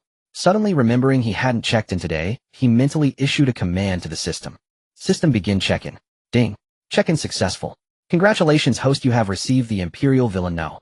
006, worth 200 million. Ding. Check-in complete. An Imperial Villa, not bad. He had been planning to buy a villa in Haicheng, and now it was delivered right to him. Truly a golden finger, most satisfying. He was planning to bring his grandmother to Haicheng, and a villa would be more convenient. A hotel never feels like home. He looked at the elders across from him. I want to take grandma to Haicheng. Do you all agree? Of course I agree. His uncle Chen Chang spoke first. Although Chen Feng hadn't revealed the extent of his wealth in Haicheng, it was likely substantial, at least tens of millions.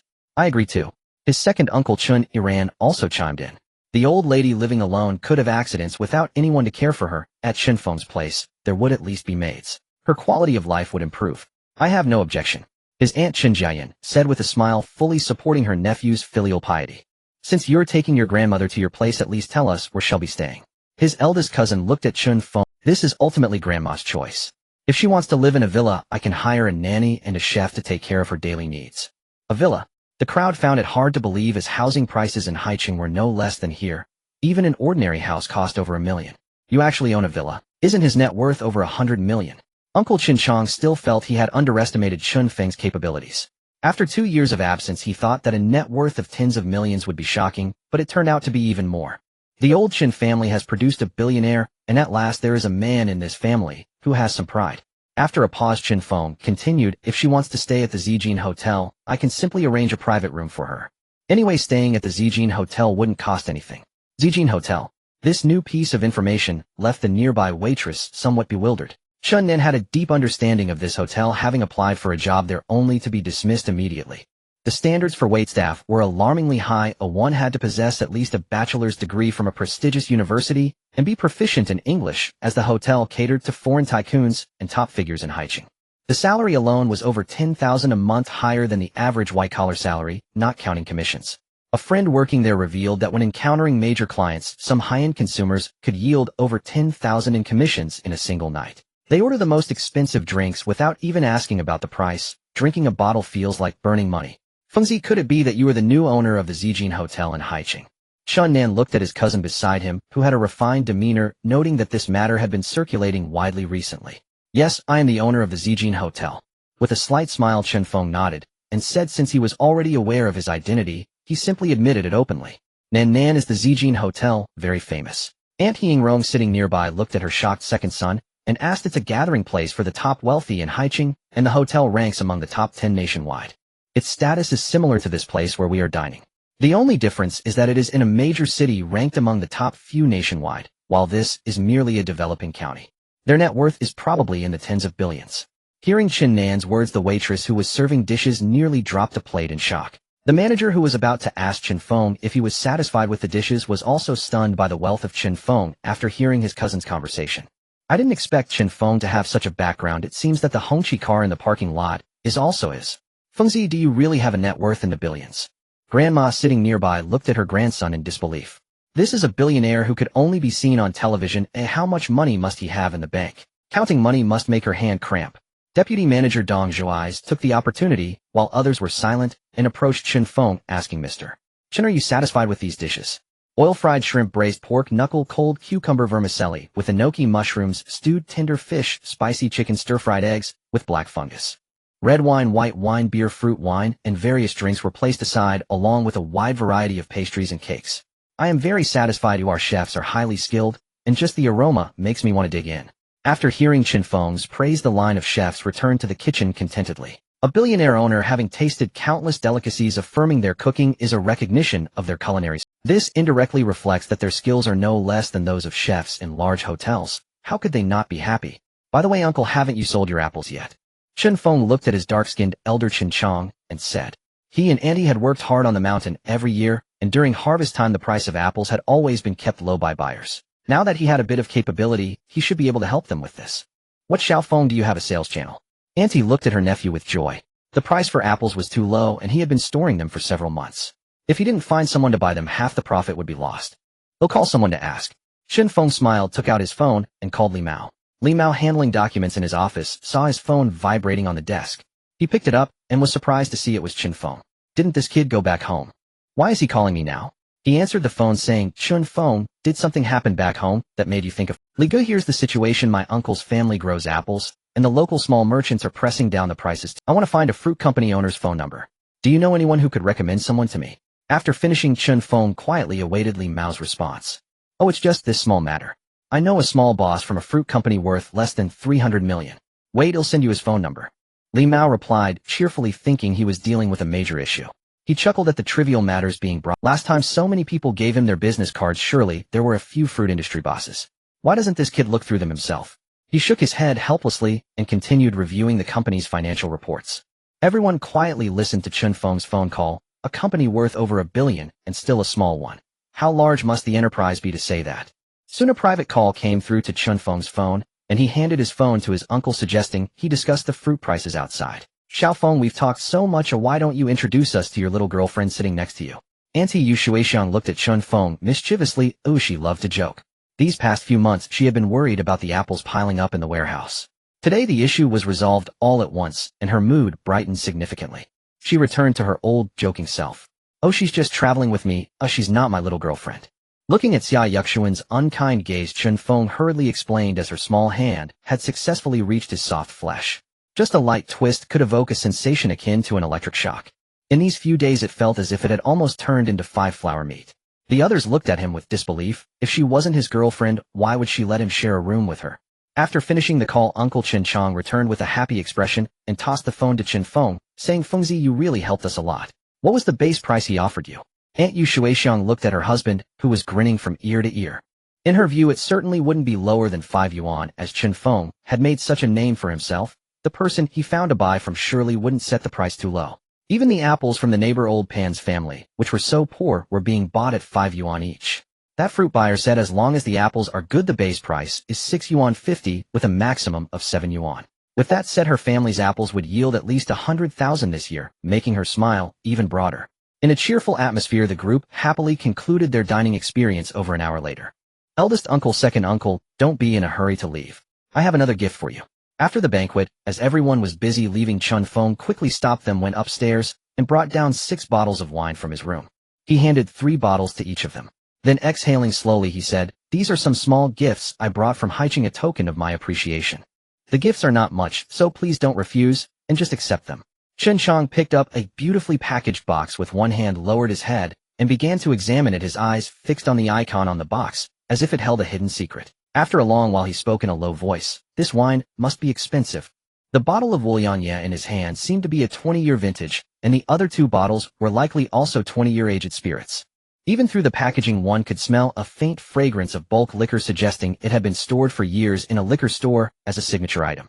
Legitimate liquor dealers all supply bulk liquor, but this wine's exquisite packaging clearly indicated it was not a slow-selling item. The box still carried a faint scent of bulk liquor, which meant only one thing: the price of this wine was probably exorbitantly high, having been stored in the shop for years. Hearing his eldest uncle's question, Chen Feng smiled gently and said, "This is just a small token of your nephew's affection. Why worry about the price of the wine?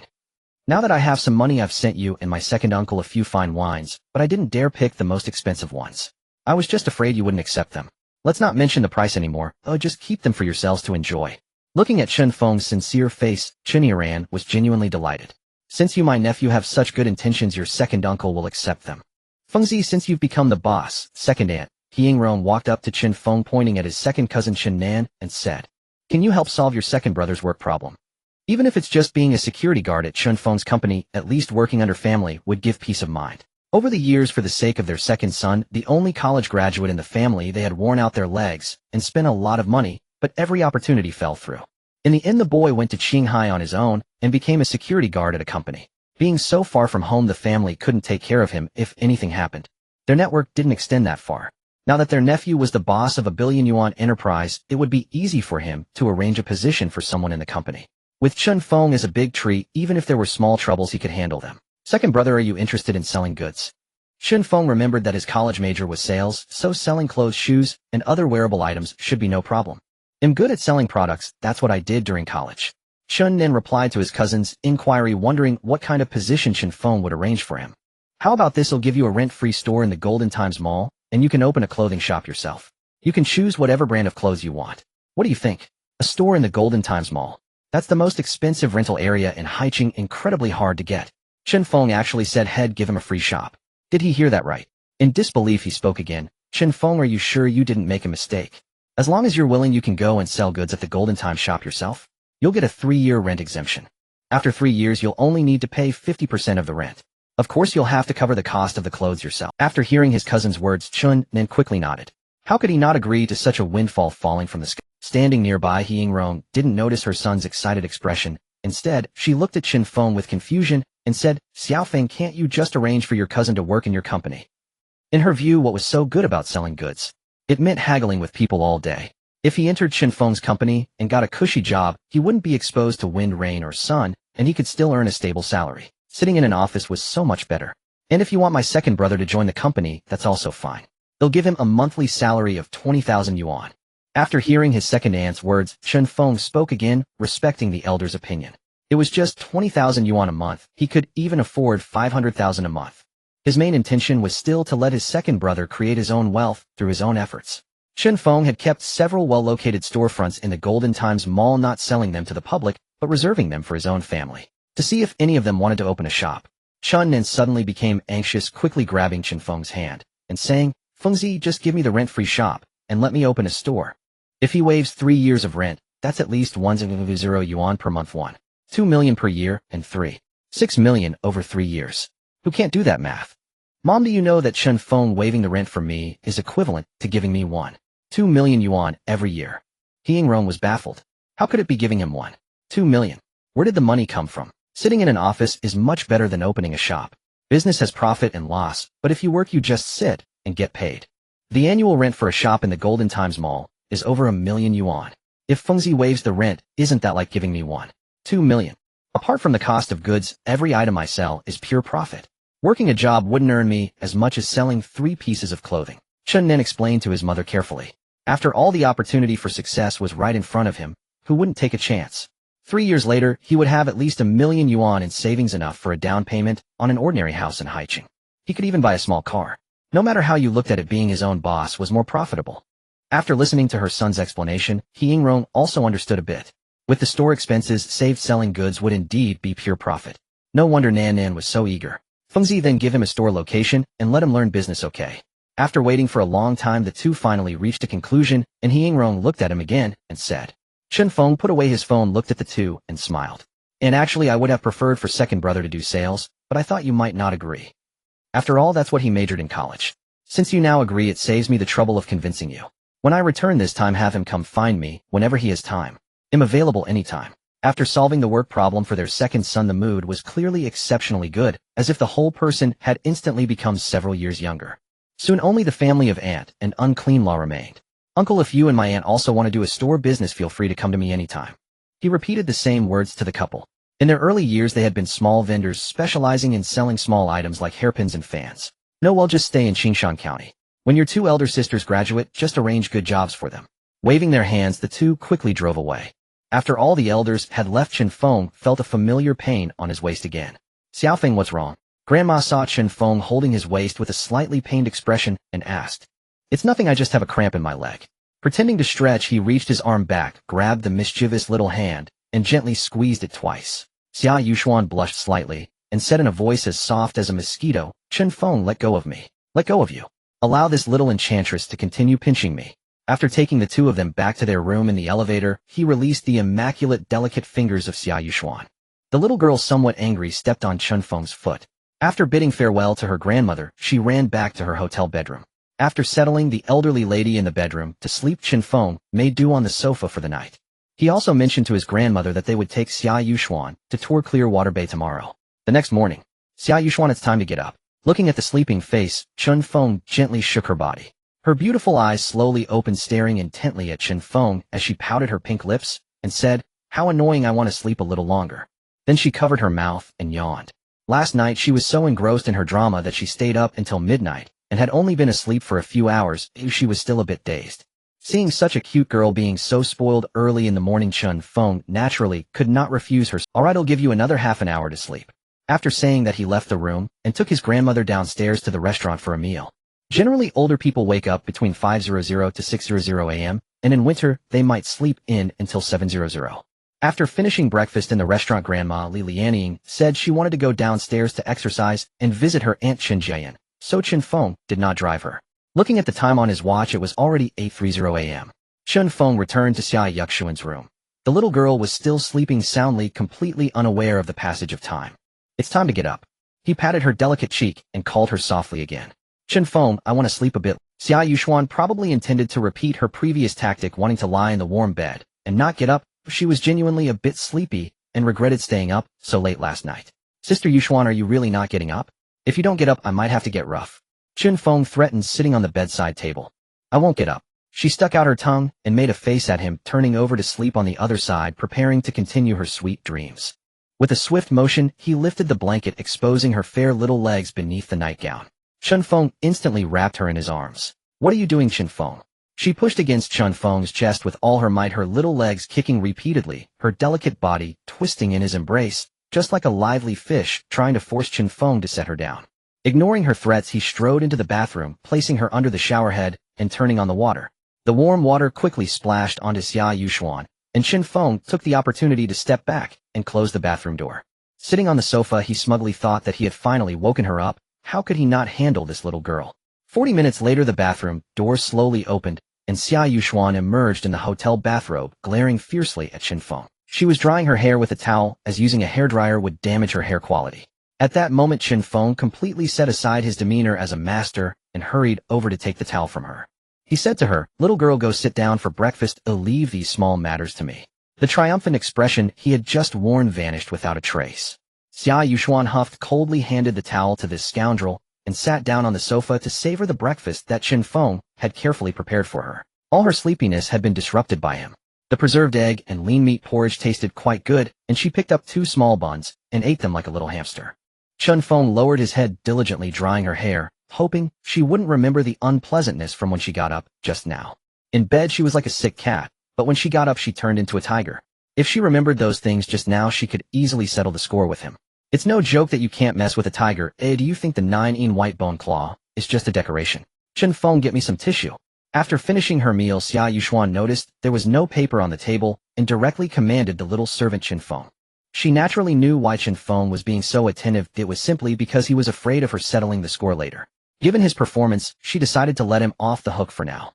Hearing the Empress' request, he immediately grabbed the tissue box from in front of the TV and placed it on the dining table. His movements were swift, as if rehearsed, his hands moving with remarkable speed. After wiping the food remnants from her mouth, Xia Yuxuan got up to change clothes in her room, while Chen Feng began to call Manager Zhang.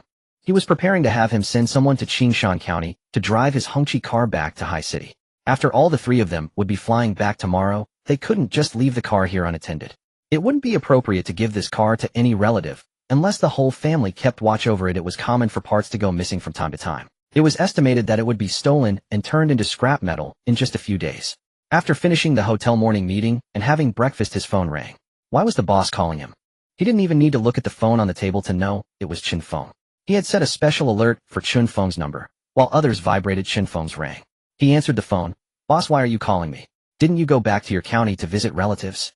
"Manager Zhang, send someone from our hotel who can drive to the county to bring my Hongqi car back. I'm flying back to High City tomorrow."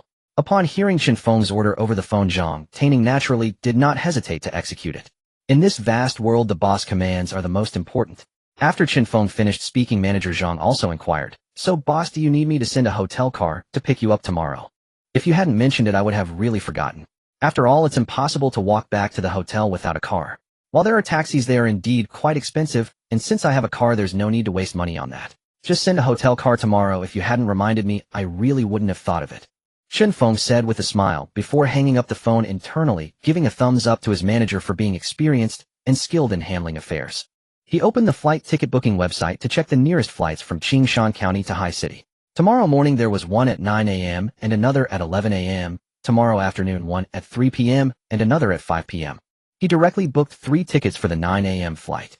After paying over 1,000 yuan, a message quickly came through on his phone indicating successful booking and that he could collect the tickets at the airport tomorrow. "Xia Yuxuan, are you not done changing your clothes yet?" With Chen Feng's call, the girl finally walked out of the room. "I'm here, what are you rushing for?" She shot him a glance as if to say, does a girl not need to take her time when going out? Her light blue short-sleeve shirt featured a large Pikachu design, paired with black pants that reached her thighs, accentuating her graceful figure. Her sparkling eyes resembled stars in the sky winking at him, and they seemed like a clear pool reflecting another version of herself in her pupils. "You fool, what are you staring at? Hurry up." She tapped Chen Feng's forehead, breaking him out of his daze and bringing him back to reality. Chen Feng smiled awkwardly, taking a deep breath to adjust his demeanor. The little demon from the Pan-Sea cave was not someone he could confront. He could only admire her from a distance. After taking the elevator downstairs and getting into the car, they drove for nearly an hour before finally arriving at the entrance of Qingshui Bay. After parking the car, the two of them got out. The clear blue sky was adorned with white clouds floating like sailboats over the azure sea. Accompanied by the occasional bird chirping from the deep woods and a gentle breeze, it gave a feeling of returning to nature.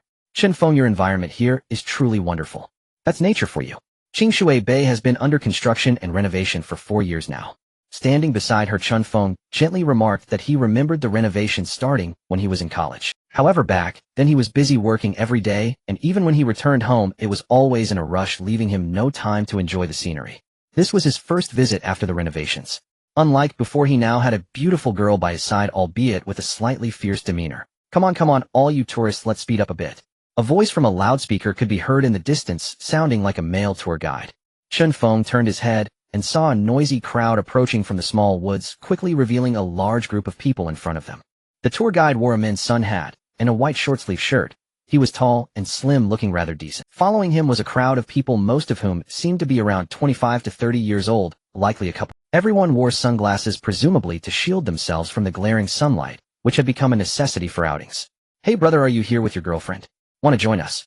"No thank you. I'm actually a local here." Chen Feng politely declined, as in such hot summer weather being in a crowd could easily lead to discomfort and excessive sweating. It was better for the two of them to enjoy their time freely together. After speaking, he stepped ahead, leading Xia Yuxuan to the area where they could ride small boats, not expecting that a group of people would follow closely behind. The Qingshui Bay scenic area was built along the river, requiring visitors to row boats across the river to the opposite bank and then climb the mountain to admire the beautiful scenery. The only paid activity in the scenic area was the boat rental. All the small boats were the same size, each covered by a simple canvas to reduce sun exposure. After handing over 30 yuan to the staff as a usage fee, Chen Feng and Xia Yuxuan were the first to board the small boat, untied the rope from the wooden post, and began to row vigorously with both oars. Xia Yuxuan sat beneath the canvas, swinging her little feet outside the boat and dipping them in the water, occasionally taking out her phone to snap photos. "Chen Feng, the water is so cool." Feeling the chill from the river, Xia Yuxuan playfully splashed some water onto the hard-working rower, giggling. Chen Feng shot her a glare before continuing to row. Meanwhile, the male tour guide was trying hard to motivate the group. "Friends, today, we have a new goal. You all see that little boat number 72 ahead, right? We must surpass it today. Do you have confidence?" They were all young and eager. How could they not have a target to fight for? No one wanted to lose face in front of their girlfriends. Each of them was like a general preparing for battle, ready to come. Everyone quickly boarded the boat, leaving their girlfriends seated nearby, and began to row energetically, chasing after the leading boat number 72. "Chen Feng, it seems like they're competing to see who can surpass you," Xia Yuxuan asked while munching on chips. "Let's wait for that group here. I want them to know what true strength is," he said with a commanding look at the girl before quietly awaiting their arrival. The tourists were full of energy, vibrant, as if they had endless strength. There were always a few skilled rowers among them, standing out like dark horses racing to the finals. The girlfriends of a few guys in the boat looked at them with admiration, their expressions fulfilling the men's vanity. "Hey brother, why aren't you moving?" One of them approached Chen Feng, his tone carrying a sense of brotherly swagger, now overflowing with confidence. Looking at their somewhat smug expressions, Chen Feng smiled, revealing his white teeth. "He'll give you a chance to. After all, your combat power is so weak, I wouldn't want to hurt your feelings too much." Upon hearing this, the group immediately became angry, and a young man with a northeastern accent said, "Brother, you must not know how formidable the paddle king from the northeast is." Chen Feng was somewhat shocked. "Big brother, your northeast is all snow. How do you row?" Another bespectacled young man chimed in, "Do you know the fame of the paddle god from Qinghai? Today I will let you witness it. I'm the little expert in rowing from Guangzhou. I'm the #1 rower in our county." One after another they boasted without holding back, their momentum seeming enormous, as if crushing Chen Feng, a novice, would be a piece of cake. They'll count down from 10, and we'll all start together. 10, 9, 8, 7, 6, 5, 4, 3, 2, 1. After the last number was called, the group surged forward, rowing towards the opposite bank. They couldn't afford to lose face today, or they would not be able to hold their heads high in front of their girlfriends. Chen Feng straightened his body, rowing with both hands like an engine that never stopped, moving the oars back and forth. The lake's surface rippled with the motion of the wooden oars, sending waves that spread out and eventually vanished. In an instant, he surpassed several people ahead, firmly securing the second place. Upon seeing Chen Feng catch up with them so quickly, the northeastern man shouted, "Brother, you are definitely going to lose." With all engines blazing, the small boat shot forward like a cannonball. Pausing from his work, he looked at the small wooden boat speeding ahead, unaware that it was just a speedboat. "Chen Feng, can you really do this?" Xia Yuxuan, sipping her joyful drink, questioned from the side. Could a man admit he couldn't do it? Especially in front of a girl, one must show they can do it, and besides, my true strength hasn't been revealed yet. You're questioning my dignity as a man. Turning to the beautiful young lady, he said, "Yuxuan, hold on to the boat. I'm going to accelerate now." Once Xia Yuxuan was ready, Chen Feng's small boat surged forward like a plasma cannon, splashing water and lightning along the way. In boat number 89, Sun Chiyun looked at her boyfriend, who was diligently paddling, and said, "Even if we can't get first or second, there's still third. As long as we get third today, I'll do whatever you ask me to in the future." Sheng Yangyan, inspired by his girlfriend's words, paddled with all his might, his hands moving as if powered by an engine, while thinking about how to achieve his goals tonight. The other paddlers, seeing their companions' fierce momentum, naturally wouldn't remain idle. "Aren't you making it hard for us? We were hoping to glide across to the other side together and settle for third. That would still be acceptable. After all, there are still several days of journey ahead. If you alone take third, it will feel like we're beneath you." Originally reluctant to exert themselves, it now seemed they had to fight for that third place, and as they resolved to paddle harder, they pushed themselves to the limit. Many tourists left behind called out to the male tour guide, "Do these boats have engines installed?" Having been a guide for several years, it was the first time he encountered such a question. Engines aren't supposed to be this ferocious. Is this a dragon boat racing competition? Shaking his head, he explained to the curious crowd, "These people are all experts." Despite the Northeast man paddling fast enough, he still couldn't match Chen Feng's extraordinary physique. Before long, they caught up and surpassed him, arriving on shore ahead of him.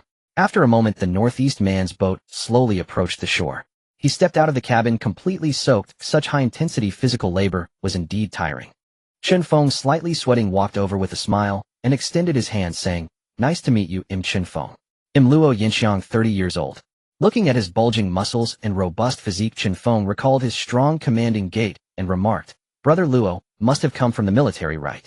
How did you figure that out?" Luo Yinxiang looked at Chen Feng with curiosity. He had just retired from the army, but he bore no visible scars, so how could Chen Feng recognize him as a military man at a glance? "To be honest, I'm the owner of a hotel in Haicheng. Although I've never been in the military, I have a good eye for people. I noticed how straight your calves were with every step you took, your body tense. It's quite difficult for an ordinary person at 30 to maintain your physique. Therefore, I dare say you must have come from the military." After hearing Chen Feng's words, Luo Yinxiang smiled wryly. He hadn't changed his walking habits, which explained why Chen Feng could spot his background so easily. The discipline of a soldier is ingrained in one's bones and blood. If one stays in the military for long, their spirit and demeanor will appear distinctly different from ordinary people. "What is Brother Luo doing now?" "I'm currently traveling with my girlfriend and haven't found a job yet. The military offered me a job, but I turned it down." Speaking about his work, Luo Yinxiang sighed, having searched for many positions without finding a satisfactory one. In the military, all you had to do was train every day. In society, the complex relationships and various power struggles come into play. Some jobs offer too low a salary, while others deliberately withhold pay. Just the other day, I accidentally hit a security team leader and was immediately dismissed, so I took my girlfriend on this trip to relax. Chen Feng pulled a business card from his pocket and handed it to Luo Yinxiang, saying, "I wonder if Brother Luo would be interested in working at my hotel. I'm currently looking for a security team leader, but can't find anyone. I can offer you a salary of 200 a month, and you'll get a free apartment in Haicheng. If you work for 10 years, the apartment will be yours. You can report after your trip with your girlfriend. Oh, just come to the Zijin Hotel to find me." Listening to Chen Feng, Luo Yinxiang felt quite tempted. He took the business card with a smile and said, "I didn't expect that after all this you became my boss." As the two conversed, the other tourists gradually caught up, staring at the two as if watching a monkey. Even the male tour guide appeared the same. However, his focus was on Chen Feng as he approached and patted Chen Feng's shoulder, saying, "Brother, did you practice paddling since you were young? In the 3 years I've been a guide, you're the fastest paddler I've ever seen." After finishing, he gave him a thumbs up. "Actually, I never practiced paddling as a child. It might just be because I'm physically fit." Waving his hand, Chen Feng smiled. Unable to walk alone, he had to follow this large crowd, but he and Luo Yinxiang walked at the front, chatting as they went. As they reached halfway up the mountain, Xia Yuxuan could no longer continue and stood to the side, saying to Chen Feng, "Chen Feng, I don't want to walk anymore. There's still half the journey left. Shall we take a break before continuing?" Chen Feng looked at Xia Yuxuan's sunburned little face. "How about you carry me up the mountain? That way I won't have to rest, and we can speed up our journey." Xia Yuxuan expressed her true thoughts, her calves feeling sore. Seeing Chen Feng as a strong horse, she thought riding him would be fast. "I say, girl, we are climbing the mountain to enjoy the scenery. Without this process, it's hard to feel the joy of climbing." He advised her earnestly. This kind of thing was about enjoying the fun. Xia Yuxuan shook her head. She wasn't naive enough to be fooled into walking to the top. "No way. If you carry me to the top, I can not only enjoy the scenery, but also won't tire at all. Why should I exhaust myself just for a few seconds of rest? Isn't a human horse more appealing?" The two stared at each other, and in the end it was Chen Feng who relented. He approached her, squatted down, and said, Xia Yuxuan's smooth little legs swung around either side of Chen Feng's neck as she sat on his broad, sturdy shoulders. Grabbing his ears with her little hands felt like riding a horse. Chen Feng stood up, holding her smooth calves to prevent her from falling. Inhaling the faint fragrance emanating from her body, he continued climbing towards the summit. Behind them, several young women were also feeling sore in their legs, and upon witnessing Xia Yuxuan's little maneuver, they instantly looked at their boyfriends. Look at other people's boyfriends, and then look at yours. Some who rarely exercised were already panting, while those who were strong also squatted down to let their girlfriends experience the joy of riding. After more than an hour, everyone finally reached the top of the mountain, pulling out their phones and cameras to start taking pictures. Chen Feng and Xia Yuxuan took a selfie together, both smiling sweetly, resembling a couple in love. Xia Yuxuan looked at herself in the photograph, a faint blush coloring her cheeks, as she beamed with a radiant smile. Chen Feng, on the other hand, wore a mischievous grin while tenderness filled his eyes. Together the two seemed like a perfectly matched pair of jade-like beauties.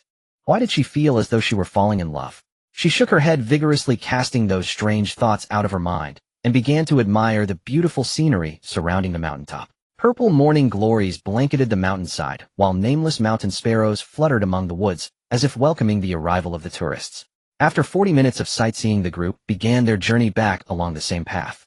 The elderly security guard at the parking lot finally breathed a sigh of relief when he saw Chen Feng return. Other old men were known for staging falls to extort money from others, but he was the one being extorted. Although he did not know the price of the car, he recognized the small red flag. It was the national flag, the emblem found only on the special vehicles used by national leaders. If those 2 seats got scratched, he would have to pay a fortune. He had been waiting here for a long time, wearing his straw hat and holding his fan, and finally the young couple had arrived. Picking up his stool and thermos, he hurried into the security booth. It was much cooler there, and the little electric fan was so pleasant to enjoy. Chen Feng carried Xia Yuxuan all the way down the mountain, the girl sleeping soundly on his back.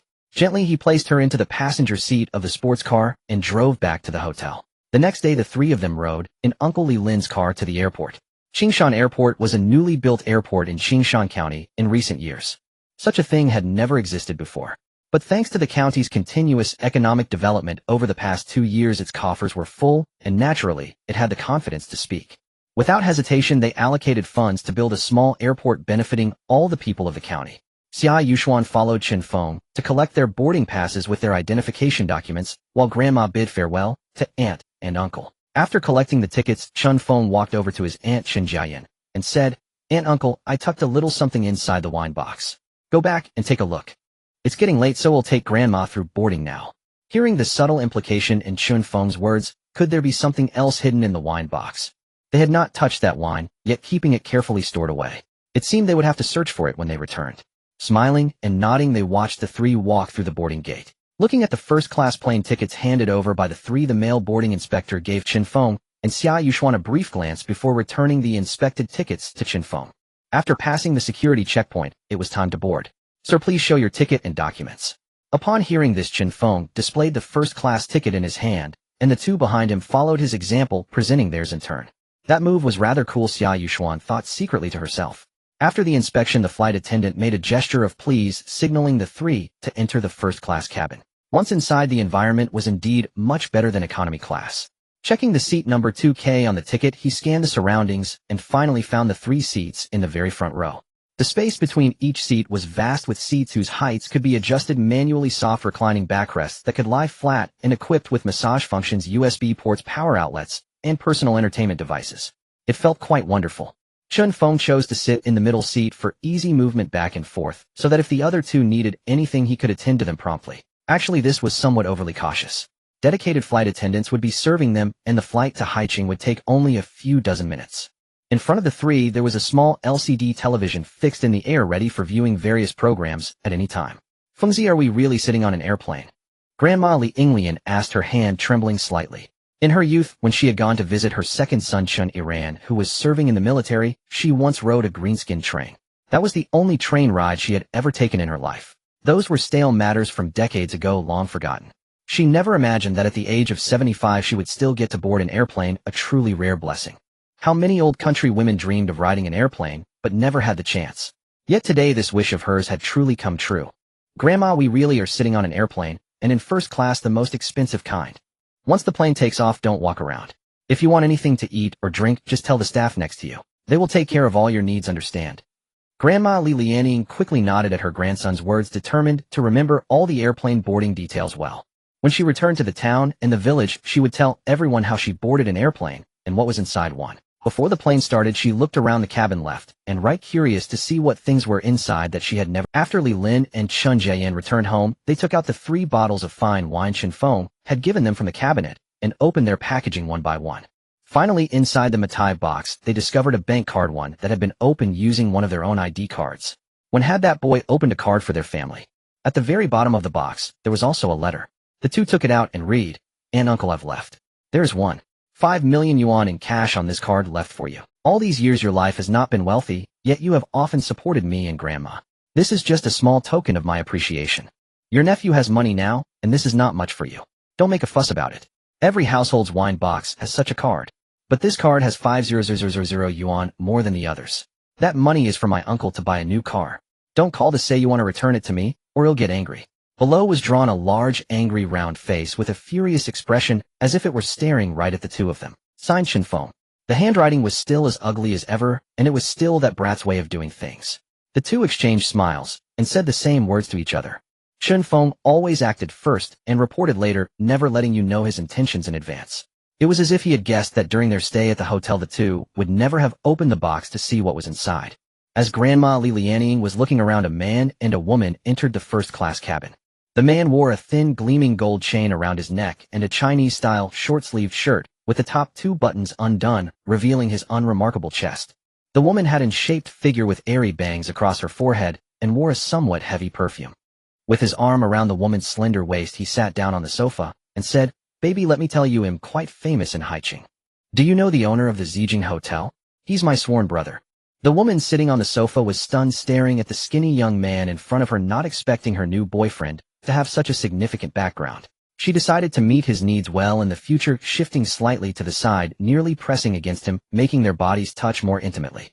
Xia Yuxuan sat in her chair holding her belly and laughing nonstop. Seeing Chen Feng with a frown on his forehead, she secretly nudged his arm and said, "Chen Feng, when did you have sworn brothers? Why don't you go and recognize each other and strengthen the bond between brothers?" Removing her hand that was shaking his arm, she shot Xia Yuxuan an annoyed glance and said, "I don't even know who he is. Sworn brothers? Do you think this is a tale from the Three Kingdoms? I haven't even formed a brotherhood in the Peach Garden, and now someone is using my name to deceive others. What a coincidence that I encounter this." He was originally a lone con artist, and such individuals were generally referred to as horses in the underworld. Con artists require keen insight. His master summarized two key tricks for him. The first is to observe people. Anyone who has held an official position or is in a leadership role in a company usually carries a subtle aura. The second is to observe objects. Wealthy individuals often display logos from various brands. Glancing at Chen Feng's unremarkable clothing, which bore no brand insignia, he noted that the watch on his wrist looked decent, a versatile jade watch, likely a high imitation. Last time he specifically visited the watch store to learn about this model, the store owner would not sell it. This was an ordinary person, at most a white-collar worker from Haicheng. Jian Lin defined Chen Feng in his mind. No matter how much he boasted, no one would know the truth.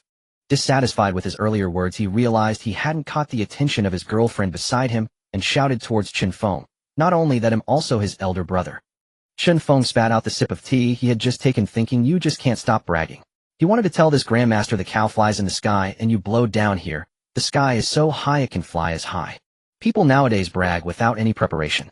Is the Zijing Hotel a shady place for decapitation, brotherhood, and recognizing elder brothers? Seeing the shocked expressions on Chen Feng and Xia Yuxuan's faces, he nodded with satisfaction and opened a complimentary orange juice on the table, taking a sip. In recent days he had deceived several naive young men and a few beautiful girls, all of whom he had played around with. They either paid for his plane ticket or accompanied him to the hotel, living quite well. At this moment a flight attendant entered the cabin and said to everyone, "Dear passengers, this flight will take off shortly. Please take your seats." Grandma Li Lianing was helped back to her seat by the airport staff.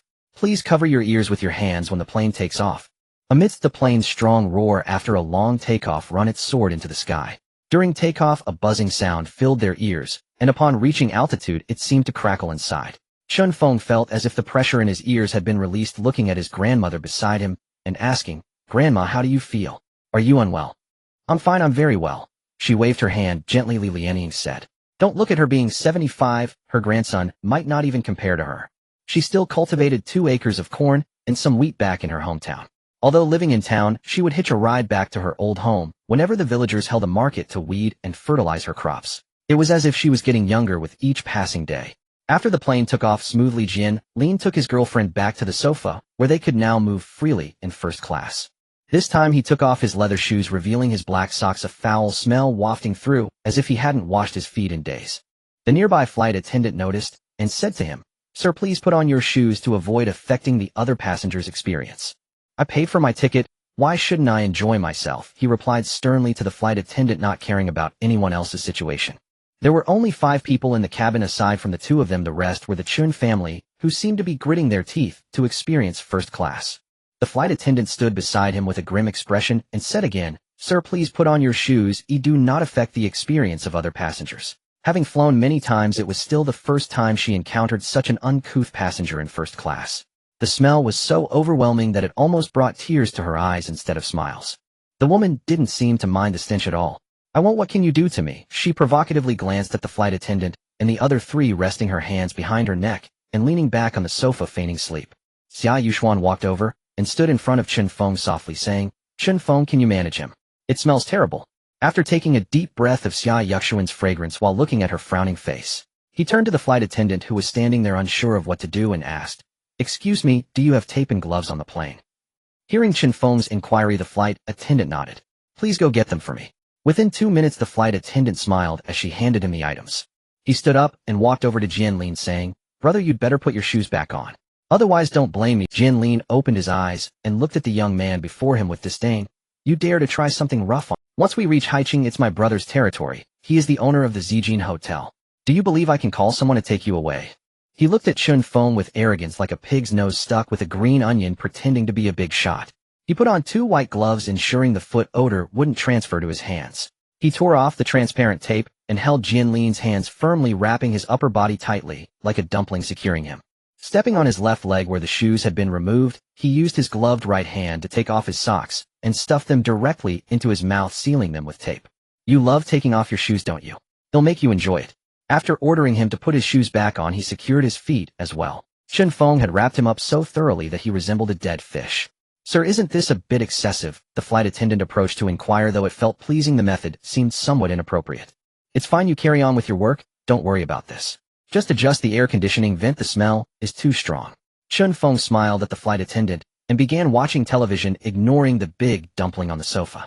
After the plane landed, Chen Feng used scissors to cut the tape, releasing the person from the stench of his own socks after 40 minutes in that bizarre space. Seeing he could move again, he quickly removed the stinky socks stuffed in his mouth and ran to the trash can to dry heave. He truly hadn't expected his socks to smell this bad. Feeling slightly better, he found that Chen Feng had already disappeared. He hurriedly took his girlfriend out of the cabin door, looking for the culprit and chasing after him. He grabbed Chen Feng's hand, his face full of anger, saying, "You stop right there. What do you think we should do about this? Do you believe he'll call the police? How dare you treat me this way? Do you know who I am?" Turning around, Chen Feng backed away 2 steps after catching a whiff of his stinky sock breath, saying, "Go ahead and call the police. I'm curious to see you pretending with my name." "Who will the police catch when they arrive?" Looking at the young man who seemed indifferent, Chen Feng asked, "Who are you?" It felt as if he could recognize himself as a con artist. "Who am I? Didn't you just say on the plane that you were my elder brother? How quickly you've forgotten your little brother." Chen Feng looked at him with a grin. "Boss, I've finally found you. Oh, I've been looking for you all day." A familiar voice came from behind, and to his surprise, manager Zhang walked over. Jianlin looked behind Chen Feng at the middle-aged man's manager badge from the Zijin Hotel, not expecting the real person to be right in front of him. They had even been on the same flight. Turning back, Jianlin had just said you when the man turned and ran. He had originally planned to call the police to have him arrested, but now it seemed impossible. With such a large flow of people at the airport, it would be hard to find a place to hide. Xia Yuxuan explained from the side. "He is Chen Feng, the owner of the Zijin Hotel. That man just now was a con artist." After speaking, the group got into the hotel's special vehicle and sped away, leaving the shapely woman staring with her mouth agape at Jianlin disappearing into the crowd. As Chen Feng helped his grandmother Li Lianing out of the car, they arrived at the entrance of the Zijin Hotel. The elderly woman paused to gaze at the towering hotel. The pale purple building pierced the clouds with a constant flow of people dressed in splendid attire, striding with confidence. It seemed that they were either high-ranking officials or leaders, their clothing crafted with exquisite detail, appearing more distinguished than the county head back in their hometown. Moreover, at the entrance 20 meters away, there were 2 security booths, each manned by a guard. In front of the hotel, 2 young women were sending off every guest, a scene more impressive than that of the Qingshan Hotel. After a moment, she finally came to her senses and said to Chen Feng, "Fengzi, is this entire hotel yours?" On television, they often mention partners and shareholdings. Surely one person could not own such a large hotel. There must be distinctions like the big boss and the second boss. "Grandma, the entire hotel is mine. No one else has invested. Let's go inside and take a look." Chen Feng smiled and gestured to move forward. Following his lead, they arrived at the reception hall, where numerous male attendants stood neatly to one side. Upon seeing Chen Feng enter with the elderly woman, everyone wore smiles and greeted in unison, "Hello, boss." A welcome service of over 20 people startled Li Lianing. She hadn't expected such a grand reception upon entry. This must be the treatment of a big boss. The guests at the front desk busy with registration all stared at Chen Feng, realizing he was the owner who had acquired the Zijin Hotel. Surprisingly, he looked so young. This month each of you will receive a salary increase of 2,000 and Manager Zhang's salary will be doubled. Waving his hand, he dismissed the crowd, boosting his reputation significantly. Behind him, Manager Zhang wore a delighted expression and gave himself a thumbs up. This scene was meticulously crafted for Chen Feng. He guessed that Chen Feng would appreciate this moment, gaining face in front of his elder, perhaps even prompting a generous gesture that could double their salaries. Indeed, it worked. This was his happiest moment, especially with Chen Feng's melodious voice, as if money rained down from the sky. As a married man in his 40s, his personal finances were tightly controlled by his wife, even if this was a way to enjoy life together. Yet which man doesn't desire a little hidden stash of money? Many young civil servants on business trips looked at Chen Feng with envy. With a single word, he had blown away a year's salary. They resolved to work hard in the future, taking him as a role model to become a renowned boss themselves. More entrepreneurs from Haicheng remembered Chen Feng's youthful face, wondering if a chance for collaboration might arise someday. Pressing the private elevator button, he invited Manager Zhang to join him. Upon reaching the top floor, the elevator came to a gentle stop. Exiting the elevator, he turned to Zhang and asked, "Old Zhang, which room do you think is suitable for my grandmother?" Seeing Chen Feng ask him, Zhang Tianing pondered for a moment before frowning and replying, "Boss, can't she just stay in the room next door? That's your elder. Treating the adjacent room as her living space would be just fine. It would also be convenient for you to take care of her." Chen Feng thought about it carefully and agreed. He took out his universal room card and opened the door to the next room, leading his grandmother Li Lianing inside. Inside, the lights automatically turned on, illuminating every corner. There was a black leather sofa, a soft large bed, a spacious bathroom, and uniquely designed ceiling lights. A 40-inch LCD TV, a marble coffee table, a bedside cabinet, and a wardrobe. All were brand new and spotless. "Xiao Feng, why does this room feel larger than your aunt's house?" Chen Feng smiled slightly and replied, "Grandma, this is 240 square meters while my aunt's house is 200 square meters. It appears larger indeed. You will live here from now on. Do you see anything missing? They'll have them take care of everything for you." Who would have thought that one day she would have the chance to stay in such a spacious and bright hotel room? What could possibly be lacking? This place was satisfactory beyond measure. "Nothing is lacking, nothing at all," she repeated to Chen Feng. Today felt like a dream come true, as if she had arrived in a paradise. She had flown on a plane, stayed in a hotel, and witnessed a group of people calling Xiao Feng boss. This young man had succeeded in his career, fulfilling all his wishes. Manager Zhang pulled out a golden menu from under the table and placed it on the table, addressing Li Lianing. "Grandma, what dishes do you like to eat?" Gently flipping through the menu, she noted a chicken dish, a duck dish, a cabbage and tofu soup, and a fish dish that Xiao Feng loved. Pointing to a few exquisite pictures on the menu, she said gently to Zhang Jingli, "I want these dishes. See what Xiao Feng likes to eat." Once again handing the menu to Chen Feng, she respectfully asked, "Boss, do you think we need to order anything else?" "Tofu pudding, tofu brain, small cakes, and various dishes preferred by the elderly. Make sure to serve me one of each. Let my grandmother choose what she likes and prepare a weekly menu with different dishes each week." After Chen Feng finished his instructions, Manager Zhang quickly exited to arrange for the kitchen to begin cooking. 20 minutes later, with a knock on the door, it was swung open and Jin Rua, Yi Qian, and Tong Yao entered. Behind them followed a group of male attendants, each pushing a small cart filled with items. Upon Jin Rua's signal, they quickly filled the dining table. Tofu brain and tofu pudding were specially placed in front of Grandma, due to the manager's instructions. Li Lianing looked at the table filled with food and asked, "Fengzi, can we finish all this?" This was just the first cart of food, with several more carts still waiting. If they couldn't finish it, it would be a waste. Having experienced famine in her youth, she recalled the hunger vividly. Wasting food would incur divine wrath.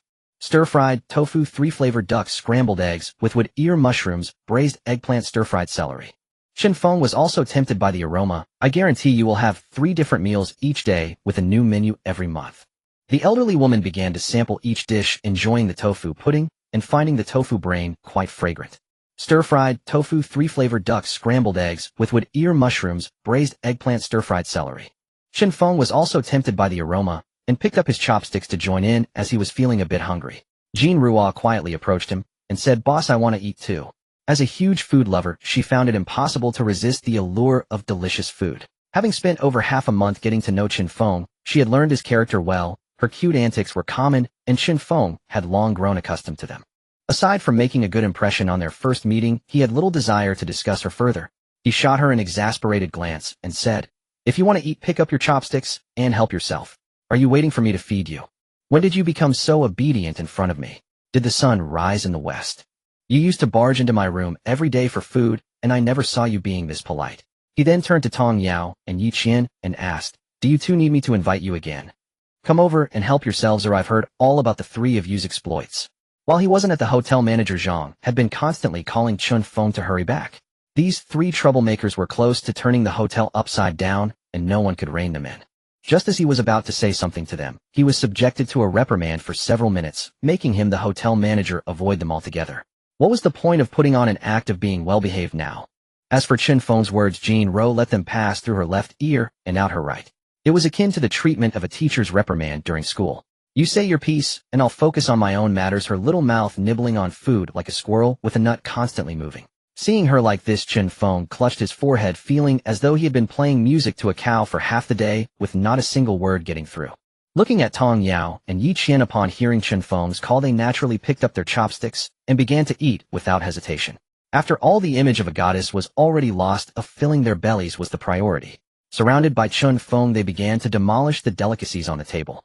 Just as he was about to try a piece of tofu pudding, before he could even reach for it, each of the three girls grabbed one piece, and the plate was instantly left clean. Feeling a gust of autumn wind sweep across his face, he realized these were living, breathing female bandits. After a few of them had eaten their fill, the male attendant quickly retreated, and Yi Qian, Tong Yao, and Jean Ro immediately sprawled out on the sofa, disregarding their image. Looking at the trio's exposed white bellies, Chen Feng's forehead was lined with black lines. The posture of these 50-year-old old men was perfectly imitated by them. Standing up, he glanced at the three and said, don't cause trouble for Manager Zhang in the future, understood? With a lackluster response, they merely grunted a couple of times, signaling Chen Feng to leave quickly and not disturb their rest. These young ladies in their 20s, why were they such a worry day in and day out? He still remembered when old Zhang called his tone full of grievance. It was simply heart-wrenching. Taking his grandmother back to his room, he turned on the television and let her sit in a chair to watch the latest anti-Japanese drama. He then lay on his bed and began his daily check-in. Ding, congratulations to the host for a successful check-in, obtaining a charming bar. Ding, this check-in has ended. The dusk fell like a gray net, quietly enveloping the entire land. Ding, congratulations to the host for a successful check-in, obtaining a charming bar. Ding, this check-in has ended. The dusk fell like... Tonight's destination was the Mize Bar at No. 10 Juke Road.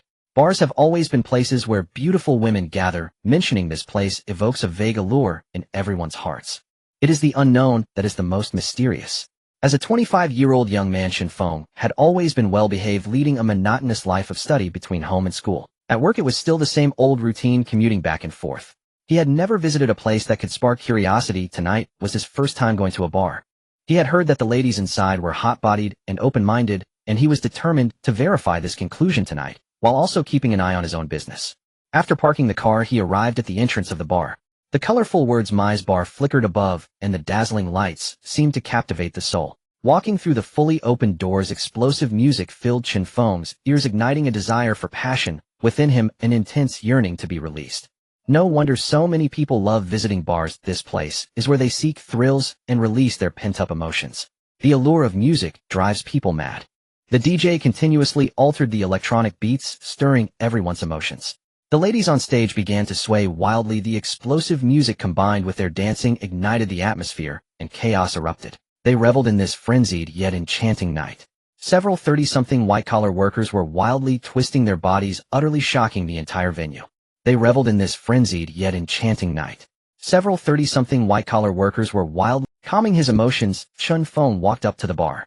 The male bartender elegantly mixed a colorful drink, attracting one after another of the heartbroken and disheartened souls. They yearned for spiritual solace, hoping to drown their sorrows in alcohol. Chen Feng tapped the table, and the bartender looked up to him and asked, what drink would you like, sir?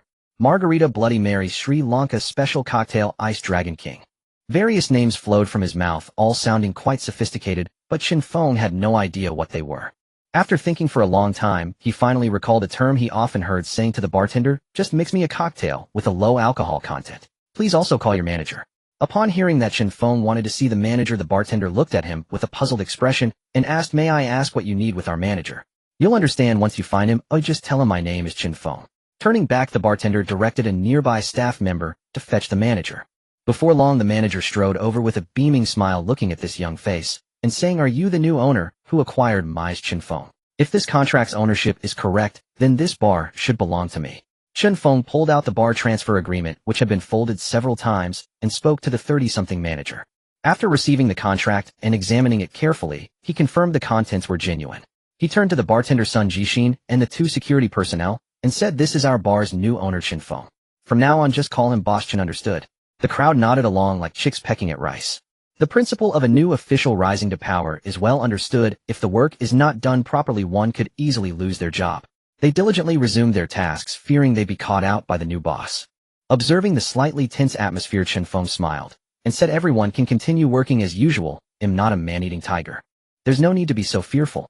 His joking tone gradually eased the crowd's anxiety, restoring their earlier lively and cheerful work state. "Boss, how much did you invest to acquire this place?"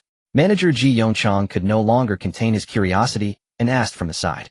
This is a common question that arises in any situation where a new boss takes over. The manager left behind always inquires about the new owner's investment.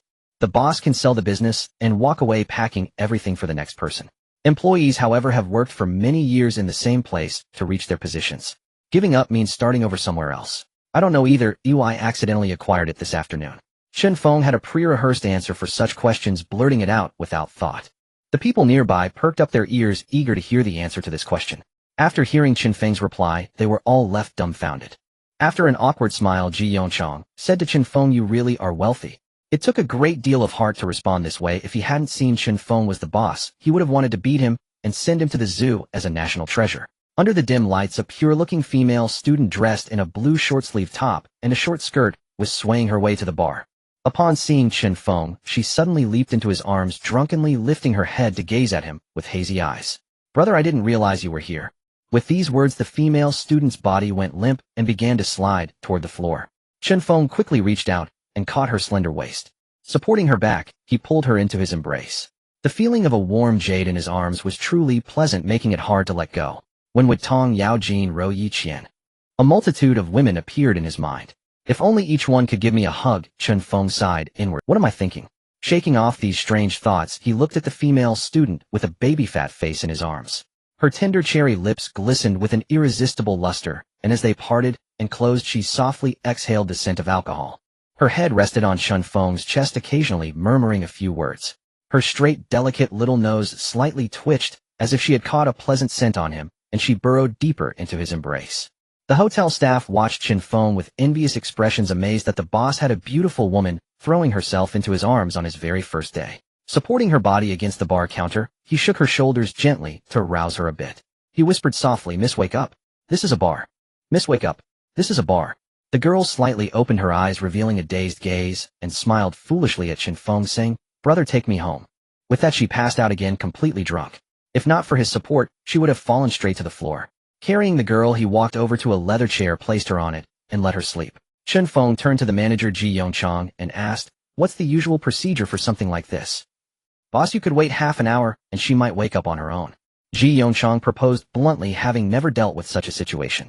Although this was a bar, it was strictly forbidden to take a drunk girl away without consent unless both parties were willing. That was why many beautiful women came here, yet no incidents had ever occurred. He looked up at the bartender Sun Jixin, who shrugged. He was good at mixing drinks, not sobering people up. He sat silently on a stool for half an hour, then shook her again to force her awake. Once more he asked the girl, "Miss, where do you live? What's your name?" My name. Guziua." Stuttering, she finished telling Chen Feng, and then suddenly threw herself onto him, embracing him again. Her arms wrapped around his neck, and she rubbed affectionately against his ear, whispering coquettishly, "Brother, I want to sleep. Take me home." As she finished speaking, she fell asleep on his shoulder. The warm breath from her little nose spread across his skin, causing a slight ticklish sensation. He tried to separate her hands and put her back on the chair, but no matter how he tried, he couldn't break her grip. He had to shift her head to rest against his chest. Manager Ji Yongchang chuckled and said, "Boss, it seems you can't get rid of this girl tonight. Why not take her home?" Chen Feng frowned. Is there no other way? Taking a female student home would be such a bad influence. People might think he was fooling around at the bar. Ji Yongchang shook his head. The girl had her arms locked tightly around his neck. What else could be done? With the baggage in his arms, he walked step by step to the parking lot. Opening the car door, he supported the drunk Guziua and said, "Miss, let go of me. I'll take you home." He whispered softly in her ear, but there was no response, only unconscious murmurs.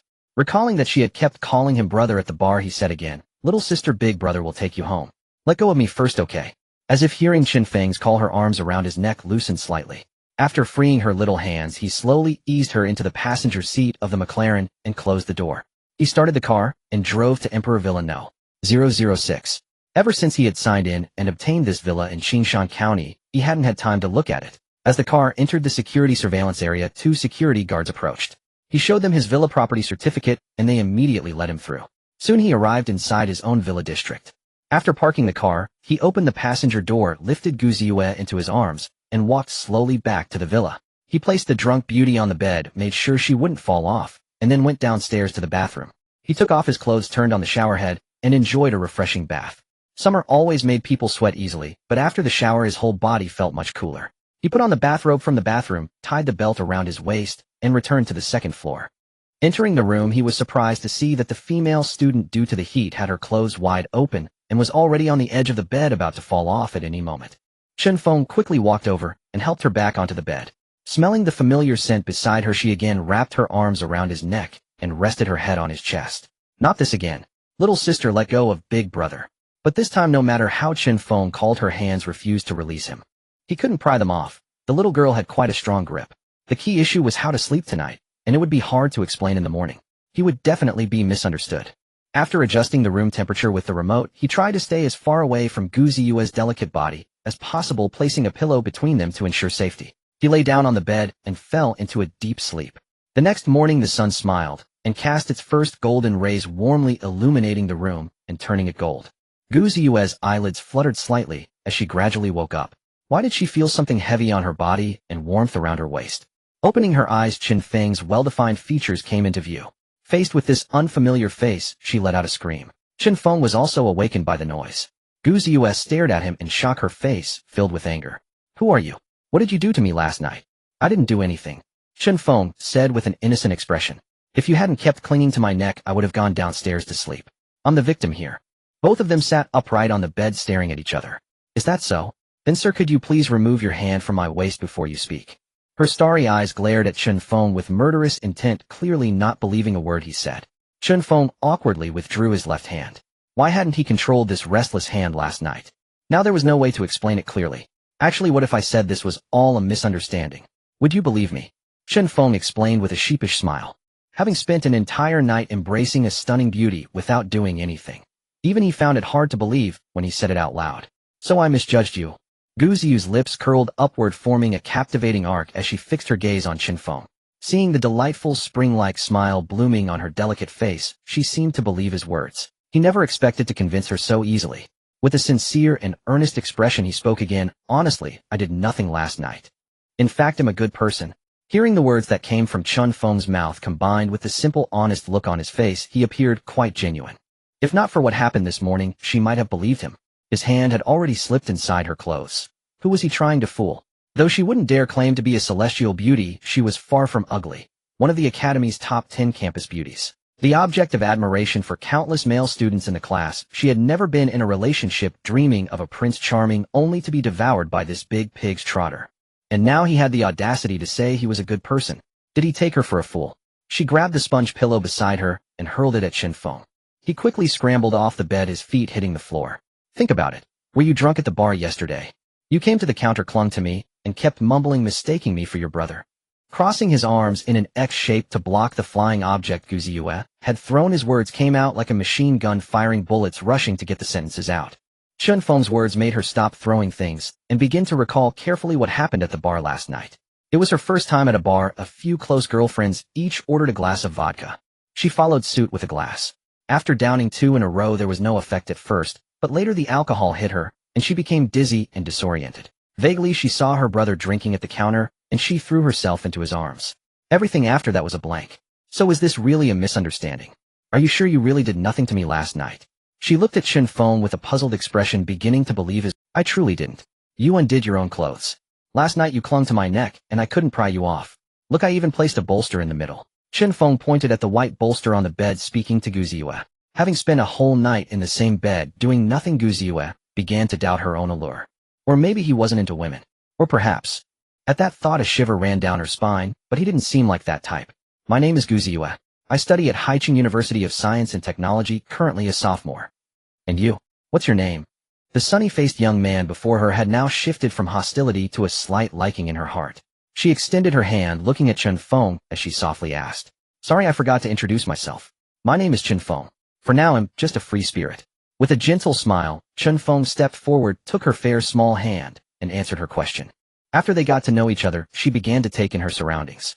Beneath the bed lay a luxurious carpet, and her smooth, jade-like feet felt soft and comfortable on it, as if someone were massaging the soles of her feet. The spacious, bright, soundproof glass windows, the soft, comfortable Simmons mattress, and the ample space. It was like the dream room she had always wished for. Stepping out of the bedroom, she realized she was on the second floor. This must be a villa. Looking down, the floor made of black marble shone like a mirror, and the magnificent crystal chandelier hung high from the ceiling, illuminating the entire hall in a resplendent glow. The design style exuded a blend of romance and grandeur. And from her estimate, the villa's footprint was likely quite large. What she had seen was only the tip of the iceberg. "Chen Feng, your villa is huge." She ran back into the room, looking at him with envy. "It's all right.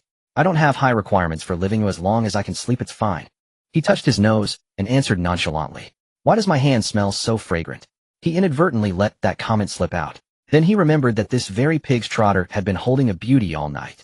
Gu Ziyue heard his muttering, her face flushed crimson, unsure of what to say. For a moment, they fell into an awkward silence. After a long while, Chen Feng cleared his throat twice and said to her, "Let me show you around my villa." He led the way, and after guiding Gu Ziyue through the interior, they sat down on chairs by the pool. Gazing at the warm sun on the horizon, Gu Ziyue spoke softly. "Chen Feng, you know, you really remind me of my brother. He joined the army at 18 and only came home once in 4 years. Then this year, word of his tragedy came suddenly. They said he died in a flood relief operation in the southwest." As she spoke, her eyes reddened and tears involuntarily fell. Since childhood, her brother had always yielded to her, leaving the best things for her. Apart from their parents, he was the best person to her in this world. Chen Feng shared many similarities with him. The sunny smile, the carefree expression, like as long as he was there, even if the sky fell, he could hold it up. Chen Feng listened intently to every word Gu Ziyue said. He too had always longed for a younger sister, someone to squabble with and play with, but unfortunately, that wish had never come true.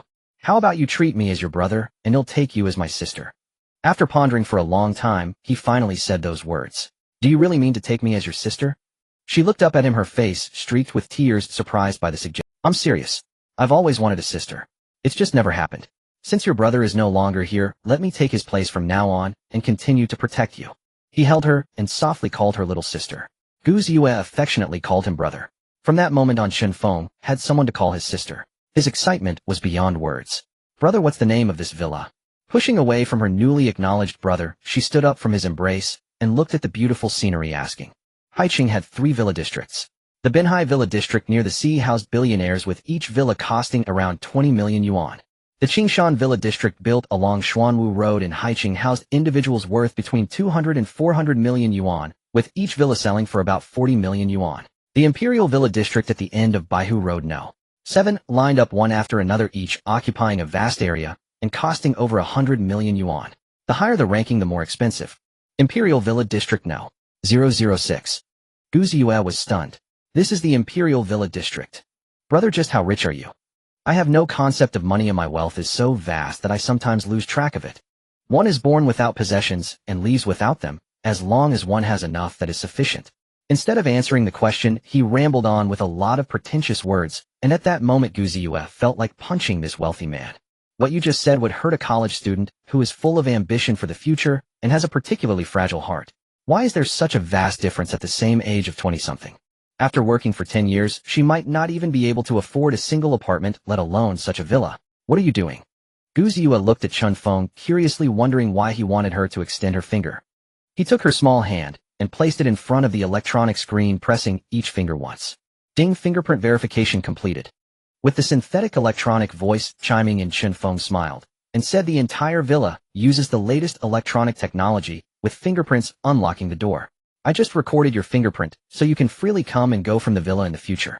Gu Ziyue looked like a good little girl, nodding her head after Chen Feng finished speaking.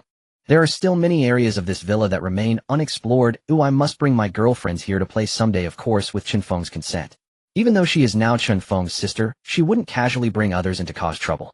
She took out her wallet from her pocket, pulled out a special card from the Purple Gold Hotel, and handed it to Gu Ziyue. As a black card holder of the hotel, everyone has a supplementary card and the functions and benefits of the supplementary card are at the same level. The only difference is that all expenditures will be charged to the black card.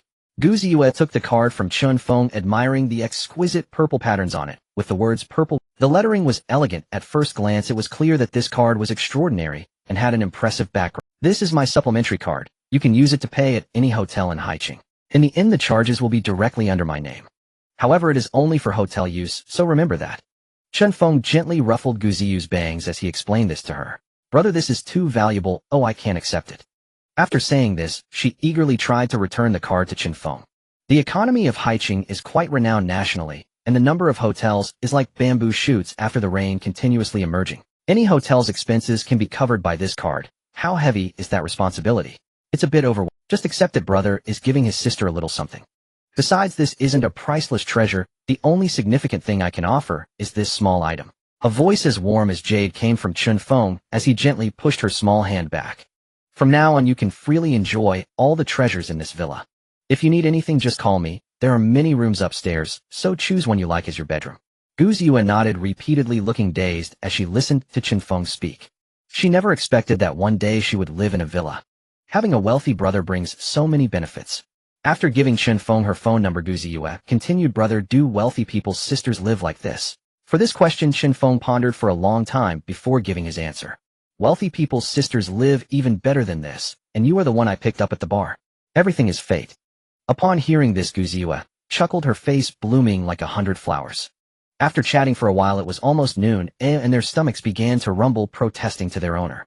They exchanged smiles and walked to the first floor where Chen Feng entered the kitchen. As for why there were ingredients in the villa, that's because the property management sends someone every month to purchase food supplies for all the villas and bring them inside, classifying them properly. This is also their only opportunity to visit, and each transportation incurs a hefty price, which is why everyone fights for this opportunity. The sound of clanging from the kitchen echoed rhythmically, as if playing a beautiful, celestial melody. Gu Ziyue could no longer suppress her curiosity and walked into the kitchen. She saw Chen Feng in a grass skirt with a wave of his hand tossing several potatoes into the air, then swiftly slicing them. When they landed on the cutting board they were already neatly arranged, just like a performance on television, as if he was Brother, your knife skills are incredible. Even hotel chefs can't match you. Chen Feng accepted Gu Ziyue's compliment with pleasure. The master-level culinary skills provided by the system were no joke. After sending Gu Ziyue home, Chen Feng, who was driving back to the hotel, began his daily check-in routine. System start check-in. Ding, congratulations to the host for obtaining the advanced motorcycle driving skill. Ding, this check-in is complete. The advanced motorcycle driving skill enables the host to quickly master the performance data of every vehicle, enhancing his control over cars. With a flood of driving techniques flooding in, Chen Feng's mastery of the McLaren's data was elevated to an entirely new level compared to before. Nevertheless, when encountering a red light, he still had to stop. Like the 30-second red light ahead, there was not a soul on the crosswalk, and he could have driven through, but he didn't. Speeding through red lights is a dream for every hot-blooded man, but unfortunately his driver's license only has 12 points. Even with money, if all points are deducted, he'd have to retake the exam, a basic fact he knew well. Otherwise, had loved to try it, especially after watching too many American movies lately where death races are a common spectacle, giving traffic cops a hard time. Honestly, Chen Feng felt a bit sorry for the American traffic police. Their job is too tough. After waiting calmly for 40 seconds, he started the car and continued driving. Suddenly his phone rang. He pulled over to a parking spot and answered the call. Hello, who is this? Chen Feng asked. The caller ID showed a number ending in 5533, which he had never saved in his phone. Haicheng People's Hospital. It possessed the best medical conditions in the entire Haicheng province. At that moment in the director's office, the hospital director Lin Guodong sat in his chair. It had been many days with no news from Chen Feng. The young man hadn't even called. He couldn't allow Chen Feng to be poached by another institution. He dialed the number left from last time, and the beeping sound soon gave way to Chen Feng's ringtone. Upon the call connecting, Lin Guodong said with a beaming smile, Chen Feng, do you remember who I am? The middle-aged voice sounded. Why was it so familiar? It seemed he had seen him somewhere. Where was it? Flashes of scenes crossed his mind. The Xia family courtyard. The hospital director Lin Guodong. You are Director Lin Guodong of Haicheng People's Hospital, right? After confirming his identity, Chen Feng continued, Uncle Lin, what can I do for you? Hearing that Chen Feng had recognized him and changed his address, Lin Guodong felt even more satisfied with him. You kid, it's been so many days, and you haven't visited my little hospital, so I had to call you myself. Uncle Lin, I haven't had time these days. While I'm free this afternoon, I'll come to your hospital. I hope you'll welcome. Regarding Lin Guodong's self-deprecating remark about the small hospital, Chen Feng had to explain his absence. Seeing that he had nothing to do in the afternoon, he decided it wouldn't hurt to pay a visit. He dared not take that joke about Haicheng Hospital being a small place. It was a top 10 hospital in the entire nation, and that was no joke. It had produced countless medical achievements and solved innumerable medical challenges, while any doctor from there was renowned throughout Yin country. The only drawback was that each department had few doctors, but their efficiency in treating patients was impeccable. Among peers, if you said you were a doctor from Haicheng Hospital, everyone would give you a thumbs up. Hearing Chen Feng's affirmative reply, Lin Guodong laughed heartily and said, "Of course I welcome you. I'll give you a warm welcome indeed. Remember to call me when you arrive. I'll hang up now." After saying that, he pressed the red end button on the screen. Putting down the phone, he finally breathed a sigh of relief. He had finally managed to invite him over. If the young man had been recruited elsewhere, he would have no place to weep. A master of traditional Chinese medicine of that caliber. How many were there in the entire Haicheng city? So young, his future in medicine was boundless. After driving for 30 minutes through Qingfeng Road, Chen Feng finally arrived at the People's Hospital.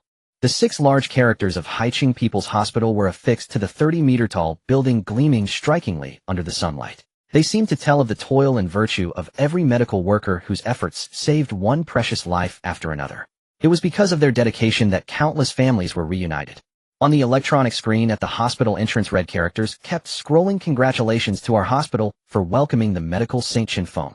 This gave a sense of ceremony. As Chen Feng walked to the hospital gate, he felt like an old-school traditional Chinese doctor. With years of clinical experience, he could handle all kinds of difficult and complicated diseases. Just one acupuncture needle would fix them. Or he could prescribe 2 doses of nourishing herbal medicine and the patient could go home and drink them well. But something felt off, yet he couldn't quite pinpoint it. He took out his phone and dialed the number he had just received. "Hello, Uncle Lin, I'm at the hospital entrance," Chen Feng said into the phone. Seeing the phone on the desk ring, Lin Guodong quickly picked it up. He hadn't expected Chen Feng to arrive so quickly. "Good, I got it. He'll come down to pick you up right away." He put on his white coat, took the elevator downstairs, and found Chen Feng staring at the scrolling text on the electronic screen. He walked over, patted his shoulder, and said, "Long time no see, Chen Feng." Then he extended his right hand. "Long time no see, Uncle Lin." Chen Feng extended his right hand as well, and the two shook firmly. "Come follow me. I'll show you to your department." After speaking, Lin Guodong walked ahead, leading the way. They took the elevator to the 3rd floor and arrived at the department in the middle of the corridor. A sign hung above it reading Traditional Chinese Medicine Acupuncture Department. Lin Guodong reached out gently, turned the doorknob, opened the door, and said to Chen Feng, "Go on in and take." Stepping inside, Chen Feng saw a rectangular office desk on the left paired with 2 chairs. A round pen holder contained 3 black writing pens, and neatly arranged prescription paper lay beside it. Next to the desk stood a coat rack with a doctor's white coat hanging on it, presumably prepared for him. In the middle was a tall filing cabinet, behind which were 2 professional medical beds where patients could lie during acupuncture. Everything was ready, just waiting for Chen Feng to take his place and start receiving patients. "But Uncle Lin, I don't have a medical practice license," Chen Feng said to Lin Guodong. "That certificate was indispensable for a doctor. Without it, who would let you perform acupuncture on them? What if you were a fake doctor? I thought it was something serious. I've already prepared it for you." He took out a hospital-authorized practice certificate from his pocket and handed it to Chen Feng. Meanwhile, Yu Yuanzhong, a department director passing by, overheard the conversation and became somewhat angry. In the past 2 years, there had been numerous cases of low-level hospital officials issuing medical practice certificates, and now they were even daring to operate openly in their hospital as fake doctors. "You don't take me, Yu Yuanzhong, seriously. Today I'll have both you and your accomplice fired." He kicked open the unclosed door and stormed inside. "You two are..." He stopped mid-sentence, his words caught in his throat. He never expected to see the director and Chen Feng. He had also been present when Chen Feng saved lives last time. He never imagined the director would give this department to him. It was the best located and equipped one in the hospital. Seeing Yu Yuanzhong suddenly storm back, and Lin Guodong and Chen Feng both stared at him. "I was just checking if Dr. Chen's office needed dusting. It's quite clean. Very clean." He gave an awkward smile and slowly backed out. Of these 2, one outranked him in medical skill, and the other was the director. He couldn't compete with either. The 2 resumed their conversation. Chen Feng took the certificate from Lin Guodong, glanced at it, and placed it on the desk. Then he added, "But Uncle Lin, I still need a nurse. If you want a horse to run, you must feed it grass. This simple truth he understands. Don't think I don't know your true intentions for coming here. He has long set his sights on our gentle and lovely little nurse in the hospital. Jean Weiner is truly a flower in our hospital, and young men from various departments are scrambling to win her over. Every noon, countless people line up at the entrance to see her.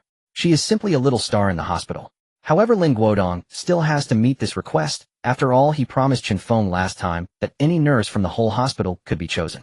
Since you need an assistant, I'll send Chen Weiner over, the one who wiped the sweat off you last time. Upon hearing his request granted, he beamed at Lin Guodong and said, Uncle Lin, thank you so much. However, I must clarify one thing, you cannot bully her. The angelic nurse standing beside him filled him with, Chen Weiner is a treasure in our entire hospital. If I transfer her to you, my office will be overwhelmed. After warning Chen Feng, he complained to him. These young doctors are all full of energy, frequently coming to his office to request her by name. They refuse to accept any other nurse. Some are even undeterred by the heat coming to his office every day, causing him to feel a bit overwhelmed.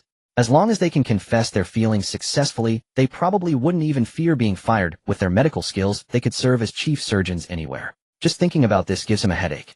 Chen Feng chuckled, ignoring his complaints, and hurriedly urged, Uncle Lin, please find her for me. I'm about to start working.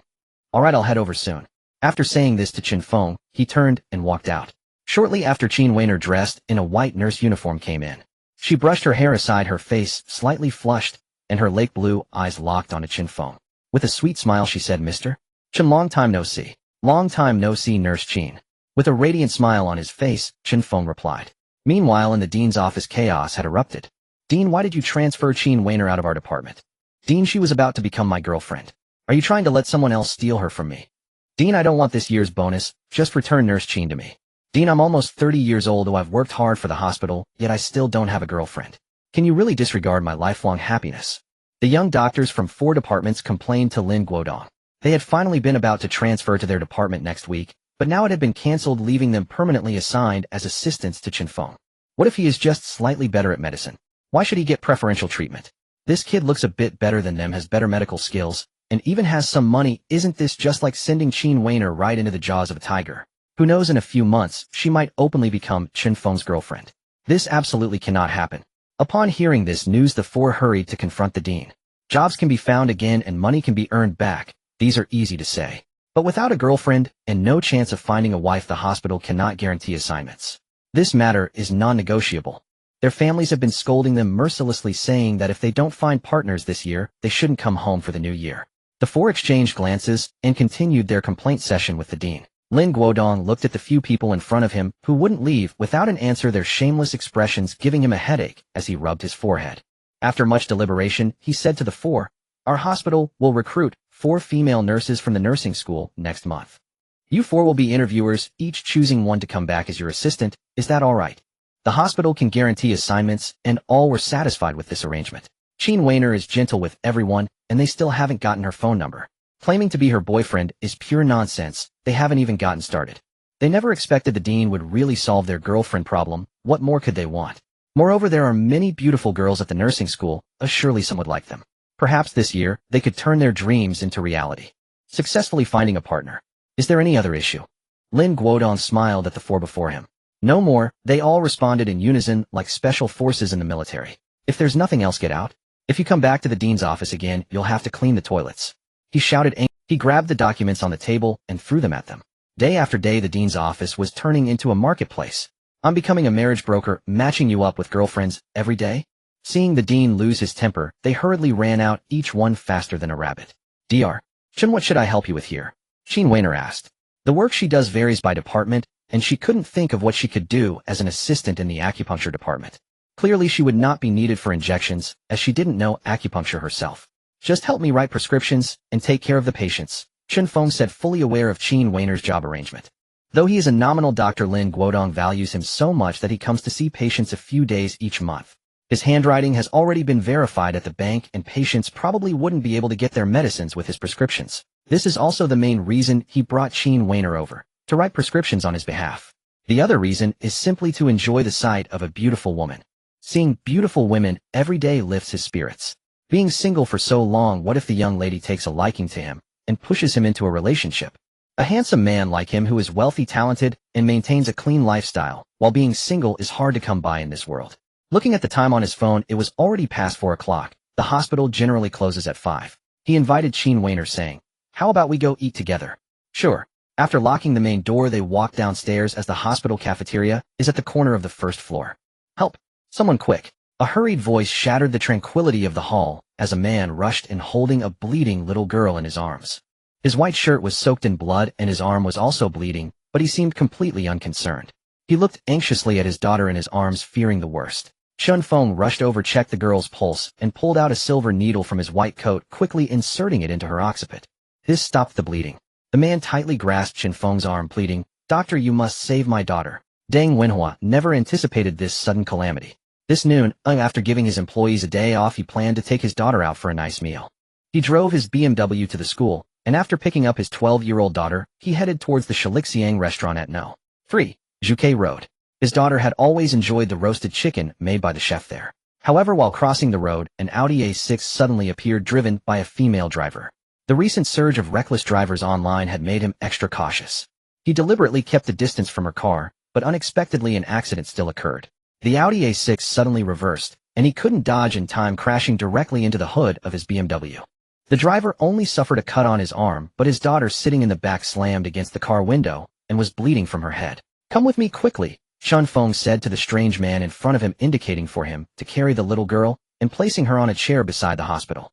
Then he turned to his female assistant Qin Weiner, saying, "Nurse Qin, quickly get me some Sanchi Dakingi and Yumukeo from the Chinese pharmacy." These common Chinese medicines are known for their excellent hemostatic and healing effects when applied externally. As soon as Qin Weiner heard this, she promptly rushed to the herbal pharmacy to fetch the materials. "Doctor, my daughter's life depends on you. You must save her." Deng Wenhua placed his daughter on the chair and looked at Chen Feng with a frantic expression. As a doting father, he had spoiled his daughter since childhood, ensuring she never faced any hardships. Within his means, he bought her anything she desired. Now covered in blood, he wished he could bear her pain instead. "Sir, your daughter is fine. Please stand aside and do not disturb me while I save her. She only has a minor head injury and is bleeding. I have already sealed it with silver needles." Chen Feng gently spoke to Deng Wenhua, after applying 3 needles to the little girl. "Seeing your sorrowful demeanor, one might think your daughter is facing a severe and incurable illness. Really, my daughter is fine." Upon hearing Chen Feng's response, Deng Wenhua looked at him joyfully and gradually held back his tears. Before long, Qin Weiner came running over with some herbs wrapped in paper. She reached Chen Feng and handed them. A crowd gathered around, consisting of patients registering at the hospital, cleaning staff, and onlookers. Everyone was waiting to see how Chen Feng would treat the little girl. A tall, thin man wearing glasses approached and quickly made his way through the crowd. He happened to see Chen Feng about to administer a needle and urgently shouted, "Don't move. Do not randomly apply needles." After halting Chen Feng's actions, Jiang Hongguang quickly confronted him, his face filled with anger. "If anything happens to this little girl, can you bear the responsibility?" "Who are you?" Chen Feng asked, gazing at the unfamiliar man. "You don't even know who I am, yet you dare to flaunt yourself in our hospital's doctor's attire." "Let me introduce myself. My name is Jiang Hongguang, remember it well." Jiang Hongguang glared at Chen Feng, his fists cracking ominously.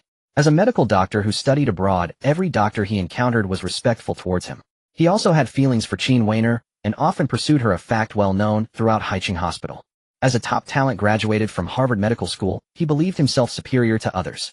Only he was worthy of such a beautiful woman, other suitors were no match for him. This little doctor actually pretended not to recognize him, especially in front of his goddess. Wasn't that a slap to his face? "So your name is Jiang Hongguang." Chen Feng repeated part of his name. Then he added, "Still don't know you." After hearing this, Jiang Hongguang glared at Chen Feng with displeasure. "Which department are you from, and what is your name?" "I am from the traditional Chinese medicine acupuncture department, Chen Feng." After introducing himself, Chen Feng questioned, "Why are you stopping me from saving her?" "Stopping you? I was protecting this little girl. She is clearly bleeding excessively and needs a timely blood transfusion. Why are you applying needles at random?" "I have never heard of traditional Chinese medicine being able to treat excessive blood loss," Jiang Hongguang said with a disdainful smile after hearing Chen Feng's words. In his view, traditional Chinese medicine, as a precious heritage of Yin country for thousands of years, certainly has its reasons for existence. However, most people now prefer Western medicine, who would still learn traditional Chinese medicine playing with herbs and needles as if it were child's play. When one falls ill, taking a couple of pills suffices. Who would waste time brewing herbal medicine? Moreover, brewing medicine requires strict control of the heat. How many can actually brew it? The essence of medicine has gradually been lost over generations. Those who claim to be traditional Chinese medicine practitioners are just quacks. Just like this Chen Feng, a young man in his 20s daring to impersonate a doctor here and treating excessive blood loss. Does he think he's Hua Tuo reincarnated? You say traditional Chinese medicine cannot save this little girl. I will prove it to you right now. Seeing Chen Feng about to continue needling the little girl, Jiang Hongguang was ready to intervene, but found himself unable to move. What was going on? His eyes darted around, realizing there was a thin silver needle on his neck. Under the light, it glimmered. Why is this doctor standing still? An old lady in the crowd pointed at Jiang Hongguang. Upon hearing the old lady's words, everyone's attention shifted from Chen Feng to the temporary human. Strangely, he really couldn't move. Even stranger, there was a silver needle on his neck. Chen Feng was focused on needling, placing the needle holder aside, and with a flick of his hand, all the silver needles vanished. Tuwei Faji Yang Bai Intong, Quanzi Ui Weiming Jingming.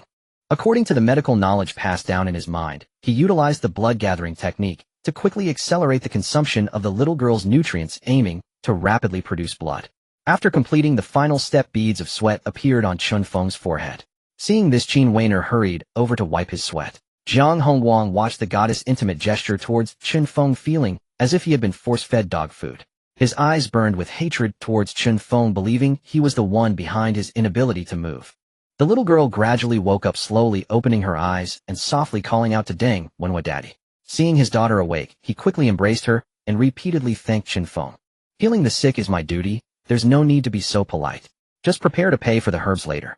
Make sure to take good care of yourself and your daughter. Chen Feng waved his hand, smiling as he reminded them of some follow-up care, while casually removing the silver needle from Jiang Hongguang's neck. Chen Feng, you wait for me. After saying this, he waved his hand angrily and pushed through the crowd, taking the elevator upstairs. After treating the little girl, Chen Feng was surrounded by a throng. Feeling like he was a highly skilled old Chinese doctor, people came to him asking for treatment. Dr. Chen, my legs are weak. Can you give me 2 needles? Dr. Chen, my waist is giving me trouble. Could you prescribe something for me? Dr. Chen, do you have any medicine for enhancing male potency? Dr. Chen, I've been coughing a lot. What medicine should I take? Finally managing to extricate himself, Chen Feng wiped the sweat from his brow. He looked at Qin Weiner and remarked, the people visiting our hospital are truly enthusiastic. Upon hearing this, Qin Weiner covered her mouth and chuckled softly. Chen Feng's methods today had opened her eyes, as she never expected that traditional Chinese medicine could achieve blood production through acupuncture. It's simply unbelievable. Chen Feng, how did you immobilize Jiang Hongguang earlier? This was what piqued her curiosity the most. Acupuncture in traditional Chinese medicine emphasizes specific acupoints. Once needles are inserted into certain points, a person cannot move temporarily. After a while, the acupoints will automatically release, and this is not some form of qigong. He smiled slightly as he explained the reason to his beautiful assistant Qin Weiner. After glancing at the time, he bid her farewell and drove back to the Zijin Hotel. Although there were no major events that day, minor matters were endless. He set aside the clutter in his mind and quickly fell into a state of sleep. System activate daily sign-in. Ding, congratulations to the host for obtaining a BMW HP4 race. Ding, the sign-in is complete. A motorcycle from the sign-in. The BMW HP4 race, with only 750 units issued globally and just 30 allocated within Yen country, each priced at 1 million. The entire motorcycle is designed with carbon fiber, weighing a total of 171 kilograms. Looking at the system's introduction of this motorcycle, Chen Feng stroked his bald chin deep in thought. Should I take it out for a spin? Having received a high-level motorcycle license from the last sign-in, and now being equipped with a top-tier motorcycle, this is the system's hint to me. To cultivate myself into a top-notch motorcycle rider, I should respect its wishes. Putting on his helmet and sitting on it, this million-dollar motorcycle indeed had a special feel. The only downside was that there was no attractive girl behind him, lacking that intense. Putting on his helmet and sitting on it, this million-dollar motorcycle indeed had a special feel. The only downside was that there was no attractive girl behind him, lacking that intense push sensation that stimulates the brain, which was a bit regrettable. Inserting the key, gripping the motorcycle handlebars, and lightly pressing the clutch, a fierce roar of sound waves erupted. Chen Feng felt exhilarated as he slowly made his debut on this motorcycle, soon disappearing from the sight of numerous security personnel. Like a gust of wind, the boss looked so cool riding that motorcycle just now. The newly arrived security guard Wang Hanhai said to the team leader Lu Fei beside him. I just checked the boss motorcycle, it's worth 1 million. How could it not be cool? Lu Fei glanced at the new security guard and handed him his phone to see. The page had a title that read, well, what does a $1 million motorcycle look like? Reading this article made him feel a bit choked up. As a successful person who had just paid off a 900 mortgage, he could be considered an outstanding young man in Haicheng. Though no one pursued him now, it was certainly because the girls didn't realize how exceptional he was. After seeing this motorcycle, he finally understood the reason for his lack of a girlfriend. Cruising on Zhuke Road No. 3A, Chen Feng's motorcycle speed had reached 60 miles per hour, comparable to that of an ordinary car. Racing ahead towards the suburban outskirts where the traffic was light, he could truly enjoy the thrill of speed. From now on, the name of Chen Feng, the motorcycle god, would be remembered in the Qingke Road area. Thinking of this, Chen Feng pressed the throttle harder, kicking up a cloud of dust behind him. His eyes were fixated ahead. Did he just pass something? He didn't think much of it, and continued forward. Just transferred from Yinjing. Deng Yuru had just twisted open a bottle of mineral water, preparing to take a sip, only to end up with a mouthful of sand. Who dares to be so reckless in front of this police flower? After spitting out the sand she had just inhaled, Deng Yuru glared angrily ahead, watching Chen Feng's distant figure. Riding her police motorcycle, she closely pursued him from behind. Over the past 2 months, she had been incredibly unlucky. Ever since she arrested a group of little troublemakers last month, the Yinjing prison had been overcrowded. Moreover, everyone brought in was seriously injured by her. Whether it was a broken leg or fractures, there was always some part that required medical attention. The elders of these individuals were prominent figures in Yinjing. While they accepted their children being caught, the injuries inflicted were another matter. Breaking limbs and causing 2 months of recovery was a bit much. Many of the troublemakers' parents pressured the police department for an explanation. How could Deng Yuru stand for this? The title of iron-blooded police flower was not acquired for nothing. The chief specifically ordered that she must be kept under watch, and even assigned 3 male officers to monitor her. After he explained and offered apologies, the situation should have been resolved. Everything seemed to be going smoothly, and negotiations had ended on a happy note when Deng Yuru burst out. She approached the group of parents to reason with them, and ultimately, in a moment of impulse, she ended up beating them. As a result, even her uncle, the chief of the police department, couldn't cover for her anymore. She was forced to be transferred to Haicheng. Upon hearing her glorious deeds, the Haicheng police department refused to accept her. In desperation, they could only assign her to the traffic police. After this matter settled, she would be transferred back. Right now, she was boiling with anger. Even drinking water felt like a chore, and yet he dared to be reckless in front of me. Sitting in the traffic police vehicle, Deng Yuru glared fiercely at the motorcycle ahead. Once I catch up to you, I will make you truly feel the terror of it. How dare you be arrogant while riding an expensive motorcycle in front of me? You are definitely going to enjoy the free lunch at the Haicheng police station. After stepping on the throttle 2 or 3 times, she quickly matched speed with Chen Feng, shouting at him, "You better stop, right now." Due to both of them wearing helmets and the wind being too loud, the message that reached Chen Feng was completely distorted. What he heard was, "I want to race with you." As he was just looking for someone to spar with, this opportunity was too good to pass up. He signaled her with an OK gesture and pressed the throttle once more. The motorcycle's speed had reached 80 miles per hour. Seeing Chen Feng give her an OK gesture, Deng Yuru thought he would pull over, but unexpectedly he accelerated. Is he looking down on this police flower? He is provoking me. You press the throttle once, and I will press it twice. The motorcycle may not be enough, but I can make up for it with the throttle quickly matching speed with Chen Feng once more. Is this traffic police motorcycle's power system so strong? It truly lives up to its specifications. My $1 million motorcycle cannot lose to you. Once again accelerating in a straight line, she soon surpassed Deng Yuru and slowed down upon reaching a stone ahead.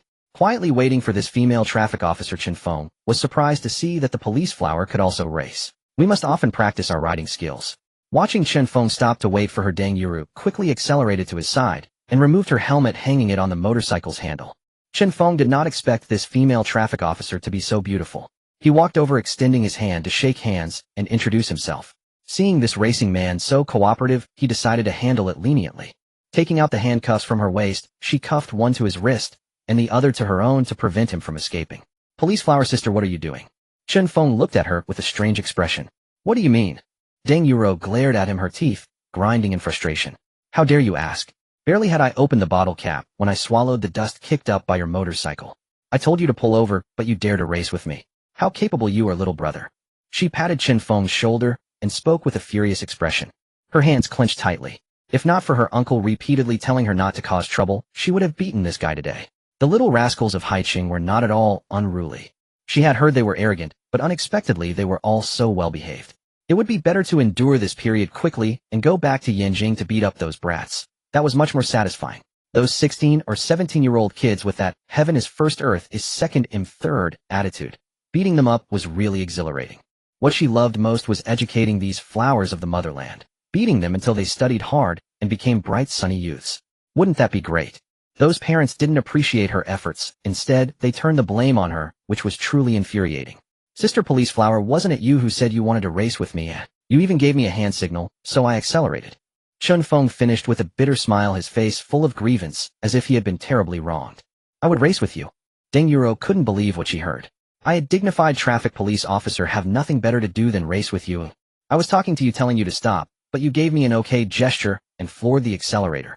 She gave Chen Feng a meaningful glance. From being a police officer to a traffic cop, no one has dared to be so cheeky in front of me. You're the first. You could even make it onto the honor roll. If the hooligans in the capital knew, they would have to call you Big Brother in admiration. Sister Police Flower, I just didn't understand what you meant. It's all a misunderstanding. How about you uncuff me? I promise I'll never race again. Chen Feng raised his hands above his head, indicating to the beautiful traffic police officer. When you're under someone else's roof, you have to bow your head. If people find out that the boss of the prestigious Haicheng hotel was caught for street racing, it would be a huge loss of face. If the three beauties at the hotel found out, they would probably be grinning from ear to ear. Unexpectedly, this movement also pulled the other handcuff that was locked on Deng Yure's wrist. Her hand was also lifted by Chen Feng's motion raised above her head. Chen Feng gave an awkward smile and lowered both hands again. First, I'm not your sister, so don't try to claim a relationship. Second, you were riding your motorcycle at 80 kilometers per hour, a serious speeding violation, fined 500 yuan. Third, for reckless street racing, you are sentenced to 1 day of administrative detention. Deng Yuro glanced at Chen Feng, then slowly spoke, while pulling a fine slip from her pocket and handing it to him. Officer sister, please let me off. I'll give you an extra 500 as hush money, okay? Add one more charge, bribing a public official. Another day of administrative detention. She took a small notebook, wrote it down, and then tucked it back into her chest.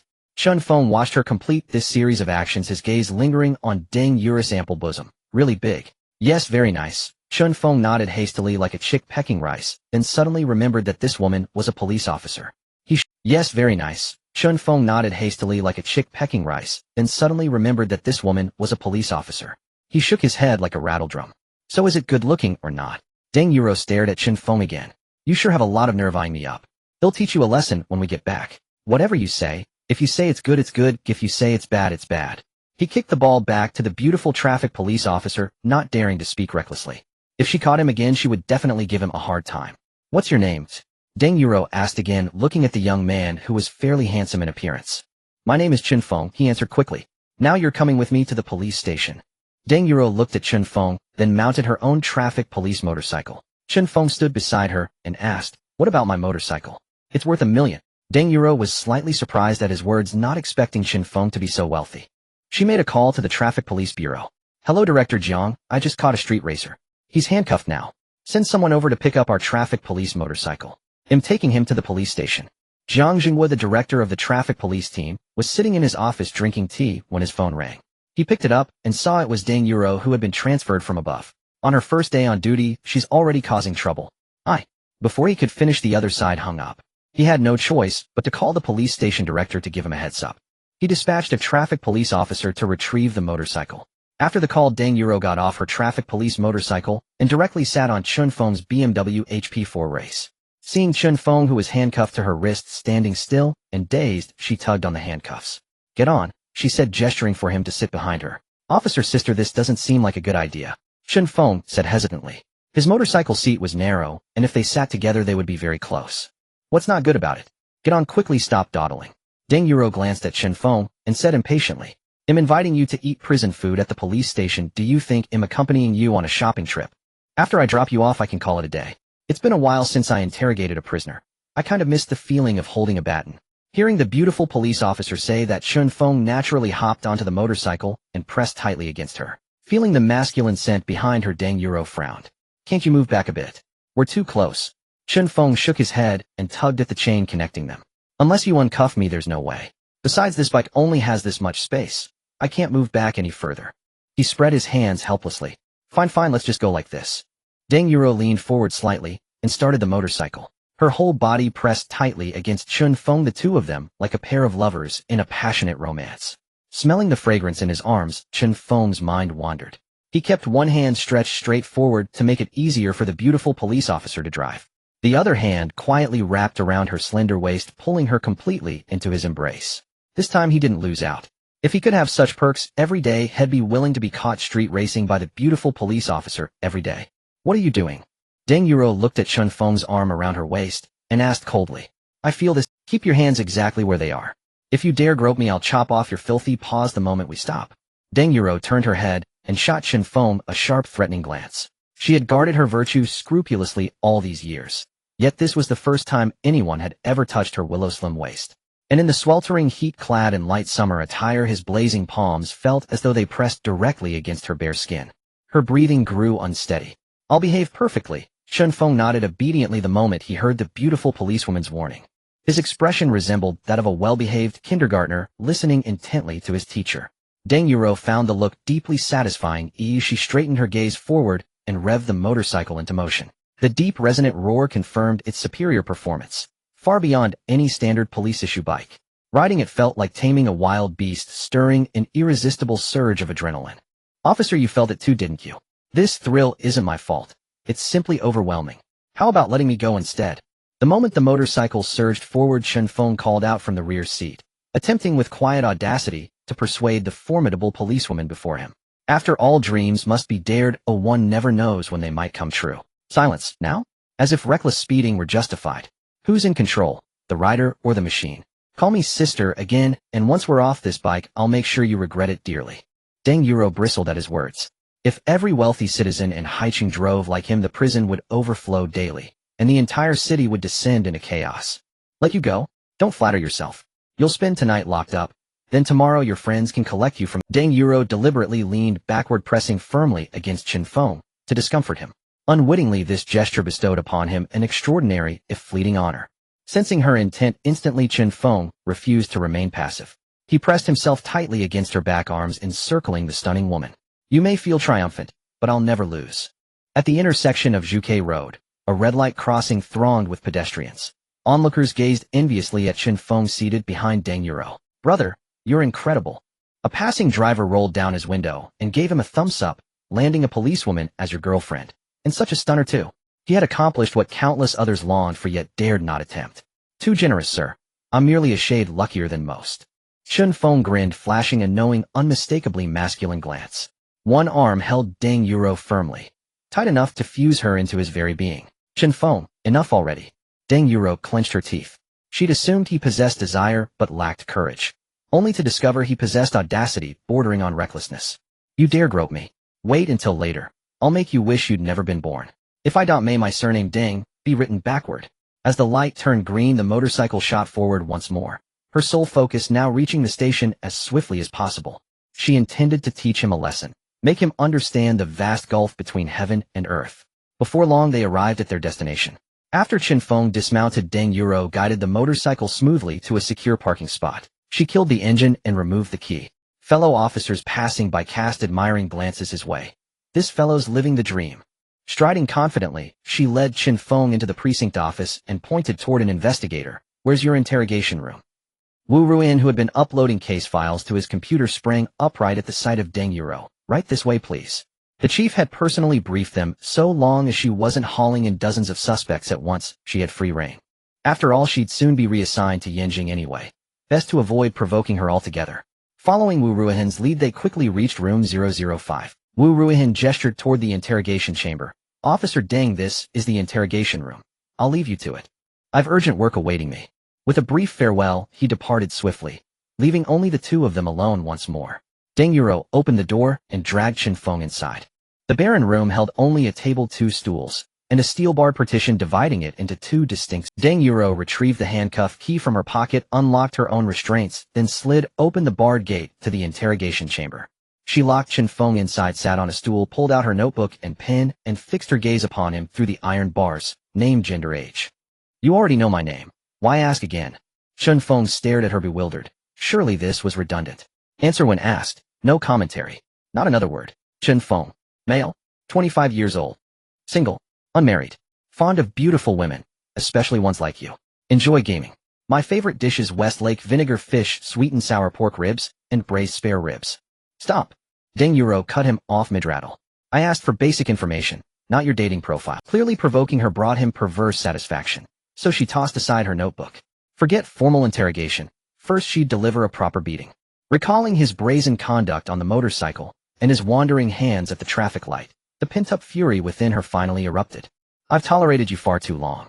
She shoved the cell door open and strode toward Chen Feng, who sat there utterly at ease. "What do you think you're doing?" Watching her knuckles crackle, Chen Feng wondered, was she truly about to strike? "What am I doing?" "Don't you have the faintest idea?" "That little stunt on the bike. Grope me, did you? Time to settle that score."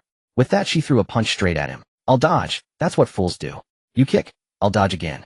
Chen Feng, this door is locked. You're not escaping. Just wait quietly for your beating. She pointed triumphantly at the securely bolted interrogation room door, her smile radiant. All I did was ride a motorcycle fast. Maximum penalty is a fine. Why lock me up? Chen Feng voiced his confusion from the corner. Why hadn't he thought of that earlier? Bribery of a public official. What do you suppose that merits? Deng Yuro arched a single eyebrow. But you refused it. Chen Feng protested. Whether accepted or not is irrelevant. What matters is, are you ready to face the consequences? She lunged forward, cornering him against the wall, her lips curving into a breathtaking victorious. Can you at least spare my face? Gazing at her exquisite features, Chen Feng pleaded softly. She shook her head and landed the punch. Since his wrists remained cuffed, he extended his palms instead. Catching her fist midair, with firm deliberate, clasping her slender hand tightly, he yanked, propelling her body forward with sudden, irresistible force. She stumbled headlong, straight into Chen Feng's embrace. Miss Deng, please remember to. Wu Ruihin froze mid-sentence, stunned, speechless by the scene before him. There, cradled in Chen Feng's arms, was none other than Officer Deng Yuro herself. The chief had personally phoned Wu Ruihin, instructing him to gently remind the officer to exercise restraint, lest someone end up with a fracture. Yet here they were, locked in an unexpected intimate tumble. Clearly their concern had been misplaced. Carry on, I saw nothing. Wu Ruihin finished speaking and quietly closed the door behind him. As he departed, he bestowed upon Chen Feng a mysterious smile, one that sent a chill down the spine, silencing speculation before it could even begin. My relationship with this beautiful policewoman is utterly innocent, nothing like what you imagine. Come back here. Chen Feng's mind screamed in utter frustration. Before him, she was already on the verge of erupting. Sister, what's your name? At least let me die knowing. Chen Feng still did not know her name. I'm Deng Yuro. Memorize it well. In a moment, I'll turn you into a national treasure and ship you straight to the zoo. Deng Yuro burned with fury. Not only had he taken unwarranted liberties, but now rumors were swirling that they were lovers. She had merely intended to lock Chen Feng up overnight, a simple routine matter. Now, however, falsehoods would harden into truth. And don't dare pretend familiarity again. I won't tolerate it. Calling her sister, she was only 26, too young to be anyone's elder sister, and certainly unwilling to share even a thread of connection with him. Then may I address you as Officer Deng? With effortless subtlety, he preserved his handsome face and successfully diverted her attention. Just call me Officer Deng. Don't think this flattery will spare you. Attempting to shift my focus. You're still Who was she? Deng Yuro, the legendary iron-blooded flower of Yinjing, whose iron fists had shattered countless criminals' defiance. Do you truly believe such petty tricks can deceive me?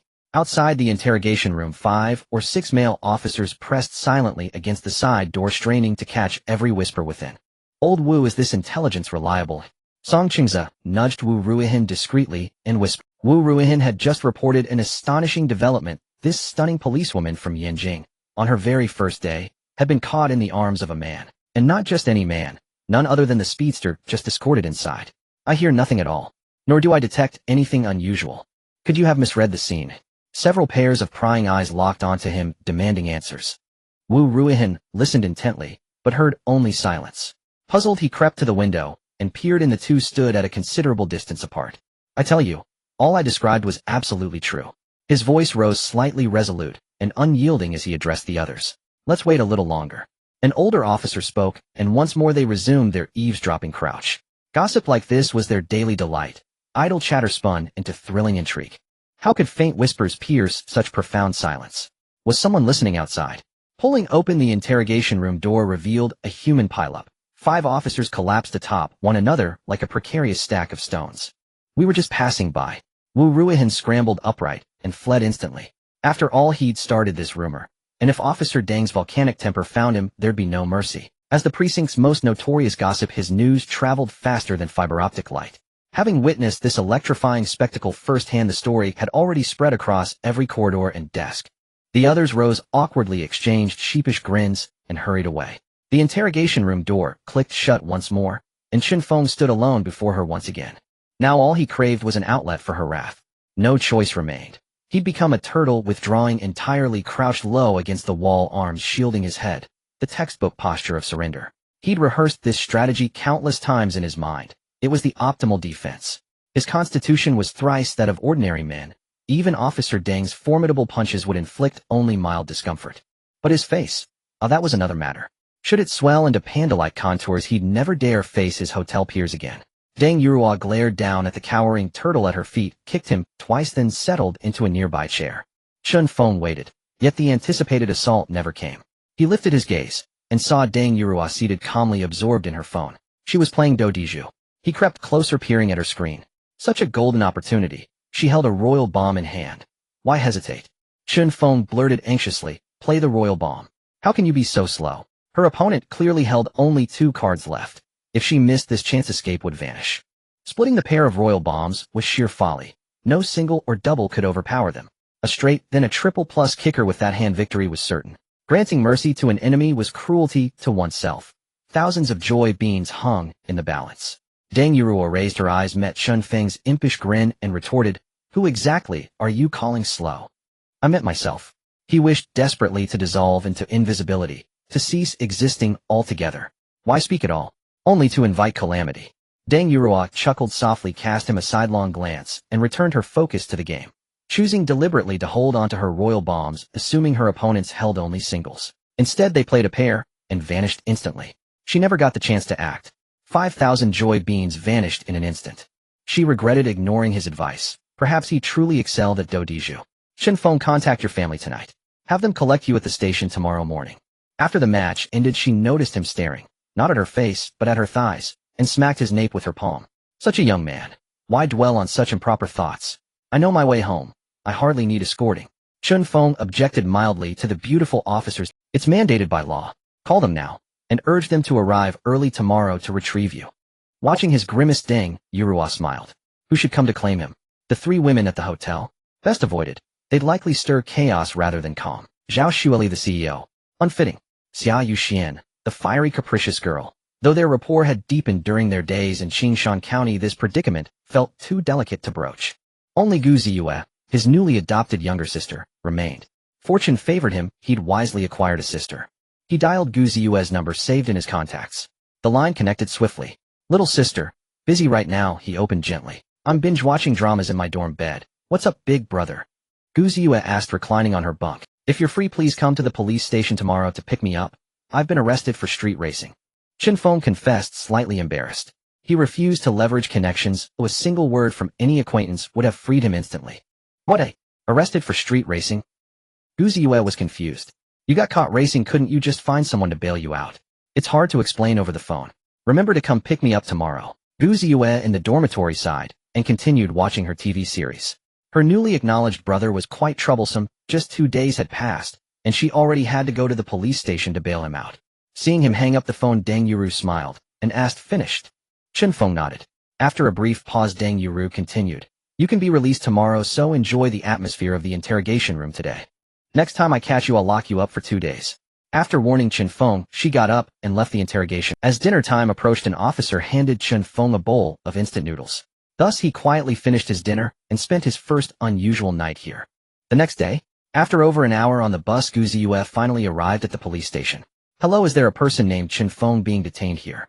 Wu Ruihan looked up in confusion and asked the girl in front of him, why does that name sound so familiar? He's my brother, he got caught racing yesterday. Upon hearing this, Wu Ruihan finally remembered the racing guy brought in by the traffic officer Deng Yuru. Oh, you mean him?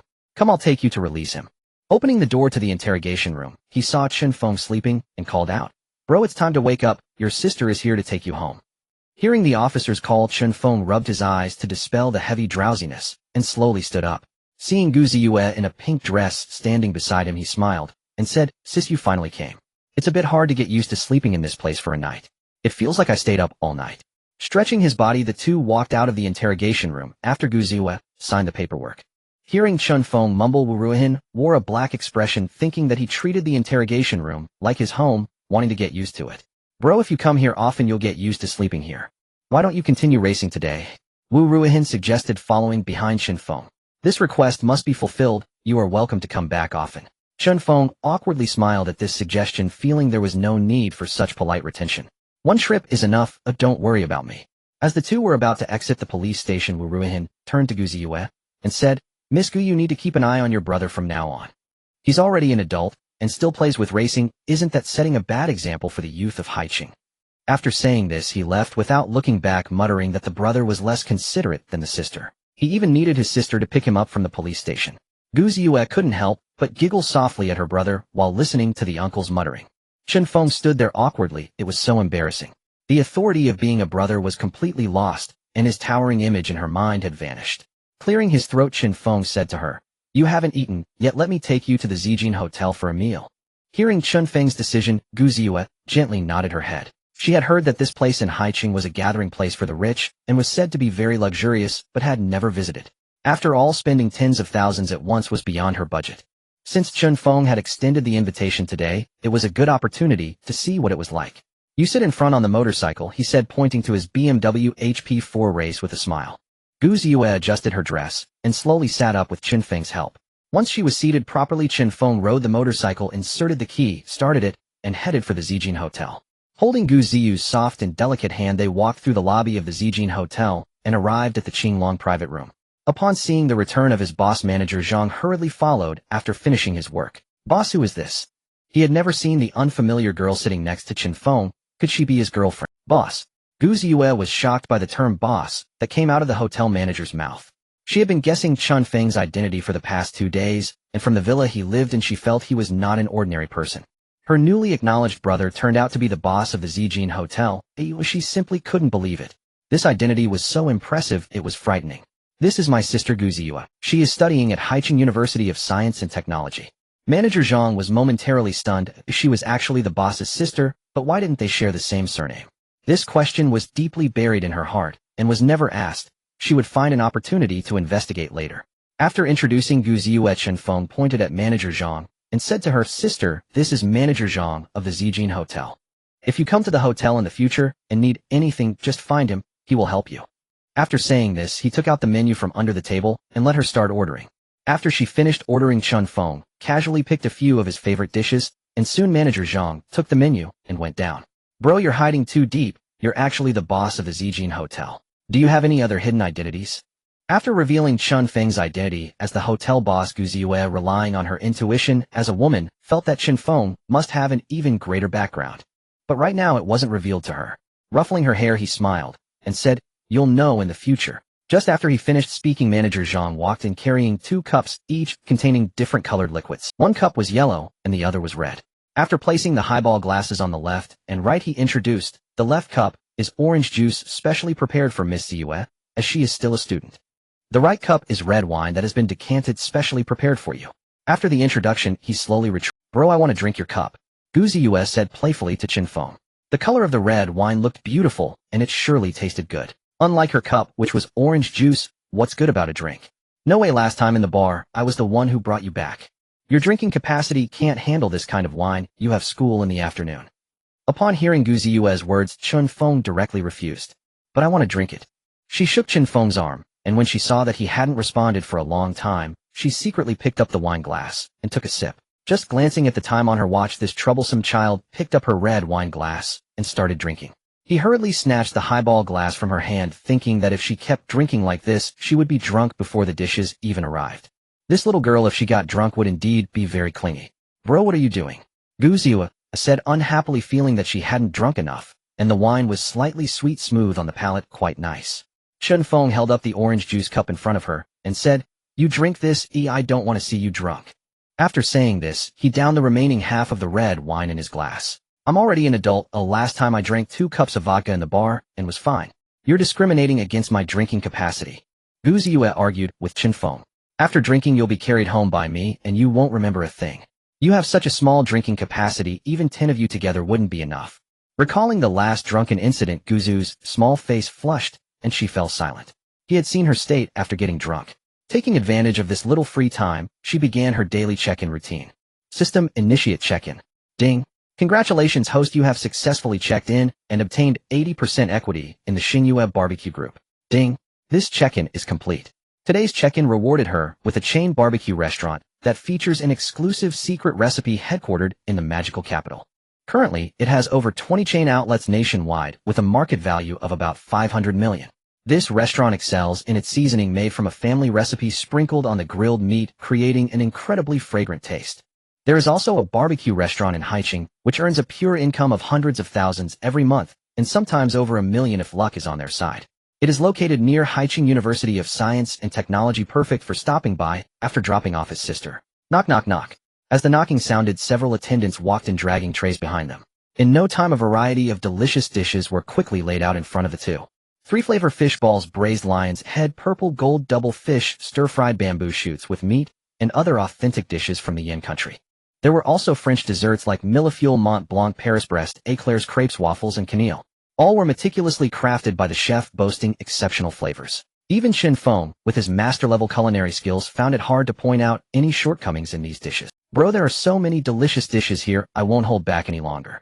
The temptation of the food on the table had deeply captivated her, and without lifting her head, she said to Chen Feng, picking up her chopsticks to start tasting. She first picked up a small 3-flavor fish ball, took a bite, and the light fresh fish flavor spread in her mouth. After a few chews, the fish ball quickly went down. Next, she tried a bite of stir-fried bamboo shoots with meat. The bamboo shoots were fragrant, the meat tender, refreshing, and delicious. The braised lion's head, with its mix of fatty and lean meat, glistening in red paired with vibrant green vegetables, was visually striking. With an enticing aroma wafting through the air, it stimulated a tremendous appetite, making it an irresistible top-tier delicacy. She picked up a piece of richly flavored meat and put it in her mouth. Delicious. Everyone inevitably succumbs to the law of deliciousness when it comes to food. Seeing Gu Ziyue devour her meal, Chen Feng's appetite was stirred. He grabbed his chopsticks and began to indulge without concern for his image. 20 minutes later, both lay contentedly on the sofa, each caressing their own belly. Chen Feng looked at Gu Ziyue, who was unconcerned about her image, and turned to ask, "Sis, aren't you afraid of getting fat eating like this?" Girls are particularly sensitive about their weight, usually avoiding overly greasy foods, especially meat. Especially those girls who strive to maintain their figures eat very little meat. His sister had just eaten almost a small bowl of meat, comparable to the 3 peculiarities of the hotel. No matter how much I eat, I can't gain weight. My dormitory friends are all very envious of me. This question puzzled her as well, but she couldn't figure out the reason. The only change has been her little bunny, which has been getting bigger and heavier each time she walks. "Boss, are you finished?" Manager Zhang pushed open the door and walked in. Seeing the disastrous state of the table, he inquired. He couldn't help but admire the two's appetites. They could really eat. It would be a pity not to participate in an eating contest. By his usual estimates, Chen Feng could only eat about 3 plates of dishes plus 1 dessert. Today they ordered so much food at once that it felt a bit regrettable. He didn't expect that upon entering there would only be empty plates left. "You call someone to clean up? Oh, we should be leaving now," he greeted old Zhang. After receiving Chen Feng's approval, Manager Zhang walked outside to call for someone to clean the table. Today another guest had reserved the Klonglong private room at the hotel, so it needed to be cleaned up promptly. "Hey old Zhang, can you also help me find a car from our hotel to take me to the Xingyue barbecue restaurant? And take my sister to Haicheng University of Science and Technology." Manager Zhang stopped after walking a few steps, nodded after hearing Chen Feng's new instructions, and quickly walked outside the private room. He found 2 waiters to come in and clean up the dishes, then called the hotel driver at the front desk. After arranging everything, he returned to the private room. "Boss, everything is ready. When do you 2 want to leave?" "Let's go now." After traveling a distance, Chen Feng got out of the car at the food street. Food street, a convergence of various local snacks with so many types of vendors that it dazzles the eyes. Along the street, there are also various large restaurants. The Xingyue barbecue restaurant is located right in the middle of the food street. This place is the busiest at night. Those who have tasted the barbecue here generally become repeat customers. After wandering around for a while and buying 2 skewers of grilled squid, Chen Feng leisurely walked into the Xingyue barbecue restaurant after tasting some street food. The barbecue restaurant has 2 floors. The first floor is a gathering place for walk-in customers. Some eat and leave, creating a lively atmosphere. Most people enjoy this ambience. The second floor has private rooms suitable for those who prefer a quieter environment, but an extra fee is required for the private room. The bottom floor is spacious, decorated quite nicely with dozens of diners waiting for barbecue. It is bustling during the day, not to mention the level of activity at night. Dozens of waiters in yellow uniforms weave through the crowd, serving tea and water to each guest. Upon seeing Chen Feng's arrival, one of the waiters quickly approached him, saying, "Sir, may I ask what you would like to order?" Looking at the smiling waiter, Chen Feng replied, "Please bring me your manager."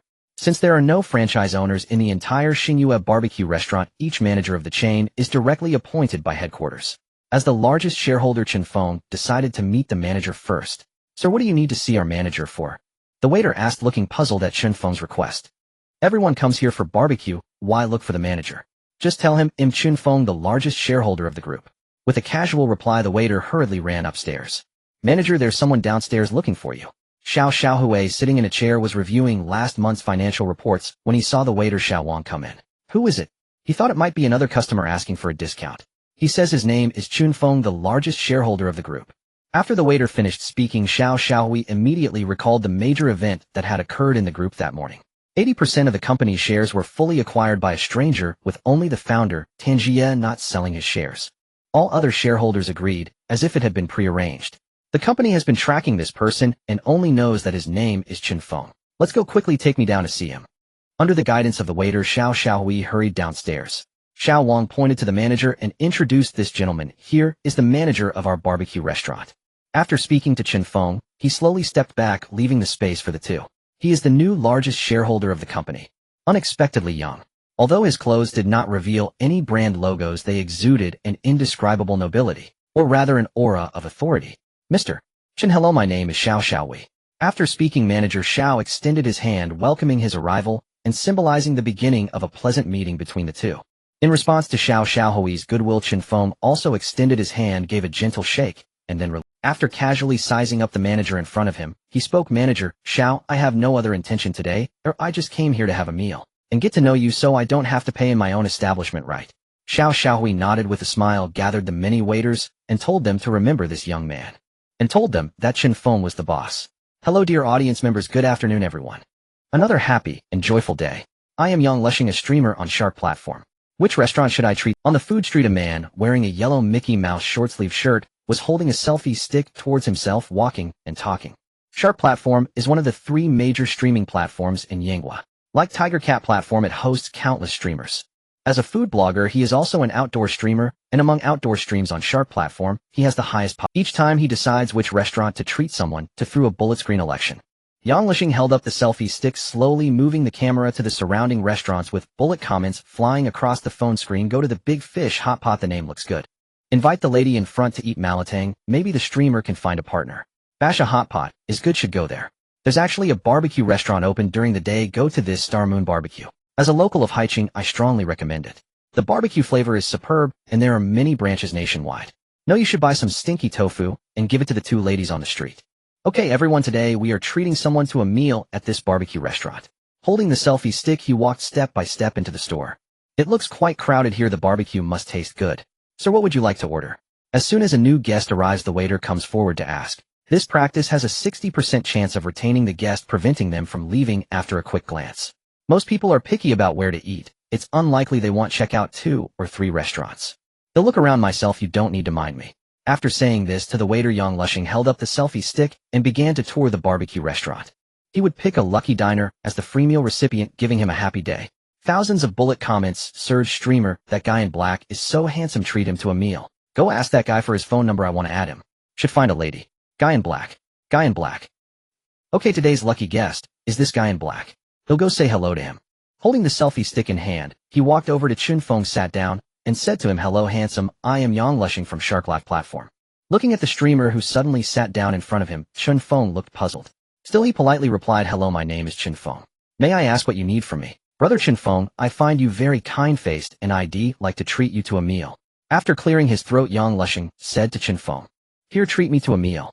Chen Feng was full of shock, his mind filled with question marks. In my own shop you want to treat me to a meal? Are you serious? A passing waiter looked at Yang in surprise. You're treating our boss to a meal. Seeing the black-clad guy's shocked expression, he thought he didn't believe him. Or perhaps he was overwhelmed by the sudden happiness. He spoke again, that's right, I'm treating you right here. Bullet comments floated up again, the guy is surrounded by happiness. You and I are both passers-by meeting in the vast sea of people, let me treat you to a good meal. This is a beautiful day. The streamer brought warmth to the young man. He picked up the menu on the table, handed it to Chen Feng, and said to him, brother, order whatever you want, all expenses are on me. Since he had been invited twice, it was hard to refuse. He took the menu from his hand. Grilled fish, tofu, grilled beef, tendon, grilled chicken wings, grilled lamb, and finally a grilled cold noodle. After ordering, he handed the menu with check marks to the male streamer from Shark platform. Yang waved his hand and said generously to the nearby waiter, bring 2 servings of everything checked on this list. Isn't that too much? Although I haven't eaten at a hotel before, my stomach definitely can't hold all that. Brother, there's no need to be so wasteful. 1 serving of each is enough for me, Chen Feng said to the streamer. It's fine. Since you like it, order more. Don't worry about my wallet. Waving his hand, Yang thought Chen Feng was a bit embarrassed. However, when he treats, he always orders double portions. This rule cannot be changed. It was precisely because of his generosity that he attracted countless viewers to his livestream. As his fame grew, the cost of a meal became insignificant. 20 minutes later, the fragrant barbecue appeared on the table, and Yang Lesheng specially ordered 2 bottles. Brother, aren't you eating? Seeing him constantly staring at his phone, broadcasting himself unmoved, Chen Feng stopped and asked, "I'm not hungry, you go ahead and eat." Hearing his reply, Chen Feng continued eating quietly, soon stuffing all the delicious food in front of him into his stomach. "Brother, have you finished eating? If you're done, I'll go pay the bill." Looking at Chen Feng, who was already full and lying back in his chair, Yang Lesheng asked, "I'm done, I'm a bit full." Hearing this, he was about to go pay. "Streamer, no need for that trouble. You can scan the code here," in the restaurant owner. After Chen Feng said this, Yang Lesheng looked at the QR code on Chen Feng's phone with a shocked expression. He walked over and pointed at him. "Why didn't you tell me you're the boss?" Chen Feng shrugged. "You didn't ask either. Besides, I'm not good at refusing others." Glancing at the young boss, Yang Lesheng paid and quietly walked out. He had initially intended to treat someone to a meal, but now he felt like a novice meeting a big shot. He decided not to drive this car anymore. Searching again for the next lucky audience, treating someone to dinner was proving to be so difficult. Chen Feng watched the host's departing figure, wondering if he had done something wrong. His back appeared so desolate. Time always slips away quickly, and night quietly descended. The crowd in the barbecue shop grew larger, and gradually there were no more seats available. Except for Chen Feng, who had a table to himself. At the entrance, 3 beautiful girls were looking around. "Yuxuan, there are no seats left over here. It's full." Xian Ruoling looked at the side of Xia Yuxuan and said, "Today was a celebration for the 3 of them, commemorating the end of their college entrance exams and their successful university admissions, which is why they specifically came to this famous barbecue place to celebrate." Unexpectedly, all the seats had been taken. Unlike Xia Yuxuan, who had been directly admitted, the other 2 had spent days studying at home, only getting into the exam room to finish their tests before being accepted. After scanning the surroundings, and Yuru pointed to the table where Chen Feng was sitting and proposed to her 2 friends, "There's only one person at that table. How about we share a table with him?" This back looked so much like Chen Feng's. Initially, Xia Yuxuan was somewhat reluctant, but upon seeing this familiar figure, she decided to go over and take a look. At that moment, he was staring at his phone screen, watching the latest episode of the drama The Summer Blown by the Wind. The teacher in this show is really beautiful. Thinking back to his high school days, he wished his math teacher had also been a beauty. Would my grades still be at the bottom? The most tragic time was when he scored only 4 points in math, managing to get just 1 multiple-choice question right. His luck was simply terrible. At that time, his math teacher Zhang Ping had specifically called him into the office. "Do you know how many points you got in math?" He had confidently replied, "I definitely got over 10 points. When the test paper was handed back, it was really a shock. As he walked out of the office, teacher Zhang gave him a knowing glance. He finally understood the bliss of being kept in the dark. Xia Yuxuan walked up and took a look. This familiar back was indeed Chen Feng. She gently tugged at his ear, not using much force, curious to see how he would react. Suddenly, Xia Yuxuan's reflection appeared on the phone screen, and then a soft little hand reached up to his ear. His ears had been itching for the past couple of days. It turned out it was because he was about to meet this girl. And Yuru, carrying a pink backpack, looked at her good friend, daringly grabbing this stranger's ear, thinking her courage was too great. Xian Ruoling also looked at her good friend in surprise, wondering if this young man would stand up and hit someone. Recently, many straight men had appeared online, even compiling quotes from the straight male masters. What if this young man was a straight man? The 3 of them might not be able to handle it. "Girl, what are you doing here?" He looked up, his eyes resembling a clear spring, as if they could reflect Xia Yuxuan's figure. Xia Yuxuan sat down next to Chen Feng, hanging her small bag around his neck, and said, "My 2 girlfriends just finished their college entrance exams. We wanted to come here for some skewers to celebrate. What about you? Why are you here?" Smelling the faint fragrance radiating from Xia Yuxuan, Chen Feng smiled and replied, "I'm the boss here. I just came to check on things today." "You're just bragging." And Yuru said, looking unconvinced. The Xingyue barbecue chain is a franchise with its headquarters in the Magic City. Each branch is selected by the company itself, and it's impossible for them to sell a branch in a particular city. Plus, as far as she knew, the company's total assets had already exceeded hundreds of millions, so the shareholders would not sell their equity. "What makes you think you can take it over?" She thought this young man would have extraordinary eloquence, but unexpectedly, he was already lying from the start. Seeing the disbelief in the faces of the 3, Chen Feng took out the equity transfer certificate from his pocket and showed it to them. "You really are the boss here?" Xia Yuxuan exclaimed, covering her mouth in surprise, not expecting Chen Feng to have actually bought it. Nearby tables looked at them with envy, thinking this guy was really lucky to be dining with 3 beautiful girls. Chen Feng smiled slightly, pinching the soft little hand of the girl, and chose not to elaborate further. Proving he wasn't lying was enough. After the other girl sat down, Xia Yuxuan introduced the 3 of them to each. "Waiter, bring me a dozen ice-cold beers." Xian Ruoling called out to a passing waiter.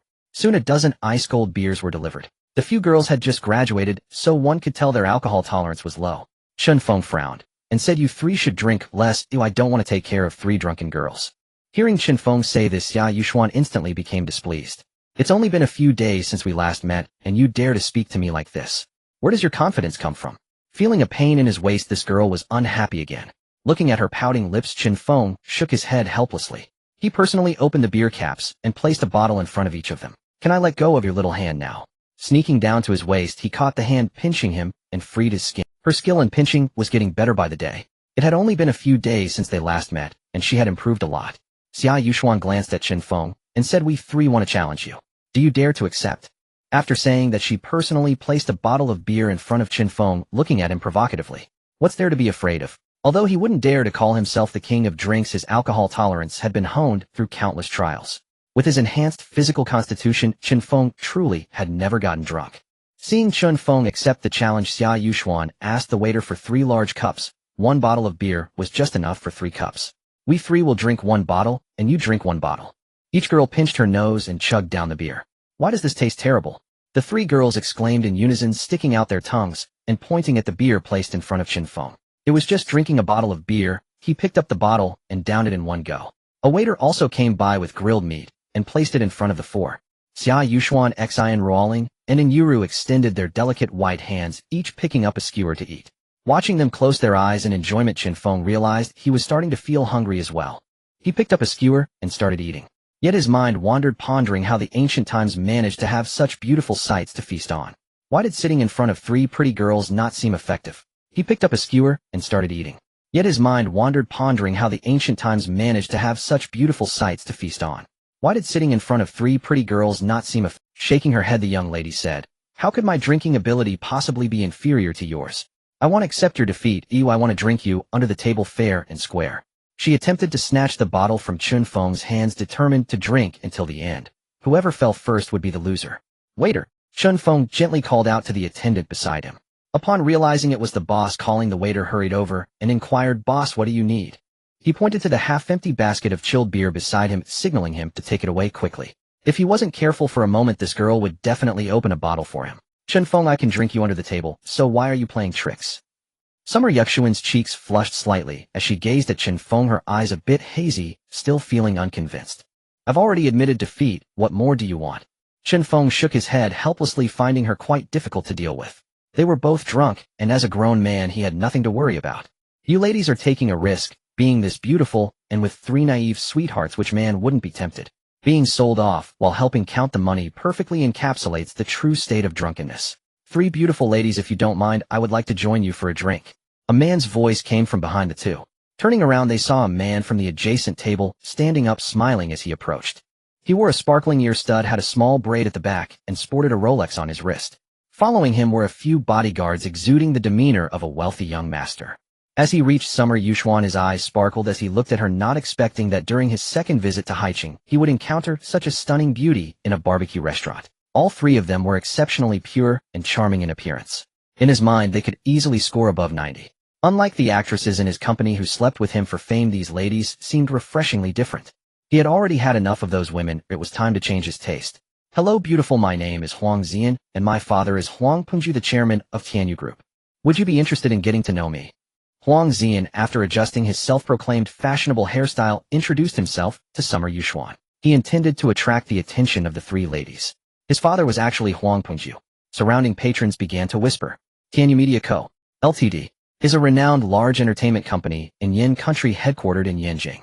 It boasts numerous famous artists and operates across various fields, including film, television, talent management, records, entertainment marketing, and the fashion industry. It has achieved remarkable success in these fields. As the founder of the group, Huang Pengju possesses 30 of the company's shares, making him the largest shareholder. Moreover, with the development over the years, he invested 3 billion to establish Tianyu Cosmetics Group and Jiangsu Technology Co., Ltd. He ranks among the top 50 in the rich list of Yin Country, wielding considerable influence in both business and politics. His continuous appearances on the screen have made this entertainment mogul memorable to the public. "Who is Huang Pengju? I don't know him. Please step aside and don't ruin our meal mood," Summer Yuxuan said with an annoyed expression, looking at Huang Zian's lecherous demeanor. She could hardly fathom how a grown man could maintain such an unattractive hairstyle, and wears such a self-absorbed expression. He looked young, but with drooping eye bags he walked weakly, and his fingernails glimmered slightly, clearly a sign of overindulgence. As for the reason, Chen Feng didn't need to guess.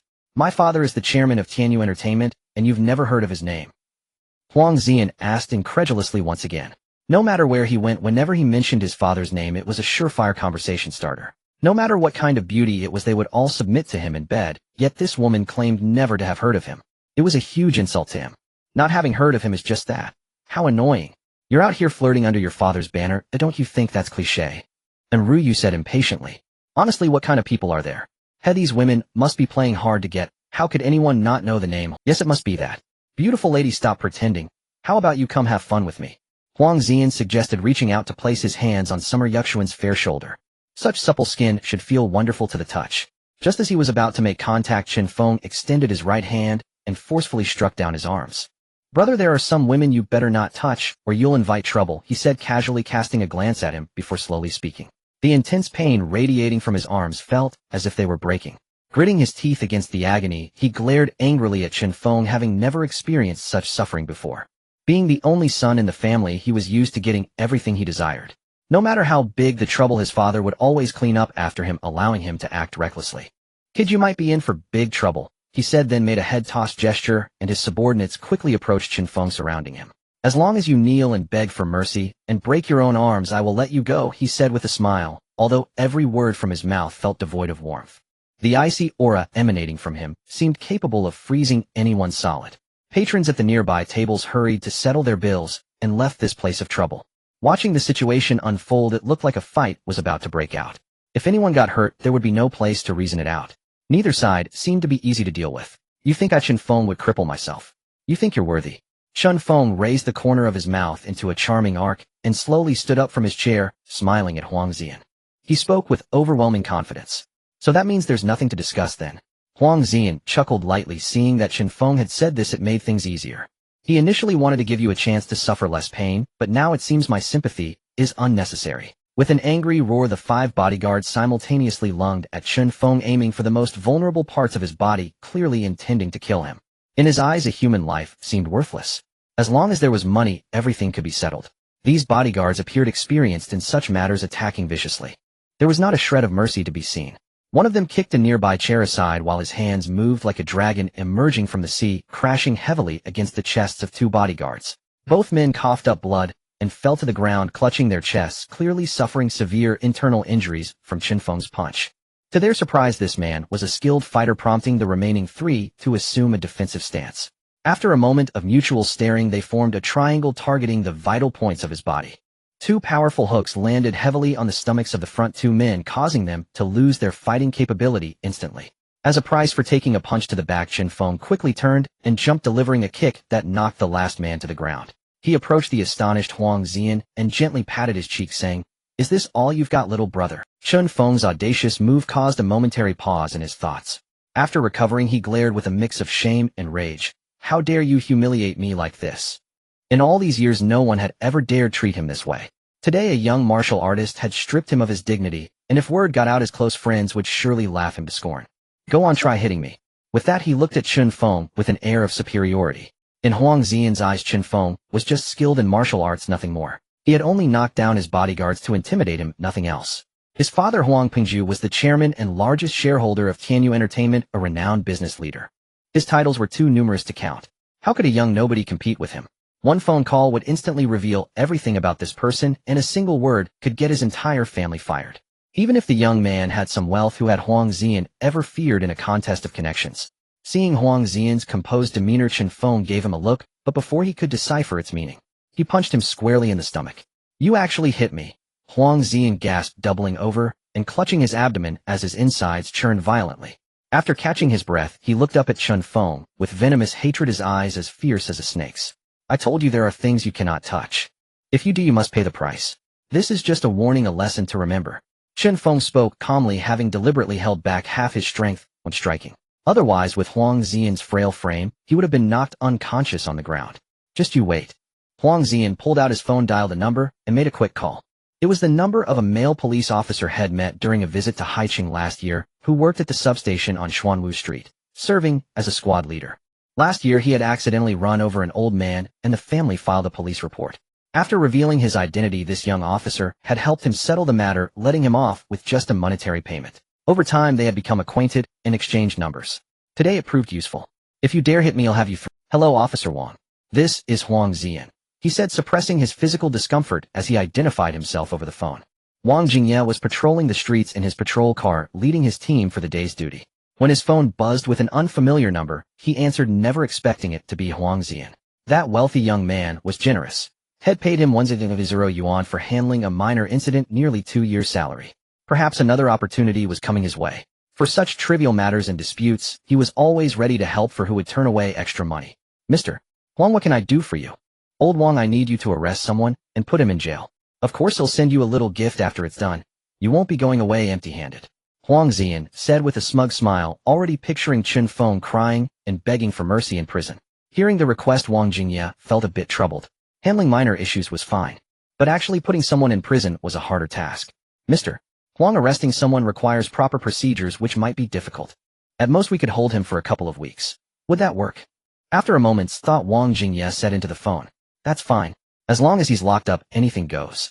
Now Huang Ziyan's only wish was to see Chen Feng behind bars to satisfy his vengeance. But there are 2 other officers with me. You see the money. If he was benefiting, he should at least share some crumbs with his subordinates so they could get a taste too. Recently the precinct captain was being transferred, leaving the position vacant. If he had his team support, the promotion was nearly secured. He'll give you 2,000 and 1,000 each for the other 2. Get to Xingyue barbecue restaurant now. With the deal struck, he hung up abruptly. Come on, we've got someone to arrest today. You 2 will each get 1,000. Wang Jingye said with a smile, looking at his 2 subordinates after the call. 100,000 each. They had long heard the squad leader was making good money on the side, owning 2 apartments.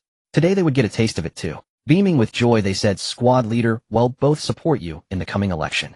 Don't worry, once I'm captain you'll have meat every day. Their response pleased Wang Jingye greatly. He outlined the perks of becoming captain, then drove quickly toward Xingyue barbecue restaurant. You just wait, the police will be here soon, Huang Ziyan said, then with the help of his injured bodyguards sat back down in his previous spot. Oh wait, let's see what tricks you can pull. Chen Feng smirked and shook his head dismissively. In all of Haicheng no one could touch him. That person hadn't been born yet. He picked up the bottle on the table and downed the last sip of beer. Over 20 minutes later the patrol car pulled up outside Xingyue barbecue restaurant. 3 police officers stepped out of the car with imposing demeanor, faces stern. Adjusting their caps to project an air of fairness and integrity, they entered the restaurant. Wang Jingye led the way, scanning the room for the wealthy Huang Ziyan, then approached him slowly. Mr. Huang, who was it that hit you? He asked as he reached Huang Ziyan's side. Leaning on his bodyguards, Huang Ziyan stood and pointed at Chen Feng. It was him. He attacked me without reason. I want him locked up. Seeing Huang Ziyan's feigned anger and his twisted account, Wang Jingye nodded slightly. The rich kid wasn't stupid. His claim gave him grounds to make the arrest. Still, he asked cautiously, he doesn't have any connections, right? If he got caught in a power struggle, his days as a squad leader would be over. He might even face an investigation for bribery and end up in prison himself. Pick on the soft ones and play it safe. These old adages were etched in his mind. What connections could he possibly have? Why are you so slow? Does he have more power than my father? True enough, Huang Ziyan's words eased his worries. He walked over to Chen Feng with his 2 officers and announced, Sir, you are under arrest for assault. Please come with. Aren't you even going to ask why? My name is Chen Feng, owner of the Zijin Hotel. Are you certain you want to take me in? Chen Feng glanced at the officer before him and asked. It was the most laughable joke he had ever heard. You call yourself a boss? I've already become a bureau chief. If you're going to brag, at least make it believable. Trying to throw your weight around in front of me. You've picked the wrong person. Putting on this uniform, haven't you asked around? On this street, who have I ever feared? Wang Jingye curled his lips into a cold sneer, thinking to himself, don't blame me for being ruthless. Blame yourself for crossing the wrong person. Huang Pingju was a top figure in both commerce and politics. Even the district bureau chief had to tread carefully around him. Offend young Master Huang, and what good outcome could you possibly expect? Likely your entire family would suffer along with you. Besides, doing a favor like this was effortless and head pocket 200 for it. Why not? Moreover, even if he didn't do it, someone else would. Why let such a good opportunity slip to another? What are you 2 standing there gawking for? Cuff him. He turned and barked at the 2 bewildered officers. No sense of timing at all. No wonder you're the underlings and am the boss. If this young man really had significant connections, wouldn't I know about it? I've met every shady character in Haicheng, who anyone with serious backing ID have memorized. There's no such person. At the captain's order, one officer stepped forward, produced handcuffs from behind, and snapped them around Chen Feng's wrists. Easy to put on but hard to take off. Think carefully, officer. Chen Feng offered another faint smile to Wang Jingye. Enough talk. Take him away. Wang Jingye waved his hand, and the two officers escorted Chen Feng toward the patrol car. Huang Ziyan watched Chen Feng being led away, his heart swelling with triumph. This boy is what you get for hitting me. Officer Wang, might I go inside for a look? My hands are feeling a bit itchy. So you mean to hit him again? Wang Jingye paused briefly, then said slowly, don't be too harsh. Otherwise it'll be hard for me to cover for you. Huang Ziyan nodded, eagerly signaling his two bodyguards to follow him inside, while the others returned to the hotel. After they left, Yuru looked at Xia Yuxuan and said, Yuxuan, what do we do now? Don't worry. Chen Feng will be fine. I've already called my grandfather. Xia Yuxuan said with a soft. At Xuanwu Street Police Station, Wang Jingye looked at Chen Feng sitting in the interrogation room, legs crossed, utterly composed. Walking into a police station was like coming home to him. He showed no trace of fear, as if he were here for a leisurely visit. Huang Ziyan watched Chen Feng's carefree demeanor and couldn't help wondering, how does he look more like a rich young master than I do? Officer, may I make a phone call? The officer at the interrogation desk glanced at Wang Jingye, then handed the phone back to Chen Feng. He dialed Manager Zhang at the hotel. Hello, Manager Zhang. Your boss has been thrown into the police station and is being treated inhumanely right now. At the Zijin Hotel, Zhang, taining mid-conversation with a client, saw the boss call and excused himself. Stepping aside, he answered the phone and erupted with fury. How dare they arrest my boss? He immediately dialed Lu Yong'an, the police chief of Haicheng district. After a few rings, he barked into the phone. Old Lu, what the hell are your people doing? Lu Yong'an thought Zhang, taining the manager of the Zijin Hotel, was calling to catch up. He never expected to be met with an immediate rebuke. Old Zhang, we've been friends for years. Surely we can talk things through. If my subordinates have offended your hotel in any way, I apologize here and now. Not only was the Zijin Hotel a pillar of the city's economy, but it also contributed $2 million a year in sponsorship to the police bureau. Of course, they had to treat them with the utmost courtesy. They were too wealthy and powerful to mess with. I'm afraid I can't accept your apology. Your people have arrested our hotel's boss. I hear they're planning to throw him in prison. Handle it however you see fit. I will mobilize every connection I have, and anyone involved in this matter won't escape. With that, he hung up abruptly. Lu Yong'an listened, cold sweat beating on his forehead. The boss of the Zijin Hotel has been arrested. Which idiot did this? He'll rip your skin off. Of all people, you had to grab this one. The man who holds two of Haicheng's biggest industries in his hands. Do you think that's a joke? The Zijin Hotel's connections run all the way to the provincial level. Which top provincial official hasn't dined there? If this gets reported up the chain, will I have a single good day left? He quickly sent a message to the entire bureau's work group, ordering everyone back to their posts immediately. Deputy Chief Jian Ziqiang hurried in through the door. Why gather everyone in the dead of night? Seeing Lu Yong'an's grim expression, he asked, Old Lu, what's happened? You look terrible. Chen Feng, the boss of the Zijin Hotel, has been arrested by our people. Go find out who now. He then picked up the desk phone and called around one by one, still unsure which precinct was responsible. Jian Ziqiang snapped to his senses and pulled out his phone to start checking as well. If they weren't careful, both of them might lose their positions. At the Xia family compound, Xia Qinghe received a call from his granddaughter about someone abusing their power to arrest an innocent man. He immediately called his son. Xia Yongning, in the middle of reviewing documents, took the phone from his secretary. Hearing that the owner of the Zijin Hotel had been detained without cause, his brow furrowed. The bureaucracy in Haicheng needs a thorough overhaul. Standing beside him, Secretary Xiao Li heard the words from the party secretary's mouth and felt a chill run down his spine. Haicheng was about to face a storm. He hadn't expected the Zijin Hotel's connections to reach all the way up here. Even the incorruptible Secretary Xia could be moved. At that moment, lights began flickering on in the homes of provincial leaders across Haicheng. After receiving Manager Zhang's calls, they all launched investigations. Calls were made directly to the mayor Zhang Zetian. Damn it! Who exactly dared to arrest the boss of the Zijin Hotel? Is that person insane? And to be taken in without any just cause at that? Shall we prepare the car immediately? We're going to the police station.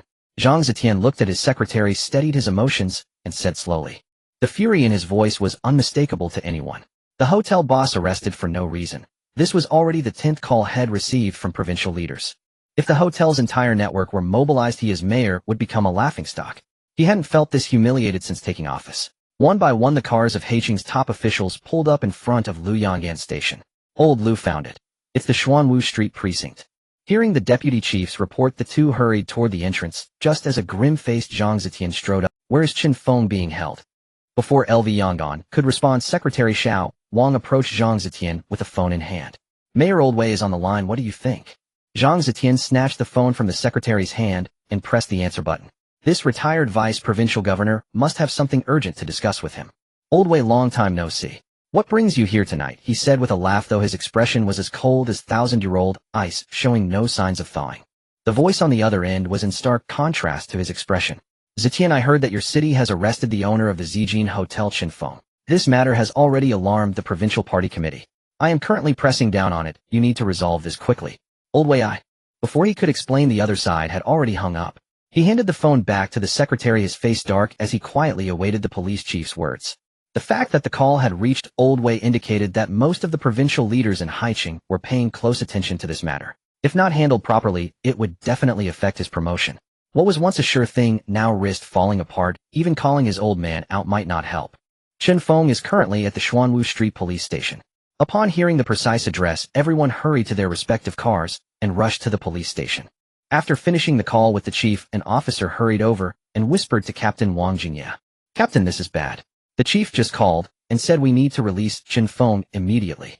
He is indeed the owner of the Zijin Hotel. What? Wang Jingye was shocked to hear his subordinate's report. His heart sank. He had now stirred up a major trouble that would likely be difficult to handle. He certainly wouldn't be able to keep his position. Most importantly, he must ensure that no bribery was uncovered or it would all be over. He quickly opened the interrogation room door and walked up to Chen Feng, taking out his keys to unlock the handcuffs. Mr. Chen, I sincerely apologize. I didn't expect you to truly be the owner of the Zijin Hotel. He'll free you right away. Oh, I didn't mean for you to be wronged, he said with an apologetic smile. No, I think the handcuffs look quite good on me. Let's enjoy this show together tonight. He shifted slightly to prevent Wang Jingye from unlocking his handcuffs, remaining seated. His fingers tapped steadily on the armrest of the chair, each beat coinciding perfectly with Wang Jingye's heartbeat, as if pounding heavily on his chest. It was like the ticking of a clock heralding a countdown to prison. For the sake of 200, they had both ruined their futures, feeling immense regret in their hearts. If given the chance to choose again, he would never do this. Li Hongliang, the head of the Xuanwu police station, rushed to the station after receiving the superior's call. Just as he arrived at the police station entrance, the cars of the city's top leaders rolled in. Mayor Zhang Zetian, Political and Legal Affairs Committee Secretary, Xia Yongning, Vice Mayor Fan Guohao, Police Chief LV Yong'an, and Deputy Chief Jian Ziqiang. They were all significant figures whose mere stomping could shake the ground. Tonight they gathered in this small police station. The atmosphere was dire. Seeing the mayor approach, he quickly went to greet him. Where is Chen Feng? Quickly lead the way. Zhang Zetian glanced at him and asked while walking, his fists clenched, filled with pent-up anger. He would not let a single officer involved in this matter go unpunished. Today the mayor had completely lost face, unable to hold his head high in front of the old leaders. Li Hongliang hurried ahead to lead the way. He had not anticipated that one of his subordinates' team leaders would have the audacity to bring Chen Feng into the interrogation room. If there were no ulterior motives, no one would believe it. As the sound of footsteps echoed down the corridor, the door to the interrogation room was quickly pushed open. The officers widened their eyes, staring at the high-ranking leaders entering. Each one was someone frequently seen on television, now standing right before them. Unlike usual, where they appeared with beaming smiles, now they all wore solemn expressions, as if the entire world owed them 5 million. When Zhang Zetian walked in and saw that Chen Feng still had handcuffs on, he exclaimed, "Why haven't you quickly released Mr. Chen?" He glared at a few young officers, furious that they hadn't even removed the handcuffs yet. Mayor, Mr. Chen wouldn't let us remove them. He insisted that only you could do it. One officer spoke up, expressing their desire to release him, but Chen Feng wouldn't allow it. After learning of his identity, they all wore smiles, fearing to upset him. Who would dare to go against his wish? Now that everyone is here, why aren't you going to remove them quickly? After saying this, Zhang Zetian cast a dark look at LV Yong'an, as if to say it's all your subordinate's fault. At this moment, LV Yong'an was filled with shame, wishing he could find a crack in the ground to hide, and every single person under him was more foolish than the last. Just a bunch of useless idiots. After the handcuffs were removed, Chen Feng slowly stepped out of the interrogation room. He walked up to Mayor Zhang Zetian and extended his hand, saying, "Mayor Zhang, I was planning to find some time to visit you. I didn't expect to meet in such a manner today." He quickly shook hands with Chen Feng and, feeling a bit embarrassed, sighed, "Mr. Chen, I truly apologize for allowing such an incident to happen to you. This was a mistake on my part in my duties. It is indeed a loss of face." Chen Feng smiled slightly, waving his hand, indicating that this matter shouldn't fall solely on the shoulders of the dignified mayor. Pointing at Captain Wang Jingye leaning against the wall, he added, "This officer here is the real protagonist, having accepted a bribe of 200 from someone. He took me away without even asking why at Xingyue barbecue. I even introduced myself stating that I am the owner of the Zijin Hotel, yet he didn't believe me. After Chen Feng finished speaking, Wang Jingye collapsed to the ground with a thud, staring blankly ahead. Muttering to himself, "It's over, everything is over, probably the rest of my life will be spent in prison." Two investigators then came out and dragged him away. After watching Captain Wang Jingye being taken away, Zhang Zetian began to lead Chen Feng, introducing him to the people behind him one by one. They exchanged contact information so that Chen Feng could call them directly if he needed anything in the future. To prevent him from causing another uproar, the entire Haicheng province would be turned upside down. Seeing that Chen Feng was safe, everyone finally breathed a sigh of relief. After exchanging glances with a few people, Zhang Zetian gently patted Chen Feng's shoulder and led him outside. Anxiously he said, "Chen Feng, quickly tell your manager to stop making calls."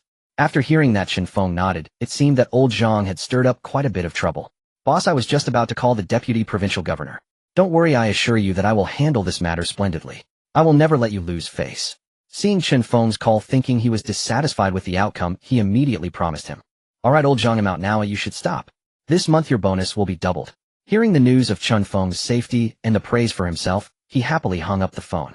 Secretary Xiao Wang found a police car from the station, urging them to hurry and take Chen Feng back to the hotel. This place was too small to accommodate such a significant figure. During the special meeting held the next day, Police Chief Lv Yangon made a profound self-reflection. Zhang Zetian, on the other hand, erupted in anger at everyone criticizing them for their inadequate work. "Yesterday, I received calls from dozens of provincial leaders. You all have caused me trouble, and no one should expect to save face. As the golden signboard of the entire provincial city, this hotel pays substantial taxes every year, over 1 billion. Which company possesses such power? When it comes to payment, they are always eager, fearing that you might delay, and there is absolutely no tax evasion. Which leader would not appreciate that? Whoever has such an excellent enterprise under their wing will certainly gain political merits. As long as the hotel does not go bankrupt, the financial revenue will not dwindle. The hotel owner being arrested right under their noses is a slap in the face for these leaders, isn't it? How have you educated your subordinates? If it gets any worse, we will have to alert the provincial governor. Not to mention the embarrassment brought upon my esteemed position as mayor. What if this situation escalates further? How will we handle it?"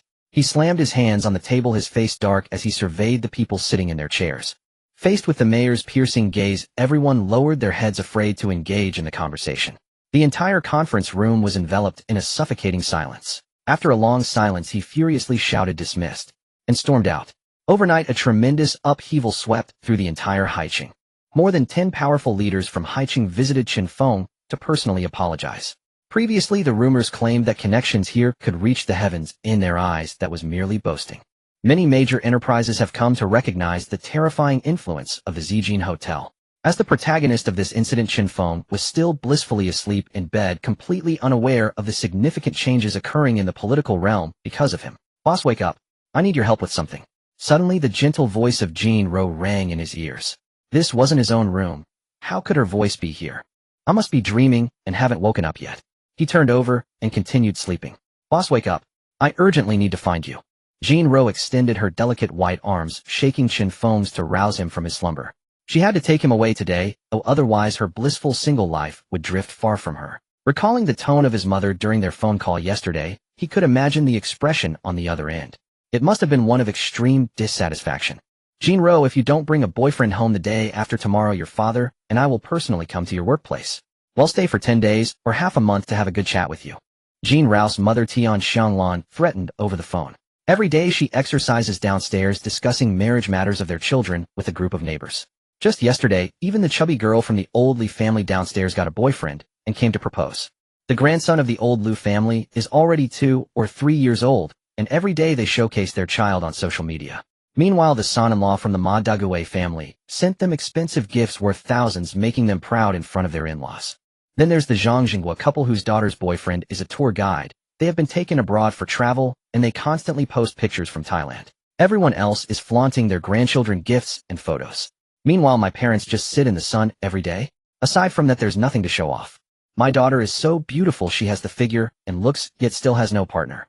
Recently, there are rumors that she is an old leftover woman who can't get married. I truly don't believe this curse. Just wait, the boyfriend my daughter finds will at least be a millionaire. When he comes to visit today, I will make you all in. Let's see who dares to say my daughter can't get married in the future. Why do I feel like I'm on a plane, my body swaying? Boss, this is your own fault for not getting up. Don't blame me for being ruthless. I wanted to wake you up, but it's your fault for not getting up. I kicked off my shoes and stood on Chen Feng's bed, launching a missile at his stomach. I aimed at the target and sat down heavily. Slowly opening my eyes, I saw a beautiful woman falling from above onto my stomach. There was no time to dodge. With a slight pain in my stomach, Chen Feng trembled as he pointed at Jean Ro, who was, "How did she get into my room?" Aside from the universal card in my hand, Manager Zhang also possesses a universal hotel card. Early in the morning, just as I was about to enjoy a lazy sleep, I was awakened by this flying superhero in front of me.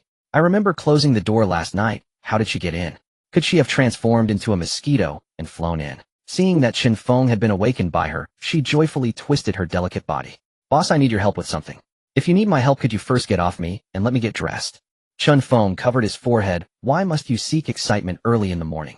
Are you trying to provoke my temper? Being single, I have nowhere to release my pent-up energy, and you're playing this game with me, making me feel like Looking at where I was sitting, it did seem a bit inappropriate. Slowly I crossed over Chen Feng and sat on the sofa. However, my boss physique is indeed impressive. 8-pack abs, a reassuring chest, and muscular arms. I couldn't help but want to touch them. During this time, Chen Feng hurriedly put on his lower garments and rushed into the bathroom. After quickly showering and completing his dental routine, he walked to the sofa in the living room to sit down. "So what do you need from me?" He picked up his phone from the table to check the time. It was already past 9. After sipping a freshly made soy milk and stuffing a youtiao into his mouth, he asked while eating, "Boss, I want you to be my boyfriend." Upon hearing the bold words from the female manager, Chen Feng was momentarily choked and hurriedly took another sip from the soy milk cup on the table. He slapped his chest. Finally, he felt a bit better. Did he just hear correctly? Jean Ro actually wanted him to be. "You're not running a fever, are you?" He reached out to touch her forehead. Her temperature felt normal. Why was she talking nonsense? After being single for so many years, it was the first time he felt a little excited hearing a girl confess to him. He didn't expect to have such a day. Seeing Chen Feng's strange expression, Jean Ro's face flushed slightly. She was left with no choice among the men she knew. Only Chen Feng seemed acceptable. It was impossible to just grab someone randomly to meet her mother. At least it needed to be convincing. Having escaped the greatest disaster in history, she was only 26. Why the hurry to get married? Many women remain single until 36. Am not unattractive or unable to get married. She nervously fiddled with the hem of her clothes and said, "Actually, I want you to pretend to be my boyfriend. Go home and meet my parents. My mother has been pressuring me about marriage these past few days. I've already bought the What else can I do now that you have completed all the procedures? Although I have never pretended to be a boyfriend before, I will become skilled at it after a few attempts. Only through countless battles can one marry a beautiful wife. The highest realm of meeting the mother-in-law is to remain unperturbed amidst all changes. Let this be a rehearsal for meeting the mother-in-law in the future. After all, I won't be at a loss. Many people want to be a beautiful woman's fake boyfriend, but they haven't had the chance yet. Boss, just agree with me, please." Seeing Chen Feng pondering next to her, Jean Ro playfully said, fearing he would not nod in agreement, "I never said I disagreed." Putting aside the small hand on his arm, Chen Feng smiled and asked, "Why are you going to buy a train ticket?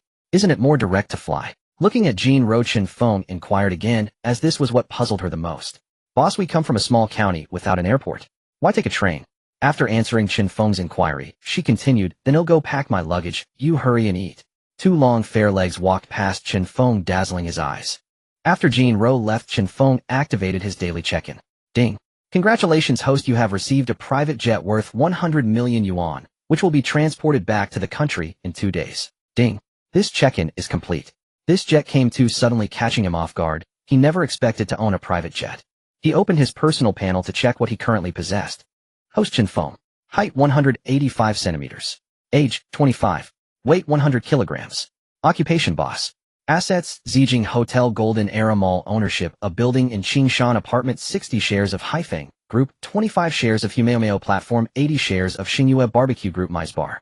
Vehicle: McLaren, Lamborghini, Hongqi S9 Supercar, Boeing H731 aircraft. Personal skills: master-level culinary skills, divine-level medical skills, advanced antique appraisal techniques. On the high-speed train to Haicheng, when Chen Feng and Jean Ro walked in and took their seats, the 2 men opposite clearly trembled. They didn't expect a young man in simple clothing to have such a beautiful girlfriend. If one looked closely, they would notice an inconspicuous Versace logo near Chen Feng's black short sleeve. The man in the blue business short-sleeve shirt glanced at Chen Feng. Jean Zimo proudly boasted to his old friend beside him, "Lao Ten, I recently struck a big deal with the Haicheng Group. The profit from this deal is estimated to be 2,000. Tan Shengwen looked at him in shock, unable to believe that his old friend could make such a profit through reselling. "You kid are truly capable. I work hard to sell a set of buildings for only 3,000. You're lucky. He smiled at Jean Zimo, but frequently glanced at the stunning beauty Jean Ro. The two wanted to attract her attention. Jean Ro tightly closed her long fair legs, resting them on Chen Feng's lap, while her little head was lowered, intently watching the downloaded TV series on the screen. The two looked at Chen Feng, enviously wishing they also had a girlfriend who could provide such benefits. Bro, what do you— Tan Qingwen, looking at Chen Feng, couldn't help but ask, wanting to regain some confidence from Chen Feng since Jean Ro was not attracted to him. Me? Chen Feng pointed to himself and looked at the two, inquiring, yes, you seem to be dressed well, what do you— Jean Zimo wore a friendly expression, smiling at Chen Feng, and said, I'm just an unemployed drifter doing whatever I want, no specific job. No specific job. Hearing this, the two paused, slightly feeling disdainful in their hearts, but maintaining smiles on their faces. They estimated that Chen Feng was probably just a small employee in an ordinary company, not earning much, feeling embarrassed to admit it. In today's society, those with money often lack girlfriends, while those with girlfriends often lack money. Today they wanted to try and dig under Chen Feng's feet to see if they could pry his little girlfriend away. Regardless of who succeeded, it would be a matter worth celebrating. I'm Jean Zimo, currently a small boss with an annual salary of $1 million. I'm Tan Qingwen, a top salesman in the sales department, earning between $1.5 to $2 million a year. The two briefly introduced themselves to Chen Feng. My surname is Chen, name is Feng, I'm a freelancer. Since they both introduced themselves, Chen Feng responded slightly. As for the small thoughts of the two, he had seen through them long ago. Didn't they just want to draw Jean Rao's attention? He'll give you something stimulating. Gently caressing Jean Rao's leg, the smooth and tender touch felt delightful. He rubbed back and forth while the other two stared intently at her beautiful legs, wishing they could take action themselves. Let's see how this plays out. Boss, what are you doing? Don't move your hand around.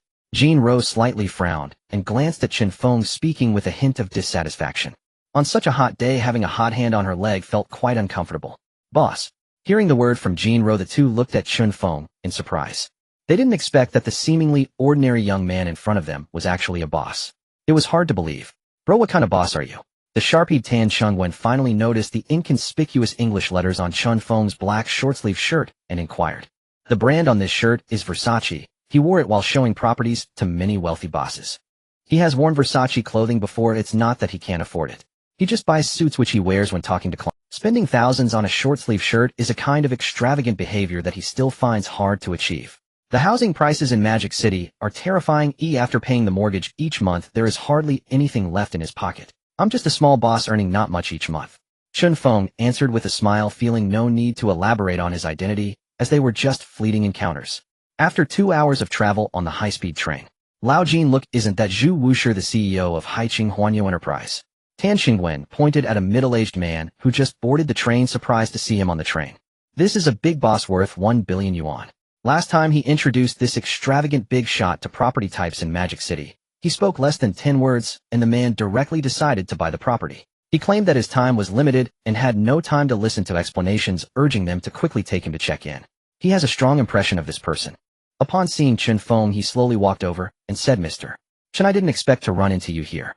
Feeling someone speaking to him, Chen Feng looked up. He seemed to have some impression of this person. I don't know you, he asked with a puzzled tone. I'm Zhu Wushi, the CEO of Huanyo Enterprise. We met at the Cat Group's jewelry banquet last time. Upon hearing Chen Feng's inquiry, he quickly replied, I thought so, no wonder you look so familiar. He took a business card from his pocket and handed it to him, saying, we will get off at this station, let's keep in touch. Zhu Wushi was thrilled to look at the exquisite business card in his hand. Being connected with a boss like Chen Feng means his prosperous days are coming.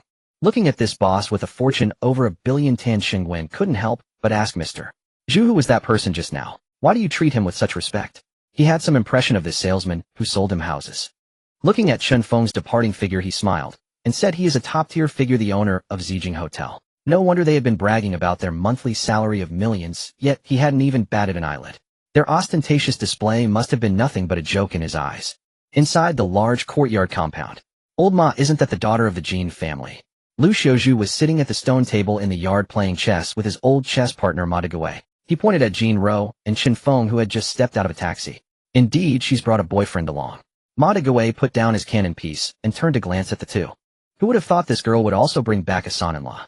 But the man didn't seem well off. They even took a taxi. His own daughter had married better, his son-in-law was rich, and had given them a lavish gift worth over 1,000 yuan. In this courtyard, his family was the first to have such a son-in-law. If anyone dared to badmouth his son-in-law, old Ma would be the first to object. Jean Ro, so this is where you live. It feels quite nice. The walls around the courtyard were covered in lush green ivy like a dense lake. At the base of the wall, sunflowers were planted, red, pink, yellow, orange. A riot of colors and myriad forms. Inside there were various exercise equipment, and outside the courtyard a parking area had been marked out. Looking in from the entrance, Chen Feng surveyed the surroundings and spoke. Living here must be quite pleasant. It's a good place for retirement. Having not been home for a long time, everything here felt both familiar and strange. Glancing at Chen Feng, she replied, "What should you call me later?" Although she had already taught him at the hotel, she decided to test him again, just in case he slipped up. If any link in the chain went wrong, and her mother discovered Chen Feng was her fake boyfriend, she would definitely be beaten so badly, she couldn't get out of bed for 3 days. She would learn what it meant for maternal authority to be as stern as a prison. "Ruer, what should I call you?" Chen Feng gazed at her tenderly, a hint of a smile curling at the corner of his lips. Under the sunlight, he looked like a protagonist stepping out of an anime. Blushing slightly under his gentle water-like gaze, she said in a voice as soft as a mosquito's hum, "All right, you passed." She took small, unhurried steps and walked ahead. "Uncle Ma, Uncle Lu, long time no see." She greeted the two neighbors in the yard. Then turning to Chen Feng, she introduced, "This is Uncle Ma, and that's Uncle Lu." "Hello, Uncle Ma, Uncle Lu. My name is Chen Feng, and am Ruer's boyfriend." After Jean Rao's introduction, Chen Feng smiled and greeted the two. Lu Xiaozhu sized Chen Feng up, and then said cheerfully, "Young man, good looks. You're as handsome as I was." Hearing his old friend's narcissistic boast, Ma Dage, it burst into laughter, clutching his belly. Tian Xianglan had already been peeping from the window.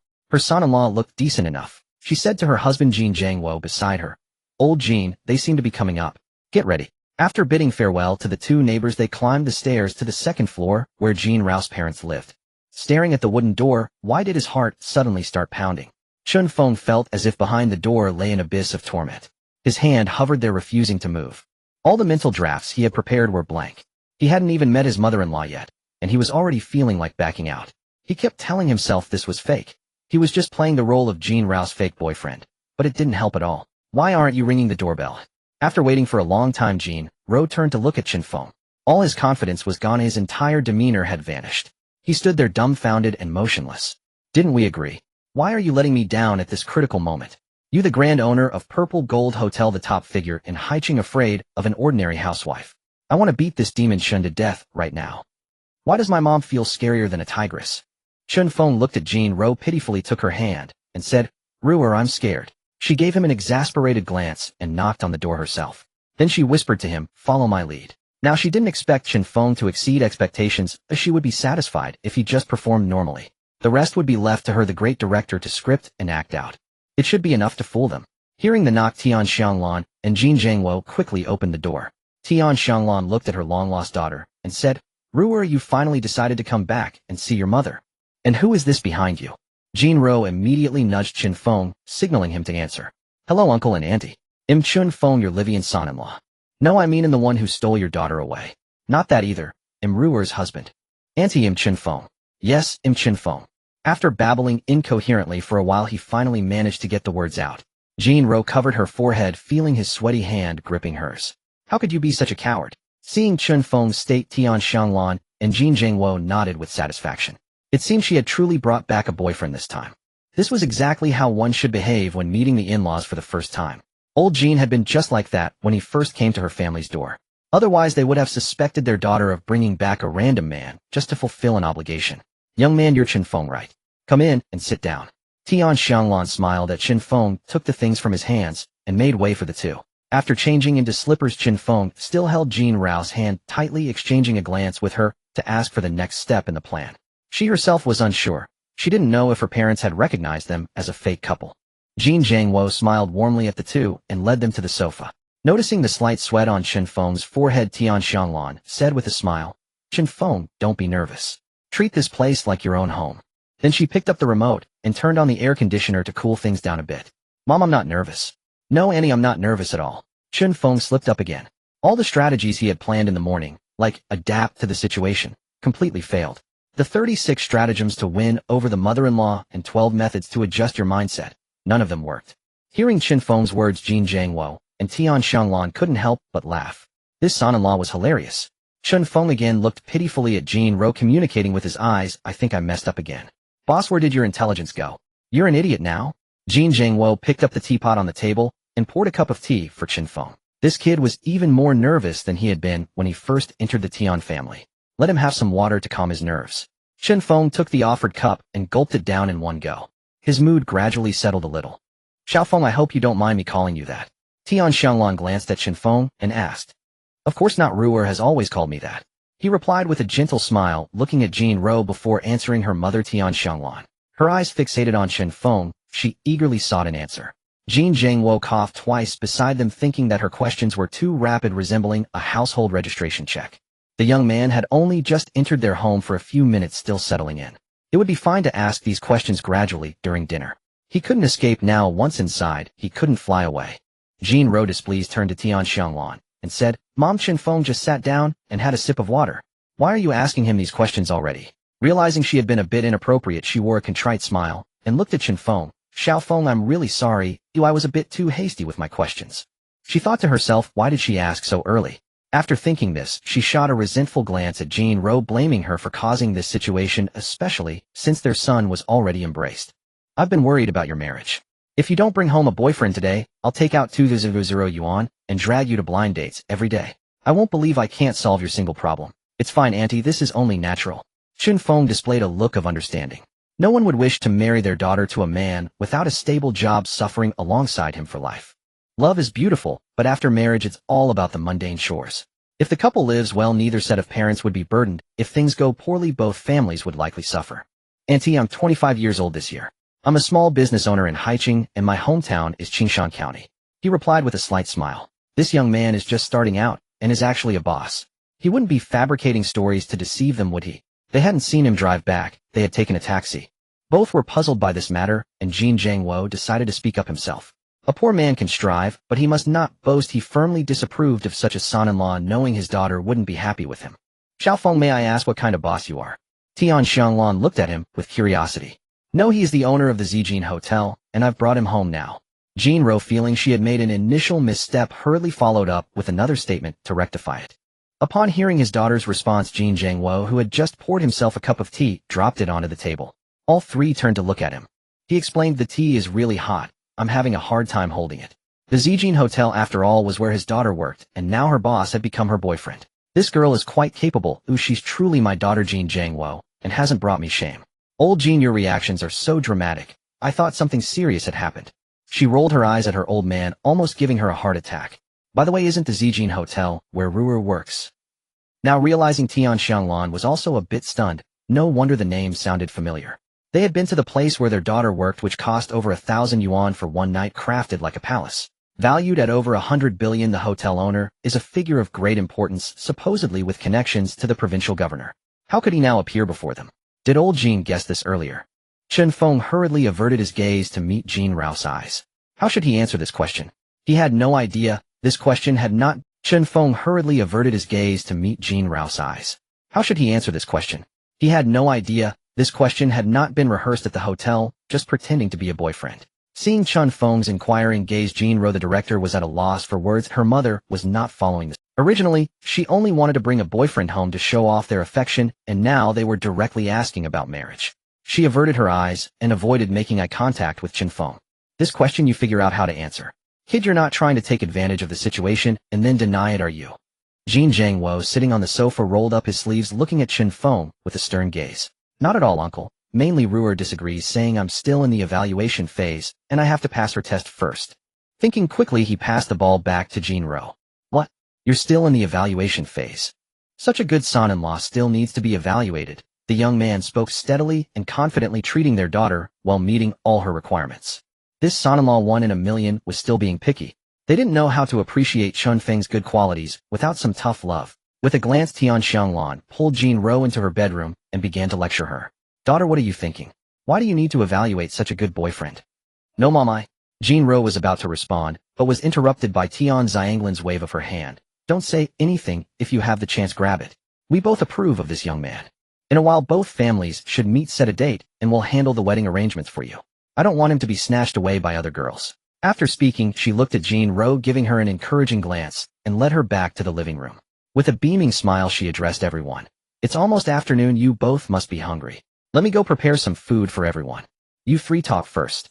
Then, donning an apron, she hurriedly entered the kitchen. Uncle, I'll go in and help, he said to Jin Zhangwo, also opening the kitchen door to step inside. As the kitchen door opened again, Tian Xianglan, who had just washed her hands, looked at Chen Feng in surprise. Xiao Feng, why did you come in too? Auntie, I thought since I had nothing to do I might as well come in to help you, and let you taste my culinary skills. Chen Feng quickly tied on an apron, picked up a knife, and in one swift motion a green pepper was already chopped. Xiao Feng, you can cook. With his level of skill, it seemed even better than her own decades of practice in the kitchen. Their pampered daughter wouldn't be able to manage this, and she would likely have a good life ahead. There's a saying on TV about treasure boys, and it should describe someone like him. Auntie, you should go out for a bit, it's a bit pungent in here. Later you and uncle can taste my cooking. After pushing Tian Xianglan out of the kitchen, he turned on the exhaust fan and closed the door again. Seeing his wife return to the living room, Jin Jiangwo asked curiously, why did you come out again?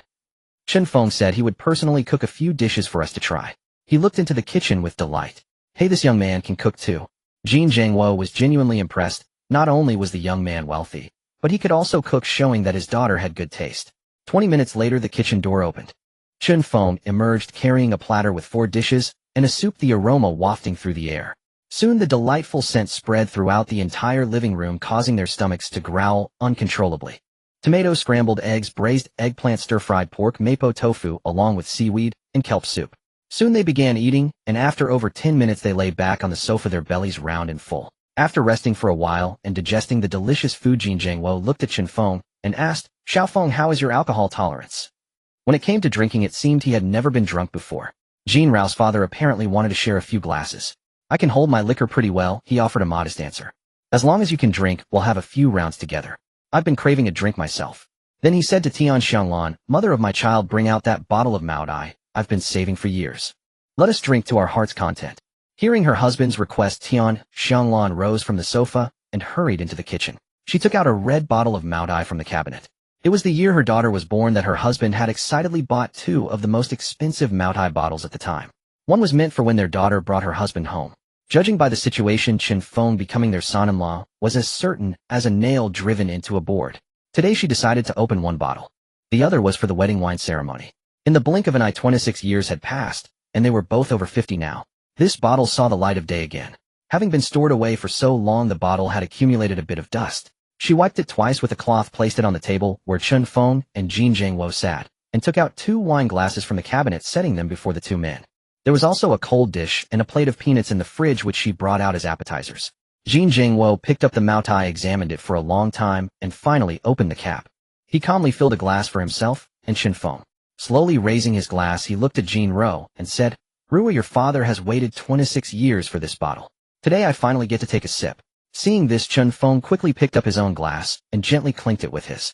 He was especially careful to lower the rim of his glass so it was not level with hers. After all, she was his elder, and he had to observe the small etiquette of drinking. They both downed the drink in one gulp and simultaneously exclaimed, good wine. The flavor and texture were far more robust than most of the liquors in his own hotel. It was truly worthy of being aged for so many years. Tian Xianglan walked over to Jin Jiangwo and specifically reminded him, mind your limits. It's the first time our daughter has brought a boyfriend home. Don't get him drunk. I just want to test his limits. They'll stop once I've got a sense of it, he said with a light nod before continuing to come. Xiao Feng, this glass is to wish you two an early happy union. All right, uncle. Chen Feng had no choice but to raise his glass again, clink it, and down it in one gulp. I'm still single, you're overestimating me. This fake boyfriend act is making me almost believe it myself. By the way, tomorrow is the wedding day of old Li's daughter Li Xiuli. You two represent us and go over there. Let them get to know your boyfriend, my future son-in-law. Let's see who dares to gossip behind my back saying my daughter can't find a husband. Speaking of this, Jin Jiangwo slammed the table, his anger flaring up. Whether my daughter can get married or not is none of your business. You're always so fond of gossiping. Hearing her father's words, Jin Ro pointed at herself in disbelief. Little miss can't find a husband. The men chasing me could line up from Haicheng to Yinjing enough to circle the globe. Ignoring his daughter's expression, he said to Chen Feng, Xiao Feng, some things shouldn't be done too forcefully.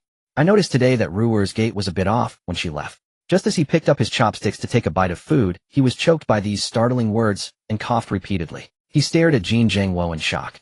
I haven't done anything yet, you can't just make things up. That I sprained my ankle when I got off the train.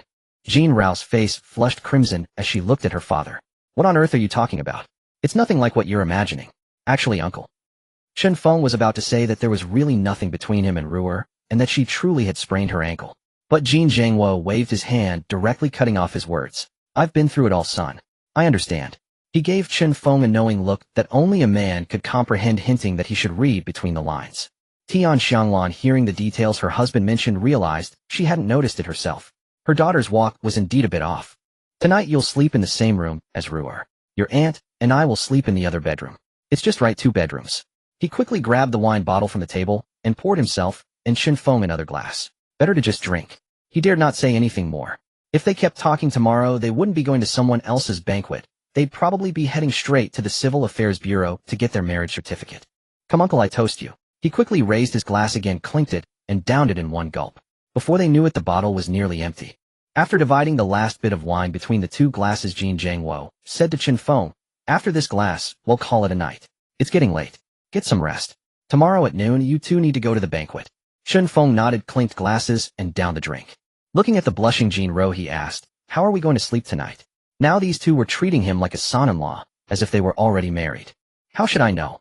Jin Rao's mind was in a mess. Her father's nonsense had essentially assumed they were together. "Aren't you 2 going to sleep?" Tian Xianglan walked over and looked at them. "Mama, Chen Feng and I are innocent. It's not what you think. Enough, take Chen Feng to bed now. The double quilt is big enough for the 2 of you." She cut off her daughter's excuses. "You always try to fool your mother. I know exactly what you're going to say." Left with no choice, Jin Ro led Chen Feng into her room. "Jin Ro, what do we do now? How about you sleep on the bed and he'll take the floor?" Chen Feng suggested, sitting on the bed. "No, you have to sleep on the bed." Her parents were convinced they were together. If they slept separately, it would be an indirect admission that she had brought a fake boyfriend. Was there a problem? He had already drank with her father. If the deception was exposed, her mother's wrath would be like a prison and her father's love like a mountain. She couldn't withstand a double beating. "Are you sure you want me to sleep on the bed?" Chen Feng looked at the female manager in astonishment. "I'm just here for the act. This puts me in a difficult position." Seeing Chen Feng's smug look, she said irritably, "I've had terrible luck today. Turn your eyes away." The act was already this far along, what was a little more loss? After turning off the light, she took off her outer clothes, leaving only her underwear, and slipped into the bed. Her old pajamas were too small, and she hadn't brought any new ones home. Chen Feng never expected the perks of being a fake boyfriend to be so thrilling. "Hurry up and get into bed. Don't just sit there like a statue. Mother will surely check on us later tonight, as she could arrive at any hour." Based on his deep understanding of her, he was already 90% convinced. Once this charade concluded, her belief would be absolute. After Chen Feng lay down, Jin Ro shifted closer and wrapped her arms around him. A delicate fragrance drifted into his nostrils. Could tonight truly mark the end of his bachelorhood? Chen Feng listened carefully. "Stay still. Don't move a muscle. My parents will certainly come to inspect how things stand between us, so hold your position. If you dare misbehave, I'll never forgive you." Having issued this stern warning, she closed her eyes tightly, tense, then gradually slipping into slumber. After counting sheep for what felt like an eternity, Chen Feng suppressed his inner restlessness. The alcohol he'd sipped earlier soon pulled him under into deep, dreamless sleep. "Old Jean, let's sneak over and take a look. I've had this nagging feeling. They're hiding something." Tian Xianglan rose and turned to her husband, who sat nearby. They appeared genuinely affectionate, like a real couple, yet their dialogue and eye contact carried an odd, unnatural tension. These 2 seem sincere enough. "Stop imagining shadows where there are none." "Nonsense. I can't believe our daughter would actually bring home a fake boyfriend." Jin Zhangwo waved dismissively from his seat. If she did, this young man's acting chops would rival those in Infernal Affairs. "No, I must go verify it myself." She rose quietly, opened the door a crack, and saw them both lying together in bed, not one on the floor. Her heart finally settled. Entwined in each other's arms, there could be no pretense. Back in their room, she turned to her husband. "Old Jean, this time I truly believe it. She's found someone real. Must you stage detective dramas with your own daughter day in and day out? Go to sleep, sleep." Jin Zhengwa spoke, then instantly began snoring. "Humph, it's only because I feared our daughter might deceive us." The next morning, Chen Feng stirred, sensing difficulty breathing through his nose, and slowly opened his eyes. A soft, yielding warmth pressed gently against his cheek. All he saw was darkness. He carefully disentangled himself from Jin Ro's embrace, the faint, distinctive fragrance lingering at his nostrils. So she'd used him as a pillow. What then had brushed against his face just now? His thoughts threatened to ignite a nosebleed. He shook his head sharply, sprang upright, and dressed swiftly. Glancing discreetly at the sleeping figure on the bed, he slipped out and closed the door behind him. He entered the bathroom, washed his face with the neatly laid-out towel, then stepped into the living room. Seeing him awake, Tian Xianglan smiled warmly. "Xiao Feng, the youtiao and soy milk are covered on the table. And please wake Rower too."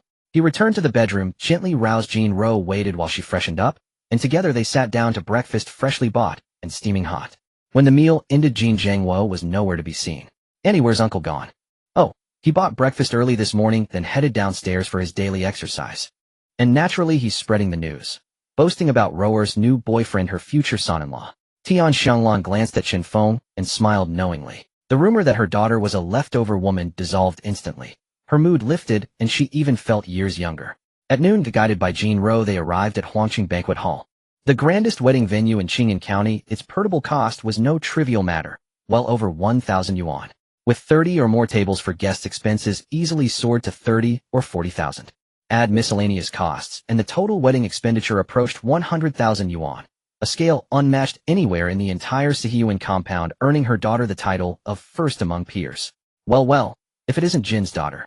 "Is this your boyfriend beside you?" Who would have thought the couple themselves wouldn't attend, instead sending their daughter and her future son-in-law? Clearly they meant to present the pair publicly, to affirm once and for all that their daughter had indeed found love. Lately absurd rumors had spread like wildfire that she couldn't find anyone willing to marry her. "Yes, he is my boyfriend," she replied to Li Mingliang. "Excellent. Thank you both for attending Li Xiuli's wedding. Please go inside and find your seats." He smiled, shook hands warmly with them both, then stepped aside to let them pass. "Isn't that Jin's daughter?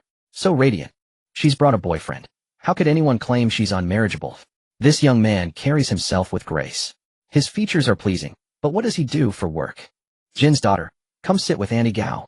Hearing the call, Jean Ro turned, and there stood Auntie Gao. As a child, she'd often visited Auntie Gao's home, sometimes even sneaking snacks revealing early signs of her lifelong love for food.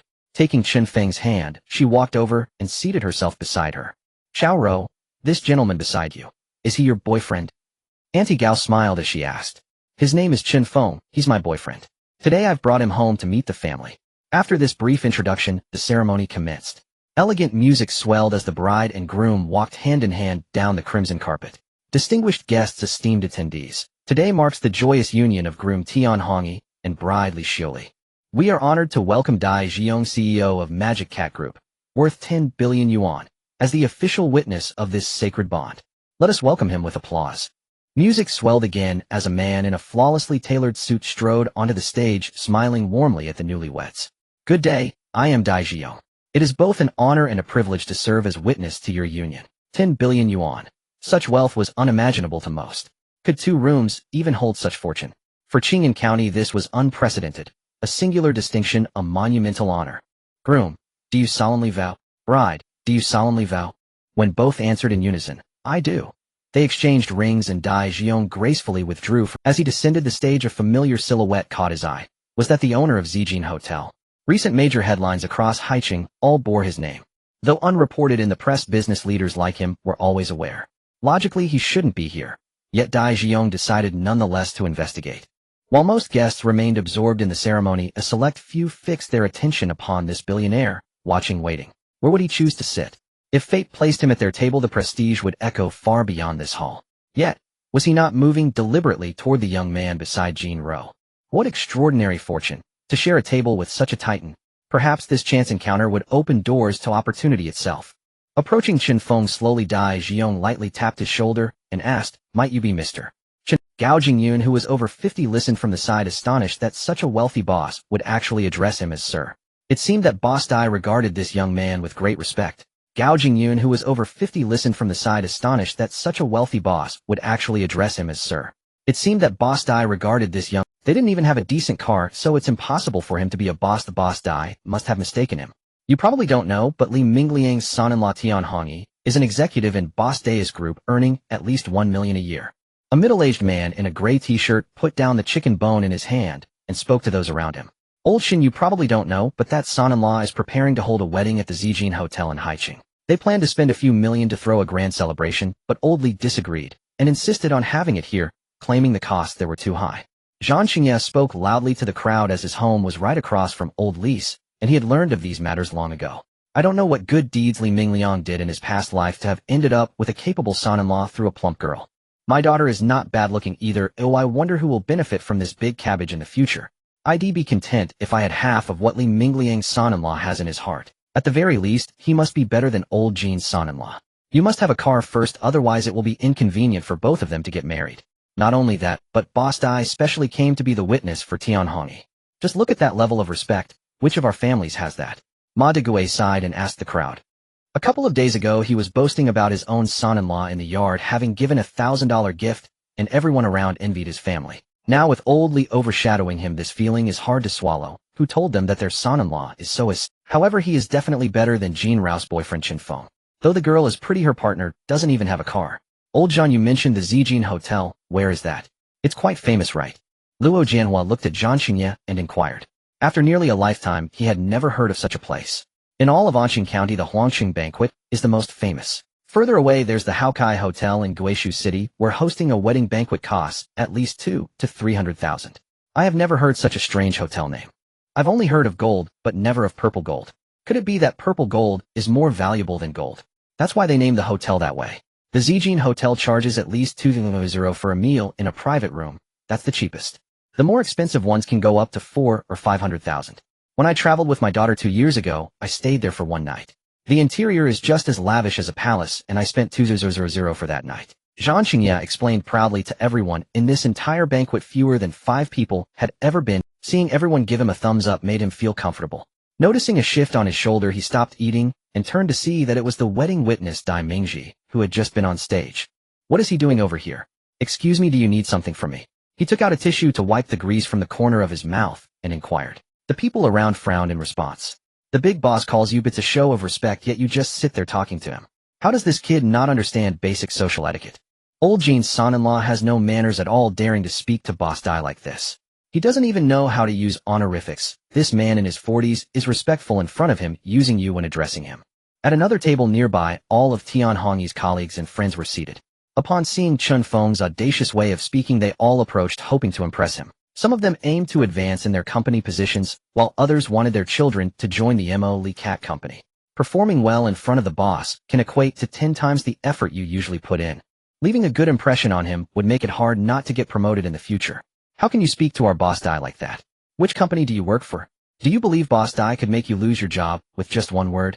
Jean Ro, quickly manage your boyfriend and have him apologize to Boss Dai. Dai Ji frowned at everyone, wondering what was going on with them. He approached, wanting to greet Chen Feng, hoping he could introduce him to an executive in the electronic processing industry.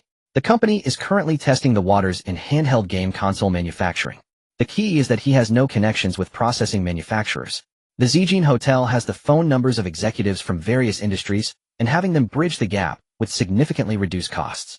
This was a chance to chat with Chen Feng. Just 2 or 3 sentences from these people could cost him billions. Boss Dai's displeasure made him wonder if they had been too polite. The groom Tian Hongyi had just walked off the stage and saw a handful of people in the corner standing together with Boss Dai nearby. Did something just happen over there? As a newly promoted executive, Boss Dai had come specifically to be the witness for his wedding. Anyone who provoked him today should not blame him for turning hostile. No matter who their relatives are, they should all be invited out. They are not welcome here. What's going on over here? Why does Boss Dai look so grim? He quietly asked Xiao Lu from the company. The young man sitting on the chair isn't giving Boss Dai face. These few people couldn't stand it and came over to point fingers at him. Seeing the groom arrive, they automatically made a path for him, waiting to see how he would handle this situation. Looking at the person sitting in the chair, isn't this Chen, the boss of the Zijin Hotel? The boss of the Zijin Hotel, during the last jewelry appraisal conference, Boss Dai had personally brought him along. He had wanted him to meet some big figures, and he had only caught a distant glimpse of him, but he remembered that face vividly. Boss Dai had said to him back, then there is nothing in Haicheng that I cannot accomplish. What an impressive figure to earn the respect of a billionaire boss. Most importantly, he was only 25 years old, younger than him, yet he had made such a remarkable career. Among the young generation of Yan country, he is surely the best. Mr. Chen, welcome to my wedding banquet. My name is Tian Hongyi, and I am the vice president of Mo. Xiao Tian, please ask these people to return to their seats. Dai Ji said, suppressing his anger. If this deal doesn't go through, I will have all of you scrubbing toilets when we return to the company. After Tian Hongyi dismissed the crowd, Chen Feng slowly stood up and extended his hand, smiling slightly. As he said, Boss Dai, I've long admired your name. To be honest, Chen Feng did not have a deep impression of this person despite their brief encounter. The situation earlier had indeed made him a bit angry, but he still had to give the groom some face. On the joyous occasion of a wedding, causing a commotion at someone else's banquet would be a breach of etiquette. A group of sycophantic clowns could only affect his mood and could not cause any real damage. There was really no need to pay attention to them. Mr. Chen, I dare not take such a title in front of you. Dai Ji quickly extended his hand and shook Chen Feng's hand firmly. Something's off, Lao Luo. Why does it feel like Lao Jin's daughter has also found a golden son-in-law? Looking at Chen Feng, who was chatting easily with a billionaire, Zhou Anxiang nudged Luo Jianhua's elbow. At that moment, Luo Jianhua was bringing a piece of fish to his mouth with chopsticks, and with that nudge both chopsticks nearly went up his nose, causing the fish to fall to the ground. He quickly pulled out a crumpled tissue from his pocket, vigorously wiped the grease off his nose, and angrily threw the tissue on the ground. He responded with annoyance. Lao Jin's daughter is so beautiful, her boyfriend must be extraordinary. I realized this a long time ago. What's there to be surprised about? Didn't you just say that guy was just an ordinary person? Zhou Anxiang turned his head, looking at Lao Luo, whose nose had suddenly swollen, with a strange expression. You should have told me earlier. My son Zhou Kangyan is graduating this year. If I had known him in advance, I might have solved my son's job issues. Looking at the aura and demeanor Chen Feng was displaying at that moment, he was far from an ordinary person. His identity was evidently extraordinary. It was as if he was the boss among bosses. Moreover, seeing how Dai Ji was acting, it was clear he needed something from the boyfriend of the daughter. Boss Dai, if you have something to say, just say it. I will definitely help if I can. Straight to the point, Chen Feng was always direct in his speech, without any hesitation. If he couldn't help, he would simply refuse with the word cannot without dragging things on for long.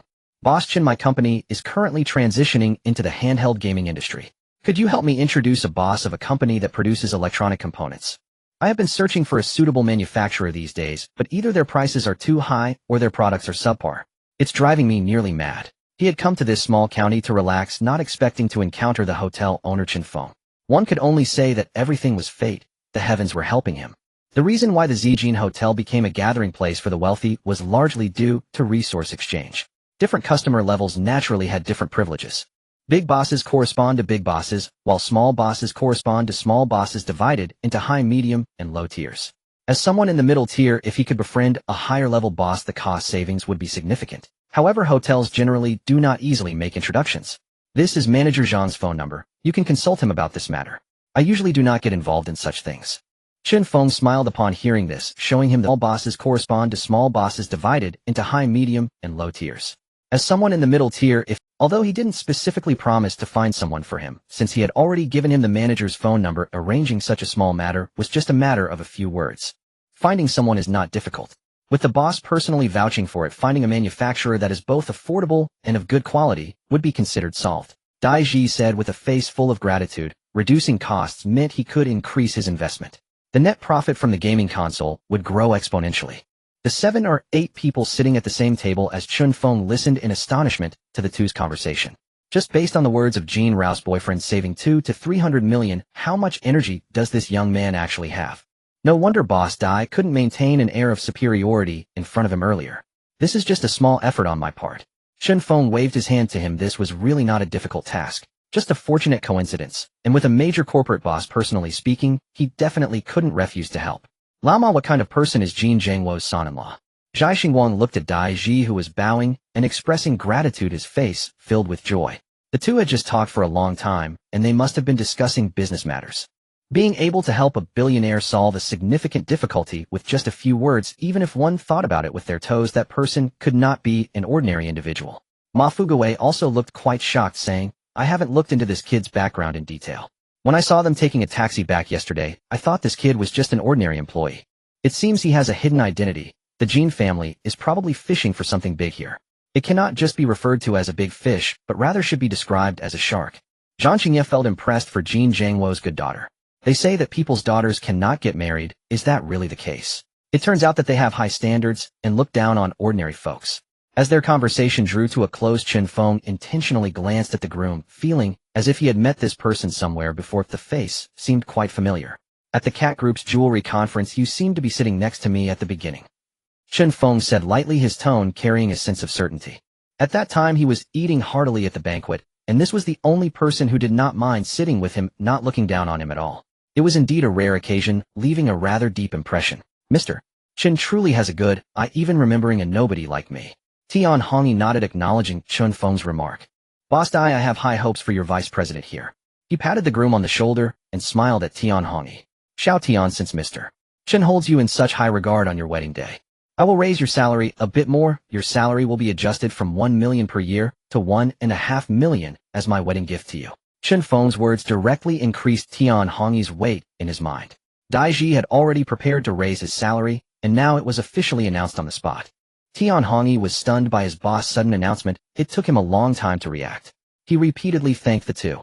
With a salary increase of 500,000, when would one's salary ever increase like this? The hearts of those around them could hardly take it, their brains feeling somewhat oxygen-deprived. They had never understood why the saying a word is worth 1,000 gold existed until today, having attended a lesson in real-life education. After the banquet ended, Gao Jingyun quietly stopped Jean Ro, pointing at Chen Feng, who was about to go to the restroom. Xiao Ro, what is your boyfriend's background? And he's just a boss at the Purple Gold Hotel. There's nothing remarkable about that. Mentioning Chen Feng, Jean Rao's lips curled into a beautiful arc, perfect, like a crescent moon. It was as if it was the smile of an angel. Perhaps only such wealthy individuals could maintain such a perfect smile. This thought flashed through everyone's mind in unison. You little girl, you've become more and more beautiful. Even I have a hard time recognizing you. Looking at Jean Rao's unparalleled beauty, Gao Jingyun generously praised her. Interrupted by that enchanting smile, the mention of Chen Feng was forgotten. Do you have anything else to discuss? If there's nothing, let's head home first. Not long after, Chen Feng emerged from the restroom, striding over and asking Jean Ro, "And shall we leave?" After greeting Gao Jingyun, she looped her delicate hand through his strong arm. A quarrel between a couple nearby caught their attention. Are you still looking? She's prettier than me. If you like her so much, go chase her. Lu Nanxing slapped her boyfriend on the head, snapping him out of his daze. Seeing his girlfriend getting a bit angry and preparing to leave with her bag, he quickly stopped her. Though the wedding banquet had indeed ended, it shouldn't be a matter of making his girlfriend leave out of anger. Having finally won her over and successfully passed the trial period, he couldn't afford to make a mistake at this crucial moment. Nanxing, I admire those girls who can link arms with their boyfriends. We are both still playing it innocent. We haven't even held hands yet. To me, you are the most beautiful. Lung Wenxing showed a strong desire to survive at that moment. Normally lacking eloquence, he was now chattering away non-stop. Although he had just been appreciating beauties from a purely male perspective, he certainly couldn't say it out loud. Who would believe him? I'm sorry, Wenxing, I misunderstood you earlier. Lu Nanxing looked at her boyfriend with a face full of apology, mimicking Jean Ro by wrapping her arms around his. I don't mind that. Gazing affectionately at his girlfriend, it seemed that for her, enduring any grievance was no problem. With envious eyes upon them, he happily took her away. Jean Ro quietly covered her mouth, finding the couple too amusing. Chen Feng couldn't help but lower his head, surveying the little fox beside him, who was sneaking smiles. You little girl, isn't it your beauty that brings trouble? Yet his gaze was filled with sweetness and indulgence, reminiscent of a couple in love. In the eyes of the crowd, they slowly vanished at the elevator's entrance, but in everyone's mind a phrase flashed once more. What a perfect match, heavenly created, and Earth's finest. Many single young people were hit hard with a wave of dog food, feeling their hearts grow cold. Is there a fault? I say, Jean Ro, can you move a bit? Tian Xianglan looked at her daughter, sitting on the sofa, feeling living like a supreme emperor. If it weren't for the fact that you were leaving tomorrow, I would definitely tidy you up. Chen Feng peeled an orange for you, and even fed it to you. I've never enjoyed such treatment in my life. Just finished eating fruit, and you placed your little leg on Chen Feng's hand for a massage. Do you really think you are the Empress Dowager? You need a palace full of little eunuchs to serve you. Thinking of grabbing a feather duster to give her a couple of swats on the backside. Mom, I came back with great difficulty, and you treat me like this. Then she gently kicked Chen Feng with her delicate foot, signaling him to continue the massage. What they said on TV was indeed true. Massages can promote blood circulation and benefit beauty. I can't manage you anymore. Fortunately, Xiao Feng has a good temper. She simply decided to avoid the heartache and went downstairs to gossip with the neighbors. Chen Feng actually wanted to say to Tian Xianglan, Annie, I'm not tired at all. Ooh, I'm enjoying this process. In terms of the massage profession, I have a great passion for it. I once had a dream of becoming a massage therapist. If you don't cherish the chance to enjoy the benefits, that would be a big fool. Not taking advantage of a good deal is against the natural order. Not pursuing a pretty girl is an act of rebellion. How can one say that massage is tiring? It's a process of enjoyment. Boss, your massage feels quite effective. Ew, I feel my whole body's energy flowing rapidly. Jean Ro said as she lay on the sofa cushion, adjusting her position.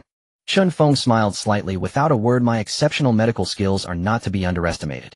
This massage specifically targets the body's acupuncture points, and each pressure point has its own steps, not just random pressing. Under this comfortable massage technique, Jean Ro gradually felt sleepy and soon dozed off on the sofa. System activate daily check-in. Ding, congratulations to the host for acquiring intermediate weapon mastery. Ding, this check-in has concluded. Weapon mastery. Intermediate weapon mastery enhances the host's understanding of various melee weapons, allowing for quick adaptation. And at special moments, it will activate the state of unity between heaven and man, enabling the host to create their own unique secret technique. Why does this feel a bit fantastical? Could it be that there are martial arts masters in this world? He picked up the small knife from the fruit plate, preparing to peel an apple for himself. At the moment he raised the knife, his hand inadvertently drew a knife flower, startling himself. A faint afterimage appeared. Those who didn't know would think they had seen a ghost. Old Jean, what kind of background does your daughter's boyfriend have? Ma Degui walked up to Jean Zhangwo, who was exercising, and asked. He just said he is the boss of the Purple Gold Hotel. Ooh, I don't know more than that. Purple Gold Hotel, I see. Others around also listened attentively, pulling out their phones to search online. The Purple Gold Hotel is the leading economic pillar of Haicheng, valued at 23.3 billion, owned by Chen Feng. Scrolling down, there were stunning pictures. Old Ma, what's wrong with you? Jean Zhangwo looked at his old friend, who appeared utterly stunned, wondering if he was ill. About 5 minutes later, he gradually came to his senses. No wonder President Dai treated him with such respect. He couldn't even compare to a sliver of that person's heel. Old Jean, your daughter has found a good son-in-law. I never expected his net worth to be 23.3 billion. Your family is about to soar to great heights. Don't forget to take your old brother along next time. Ma Dagui finished speaking, gave him a thumbs up, and prepared to turn and leave. Wait, how much did you say he's worth? 23.3 billion. Seeing his disbelief, he handed him the phone for a look. Taking the phone, he saw it truly was a genuine 23.3 billion. Big boss. Jean Zhangwo looked proudly at the many old neighbors, secretly thinking, look how impressive my future son-in-law is. Sitting on the train heading back home, Chen Feng was left speechless as he recalled how, when Jean Rao's parents returned home yesterday afternoon after chatting with the downstairs neighbors, they wore such delighted expressions. He simply couldn't understand it. Just because their daughter had a boyfriend, now did they think she was that desperate to marry? As if she were a spoiled cabbage no one wanted. No wonder they'd asked him, her boss, to play the part of an actor in this charade. Though over these past couple of days had certainly gotten his fair share of perks, the benefits were quite enjoyable. Jean Ro, how would you rate my role-playing these past 2 days? He glanced at Jean Ro, who was playing with her phone, and asked. Boss ID, give your performance a perfect score. You've enjoyed all the benefits that even a real girlfriend wouldn't have given you, and honestly am quite satisfied. He glanced at Jean Ro, who was playing with her phone, and asked. Boss ID, give your performance a perfect score. You've enjoyed all the benefits that even a real girlfriend wouldn't have given you, and honestly am quite satisfied. At first Shed thought it was just her imagination, and continued dozing off. But then she remembered that Chen Feng was sleeping beside her, and his wandering hands had almost slipped all the way into her bra. Furious, she had kicked the rascal right off the bed. You were only pretending to be my boyfriend, acting as a future Livian son-in-law, but you've completely treated me like your wife. An illegally married one at that. Seeing her sharp, piercing stare, Chen Feng just chuckled, and said nothing more. Since had already gotten his share of benefits, he knew better than to push his luck. He'd rather leave a good impression on her so he wouldn't miss out on such a wonderful opportunity next time. After traveling for over an hour, a group of people boarded the train at Anshin City Station, led by a woman. She wore a mask and a pair of sunglasses, looking just like a big celebrity on tour with all the essential gear. She wore a white short-sleeved shirt with the English letters Moskin printed on it. No idea what that meant, his English was just too poor. She wore black shorts revealing her fair and smooth legs. After checking her seat number, she walked straight over and sat down across from Chen Feng. Song Jiayue couldn't believe it. The car had suddenly broken down mid-journey. Apparently there was a problem with the vehicle's body that would take 2 to 3 days to repair. Haicheng was the final stop of her touring concert, and the company had invested the most money there doing extensive promotional work. The show was set to begin at 6 p.m. today, and if she didn't arrive in time it would cause an uproar online. Not only would fans demand refunds, but it would also tarnish her reputation, and rebuilding that would be no easy feat. Most critically, the reporters desperate for scandalous stories about her would seize this opportunity to write all sorts of nonsense. Once word of such a major incident got out, her career as a star would be ruined. Fortunately, Shed managed to book a train ticket to Haicheng online. Her luck wasn't all bad. Jiayue, I'm really sorry. This situation today is our fault. I never expected the car to have problems. Her manager Yu Liu, who was sitting beside her, quickly apologized. Although this mistake wasn't caused by anyone deliberately, if it were ever discovered, the company would definitely hold someone accountable. And the first person to bear the brunt would be her, the manager. These matters were all her responsibility, so if anything went wrong, she'd be the one to answer for it. Sister Yu, I'm not blaming you for what happened this time. But there can't be a next time. You must always remember to check the condition of the car in the future. Song Jiayue waved her hand, deciding that since the danger had been averted, there was no need to be overly harsh. Still, she offered a word of caution. Yu Liu nodded lightly in response. The two of them were like grasshoppers tied to the same rope. If one fell, the other couldn't escape either. If this famous singer's reputation were ruined, she wouldn't be able to work in the manager's circle either. Moreover, Song Jiayue was the most famous star she'd ever managed, and her income was directly tied to her. It was a problem she definitely didn't want to see. After finishing her TV drama, Jean Ro looked up. That masked girl across from them resembled the famous singer Song Jiayue so much. She was a fan of hers.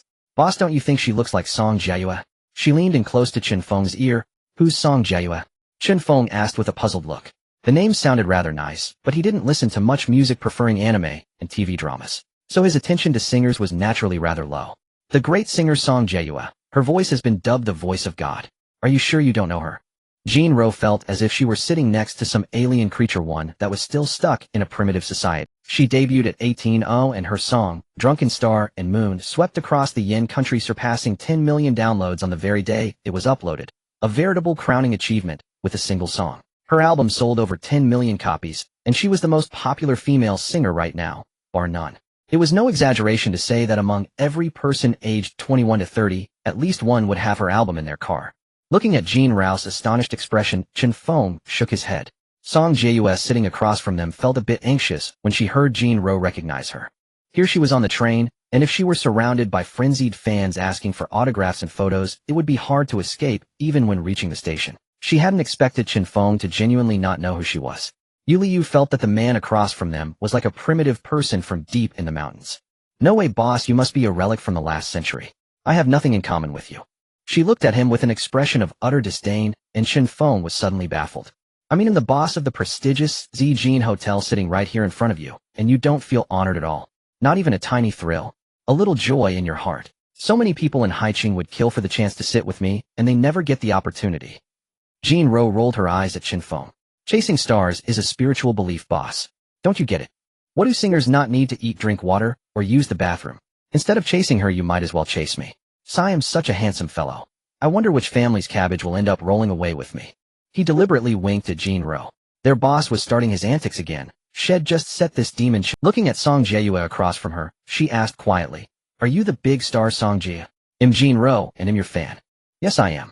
Don't tell others who I am, and they'll give you my autograph." Song Jiayue nodded slightly, and replied to Jean Ro. She was equally beautiful, with looks rivaling even Jean Rao's, and having someone like her appreciate her songs was a recognition of her talent. Jean Ro pulled out a small notebook and a pen and handed them to her. After she finished signing, Jean Ro was satisfied, and was about to put it back in her bag. "This handwriting is all crooked, uglier than mine." Chen Feng sneaked a peek at the signature, and muttered quietly, "Jean Ro, is this really your boss? Which celebrity lacks artistic lettering? This was specially designed for her, and she practiced for a long time to master it. How did it end up twisted in your mouth? As if your own handwriting is beautiful. It's like flowers blooming on cow dung. How can the boss lack such appreciation for such a stunning beauty?" Jean Ro smiled cleverly, and pointed at Chen Feng, introducing him to Song Jiayue. "This is my boss. Oh, just look at those sharp little eyes of his. Does he exude an aura that commands respect?" She flicked his forehead with her delicate finger, bouncing her head. "Boss, what are you doing?" She covered her head, looking at him with a face full of grievances, as if he had committed an unforgivable act. "Focus on your celebrity crush. If you keep making reckless comments about me, I'll give you a knock on the head. Do you really think I can't tell the difference?" He pinched her round little face and shot her an annoyed glance. "So stingy, not even letting me praise you." Jean Ro pouted, and continued her conversation with the big star. "As a big man, I won't stoop to argue with you little ladies. Not even allowed to speak the truth. It's already ugly enough, and doesn't even compare to my wild calligraphy. If I weren't afraid you wouldn't understand the artistic essence I convey on paper, I would have shown off my skills long ago." Watching the two converse, Chen Feng didn't want to interrupt, and leaned back in his chair, quickly drifting into sleep. "Boss, we've arrived." Jean Ro nudged Chen Feng's sleeping head, waking him from his sweet dream. He hadn't expected to arrive so soon. He lifted his head and glanced at the empty seat across from him. The person had likely left long ago. Turning back, his attention gradually shifted to the item in the hands of the beautiful woman before him. "Jean Ro, what's that in your hand?" he inquired, pointing at the concert ticket tightly clenched in her grasp. Her small face looked tense, as if holding a rare treasure always at risk of being snatched away. "This is a gift from the big star. I just received a ticket to the concert. She even reserved a ticket for you out of consideration for me." She proudly curled her lips, wearing an expression that seemed to say, "Come and praise me." When Song Jiayue left, she handed the ticket to Jean Ro, who was extremely excited at the time. This was one of the closest tickets to the front rows, a rare find. Some scalpers even inflated the price of the originally 2,000 yuan ticket to a staggering 1,000 yuan each, yet many still rushed to buy them. As long as one can attend the concert, no price is too high. Although she had tried to snag tickets online, they were simply... Every time netizens commented about their inability to get tickets, once the online reservations began, hands moved faster than the eye could see. She never stood a chance. She had envied it for a long time, and tonight, she could finally experience the atmosphere in person. "I'm not going." Just when Jean Ro was filled with joy, Chen Feng casually uttered those 3 words. To him, it was far more practical to spend the time playing games. At least it would help him improve his gaming skills. Boss, what did you just say? Jean Rose, somewhat incredulous, asked him again. You heard me right, I'm not going. Chen Feng repeated his earlier statement. Boss, how can you say such a thing? She pouted, looking at Chen Feng with dissatisfaction. This ticket was something she had worked hard to obtain. How could he disregard her good intentions? Chen Feng shrugged, indicating that he truly had no interest in the concert. Dragging Jean Rouse's small suitcase, he led her out of the carriage and found the dedicated car sent by their hotel to ride in. After returning to the hotel, he lay in his room to continue resting. At 5:30 p.m. this big boss Chen Feng ultimately found himself dragged to the Jinsha Opera House by Jean Rouse's relentless persistence. This is the largest concert venue in Haicheng, capable of accommodating 5,000 spectators. At the entrance the sign reads Voice of God Haicheng Station Concert. It's been 3 whole years and I finally got a ticket. I came flying from the Magic City just to see this concert. I got it directly from the online rush. Oh, how lucky am I? The audience waiting in line here all wore expressions of joy. Able to snag this ticket was a story worth telling for a lifetime. They chatted continuously with those nearby. Only Chen Feng wore a grim expression, as if the whole world owed him 10 million. Exuding an aura of menace, hardly anyone dared to come close to them. Boss, could you please not keep that expression? You look so fierce. Jean Ro tugged at Chen Feng's fingers. With a cold snort he waited until it was time, checked their seat numbers, and sat down. After everyone had entered, the stage lights suddenly illuminated, and Song Jiayu's figure slowly appeared at the center of the stage. The crowd below erupted with excitement, as if each one had been given a stimulant. Good evening, fans. Welcome to the Haicheng concert. Now I will present to you my latest album, Star Moon Myth. The background music began to play softly. My life's most beautiful scene is meeting you, quietly gazing into your eyes amidst the vast crowd, so familiar, yet so strange. Though breathing the same air under the same sky, I cannot embrace you. If we could change identities and names across time and space, I hope to recognize the eyes of you. This song sounds alright, just barely within the acceptable range for me, Chen. As the last accompaniment faded, the crowd of fans erupted into wild cheers. One more. One more. For the next song, I will invite a guest from the audience to sing with me on stage. I wonder if everyone is interested. Song Jiayu's gaze drifted towards the front row where Chen Feng sat. Tonight's guest had already been decided. Pick me, pick me. I've been following your concerts for 3 years, pick me. With these words, the entire venue erupted in frenzy. What an immense honor it would be to sing on stage with the goddess. Hearing her words, Chen Feng felt a sense of foreboding. It seemed as if the one being invited was him, and he regretted coming here. Tone deaf, how could he sing anything? Once on stage, he would only embarrass himself. There was no other choice. This gentleman, it must be you. Song Jiayue walked down to the stage, smiling sweetly. Her 8 pearly white teeth shone like little white shells, captivating everyone around her. But I sing very badly. That's okay, I don't mind.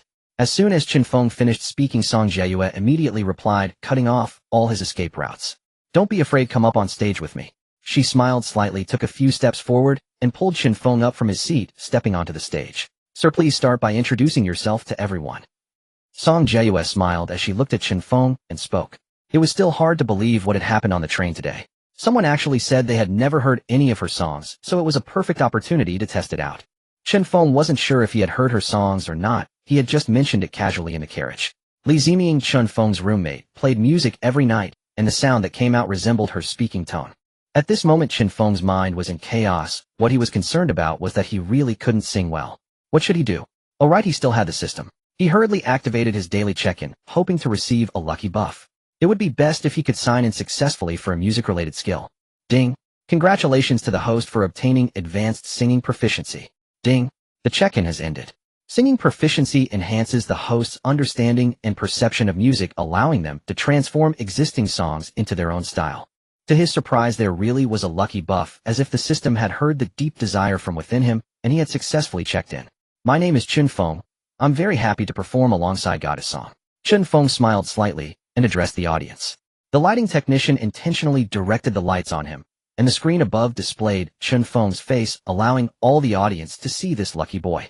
With a confident demeanor and a subtly rebellious smile, he exuded an inexplicable aura. Many girls gazed at Chen Feng with starry eyes, thinking he was incredibly handsome and very stylish. In that moment, Chen Feng had already captured a lot of female fans. Even Jean Ro, who often saw this face, couldn't help but feel moved. No wonder his parents liked him so much. A new thought formed in her mind. Maybe she could discuss the topic of a fake. She wasn't enamored with her boss looks. She was simply attracted to the person he was. He was slowly aligning with her ideal, Prince Charming, Perhaps this was what the ancient Pan looked like. Perhaps he was even more handsome than this first beauty. I have always loved listening to songs, but I am not very familiar with the lyrics. I wonder if Goddess Song could tell us which song we will perform. Let me look up the lyrics online. Having said that, he took out his phone and quietly waited for her response. What song would they sing? This was indeed a question. She had originally wanted her fans to choose. After all, she didn't know how many times she had practiced her own songs. It's impossible to forget the lyrics of a song, but the fans below might not be sure. Among the songs she released, there must be at least one that they could sing. She didn't know how it happened, but she had suddenly it seemed that he truly didn't know which songs he had sung. Her womanly intuition told her that her guess was correct. If he really couldn't sing, the situation might become extremely awkward. Then let's sing Looking Up at the Stars. After thinking for a long time, she spoke to Chen Feng. Upon hearing her answer, Chen Feng quickly searched for the lyrics online and soon found them. After quickly skimming through them, a singing style suitable for his tone emerged in his mind. A simple melody had already formed. You go ahead and sing first, Chen Feng said. With a wave of her hand, the music started playing again on stage. On this day, I began to look up at the stars, discovering that the stars are not far away and dreams are not far away as long as you tiptoe. Her nightingale-like voice brought an infinite space of imagination to the audience, allowing them to willingly linger and be entranced by her singing. I believe there is a pair of hands gently leading me to you. I believe there is a thread connecting dreams, and Chen Feng's deep, resonant, and magnetic voice spread through the microphone, reaching everyone's ears. Every lyric that flowed from his lips carried an indescribable allure, continuing to draw them into the world of song, allowing them to freely roam. Listening to the words coming from Chen Feng, they were completely inconsistent with the original melody, yet they fit perfectly within it. Song Jiayue felt that he was a musical genius, and if placed in the music industry, he would undoubtedly shine. Another new star was slowly rising. After their duet ended, the fans below remained silent for a long time before slowly emerging from that special feeling. Everyone, what do you think of this fan's singing? Looking at the crowd below, Song Jiayue gently inquired. Good. Sing another one. Let's sing another one. I want to hear such a beautiful male voice again. Hey handsome, I love you. Are you still looking for a... Chen Feng wiped the cold sweat from his forehead. These girls were too crazy. If he were in the audience, he would probably be instantly overwhelmed by them. How about we sing another duet? It seems your singing voice is quite popular. Song Jiayue invited him again, though she was slightly curious in her heart. The charisma that Chen Feng had just displayed had successfully attracted her. Sure, I'm open to anything. Since he had just gained the advanced singing feature, he had no reason to be afraid. Singing was his forte, it had always been. Since she was so sincerely inviting him, he felt it would be impolite to refuse. His biggest flaw was that he didn't like to stand out easily. He had so many excellent qualities, and every time he showcased them, countless girls would fall for him, which was quite troublesome really. Let's sing Barefaced again. After searching for it on his phone, the two began to duet again. The many fans seemed to be drawn into another fantastical musical world. Perhaps this was the charm and power of music. After this duet, Chen Feng slowly walked off the stage. Boss, I really didn't expect you to sing, and so... Jean Ro looked at Chen Feng with admiration. At this moment in her heart, her boss image had become enormous. Are you in awe of me now, knowing your boss's capabilities? Today's performance was due to you. I had to accompany you to this concert. Fortunately, the check-in was effective, otherwise I would have been embarrassed on stage. After the concert ended, the two returned to the Zijin Hotel. Jean Ro followed closely behind him, even entering Chen Feng's room and sitting down. What does this fake girlfriend want to do this time? Boss, I want to discuss something with you. She took a cup of coconut juice from Chen Feng's fridge, sipping it while speaking. Go ahead, as long as it's within my ability to accomplish, I will certainly help you. He wanted to quickly deal with this annoying matter and go to sleep. This girl had been bothering him all day, not letting him sleep peacefully. Manager Zhang was really something. Why did he give her a key? Spoiling her like this. Hearing Chen Feng's response, Jean Ro quickly nodded her head. As long as Chen Feng agreed, her parents at home would no longer disturb her. Boss, this matter is very simple. You can definitely accomplish it. I want you to marry me for show. He had just taken a can of beer in his hand, ready to open it and take a sip. The moment he heard the words that came out of her mouth, the can clattered to the floor.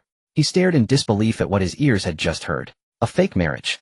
How vast is your imagination? Or is this your true intention? First a fake girlfriend, then a fake marriage. You're deceiving both superiors and subordinates. This was clearly premeditated. Boss, do you agree or not? Jean Ro asked with a naive expression. Ruer, can a marriage ever be fake? Once you board my chariot, you'll be mine for life. Think carefully. A red booklet represents a lifetime. Chen Feng sat down beside her, patted her head. Boss, did you see the latest TV drama Fake Marriage Couple? That's how it's played. First a fake marriage, then they divorce after each finds true love, and in the end they're both happy. Chen Feng listened, the corner of his mouth twitching slightly, his face full of black lines. Which director produced this brainless show?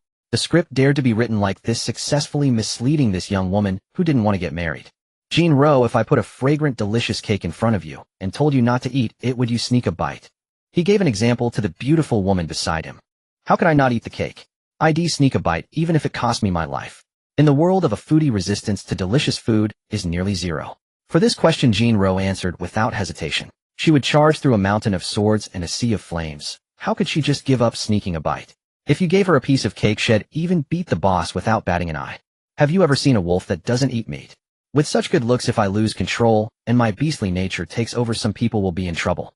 After saying this, Chen Feng deliberately glanced at Jin-ro. As if seeing the green gleam in his eyes, she grabbed the juice on the table, gulped it down quickly, and ran away.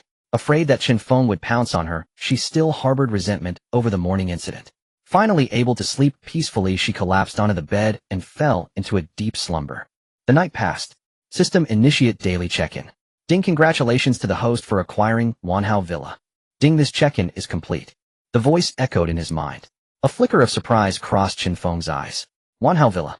This was the latest summer resort built in Modu. Inside there were picturesque mountains and clear waters, singing birds and fragrant flowers. There were resplendent halls and exquisite, delicate pavilions. There was also a market street, symbolizing bustling markets, and a rural countryside, representing pastoral scenery. Therefore, shortly after its opening in Modu with these unique landscapes and features, it directly attracted countless dignitaries and foreign celebrities to travel and reside there. Recently, it had become quite popular online, appearing on hot search lists from time to time. Now it had become his own property. With nothing else to do, he planned to take his grandmother to Modu for a few months. It was just a trip to relax and unwind. Xiaofeng, aren't we going on a trip? Why did you bring me to the mall? After her grandson led her into the Golden Age Mall, Li Yinglian looked at the rows of clothing stores and asked. The prices looked anything but cheap. Besides, she had just bought these summer clothes recently. Why waste money on unnecessary things? With that money, she'd rather buy more food during the trip. Grandma, we need to prepare some new clothes for the trip. I want you to dress a bit stylishly. Your clothes have been sitting for 2 or 3 years, they're probably a bit outdated. Scanning the surrounding clothing stores, all were suitable for young people. He took her rough, aged hand and led her into the elevator, pressing the button for the 3rd floor. Last time he seemed to have passed by the 3rd floor and noticed a store specializing in elderly clothing. But wait, Li Lianing was about to persuade her grandson again. Although they had money now, they shouldn't squander it.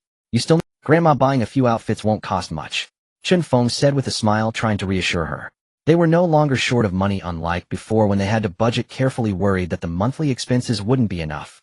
Places like this were once out of reach, only to be admired from afar. Madame Fu Fashion Store was a brand specializing in clothing for elderly women, offering high-quality, high-style garments. The items displayed in this store were all relatively expensive elderly clothing, catering to high-end elderly. One had to admit the owner had a unique vision. The entire mall had very few specialty stores targeting the elderly clothing market, which gave this store a competitive advantage. Entering the store, a red, 3/4 sleeve summer outfit for the elderly caught Chen Feng's eye. The pattern was exquisite, elegant, and attractive, with simple and stylish buttons. He touched the fabric at the bottom. It was soft and silky. The price tag read over 500, which didn't, but Chen Feng felt that his grandmother would look perfect in it, and it would highlight her elegance. He took the clothes off the rack and was about to let his grandmother try them on in the fitting room. Sir, this store does not allow casual trying on of clothes. When Idong glanced at their attire, walked over, and said, then took the clothes from Grandma Li Yinglian's hands and hung them back on the rack. Last time I was here, I saw an old lady trying on clothes too. Why isn't it allowed for us? Chen Feng asked, puzzled. I'm sorry, sir, but this is a new store policy. After giving the official reply, a trace of disdain flickered across her face as she stared at Chen Feng, as if he were a criminal about to cause trouble in the store. Xiaofeng, why don't we go to the next one? Grandma Li Yinglian said, trying to comfort him. She could tell at a glance that the salesgirl didn't want her to try on the clothes, afraid of getting them dirty. What kind of clothing store doesn't allow customers to try on clothes? The reason could only be this one. Duan Jiaxi, the owner of this clothing store, had just returned from eating out. He thought the back of that person in his store looked like Chen Feng. He had a deep impression of this rent-collecting big shot. Whether he could continue to run the store here was entirely up. If this boss was displeased with a single word, his shop would be kicked out after the lease expired. There was no shortage of tenants here, and he didn't care about that bit of money. He hurried back to the store. Mr. Chen, are you here to buy clothes? Standing straight before Chen Feng with a plump belly, he respectfully inquired. He still harbored doubts about the homeowner visiting his shop. Could it be that he wanted to evict me? Another new vendor is arriving, and I have only just moved in for 2 months. The contract isn't even up yet. When he saw Li Lianing behind Chen Feng, everything became clear. They must be shopping with their elder. Though his shop is doing well and business is decent, it has one drawback: he cannot give gifts. Watching other shops load several pieces of clothing onto cars made him envious. Today I should properly present gifts to this elderly lady, as she resembles Mr. Chen's grandmother. As long as I perform well in front of her, I will leave a deep impression on Chen Feng, ensuring that even if other clothing stores are evicted, my small shop will not be among them. Boss, why are you back? Why call him Mr. Chen? Isn't he just an ordinary worker? Wen Yitong asked with a puzzled expression. Neither of them wore any brand name clothing. Both the grandfather and grandson looked like poor people. Why show him such respect? He is not some remarkable figure. The boss must have mistaken someone again. He is called Mr. Chen 5 times this month, each time referring to someone who wasn't the person he sought.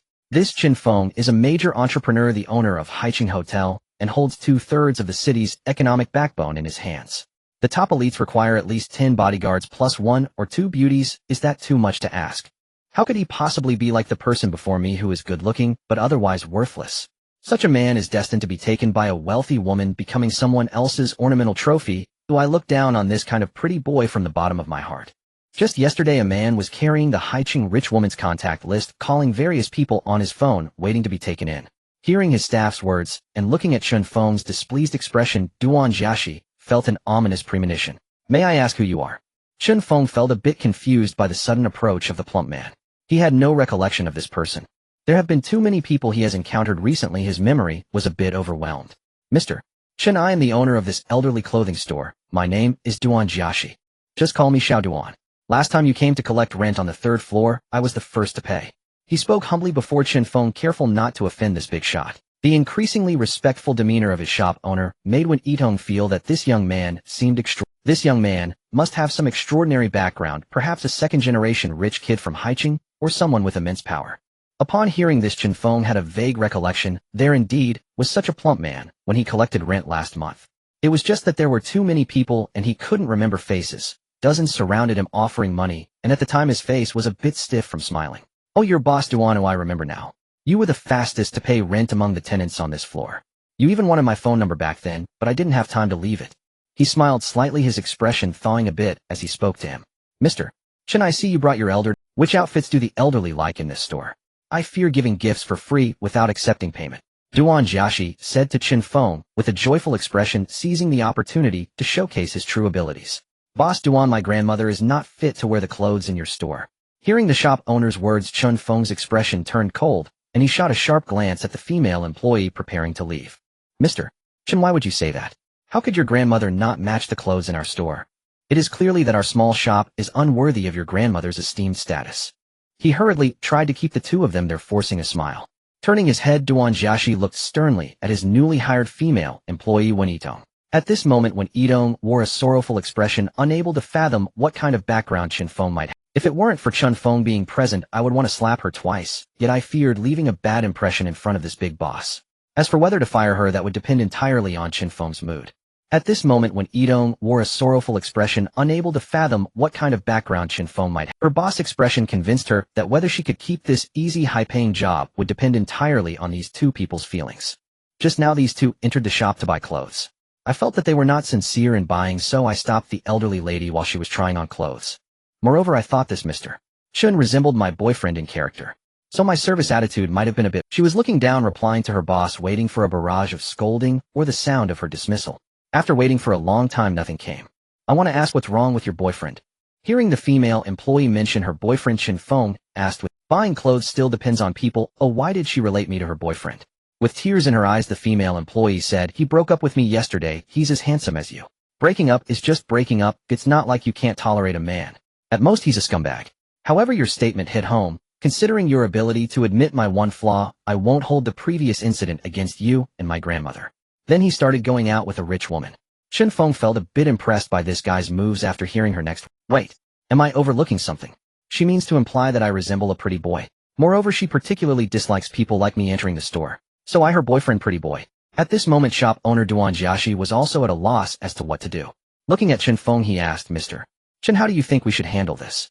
Just don't fire her, fine her 500 yuan, and let her apologize to my grandmother. Chen Feng spoke lightly. He found it hard to comprehend such drastic reversals. Ultimately, the problem still lay with me. To be precise, it lay with her boyfriend. Grandma, I'm sorry I apologize to you here. He bowed deeply to Li Lianying, expressing his regret, unsure if she would accept it, his heart pounding rapidly. Good child, as long as you can recognize your mistakes and correct them, just remember not to view people through colored glasses. Li Lianying said with a kind smile, looking at Wen Yitong. Good child, as long as you can recognize your mistakes and correct them, just remember not to view people through colored glasses. Li Lianying said with he expressed gratitude again, taking several pieces of clothing from the rack, some even complete sets. They fit the elderly lady perfectly, and he stuffed them into her arms. Mr. Chen, these clothes are my small token of goodwill free for the elderly lady. Please don't refuse. Duan Jiaxi flattered Chen Feng. This is not appropriate. Accepting things for free made him feel like a landlord bully. If you don't accept it means you look down on me. His attitude was quite firm, his tone very strong. Only at this moment did he dare to challenge this top. Chen Feng had no choice but to helplessly take the clothes for free. Before leaving, he said to the female employee, "Let me tell you, I am not a pretty boy."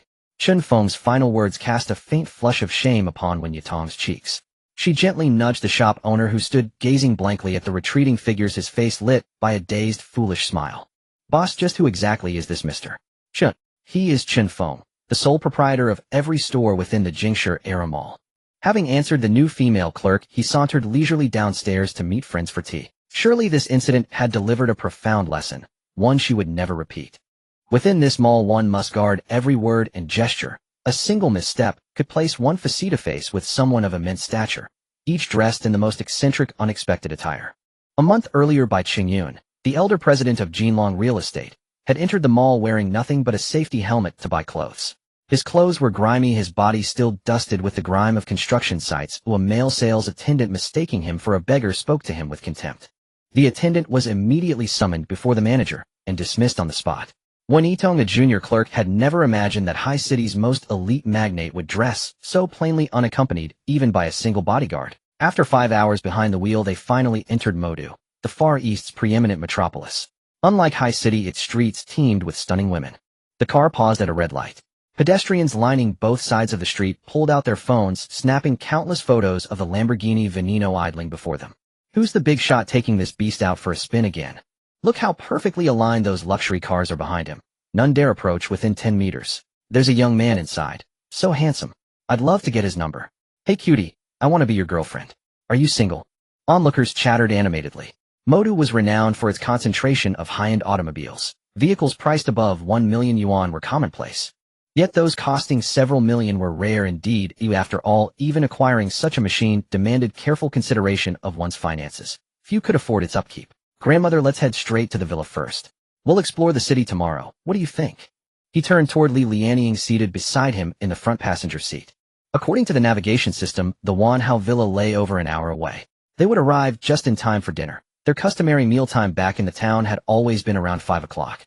I know little of such matters. You decide as you see fit, Li Lianying replied with a gentle, warm smile.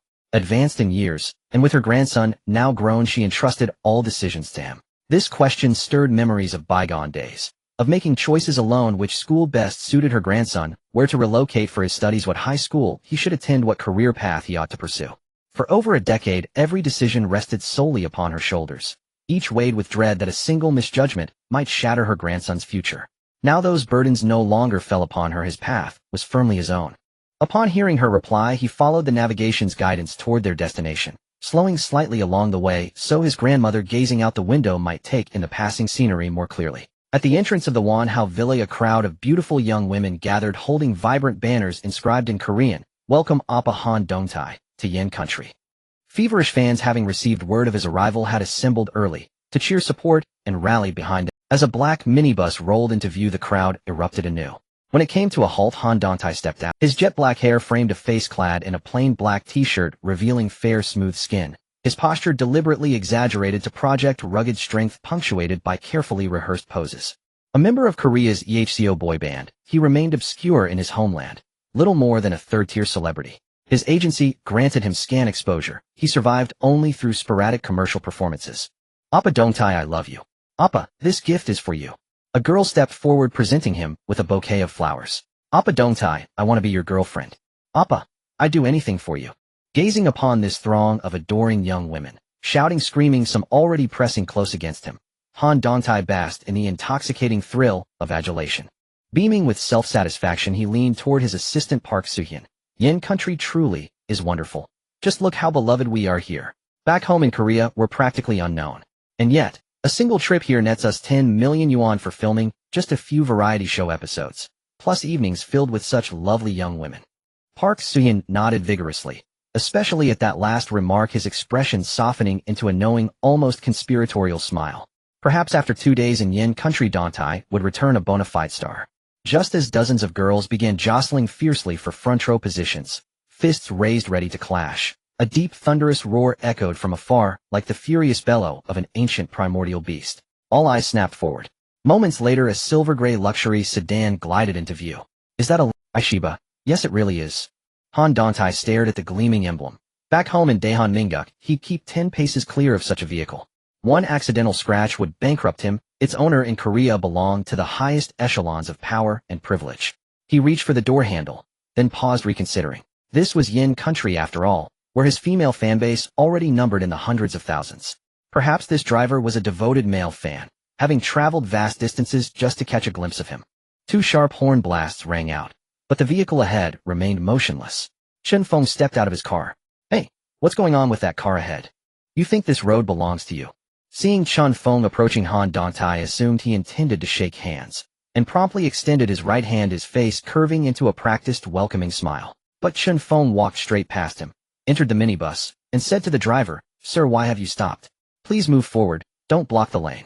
The uphill and downhill lanes here were narrow, barely wide enough for a single vehicle. Once halted, the car ahead brought all following traffic to a complete standstill. This Korean celebrity refuses to board. I can't proceed without him. Sun Ligua apologized earnestly to Chen Feng, acutely aware of the prestige commanded by owners of such vehicles. Chen Feng descended from the minibus, only to find the slender Korean man striding toward him. You're utterly impolite. You ignored my outstretched hand. Han Dontai glared, fury burning in his eyes. In Yin country, his influence was immense. His fanbase exceeded hundreds of thousands. Such behavior constituted a direct provocation, an unforgivable affront to a major celebrity. Watching the Korean prattle on, at length Chen Feng turned to the surrounding crowd and asked, would anyone care to translate for me? What on earth is he jabbering in? Upon hearing Chen Feng's inquiry, Pu Shuxian slowly approached. My family Dontai reached out to you, yet you ignored him, not even casting a glance his way. I believe you should apologize to him. He served as both an assistant and a translator, facilitating interaction between stars and fans. In the entire Southeast Asian overseas market, the consumption share of the Yin country's people accounts for the vast majority. Thus, mastering the Huaxiao language is one of his compulsory courses. After speaking to Chen Feng, he babbled for quite a while to the artist beside him. Han Dontai, having listened, displayed a proud expression as if waiting for Chen Feng's apology. Why should I apologize to him? Who is he? Listening to yet another Korean approaching, Chen Feng sneered at the self-righteous attitude conveyed by the translation. The two exchanged pleasantries, feeling quite good about themselves, inexplicably expecting me to apologize. His name is Han Dontai, a star from Korea, invited to participate in the variety show. The area is filled with his fans. You please apologize to him immediately. After the introduction, Pu Shuxian once again demanded this from Chen Feng. Although he is not famous in the Korean entertainment industry, in the Yin country, with its large population, Dontai's fans are countless. One person's spit could drown the individual before him. With the mobilization of fans, they could easily shut down his company in no time. As a public star with hundreds of thousands of fans in Korea, even high-ranking government officials would greet him with a smile.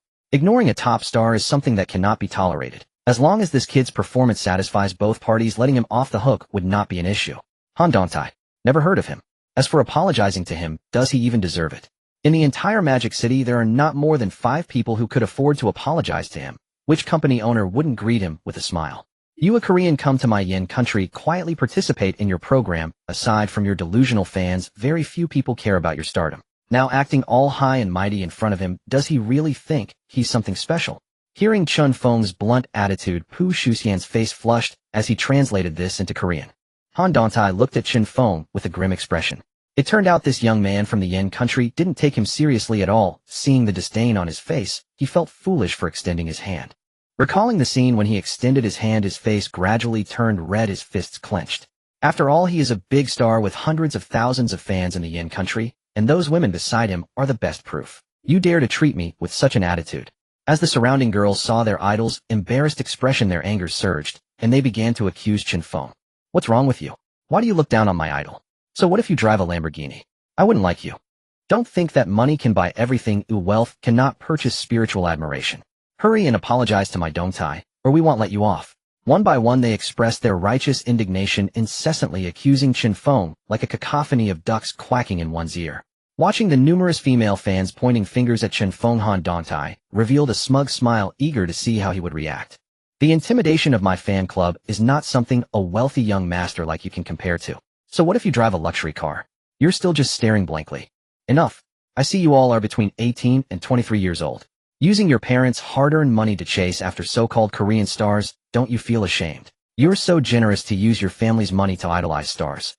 So many aerospace giants in the Yin country are not pursued, so many scientists are not admired, and the soldiers defending the homeland are not visited, yet here you are discussing faith with me. Do you even have faith?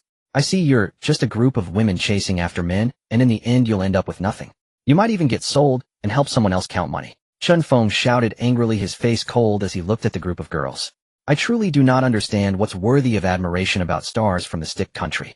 Looking effeminate with skin whiter than girls, some even wearing false eyelashes and lipstick, this one in front is relatively normal. You. All the girls pointed at Chen Feng, glaring at him, yet unable to utter a word. Because what he said, you two quickly sit back in the car and let the driver continue forward. Don't block the entire road. Without paying any further attention to the girls on either side, Chen Feng spoke. After hearing the assistant's translation, Han Dongtai chuckled softly, pointing at Chen Feng. He said in Korean, as long as you don't apologize, I will stand here indefinitely. What can you do about it? What did he just say? Patting Pu Shuxian's shoulder, Chen Feng inquired. If you don't apologize to him, we won't leave. You can figure it out yourself. This time, it was conveyed to Chen Feng in impeccable Mandarin. After finishing, they wore smug expressions as if they had just won a lottery worth 5 million. Look at you two, aren't you just asking for trouble? I feel embarrassed to refuse such an unreasonable request. With both hands I struck their stomachs, letting them feel a bit of friendly care. The two immediately clutched their stomachs and began to groan. I grabbed one person with each hand and stuffed them into the car. Driver, hurry and move forward. You dare hit Dongtai Appa. Just wait till I will call the police. Appa, are you okay? Some even tried to lean over the car window to inquire, but the car drove off directly. Chen Feng also returned to his own car, honked twice, and the girls automatically parted to make way. He quickly disappeared from everyone's sight. Damn it, I will report this. After the van stopped in the parking lot, Han Dongtai and his assistant leaned on each other, their faces filled with anger. How dare he hit me? I must make him pay for his arrogance. Just as he finished speaking, the Lamborghini from earlier appeared before him. After parking the car, he helped his grandmother out. Stop right there. Just as he was about to head towards the villa, he heard a voice in Korean that sounded like the one from the star. Turning around, it was this person again. Seeing Chen Feng stop, he slowly straightened up and walked in front of Chen Feng. What is your name? I want to report you for illegal assault. Holding his stomach, he angrily spoke to Chen Feng. My name is Chen Feng. The emergency number in the Yin country is 110. Chen Feng said with a cold smile, looking at the two. Upon hearing Chen Feng's reply, the other party immediately dialed the police. Hello, is this the police station? The assistant spoke into the phone with an inquiring tone. Hello, how may I assist you? The officer who was uploading the suspect's information answered the call, and the distinctly Korean accented Mandarin of Pu Shuxian came through.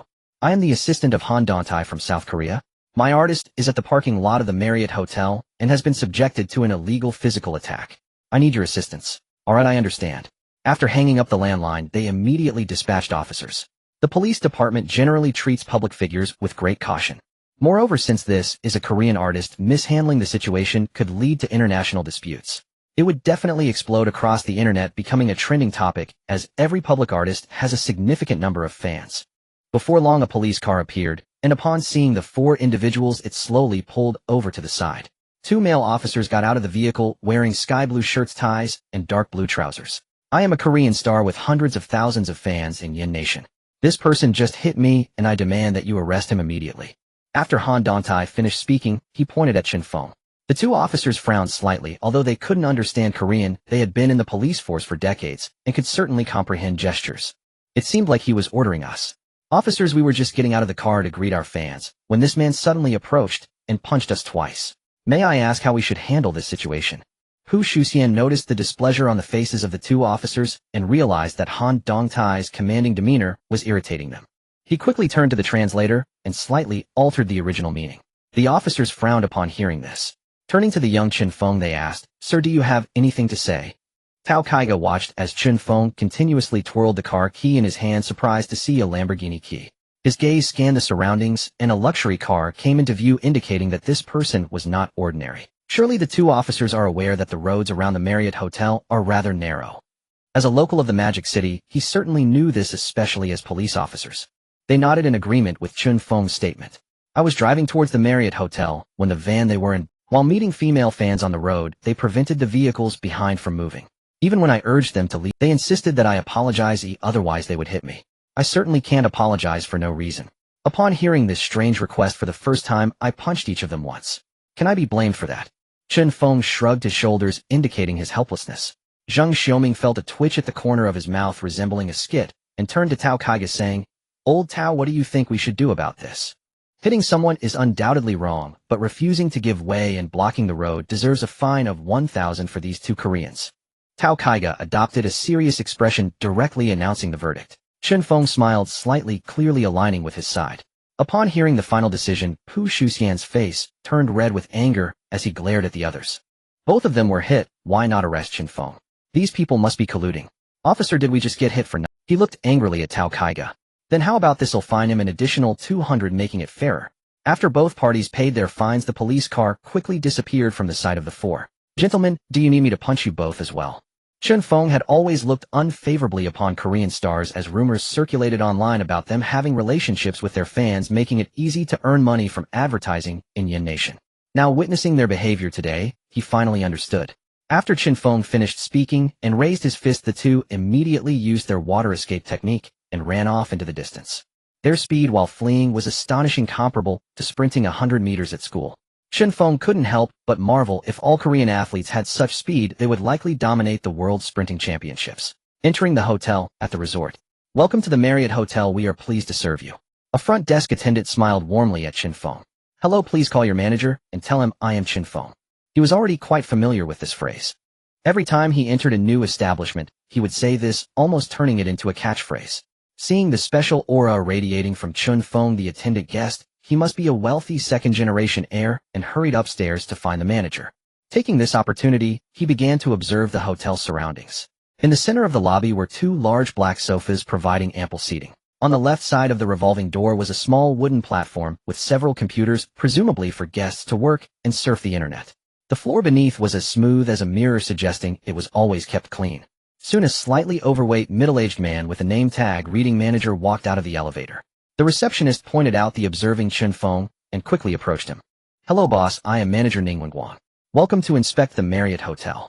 He slightly bent his body and greeted Chen Feng with a smile, though his eyes revealed a hint of astonishment. Yesterday the owner of Wangho Real Estate suddenly sold this cash cow, and just a few days after its completion it had already raked in several hundred million in profit. The resort's ability to attract wealth is quite impressive. Many big bosses speculated about who it was sold to. It wasn't until this morning that news broke revealing it was purchased by the owner of Haicheng Zijin Hotel, a name even residents of the Magic City recognized.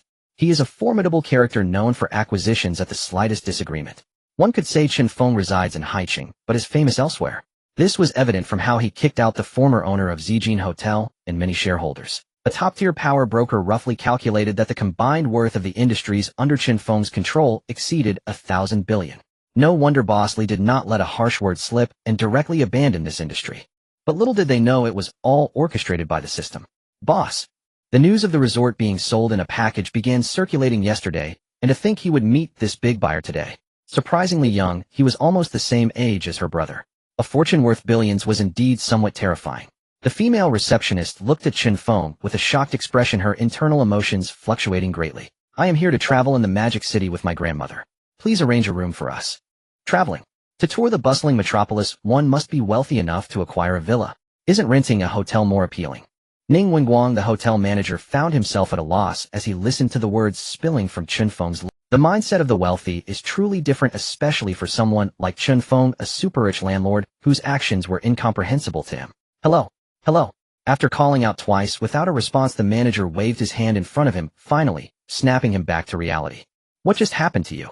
Chen Feng asked, puzzled at the manager's sudden daze after he finished speaking. It's nothing, I just find it hard to comprehend the thinking of the wealthy. Ning Wenguang forced a wry smile as the words escaping his mouth were truly astonishing. If not for his strong heart, he might have suffered from high blood pressure. Who would buy a villa just for leisure? If the top tycoons of the metropolis knew, they would surely give you a thumbs up. Boss, our villa offers hotel rooms and courtyard-style residences, 2 options to choose from. Which type would you prefer to stay in? They were currently at the Chen Feng Hotel, which took 3 years to build. The hotel covers a vast area with a total of 25 floors staffed by 300 personnel and offering 1500 rooms. The rooms can be categorized into family suites, double rooms, king-sized rooms, and presidential suites. The courtyard-style residences consist of 4 courtyards, all privately accessible, ranked as Heaven, Earth, Mystery, and Yellow. The Heaven courtyard is off-limits to all but the elite figures of high society and special individuals. The Earth courtyard is accessible only to those whose wealth exceeds 1 billion. The Mystery courtyard is for individuals with wealth in the hundreds of millions or those renowned in certain fields. The Yellow courtyard allows entry to those with assets over 50 million or famous film stars. For courtyards, 4 levels, each corresponding to different identities. Accordingly, the area service personnel and prices of each courtyard vary. Please take us to visit the courtyard, Chen Feng said to manager Ning. Having stayed in hotels regularly, he was already well acquainted with room amenities. Although he claimed to be staying in the best room at the Zijin Hotel, he could never find that sense of home he used to have. He was currently considering moving into the Emperor's Villa. The courtyard-style residence sounded intriguing. He had never stayed in one before. Today he planned to spend a night there with his grandmother to see how it felt. If it didn't work out, he could always return to the hotel. After all, the entire villa belonged to him. Who would dare say otherwise? Boss, please follow me.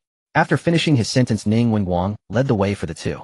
They walked through a long corridor, turned 2 corners, and after about 5 minutes finally reached their destination. During this time, Ning Wenguang introduced the layout of the villa and relevant information about the courtyards. Outside the Heaven courtyard there were security booths on both sides, each manned by a guard. Upon seeing the manager's arrival, the guard saluted him. Based on Chen Feng's guess, these 2 must have retired. Moreover, they were likely elite soldiers exuding a fierce aura that only those who have endured blood and fire. It was likely that something extraordinary lay within. As they pushed open the grand door and stepped inside the courtyard, the first thing that caught their eye was a small fountain. These are the 12 zodiac statues, all crafted in the style of the original old summer palace, made of gold, manager Ning Wenguang introduced, as he noticed Chen Feng's gaze on the fountain. Indeed, they were quite wealthy. These designers knew how to play with extravagance, he thought to himself in mild disdain. A waft of steam rose from the fake mountain behind the hot spring. The white mist dispersed into the air, giving the impression of being above the clouds. Manager, what's going on behind that mountain? Boss, behind that fake mountain is the hot spring area. This hot spring is a naturally occurring surface spring that we have guided and improved to take on this form. The hot spring is equipped with an automatic filtration system that purifies the water after each soak. Chen Feng nodded slowly as he listened. The room tour included decor styled in ancient themes, as well as modern luxurious rooms. There were 10 rooms available for guests, while the rest catered to entertainment activities like a gym and billiard room. After the tour, the 2 began to dine. After the meal, his grandmother Li Lianying felt slightly fatigued from a day of travel and laid down in the room to rest. Chen Feng asked the manager to continue showing him around other courtyards. Manager Ning. A male voice called from behind, and both turned their heads in unison. Upon seeing the familiar figure Ning Wenguang recognized, it was He Hong, the director of the show Variety Stars. Considering he was an old classmate and had some connections with him, he decided to grant the show's crew access to the Earth courtyard. Who is this beside you? He looked at Chen Feng with a puzzled expression. To have the manager of such a villa accompany him, he must be someone of... If he could get to know this person, the budget for his crew would no longer be a concern. Now that he had assembled everyone, the budget for the entertainment program was still insufficient, and he initially thought everything would fit perfectly within his budget. After deducting all actor salaries, he realized that excluding all crew expenses, they could only film up to the 8th episode of the first season. Everything was ready except for funding. Money was indeed a challenge for a hero. No matter how good his entertainment program was, actors wouldn't work for free. They needed to make a living. He had been troubled by this for days. Moreover, once his variety show was produced, it would definitely become a huge hit, and the profits would surely not be insignificant. This is my boss Chen Feng, the owner of the Wanhao Villa. Ning Wenguang introduced with a tone of respect that was unmistakable. The owner of Wanhao Villa. No wonder he had the manager accompanying him. Boss, this is the director of a variety show named He Hong, and his team is currently staying in the Earth courtyard. He turned to introduce his old classmate to Chen Feng. A variety show? Yes, a variety show. I wonder if Mr. Chen is interested in investing. To be frank, our crew is currently experiencing a shortage of funds. He Hong stepped forward, his eyes gleaming as he gazed at Chen Feng, eager to secure his investment. How much funding do you still need? Investing in a variety show could work. After all, money was just a number. We still need 30 million in funding. Upon hearing this, He Hong felt hopeful and quickly replied, "Don't let me down at a critical moment." Just as Lu Xuesong was about to give up on this idea, his mind went blank. What do you think? Chen Feng inquired with a smile on his face. 50 million. It struck He Hong's mind like a bolt from the blue, leaving him momentarily speechless. What this young man said was truly astonishing. It was the first time he had seen someone invest like this. In the past, when seeking investment from a major boss, he would spend ages persuading them, and at most he could secure a budget of 20 million. Unlike Chen Feng, who was so straightforward right after proposing the investment, he quoted a price of 50 million, raising it from 30 million. The only requirement was to provide good free advertising for the villa, which was entirely a simple matter. There would be no problem filming extensively there. They could easily shoot 3 to 5 episodes. He was pondering some issues regarding the filming process. The additional budget of 20 million would significantly enhance the program's quality. Setting aside his own financial constraints, he would still have 5 million left. This 5 million would be dedicated to advertising, boosting the program's visibility, and in the future, if other companies wanted to sponsor, the sponsorship fees would surely be substantial. Subsequent filming would not be a problem. Director He, what's wrong? Seeing He Rong's bewildered expression, could it be that he found the amount too little? To be honest, he too felt that 50 million was a bit low. It didn't quite match his identity. How about this? I can add another 50 million, making it a total of 100 million. What do you think? Chen Feng patted his shoulders, speaking in an understanding tone. When he left Haicheng, he had specifically instructed old Zhang to transfer 200 million of liquid funds to himself. Now, he had over 300 million in his account. Producing a large-scale project wouldn't be an issue at all. Just as he regained his composure and was about to thank Chen Feng, realizing that this 50 million had solved his significant problem, all he needed to do now was to quietly film this episode well. Unexpectedly, another bombshell was dropped from Chen Feng's mouth, an additional 50 million. This amounted to a total of 100 million. He had never seen a boss who would directly invest such a large sum. Mr. Chen, you must be joking, right? How about you just invest 30 million? Alas, he had gotten overly excited for nothing. This big boss must be just trying to joke with him. Who would have the audacity to invest 100 million? Ning Wenguang listened to their conversation, his mouth agape. He had always known that Chen Feng was extraordinarily talented and generous, but now he truly witnessed it. Look at the calm tone and expression. Spending 100 million seemed as trivial as spending 1 yuan. He was very curious to interview this boss about how he achieved such a level. His old classmate probably had no idea about his wealth. One should unleash their imagination and not let poverty limit their creativity. Seeing He Hong's face full of disbelief, Chen Feng helplessly said, "It's just 100 million. Do I really need to joke with you? Let's go show me around your filming crew." This assertive tone completely did not sound like a joke. He Hong was still a bit incredulous. Could it be that he really intended to invest such a large amount of money? That's 100 million. His expression showed that he was not taking this seriously at all. With 100 million in filming funds, he dared to say that the holiday program entertainment celebrity show would spread like wildfire across all channels, with every TV station fighting to get it. Even just the broadcasting rights could fetch a high price. Which variety show could ever have such a large film? Alright, old classmate, since our boss has said he wants to invest 100 million, he surely won't be lying to you. Just consider how to promote our villa well. They bought this villa just for tourism yesterday. They aren't going to miss your little bit of money. Looking at his old classmate's incredulous expression, Ning Wenguang, the villa manager, said with a wry smile. This statement was like a nuclear bomb dropped in He Hong's mind. To buy a villa just for a trip, how wealthy must... Indeed, I have underestimated the limits of the wealthy. The group walked and chatted, quickly entering the D character courtyard. Unlike the Tian character courtyard, this area had buildings leaning towards the ancient pavilion style of Yin country. In the yard, a group of people were laughing and joking with several cameras set up on the surrounding open space for shooting. Director He, who is this? Famous program artist He Jiong approached, looking at Chen Feng and inquiring. You guys notify the logistics staff to quickly call everyone out, then going to introduce a big boss to you. He Rong hurriedly urged. The crew was not small in number, but fortunately there were enough rooms in the courtyard. Even with just over a dozen rooms, each room had 2 or 3 bedrooms. Therefore, there was no need to worry about a shortage of rooms. Assistant Pooh, we have a big boss in our courtyard. Director, he has called everyone down. You all hurry and come down. The logistics staff of the crew Xiao Lu informed those inside the room. For other rooms, he directly shouted with a loudspeaker. Dong Tai, a big boss, has arrived in the yard. Hurry up, director, he wants us to go meet him. Another wealthy person has come. It seems Dong Tai's appearance fee will rise significantly. Yin country is indeed a good place. Soon a crowd of people bustled out, standing in the center of the yard. Pu Shuxian and Han Dongtai were the last to come out, and when they saw Chen Feng next to He Rong, their eyes widened in disbelief. Could it be that the big boss they were talking about was him? Oh my, if that's the case, they certainly wouldn't be able to participate in. The two exchanged glances, their faces darkened. The entire crew was still in the process of finalizing personnel and had not yet officially signed contracts. This filming compensation was truly substantial, making it the highest among all their appearances. After Chen Feng scanned the crowd, two familiar faces caught his attention. They were the two Koreans. I would like to formally introduce everyone to this is Chen Feng, the owner of Wanhao Villa. Just now we officially agreed on a collaboration, and he will invest 100 million in our cruise filming. Let's give a warm welcome with applause. Holding a loudspeaker, Haicheng introduced him enthusiastically to everyone. Soon the entire courtyard erupted with sustained applause.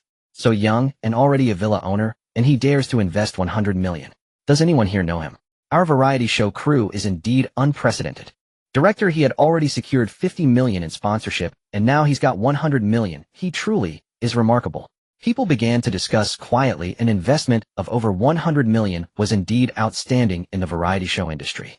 Now let's all settle down. Please welcome Boss Chen to say a few words. After speaking, Haicheng handed the microphone to Chen Feng. Taking the microphone from Haicheng after testing his voice, Chen Feng smiled warmly at everyone. I am only investing 100 million, you all just need to film well. However, I need to exclude two people here. I wonder if director he agrees. Just an investment of 100 million. Does that sound like something a human would say? Even for some big bosses, it's not easy to free up 50 million, especially in cash. Cash is completely different from market value. Two entirely separate things. Yet he casually pulled out nearly 1 billion in liquid assets without even flinching. As if investing so much money was nothing more than a drizzle utterly unworthy of mention.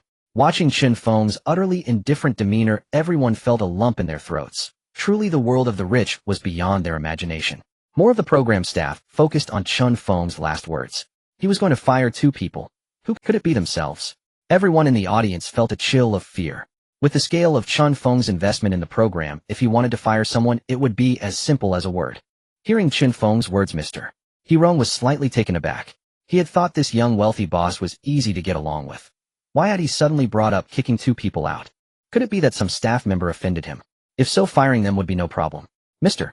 Chen, may I ask which two people you want to fire? Haicheng inquired. Since Chen Feng was now the investor, and the contract for the entire variety show hadn't been finalized, firing two inconsequential staff members didn't matter. But if he tried to interfere with the program's direction, he would never agree. In that case, it would be better to find a new investor. The two Koreans in your crew. A cold smile flickered across his face as he pointed at Han Dongtai and his assistant Piao Shuxian standing at the back. He had no goodwill toward these two. If he hadn't been present today, several female fans might have had their bodies defiled by him tonight. Chen Feng, don't go too far. If we go down together, neither of us will have a good time, Piao Shuxian said, darkly, his face full of anger. This opportunity was extremely important for Han Dongtai. If he could become famous in Yen country, he would skyrocket to fame upon returning to Korea.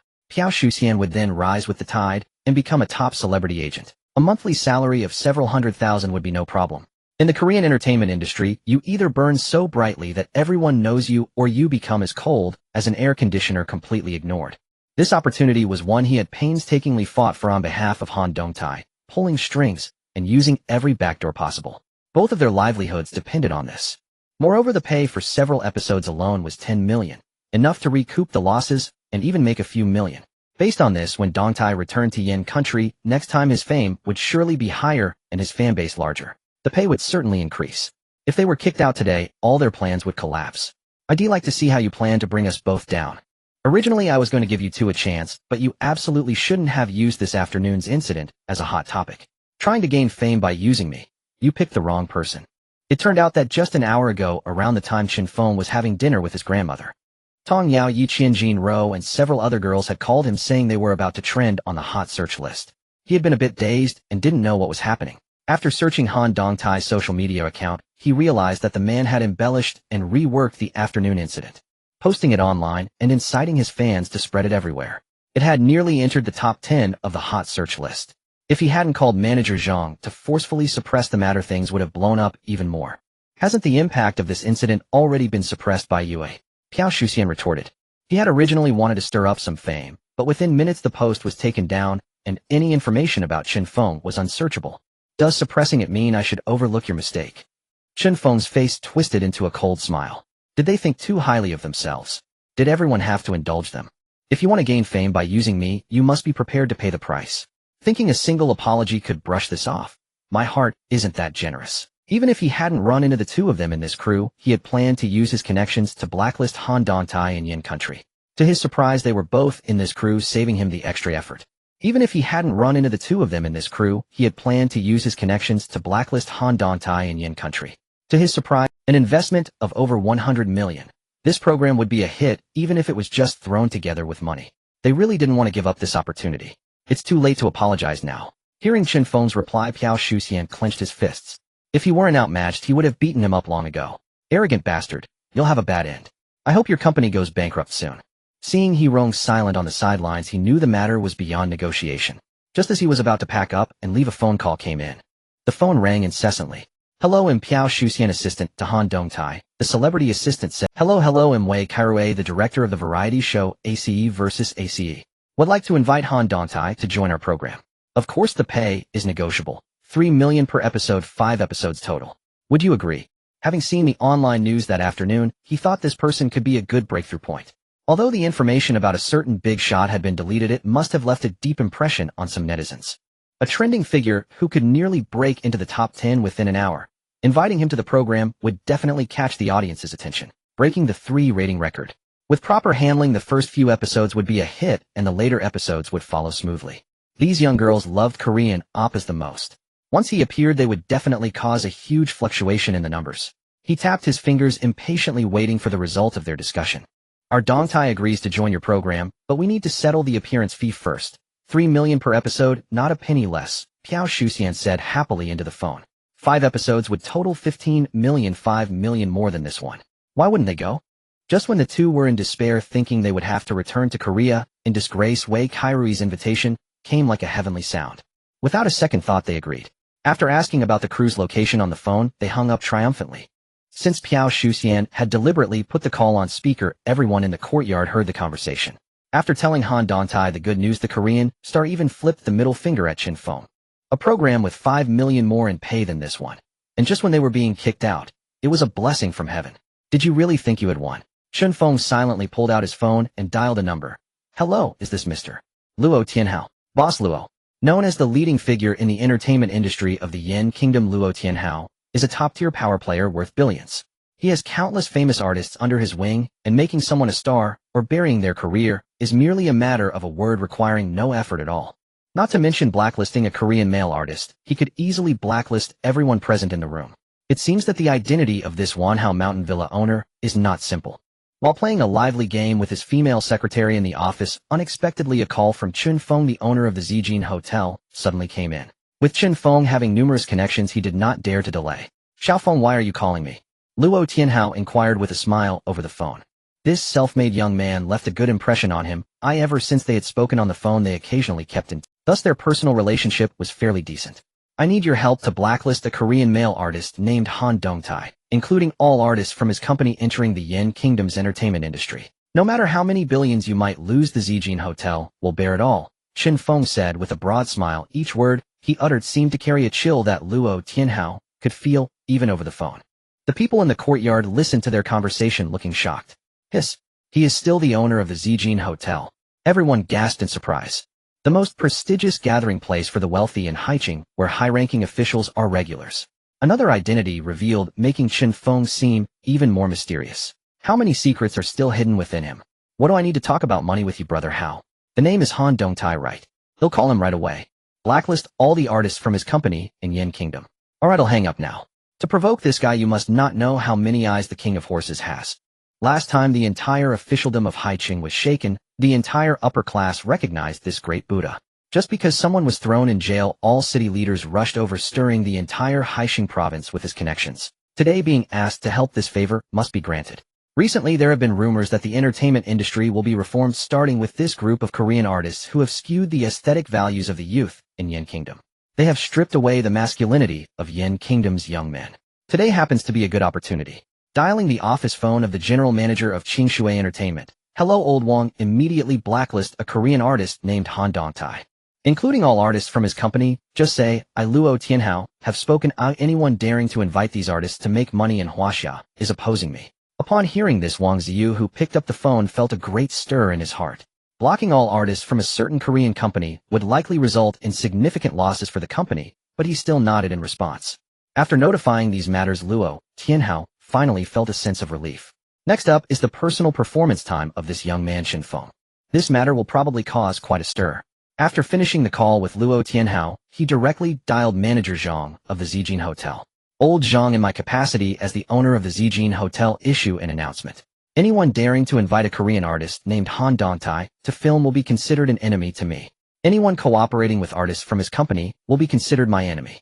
Use all connections without hesitation and go all out to blacklist. Manager Zhang, sitting in the office, immediately executed the order upon hearing Chen Feng's instructions. He didn't know which deity had touched his brow, making him take such drastic measures. This was no longer just a blacklist, but a death warrant. Hearing what Chen Feng said, He Rong and Ning Wenguang beside him gasped. If one truly believes that this hotel only has connections in Haicheng, then that would be a grave mistake. Legends say that the Zijin Hotel holds the phone numbers of 150 each with extraordinary backgrounds far from ordinary individuals. Once these connections are utilized, the entire business world of Yin Kingdom will be turned upside down. The many stars standing in the courtyard finally felt the pressure from the big boss. A gaze from the abyss. Not moving is fine, but once they act, they will smash the livelihood of those involved. Truly a big boss. You Chen really think you can blacklist us? We are backed by the Korean SM Entertainment Company and have collaborations with many entertainment companies in Yin Kingdom. Can you really blacklist us? Just a moment ago, the director of Ace vs. Ace personally called inviting Dongtai to participate in their program. Stop bragging here, it's really funny. Park Shuxian spoke in a delicate tone, as if in his eyes Chen Feng was nothing more than a clown. You think you can blacklist our company? Who do you think you are, a king?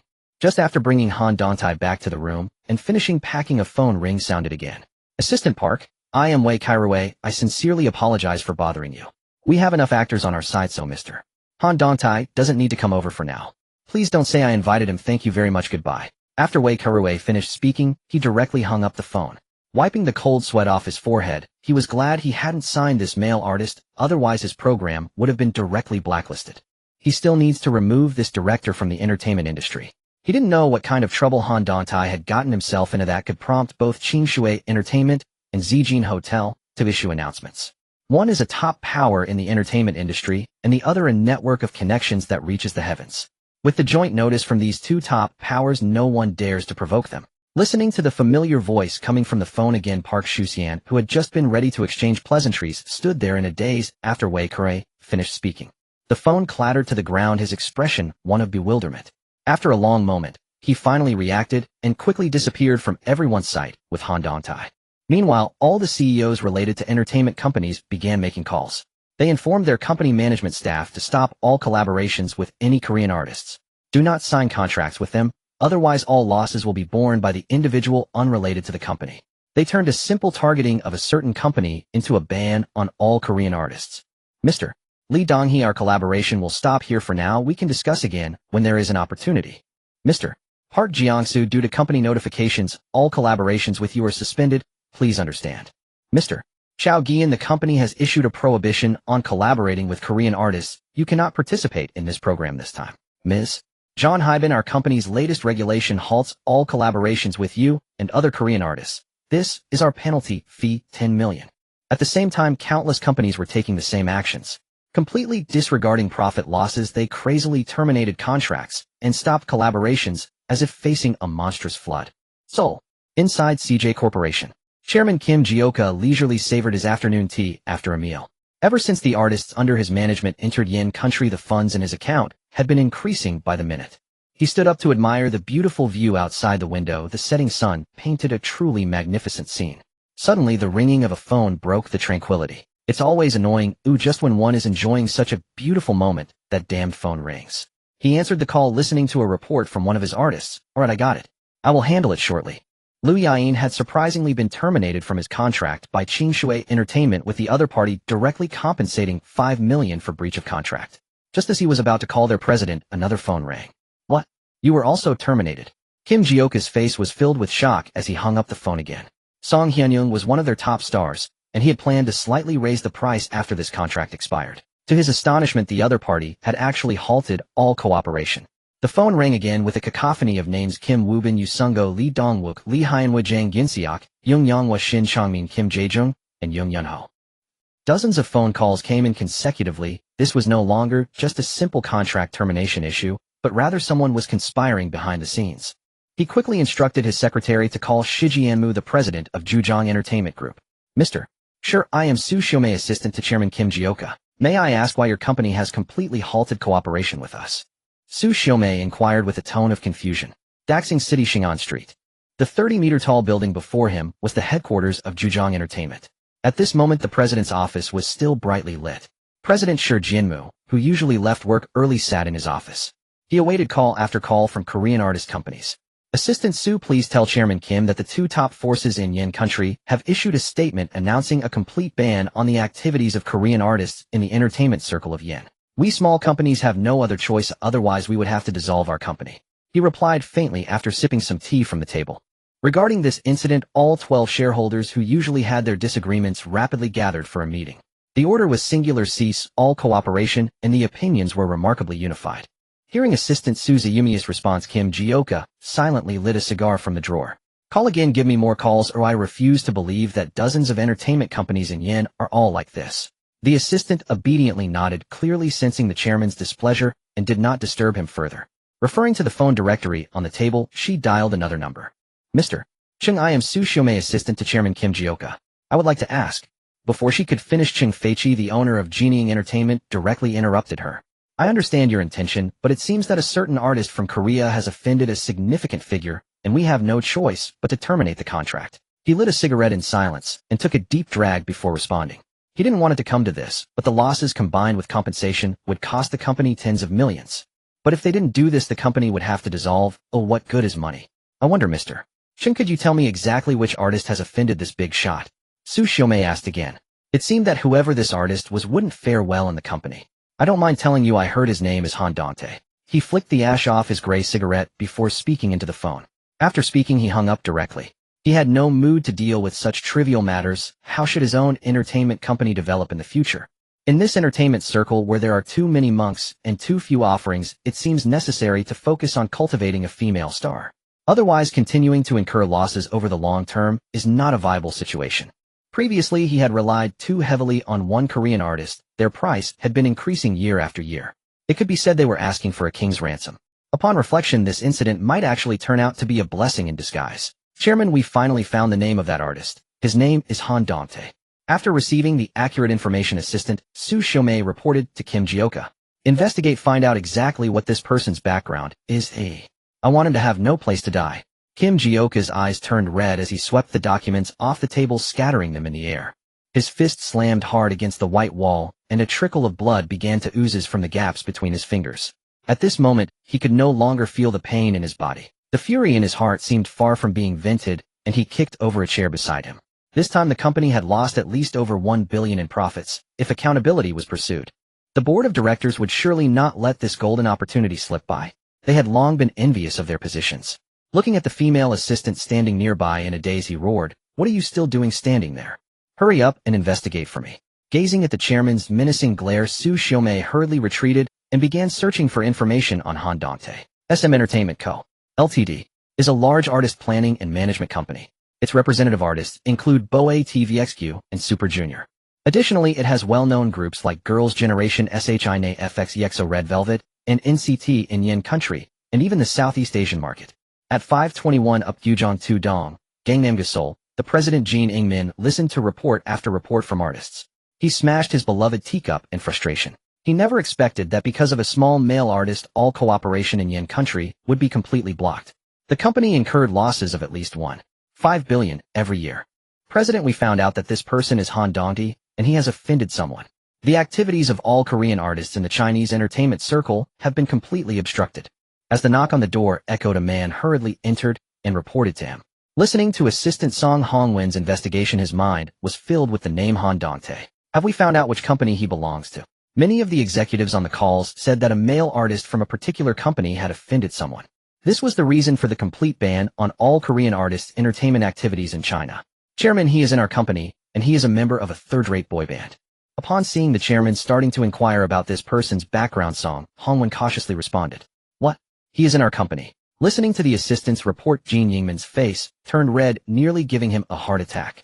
He slammed the table angrily. Was this guy a fool? Why would he offend such a big shot? Meanwhile, Kim Ji-oka, after investigating this person, began dialing the number of President Jin Ingmin. YGJYP and several other lesser-known companies began calling to pressure Jin Ingmin for an explanation. Otherwise, they would all target SM Entertainment. Sitting in his office, Jin Ingmin had never felt so cornered. In the past, who would dare to speak to him like this? All this was the fault of that damned Han Dante. Trembling, he dialed the phone number of the boss of Qingshui Entertainment, a giant in Yin country. Is this Chairman Luo? Luo Tianhao was currently sitting in his villa savoring the French pastries meticulously crafted by the chef. His greatest passion in life was indulging in sweets, especially after finishing dinner in the evening. Seeing the phone on the table ringing, he picked it up and saw it was Jin Ingmin, the president of SM Group, and immediately pressed the power button to turn it off. You thought you could get away with this? There's no chance. You've had your fill of the lucrative entertainment industry in Yin country over the years. It's time to fight back. This time not only will I make you return what you owe, but I will also start the cultural offensive against Korea. He actually refused to take my call, which means there's no possibility of reconciliation in this matter. Jin Ingmin slammed his fist heavily onto his phone, leaving a clear imprint of his fist on the screen. His dissatisfaction with Han Dongtai grew even stronger. Assistant Song Hongwen walked in again and said to the furious Jin Ingmin, President, we have obtained Han Dongtai's phone number. Upon hearing this news, he snatched the phone number written on a piece of white paper. He dialed the numbers one by one. Is this Han Dongtai? He spoke through gritted teeth, suppressing his anger. Hello, I am Han Dongtai. May I ask who you are? Hearing this familiar voice, it sounded a bit like President Jin Ingmin. How could he possibly be calling me? After all, he is the head of SM Group and wouldn't concern himself with a mere third-rate boy band member like me. This is Jin Ingmin, you fool. Who did you offend? Why are all Korean artists facing obstacles in Yin country? I want an answer from you immediately. Upon realizing it was him on the line, Jin Ingmin tried to control his tone. If this person were in front of him, he would not hesitate to crack open that fool's head and see what was inside. Is it all just mush? This idiot. Listening to the somewhat calm tone of the president, he could still feel the smoldering anger radiating from the other end of the line. How could all Korean artists' careers be hindered? He only offended a big boss from Wanhao Mountain Villa. How could that lead to all Korean artists in Yin facing career obstacles? Han Dongtai, holding his phone, was dumbfounded. President, hello, I am Dongtai's assistant. May I ask? Park Shuxian, sitting on the couch, immediately walked over and snatched the phone from his hand. Hearing the assistant's questioning tone, Jin Ingmin's anger flared even more. Do you still not realize how big of a mistake you've made? Because of your actions, all entertainment companies in Yin have stopped cooperating with our artists. Now the presidents of the two major entertainment giants YG and JYP, as well as other medium and small companies, have all called me. I don't care who you offended, but you two must personally go apologize tomorrow. If he does not forgive you, you won't be. After saying this, he hung up the phone. Setting aside the company's losses, if all the entertainment groups joined forces against SM, they might be swallowed whole without a trace. The powerful alliance of the two major groups, plus the smaller enterprises, would be impossible to resist. The entertainment industry might be reshaped from now on. Thinking of this, he used all his strength to smash the newly bought phone. Assistant Song Hongwen stood cautiously to the side, afraid of inadvertently inciting the furious president. He watched as the call ended. Park Shuxian murmured in disbelief. How powerful is Chen Feng to be able to single-handedly freeze all Korean artists' contractual collaborations? That night, everyone tossed and turned, unable to sleep. Only Chen Feng slept exceptionally soundly, as if these trivial matters were not worth his concern. The next day, in the Tianzi courtyard. It's really comfortable to sleep here overnight. He slowly sat up and stretched lazily. After soaking in the hot springs for 2 hours last night, this was the best sleep he had experienced. Checking the time, it was already close to noon. He walked out with a leisurely gait. Boss, there are 2 people outside looking for you. Do you think you want to meet them? A butler approached and respectfully asked Chen Feng. If someone is looking for me, let them in to meet. Who would be looking for me this early? The contract with Haicheng was also drafted yesterday, and the funds had already arrived. The remaining filming issues were all handed over to Ning Wenguang. He hardly knew anyone here in Modu. Only Zhou Dafu and Song Xiaoming had just arrived yesterday. They wouldn't possibly know he was here on vacation. Who could it be? He fixed his gaze on the door, eager to see what kind of guests were coming. To his surprise, it was Han Dongtai and Park Shuxian, 2 Koreans. What could they possibly want with him? Chen Feng frowned as he looked at the two. Finally seeing Chen Feng in person, Han Dongtai and Park Shuxian felt a little relieved. Mr.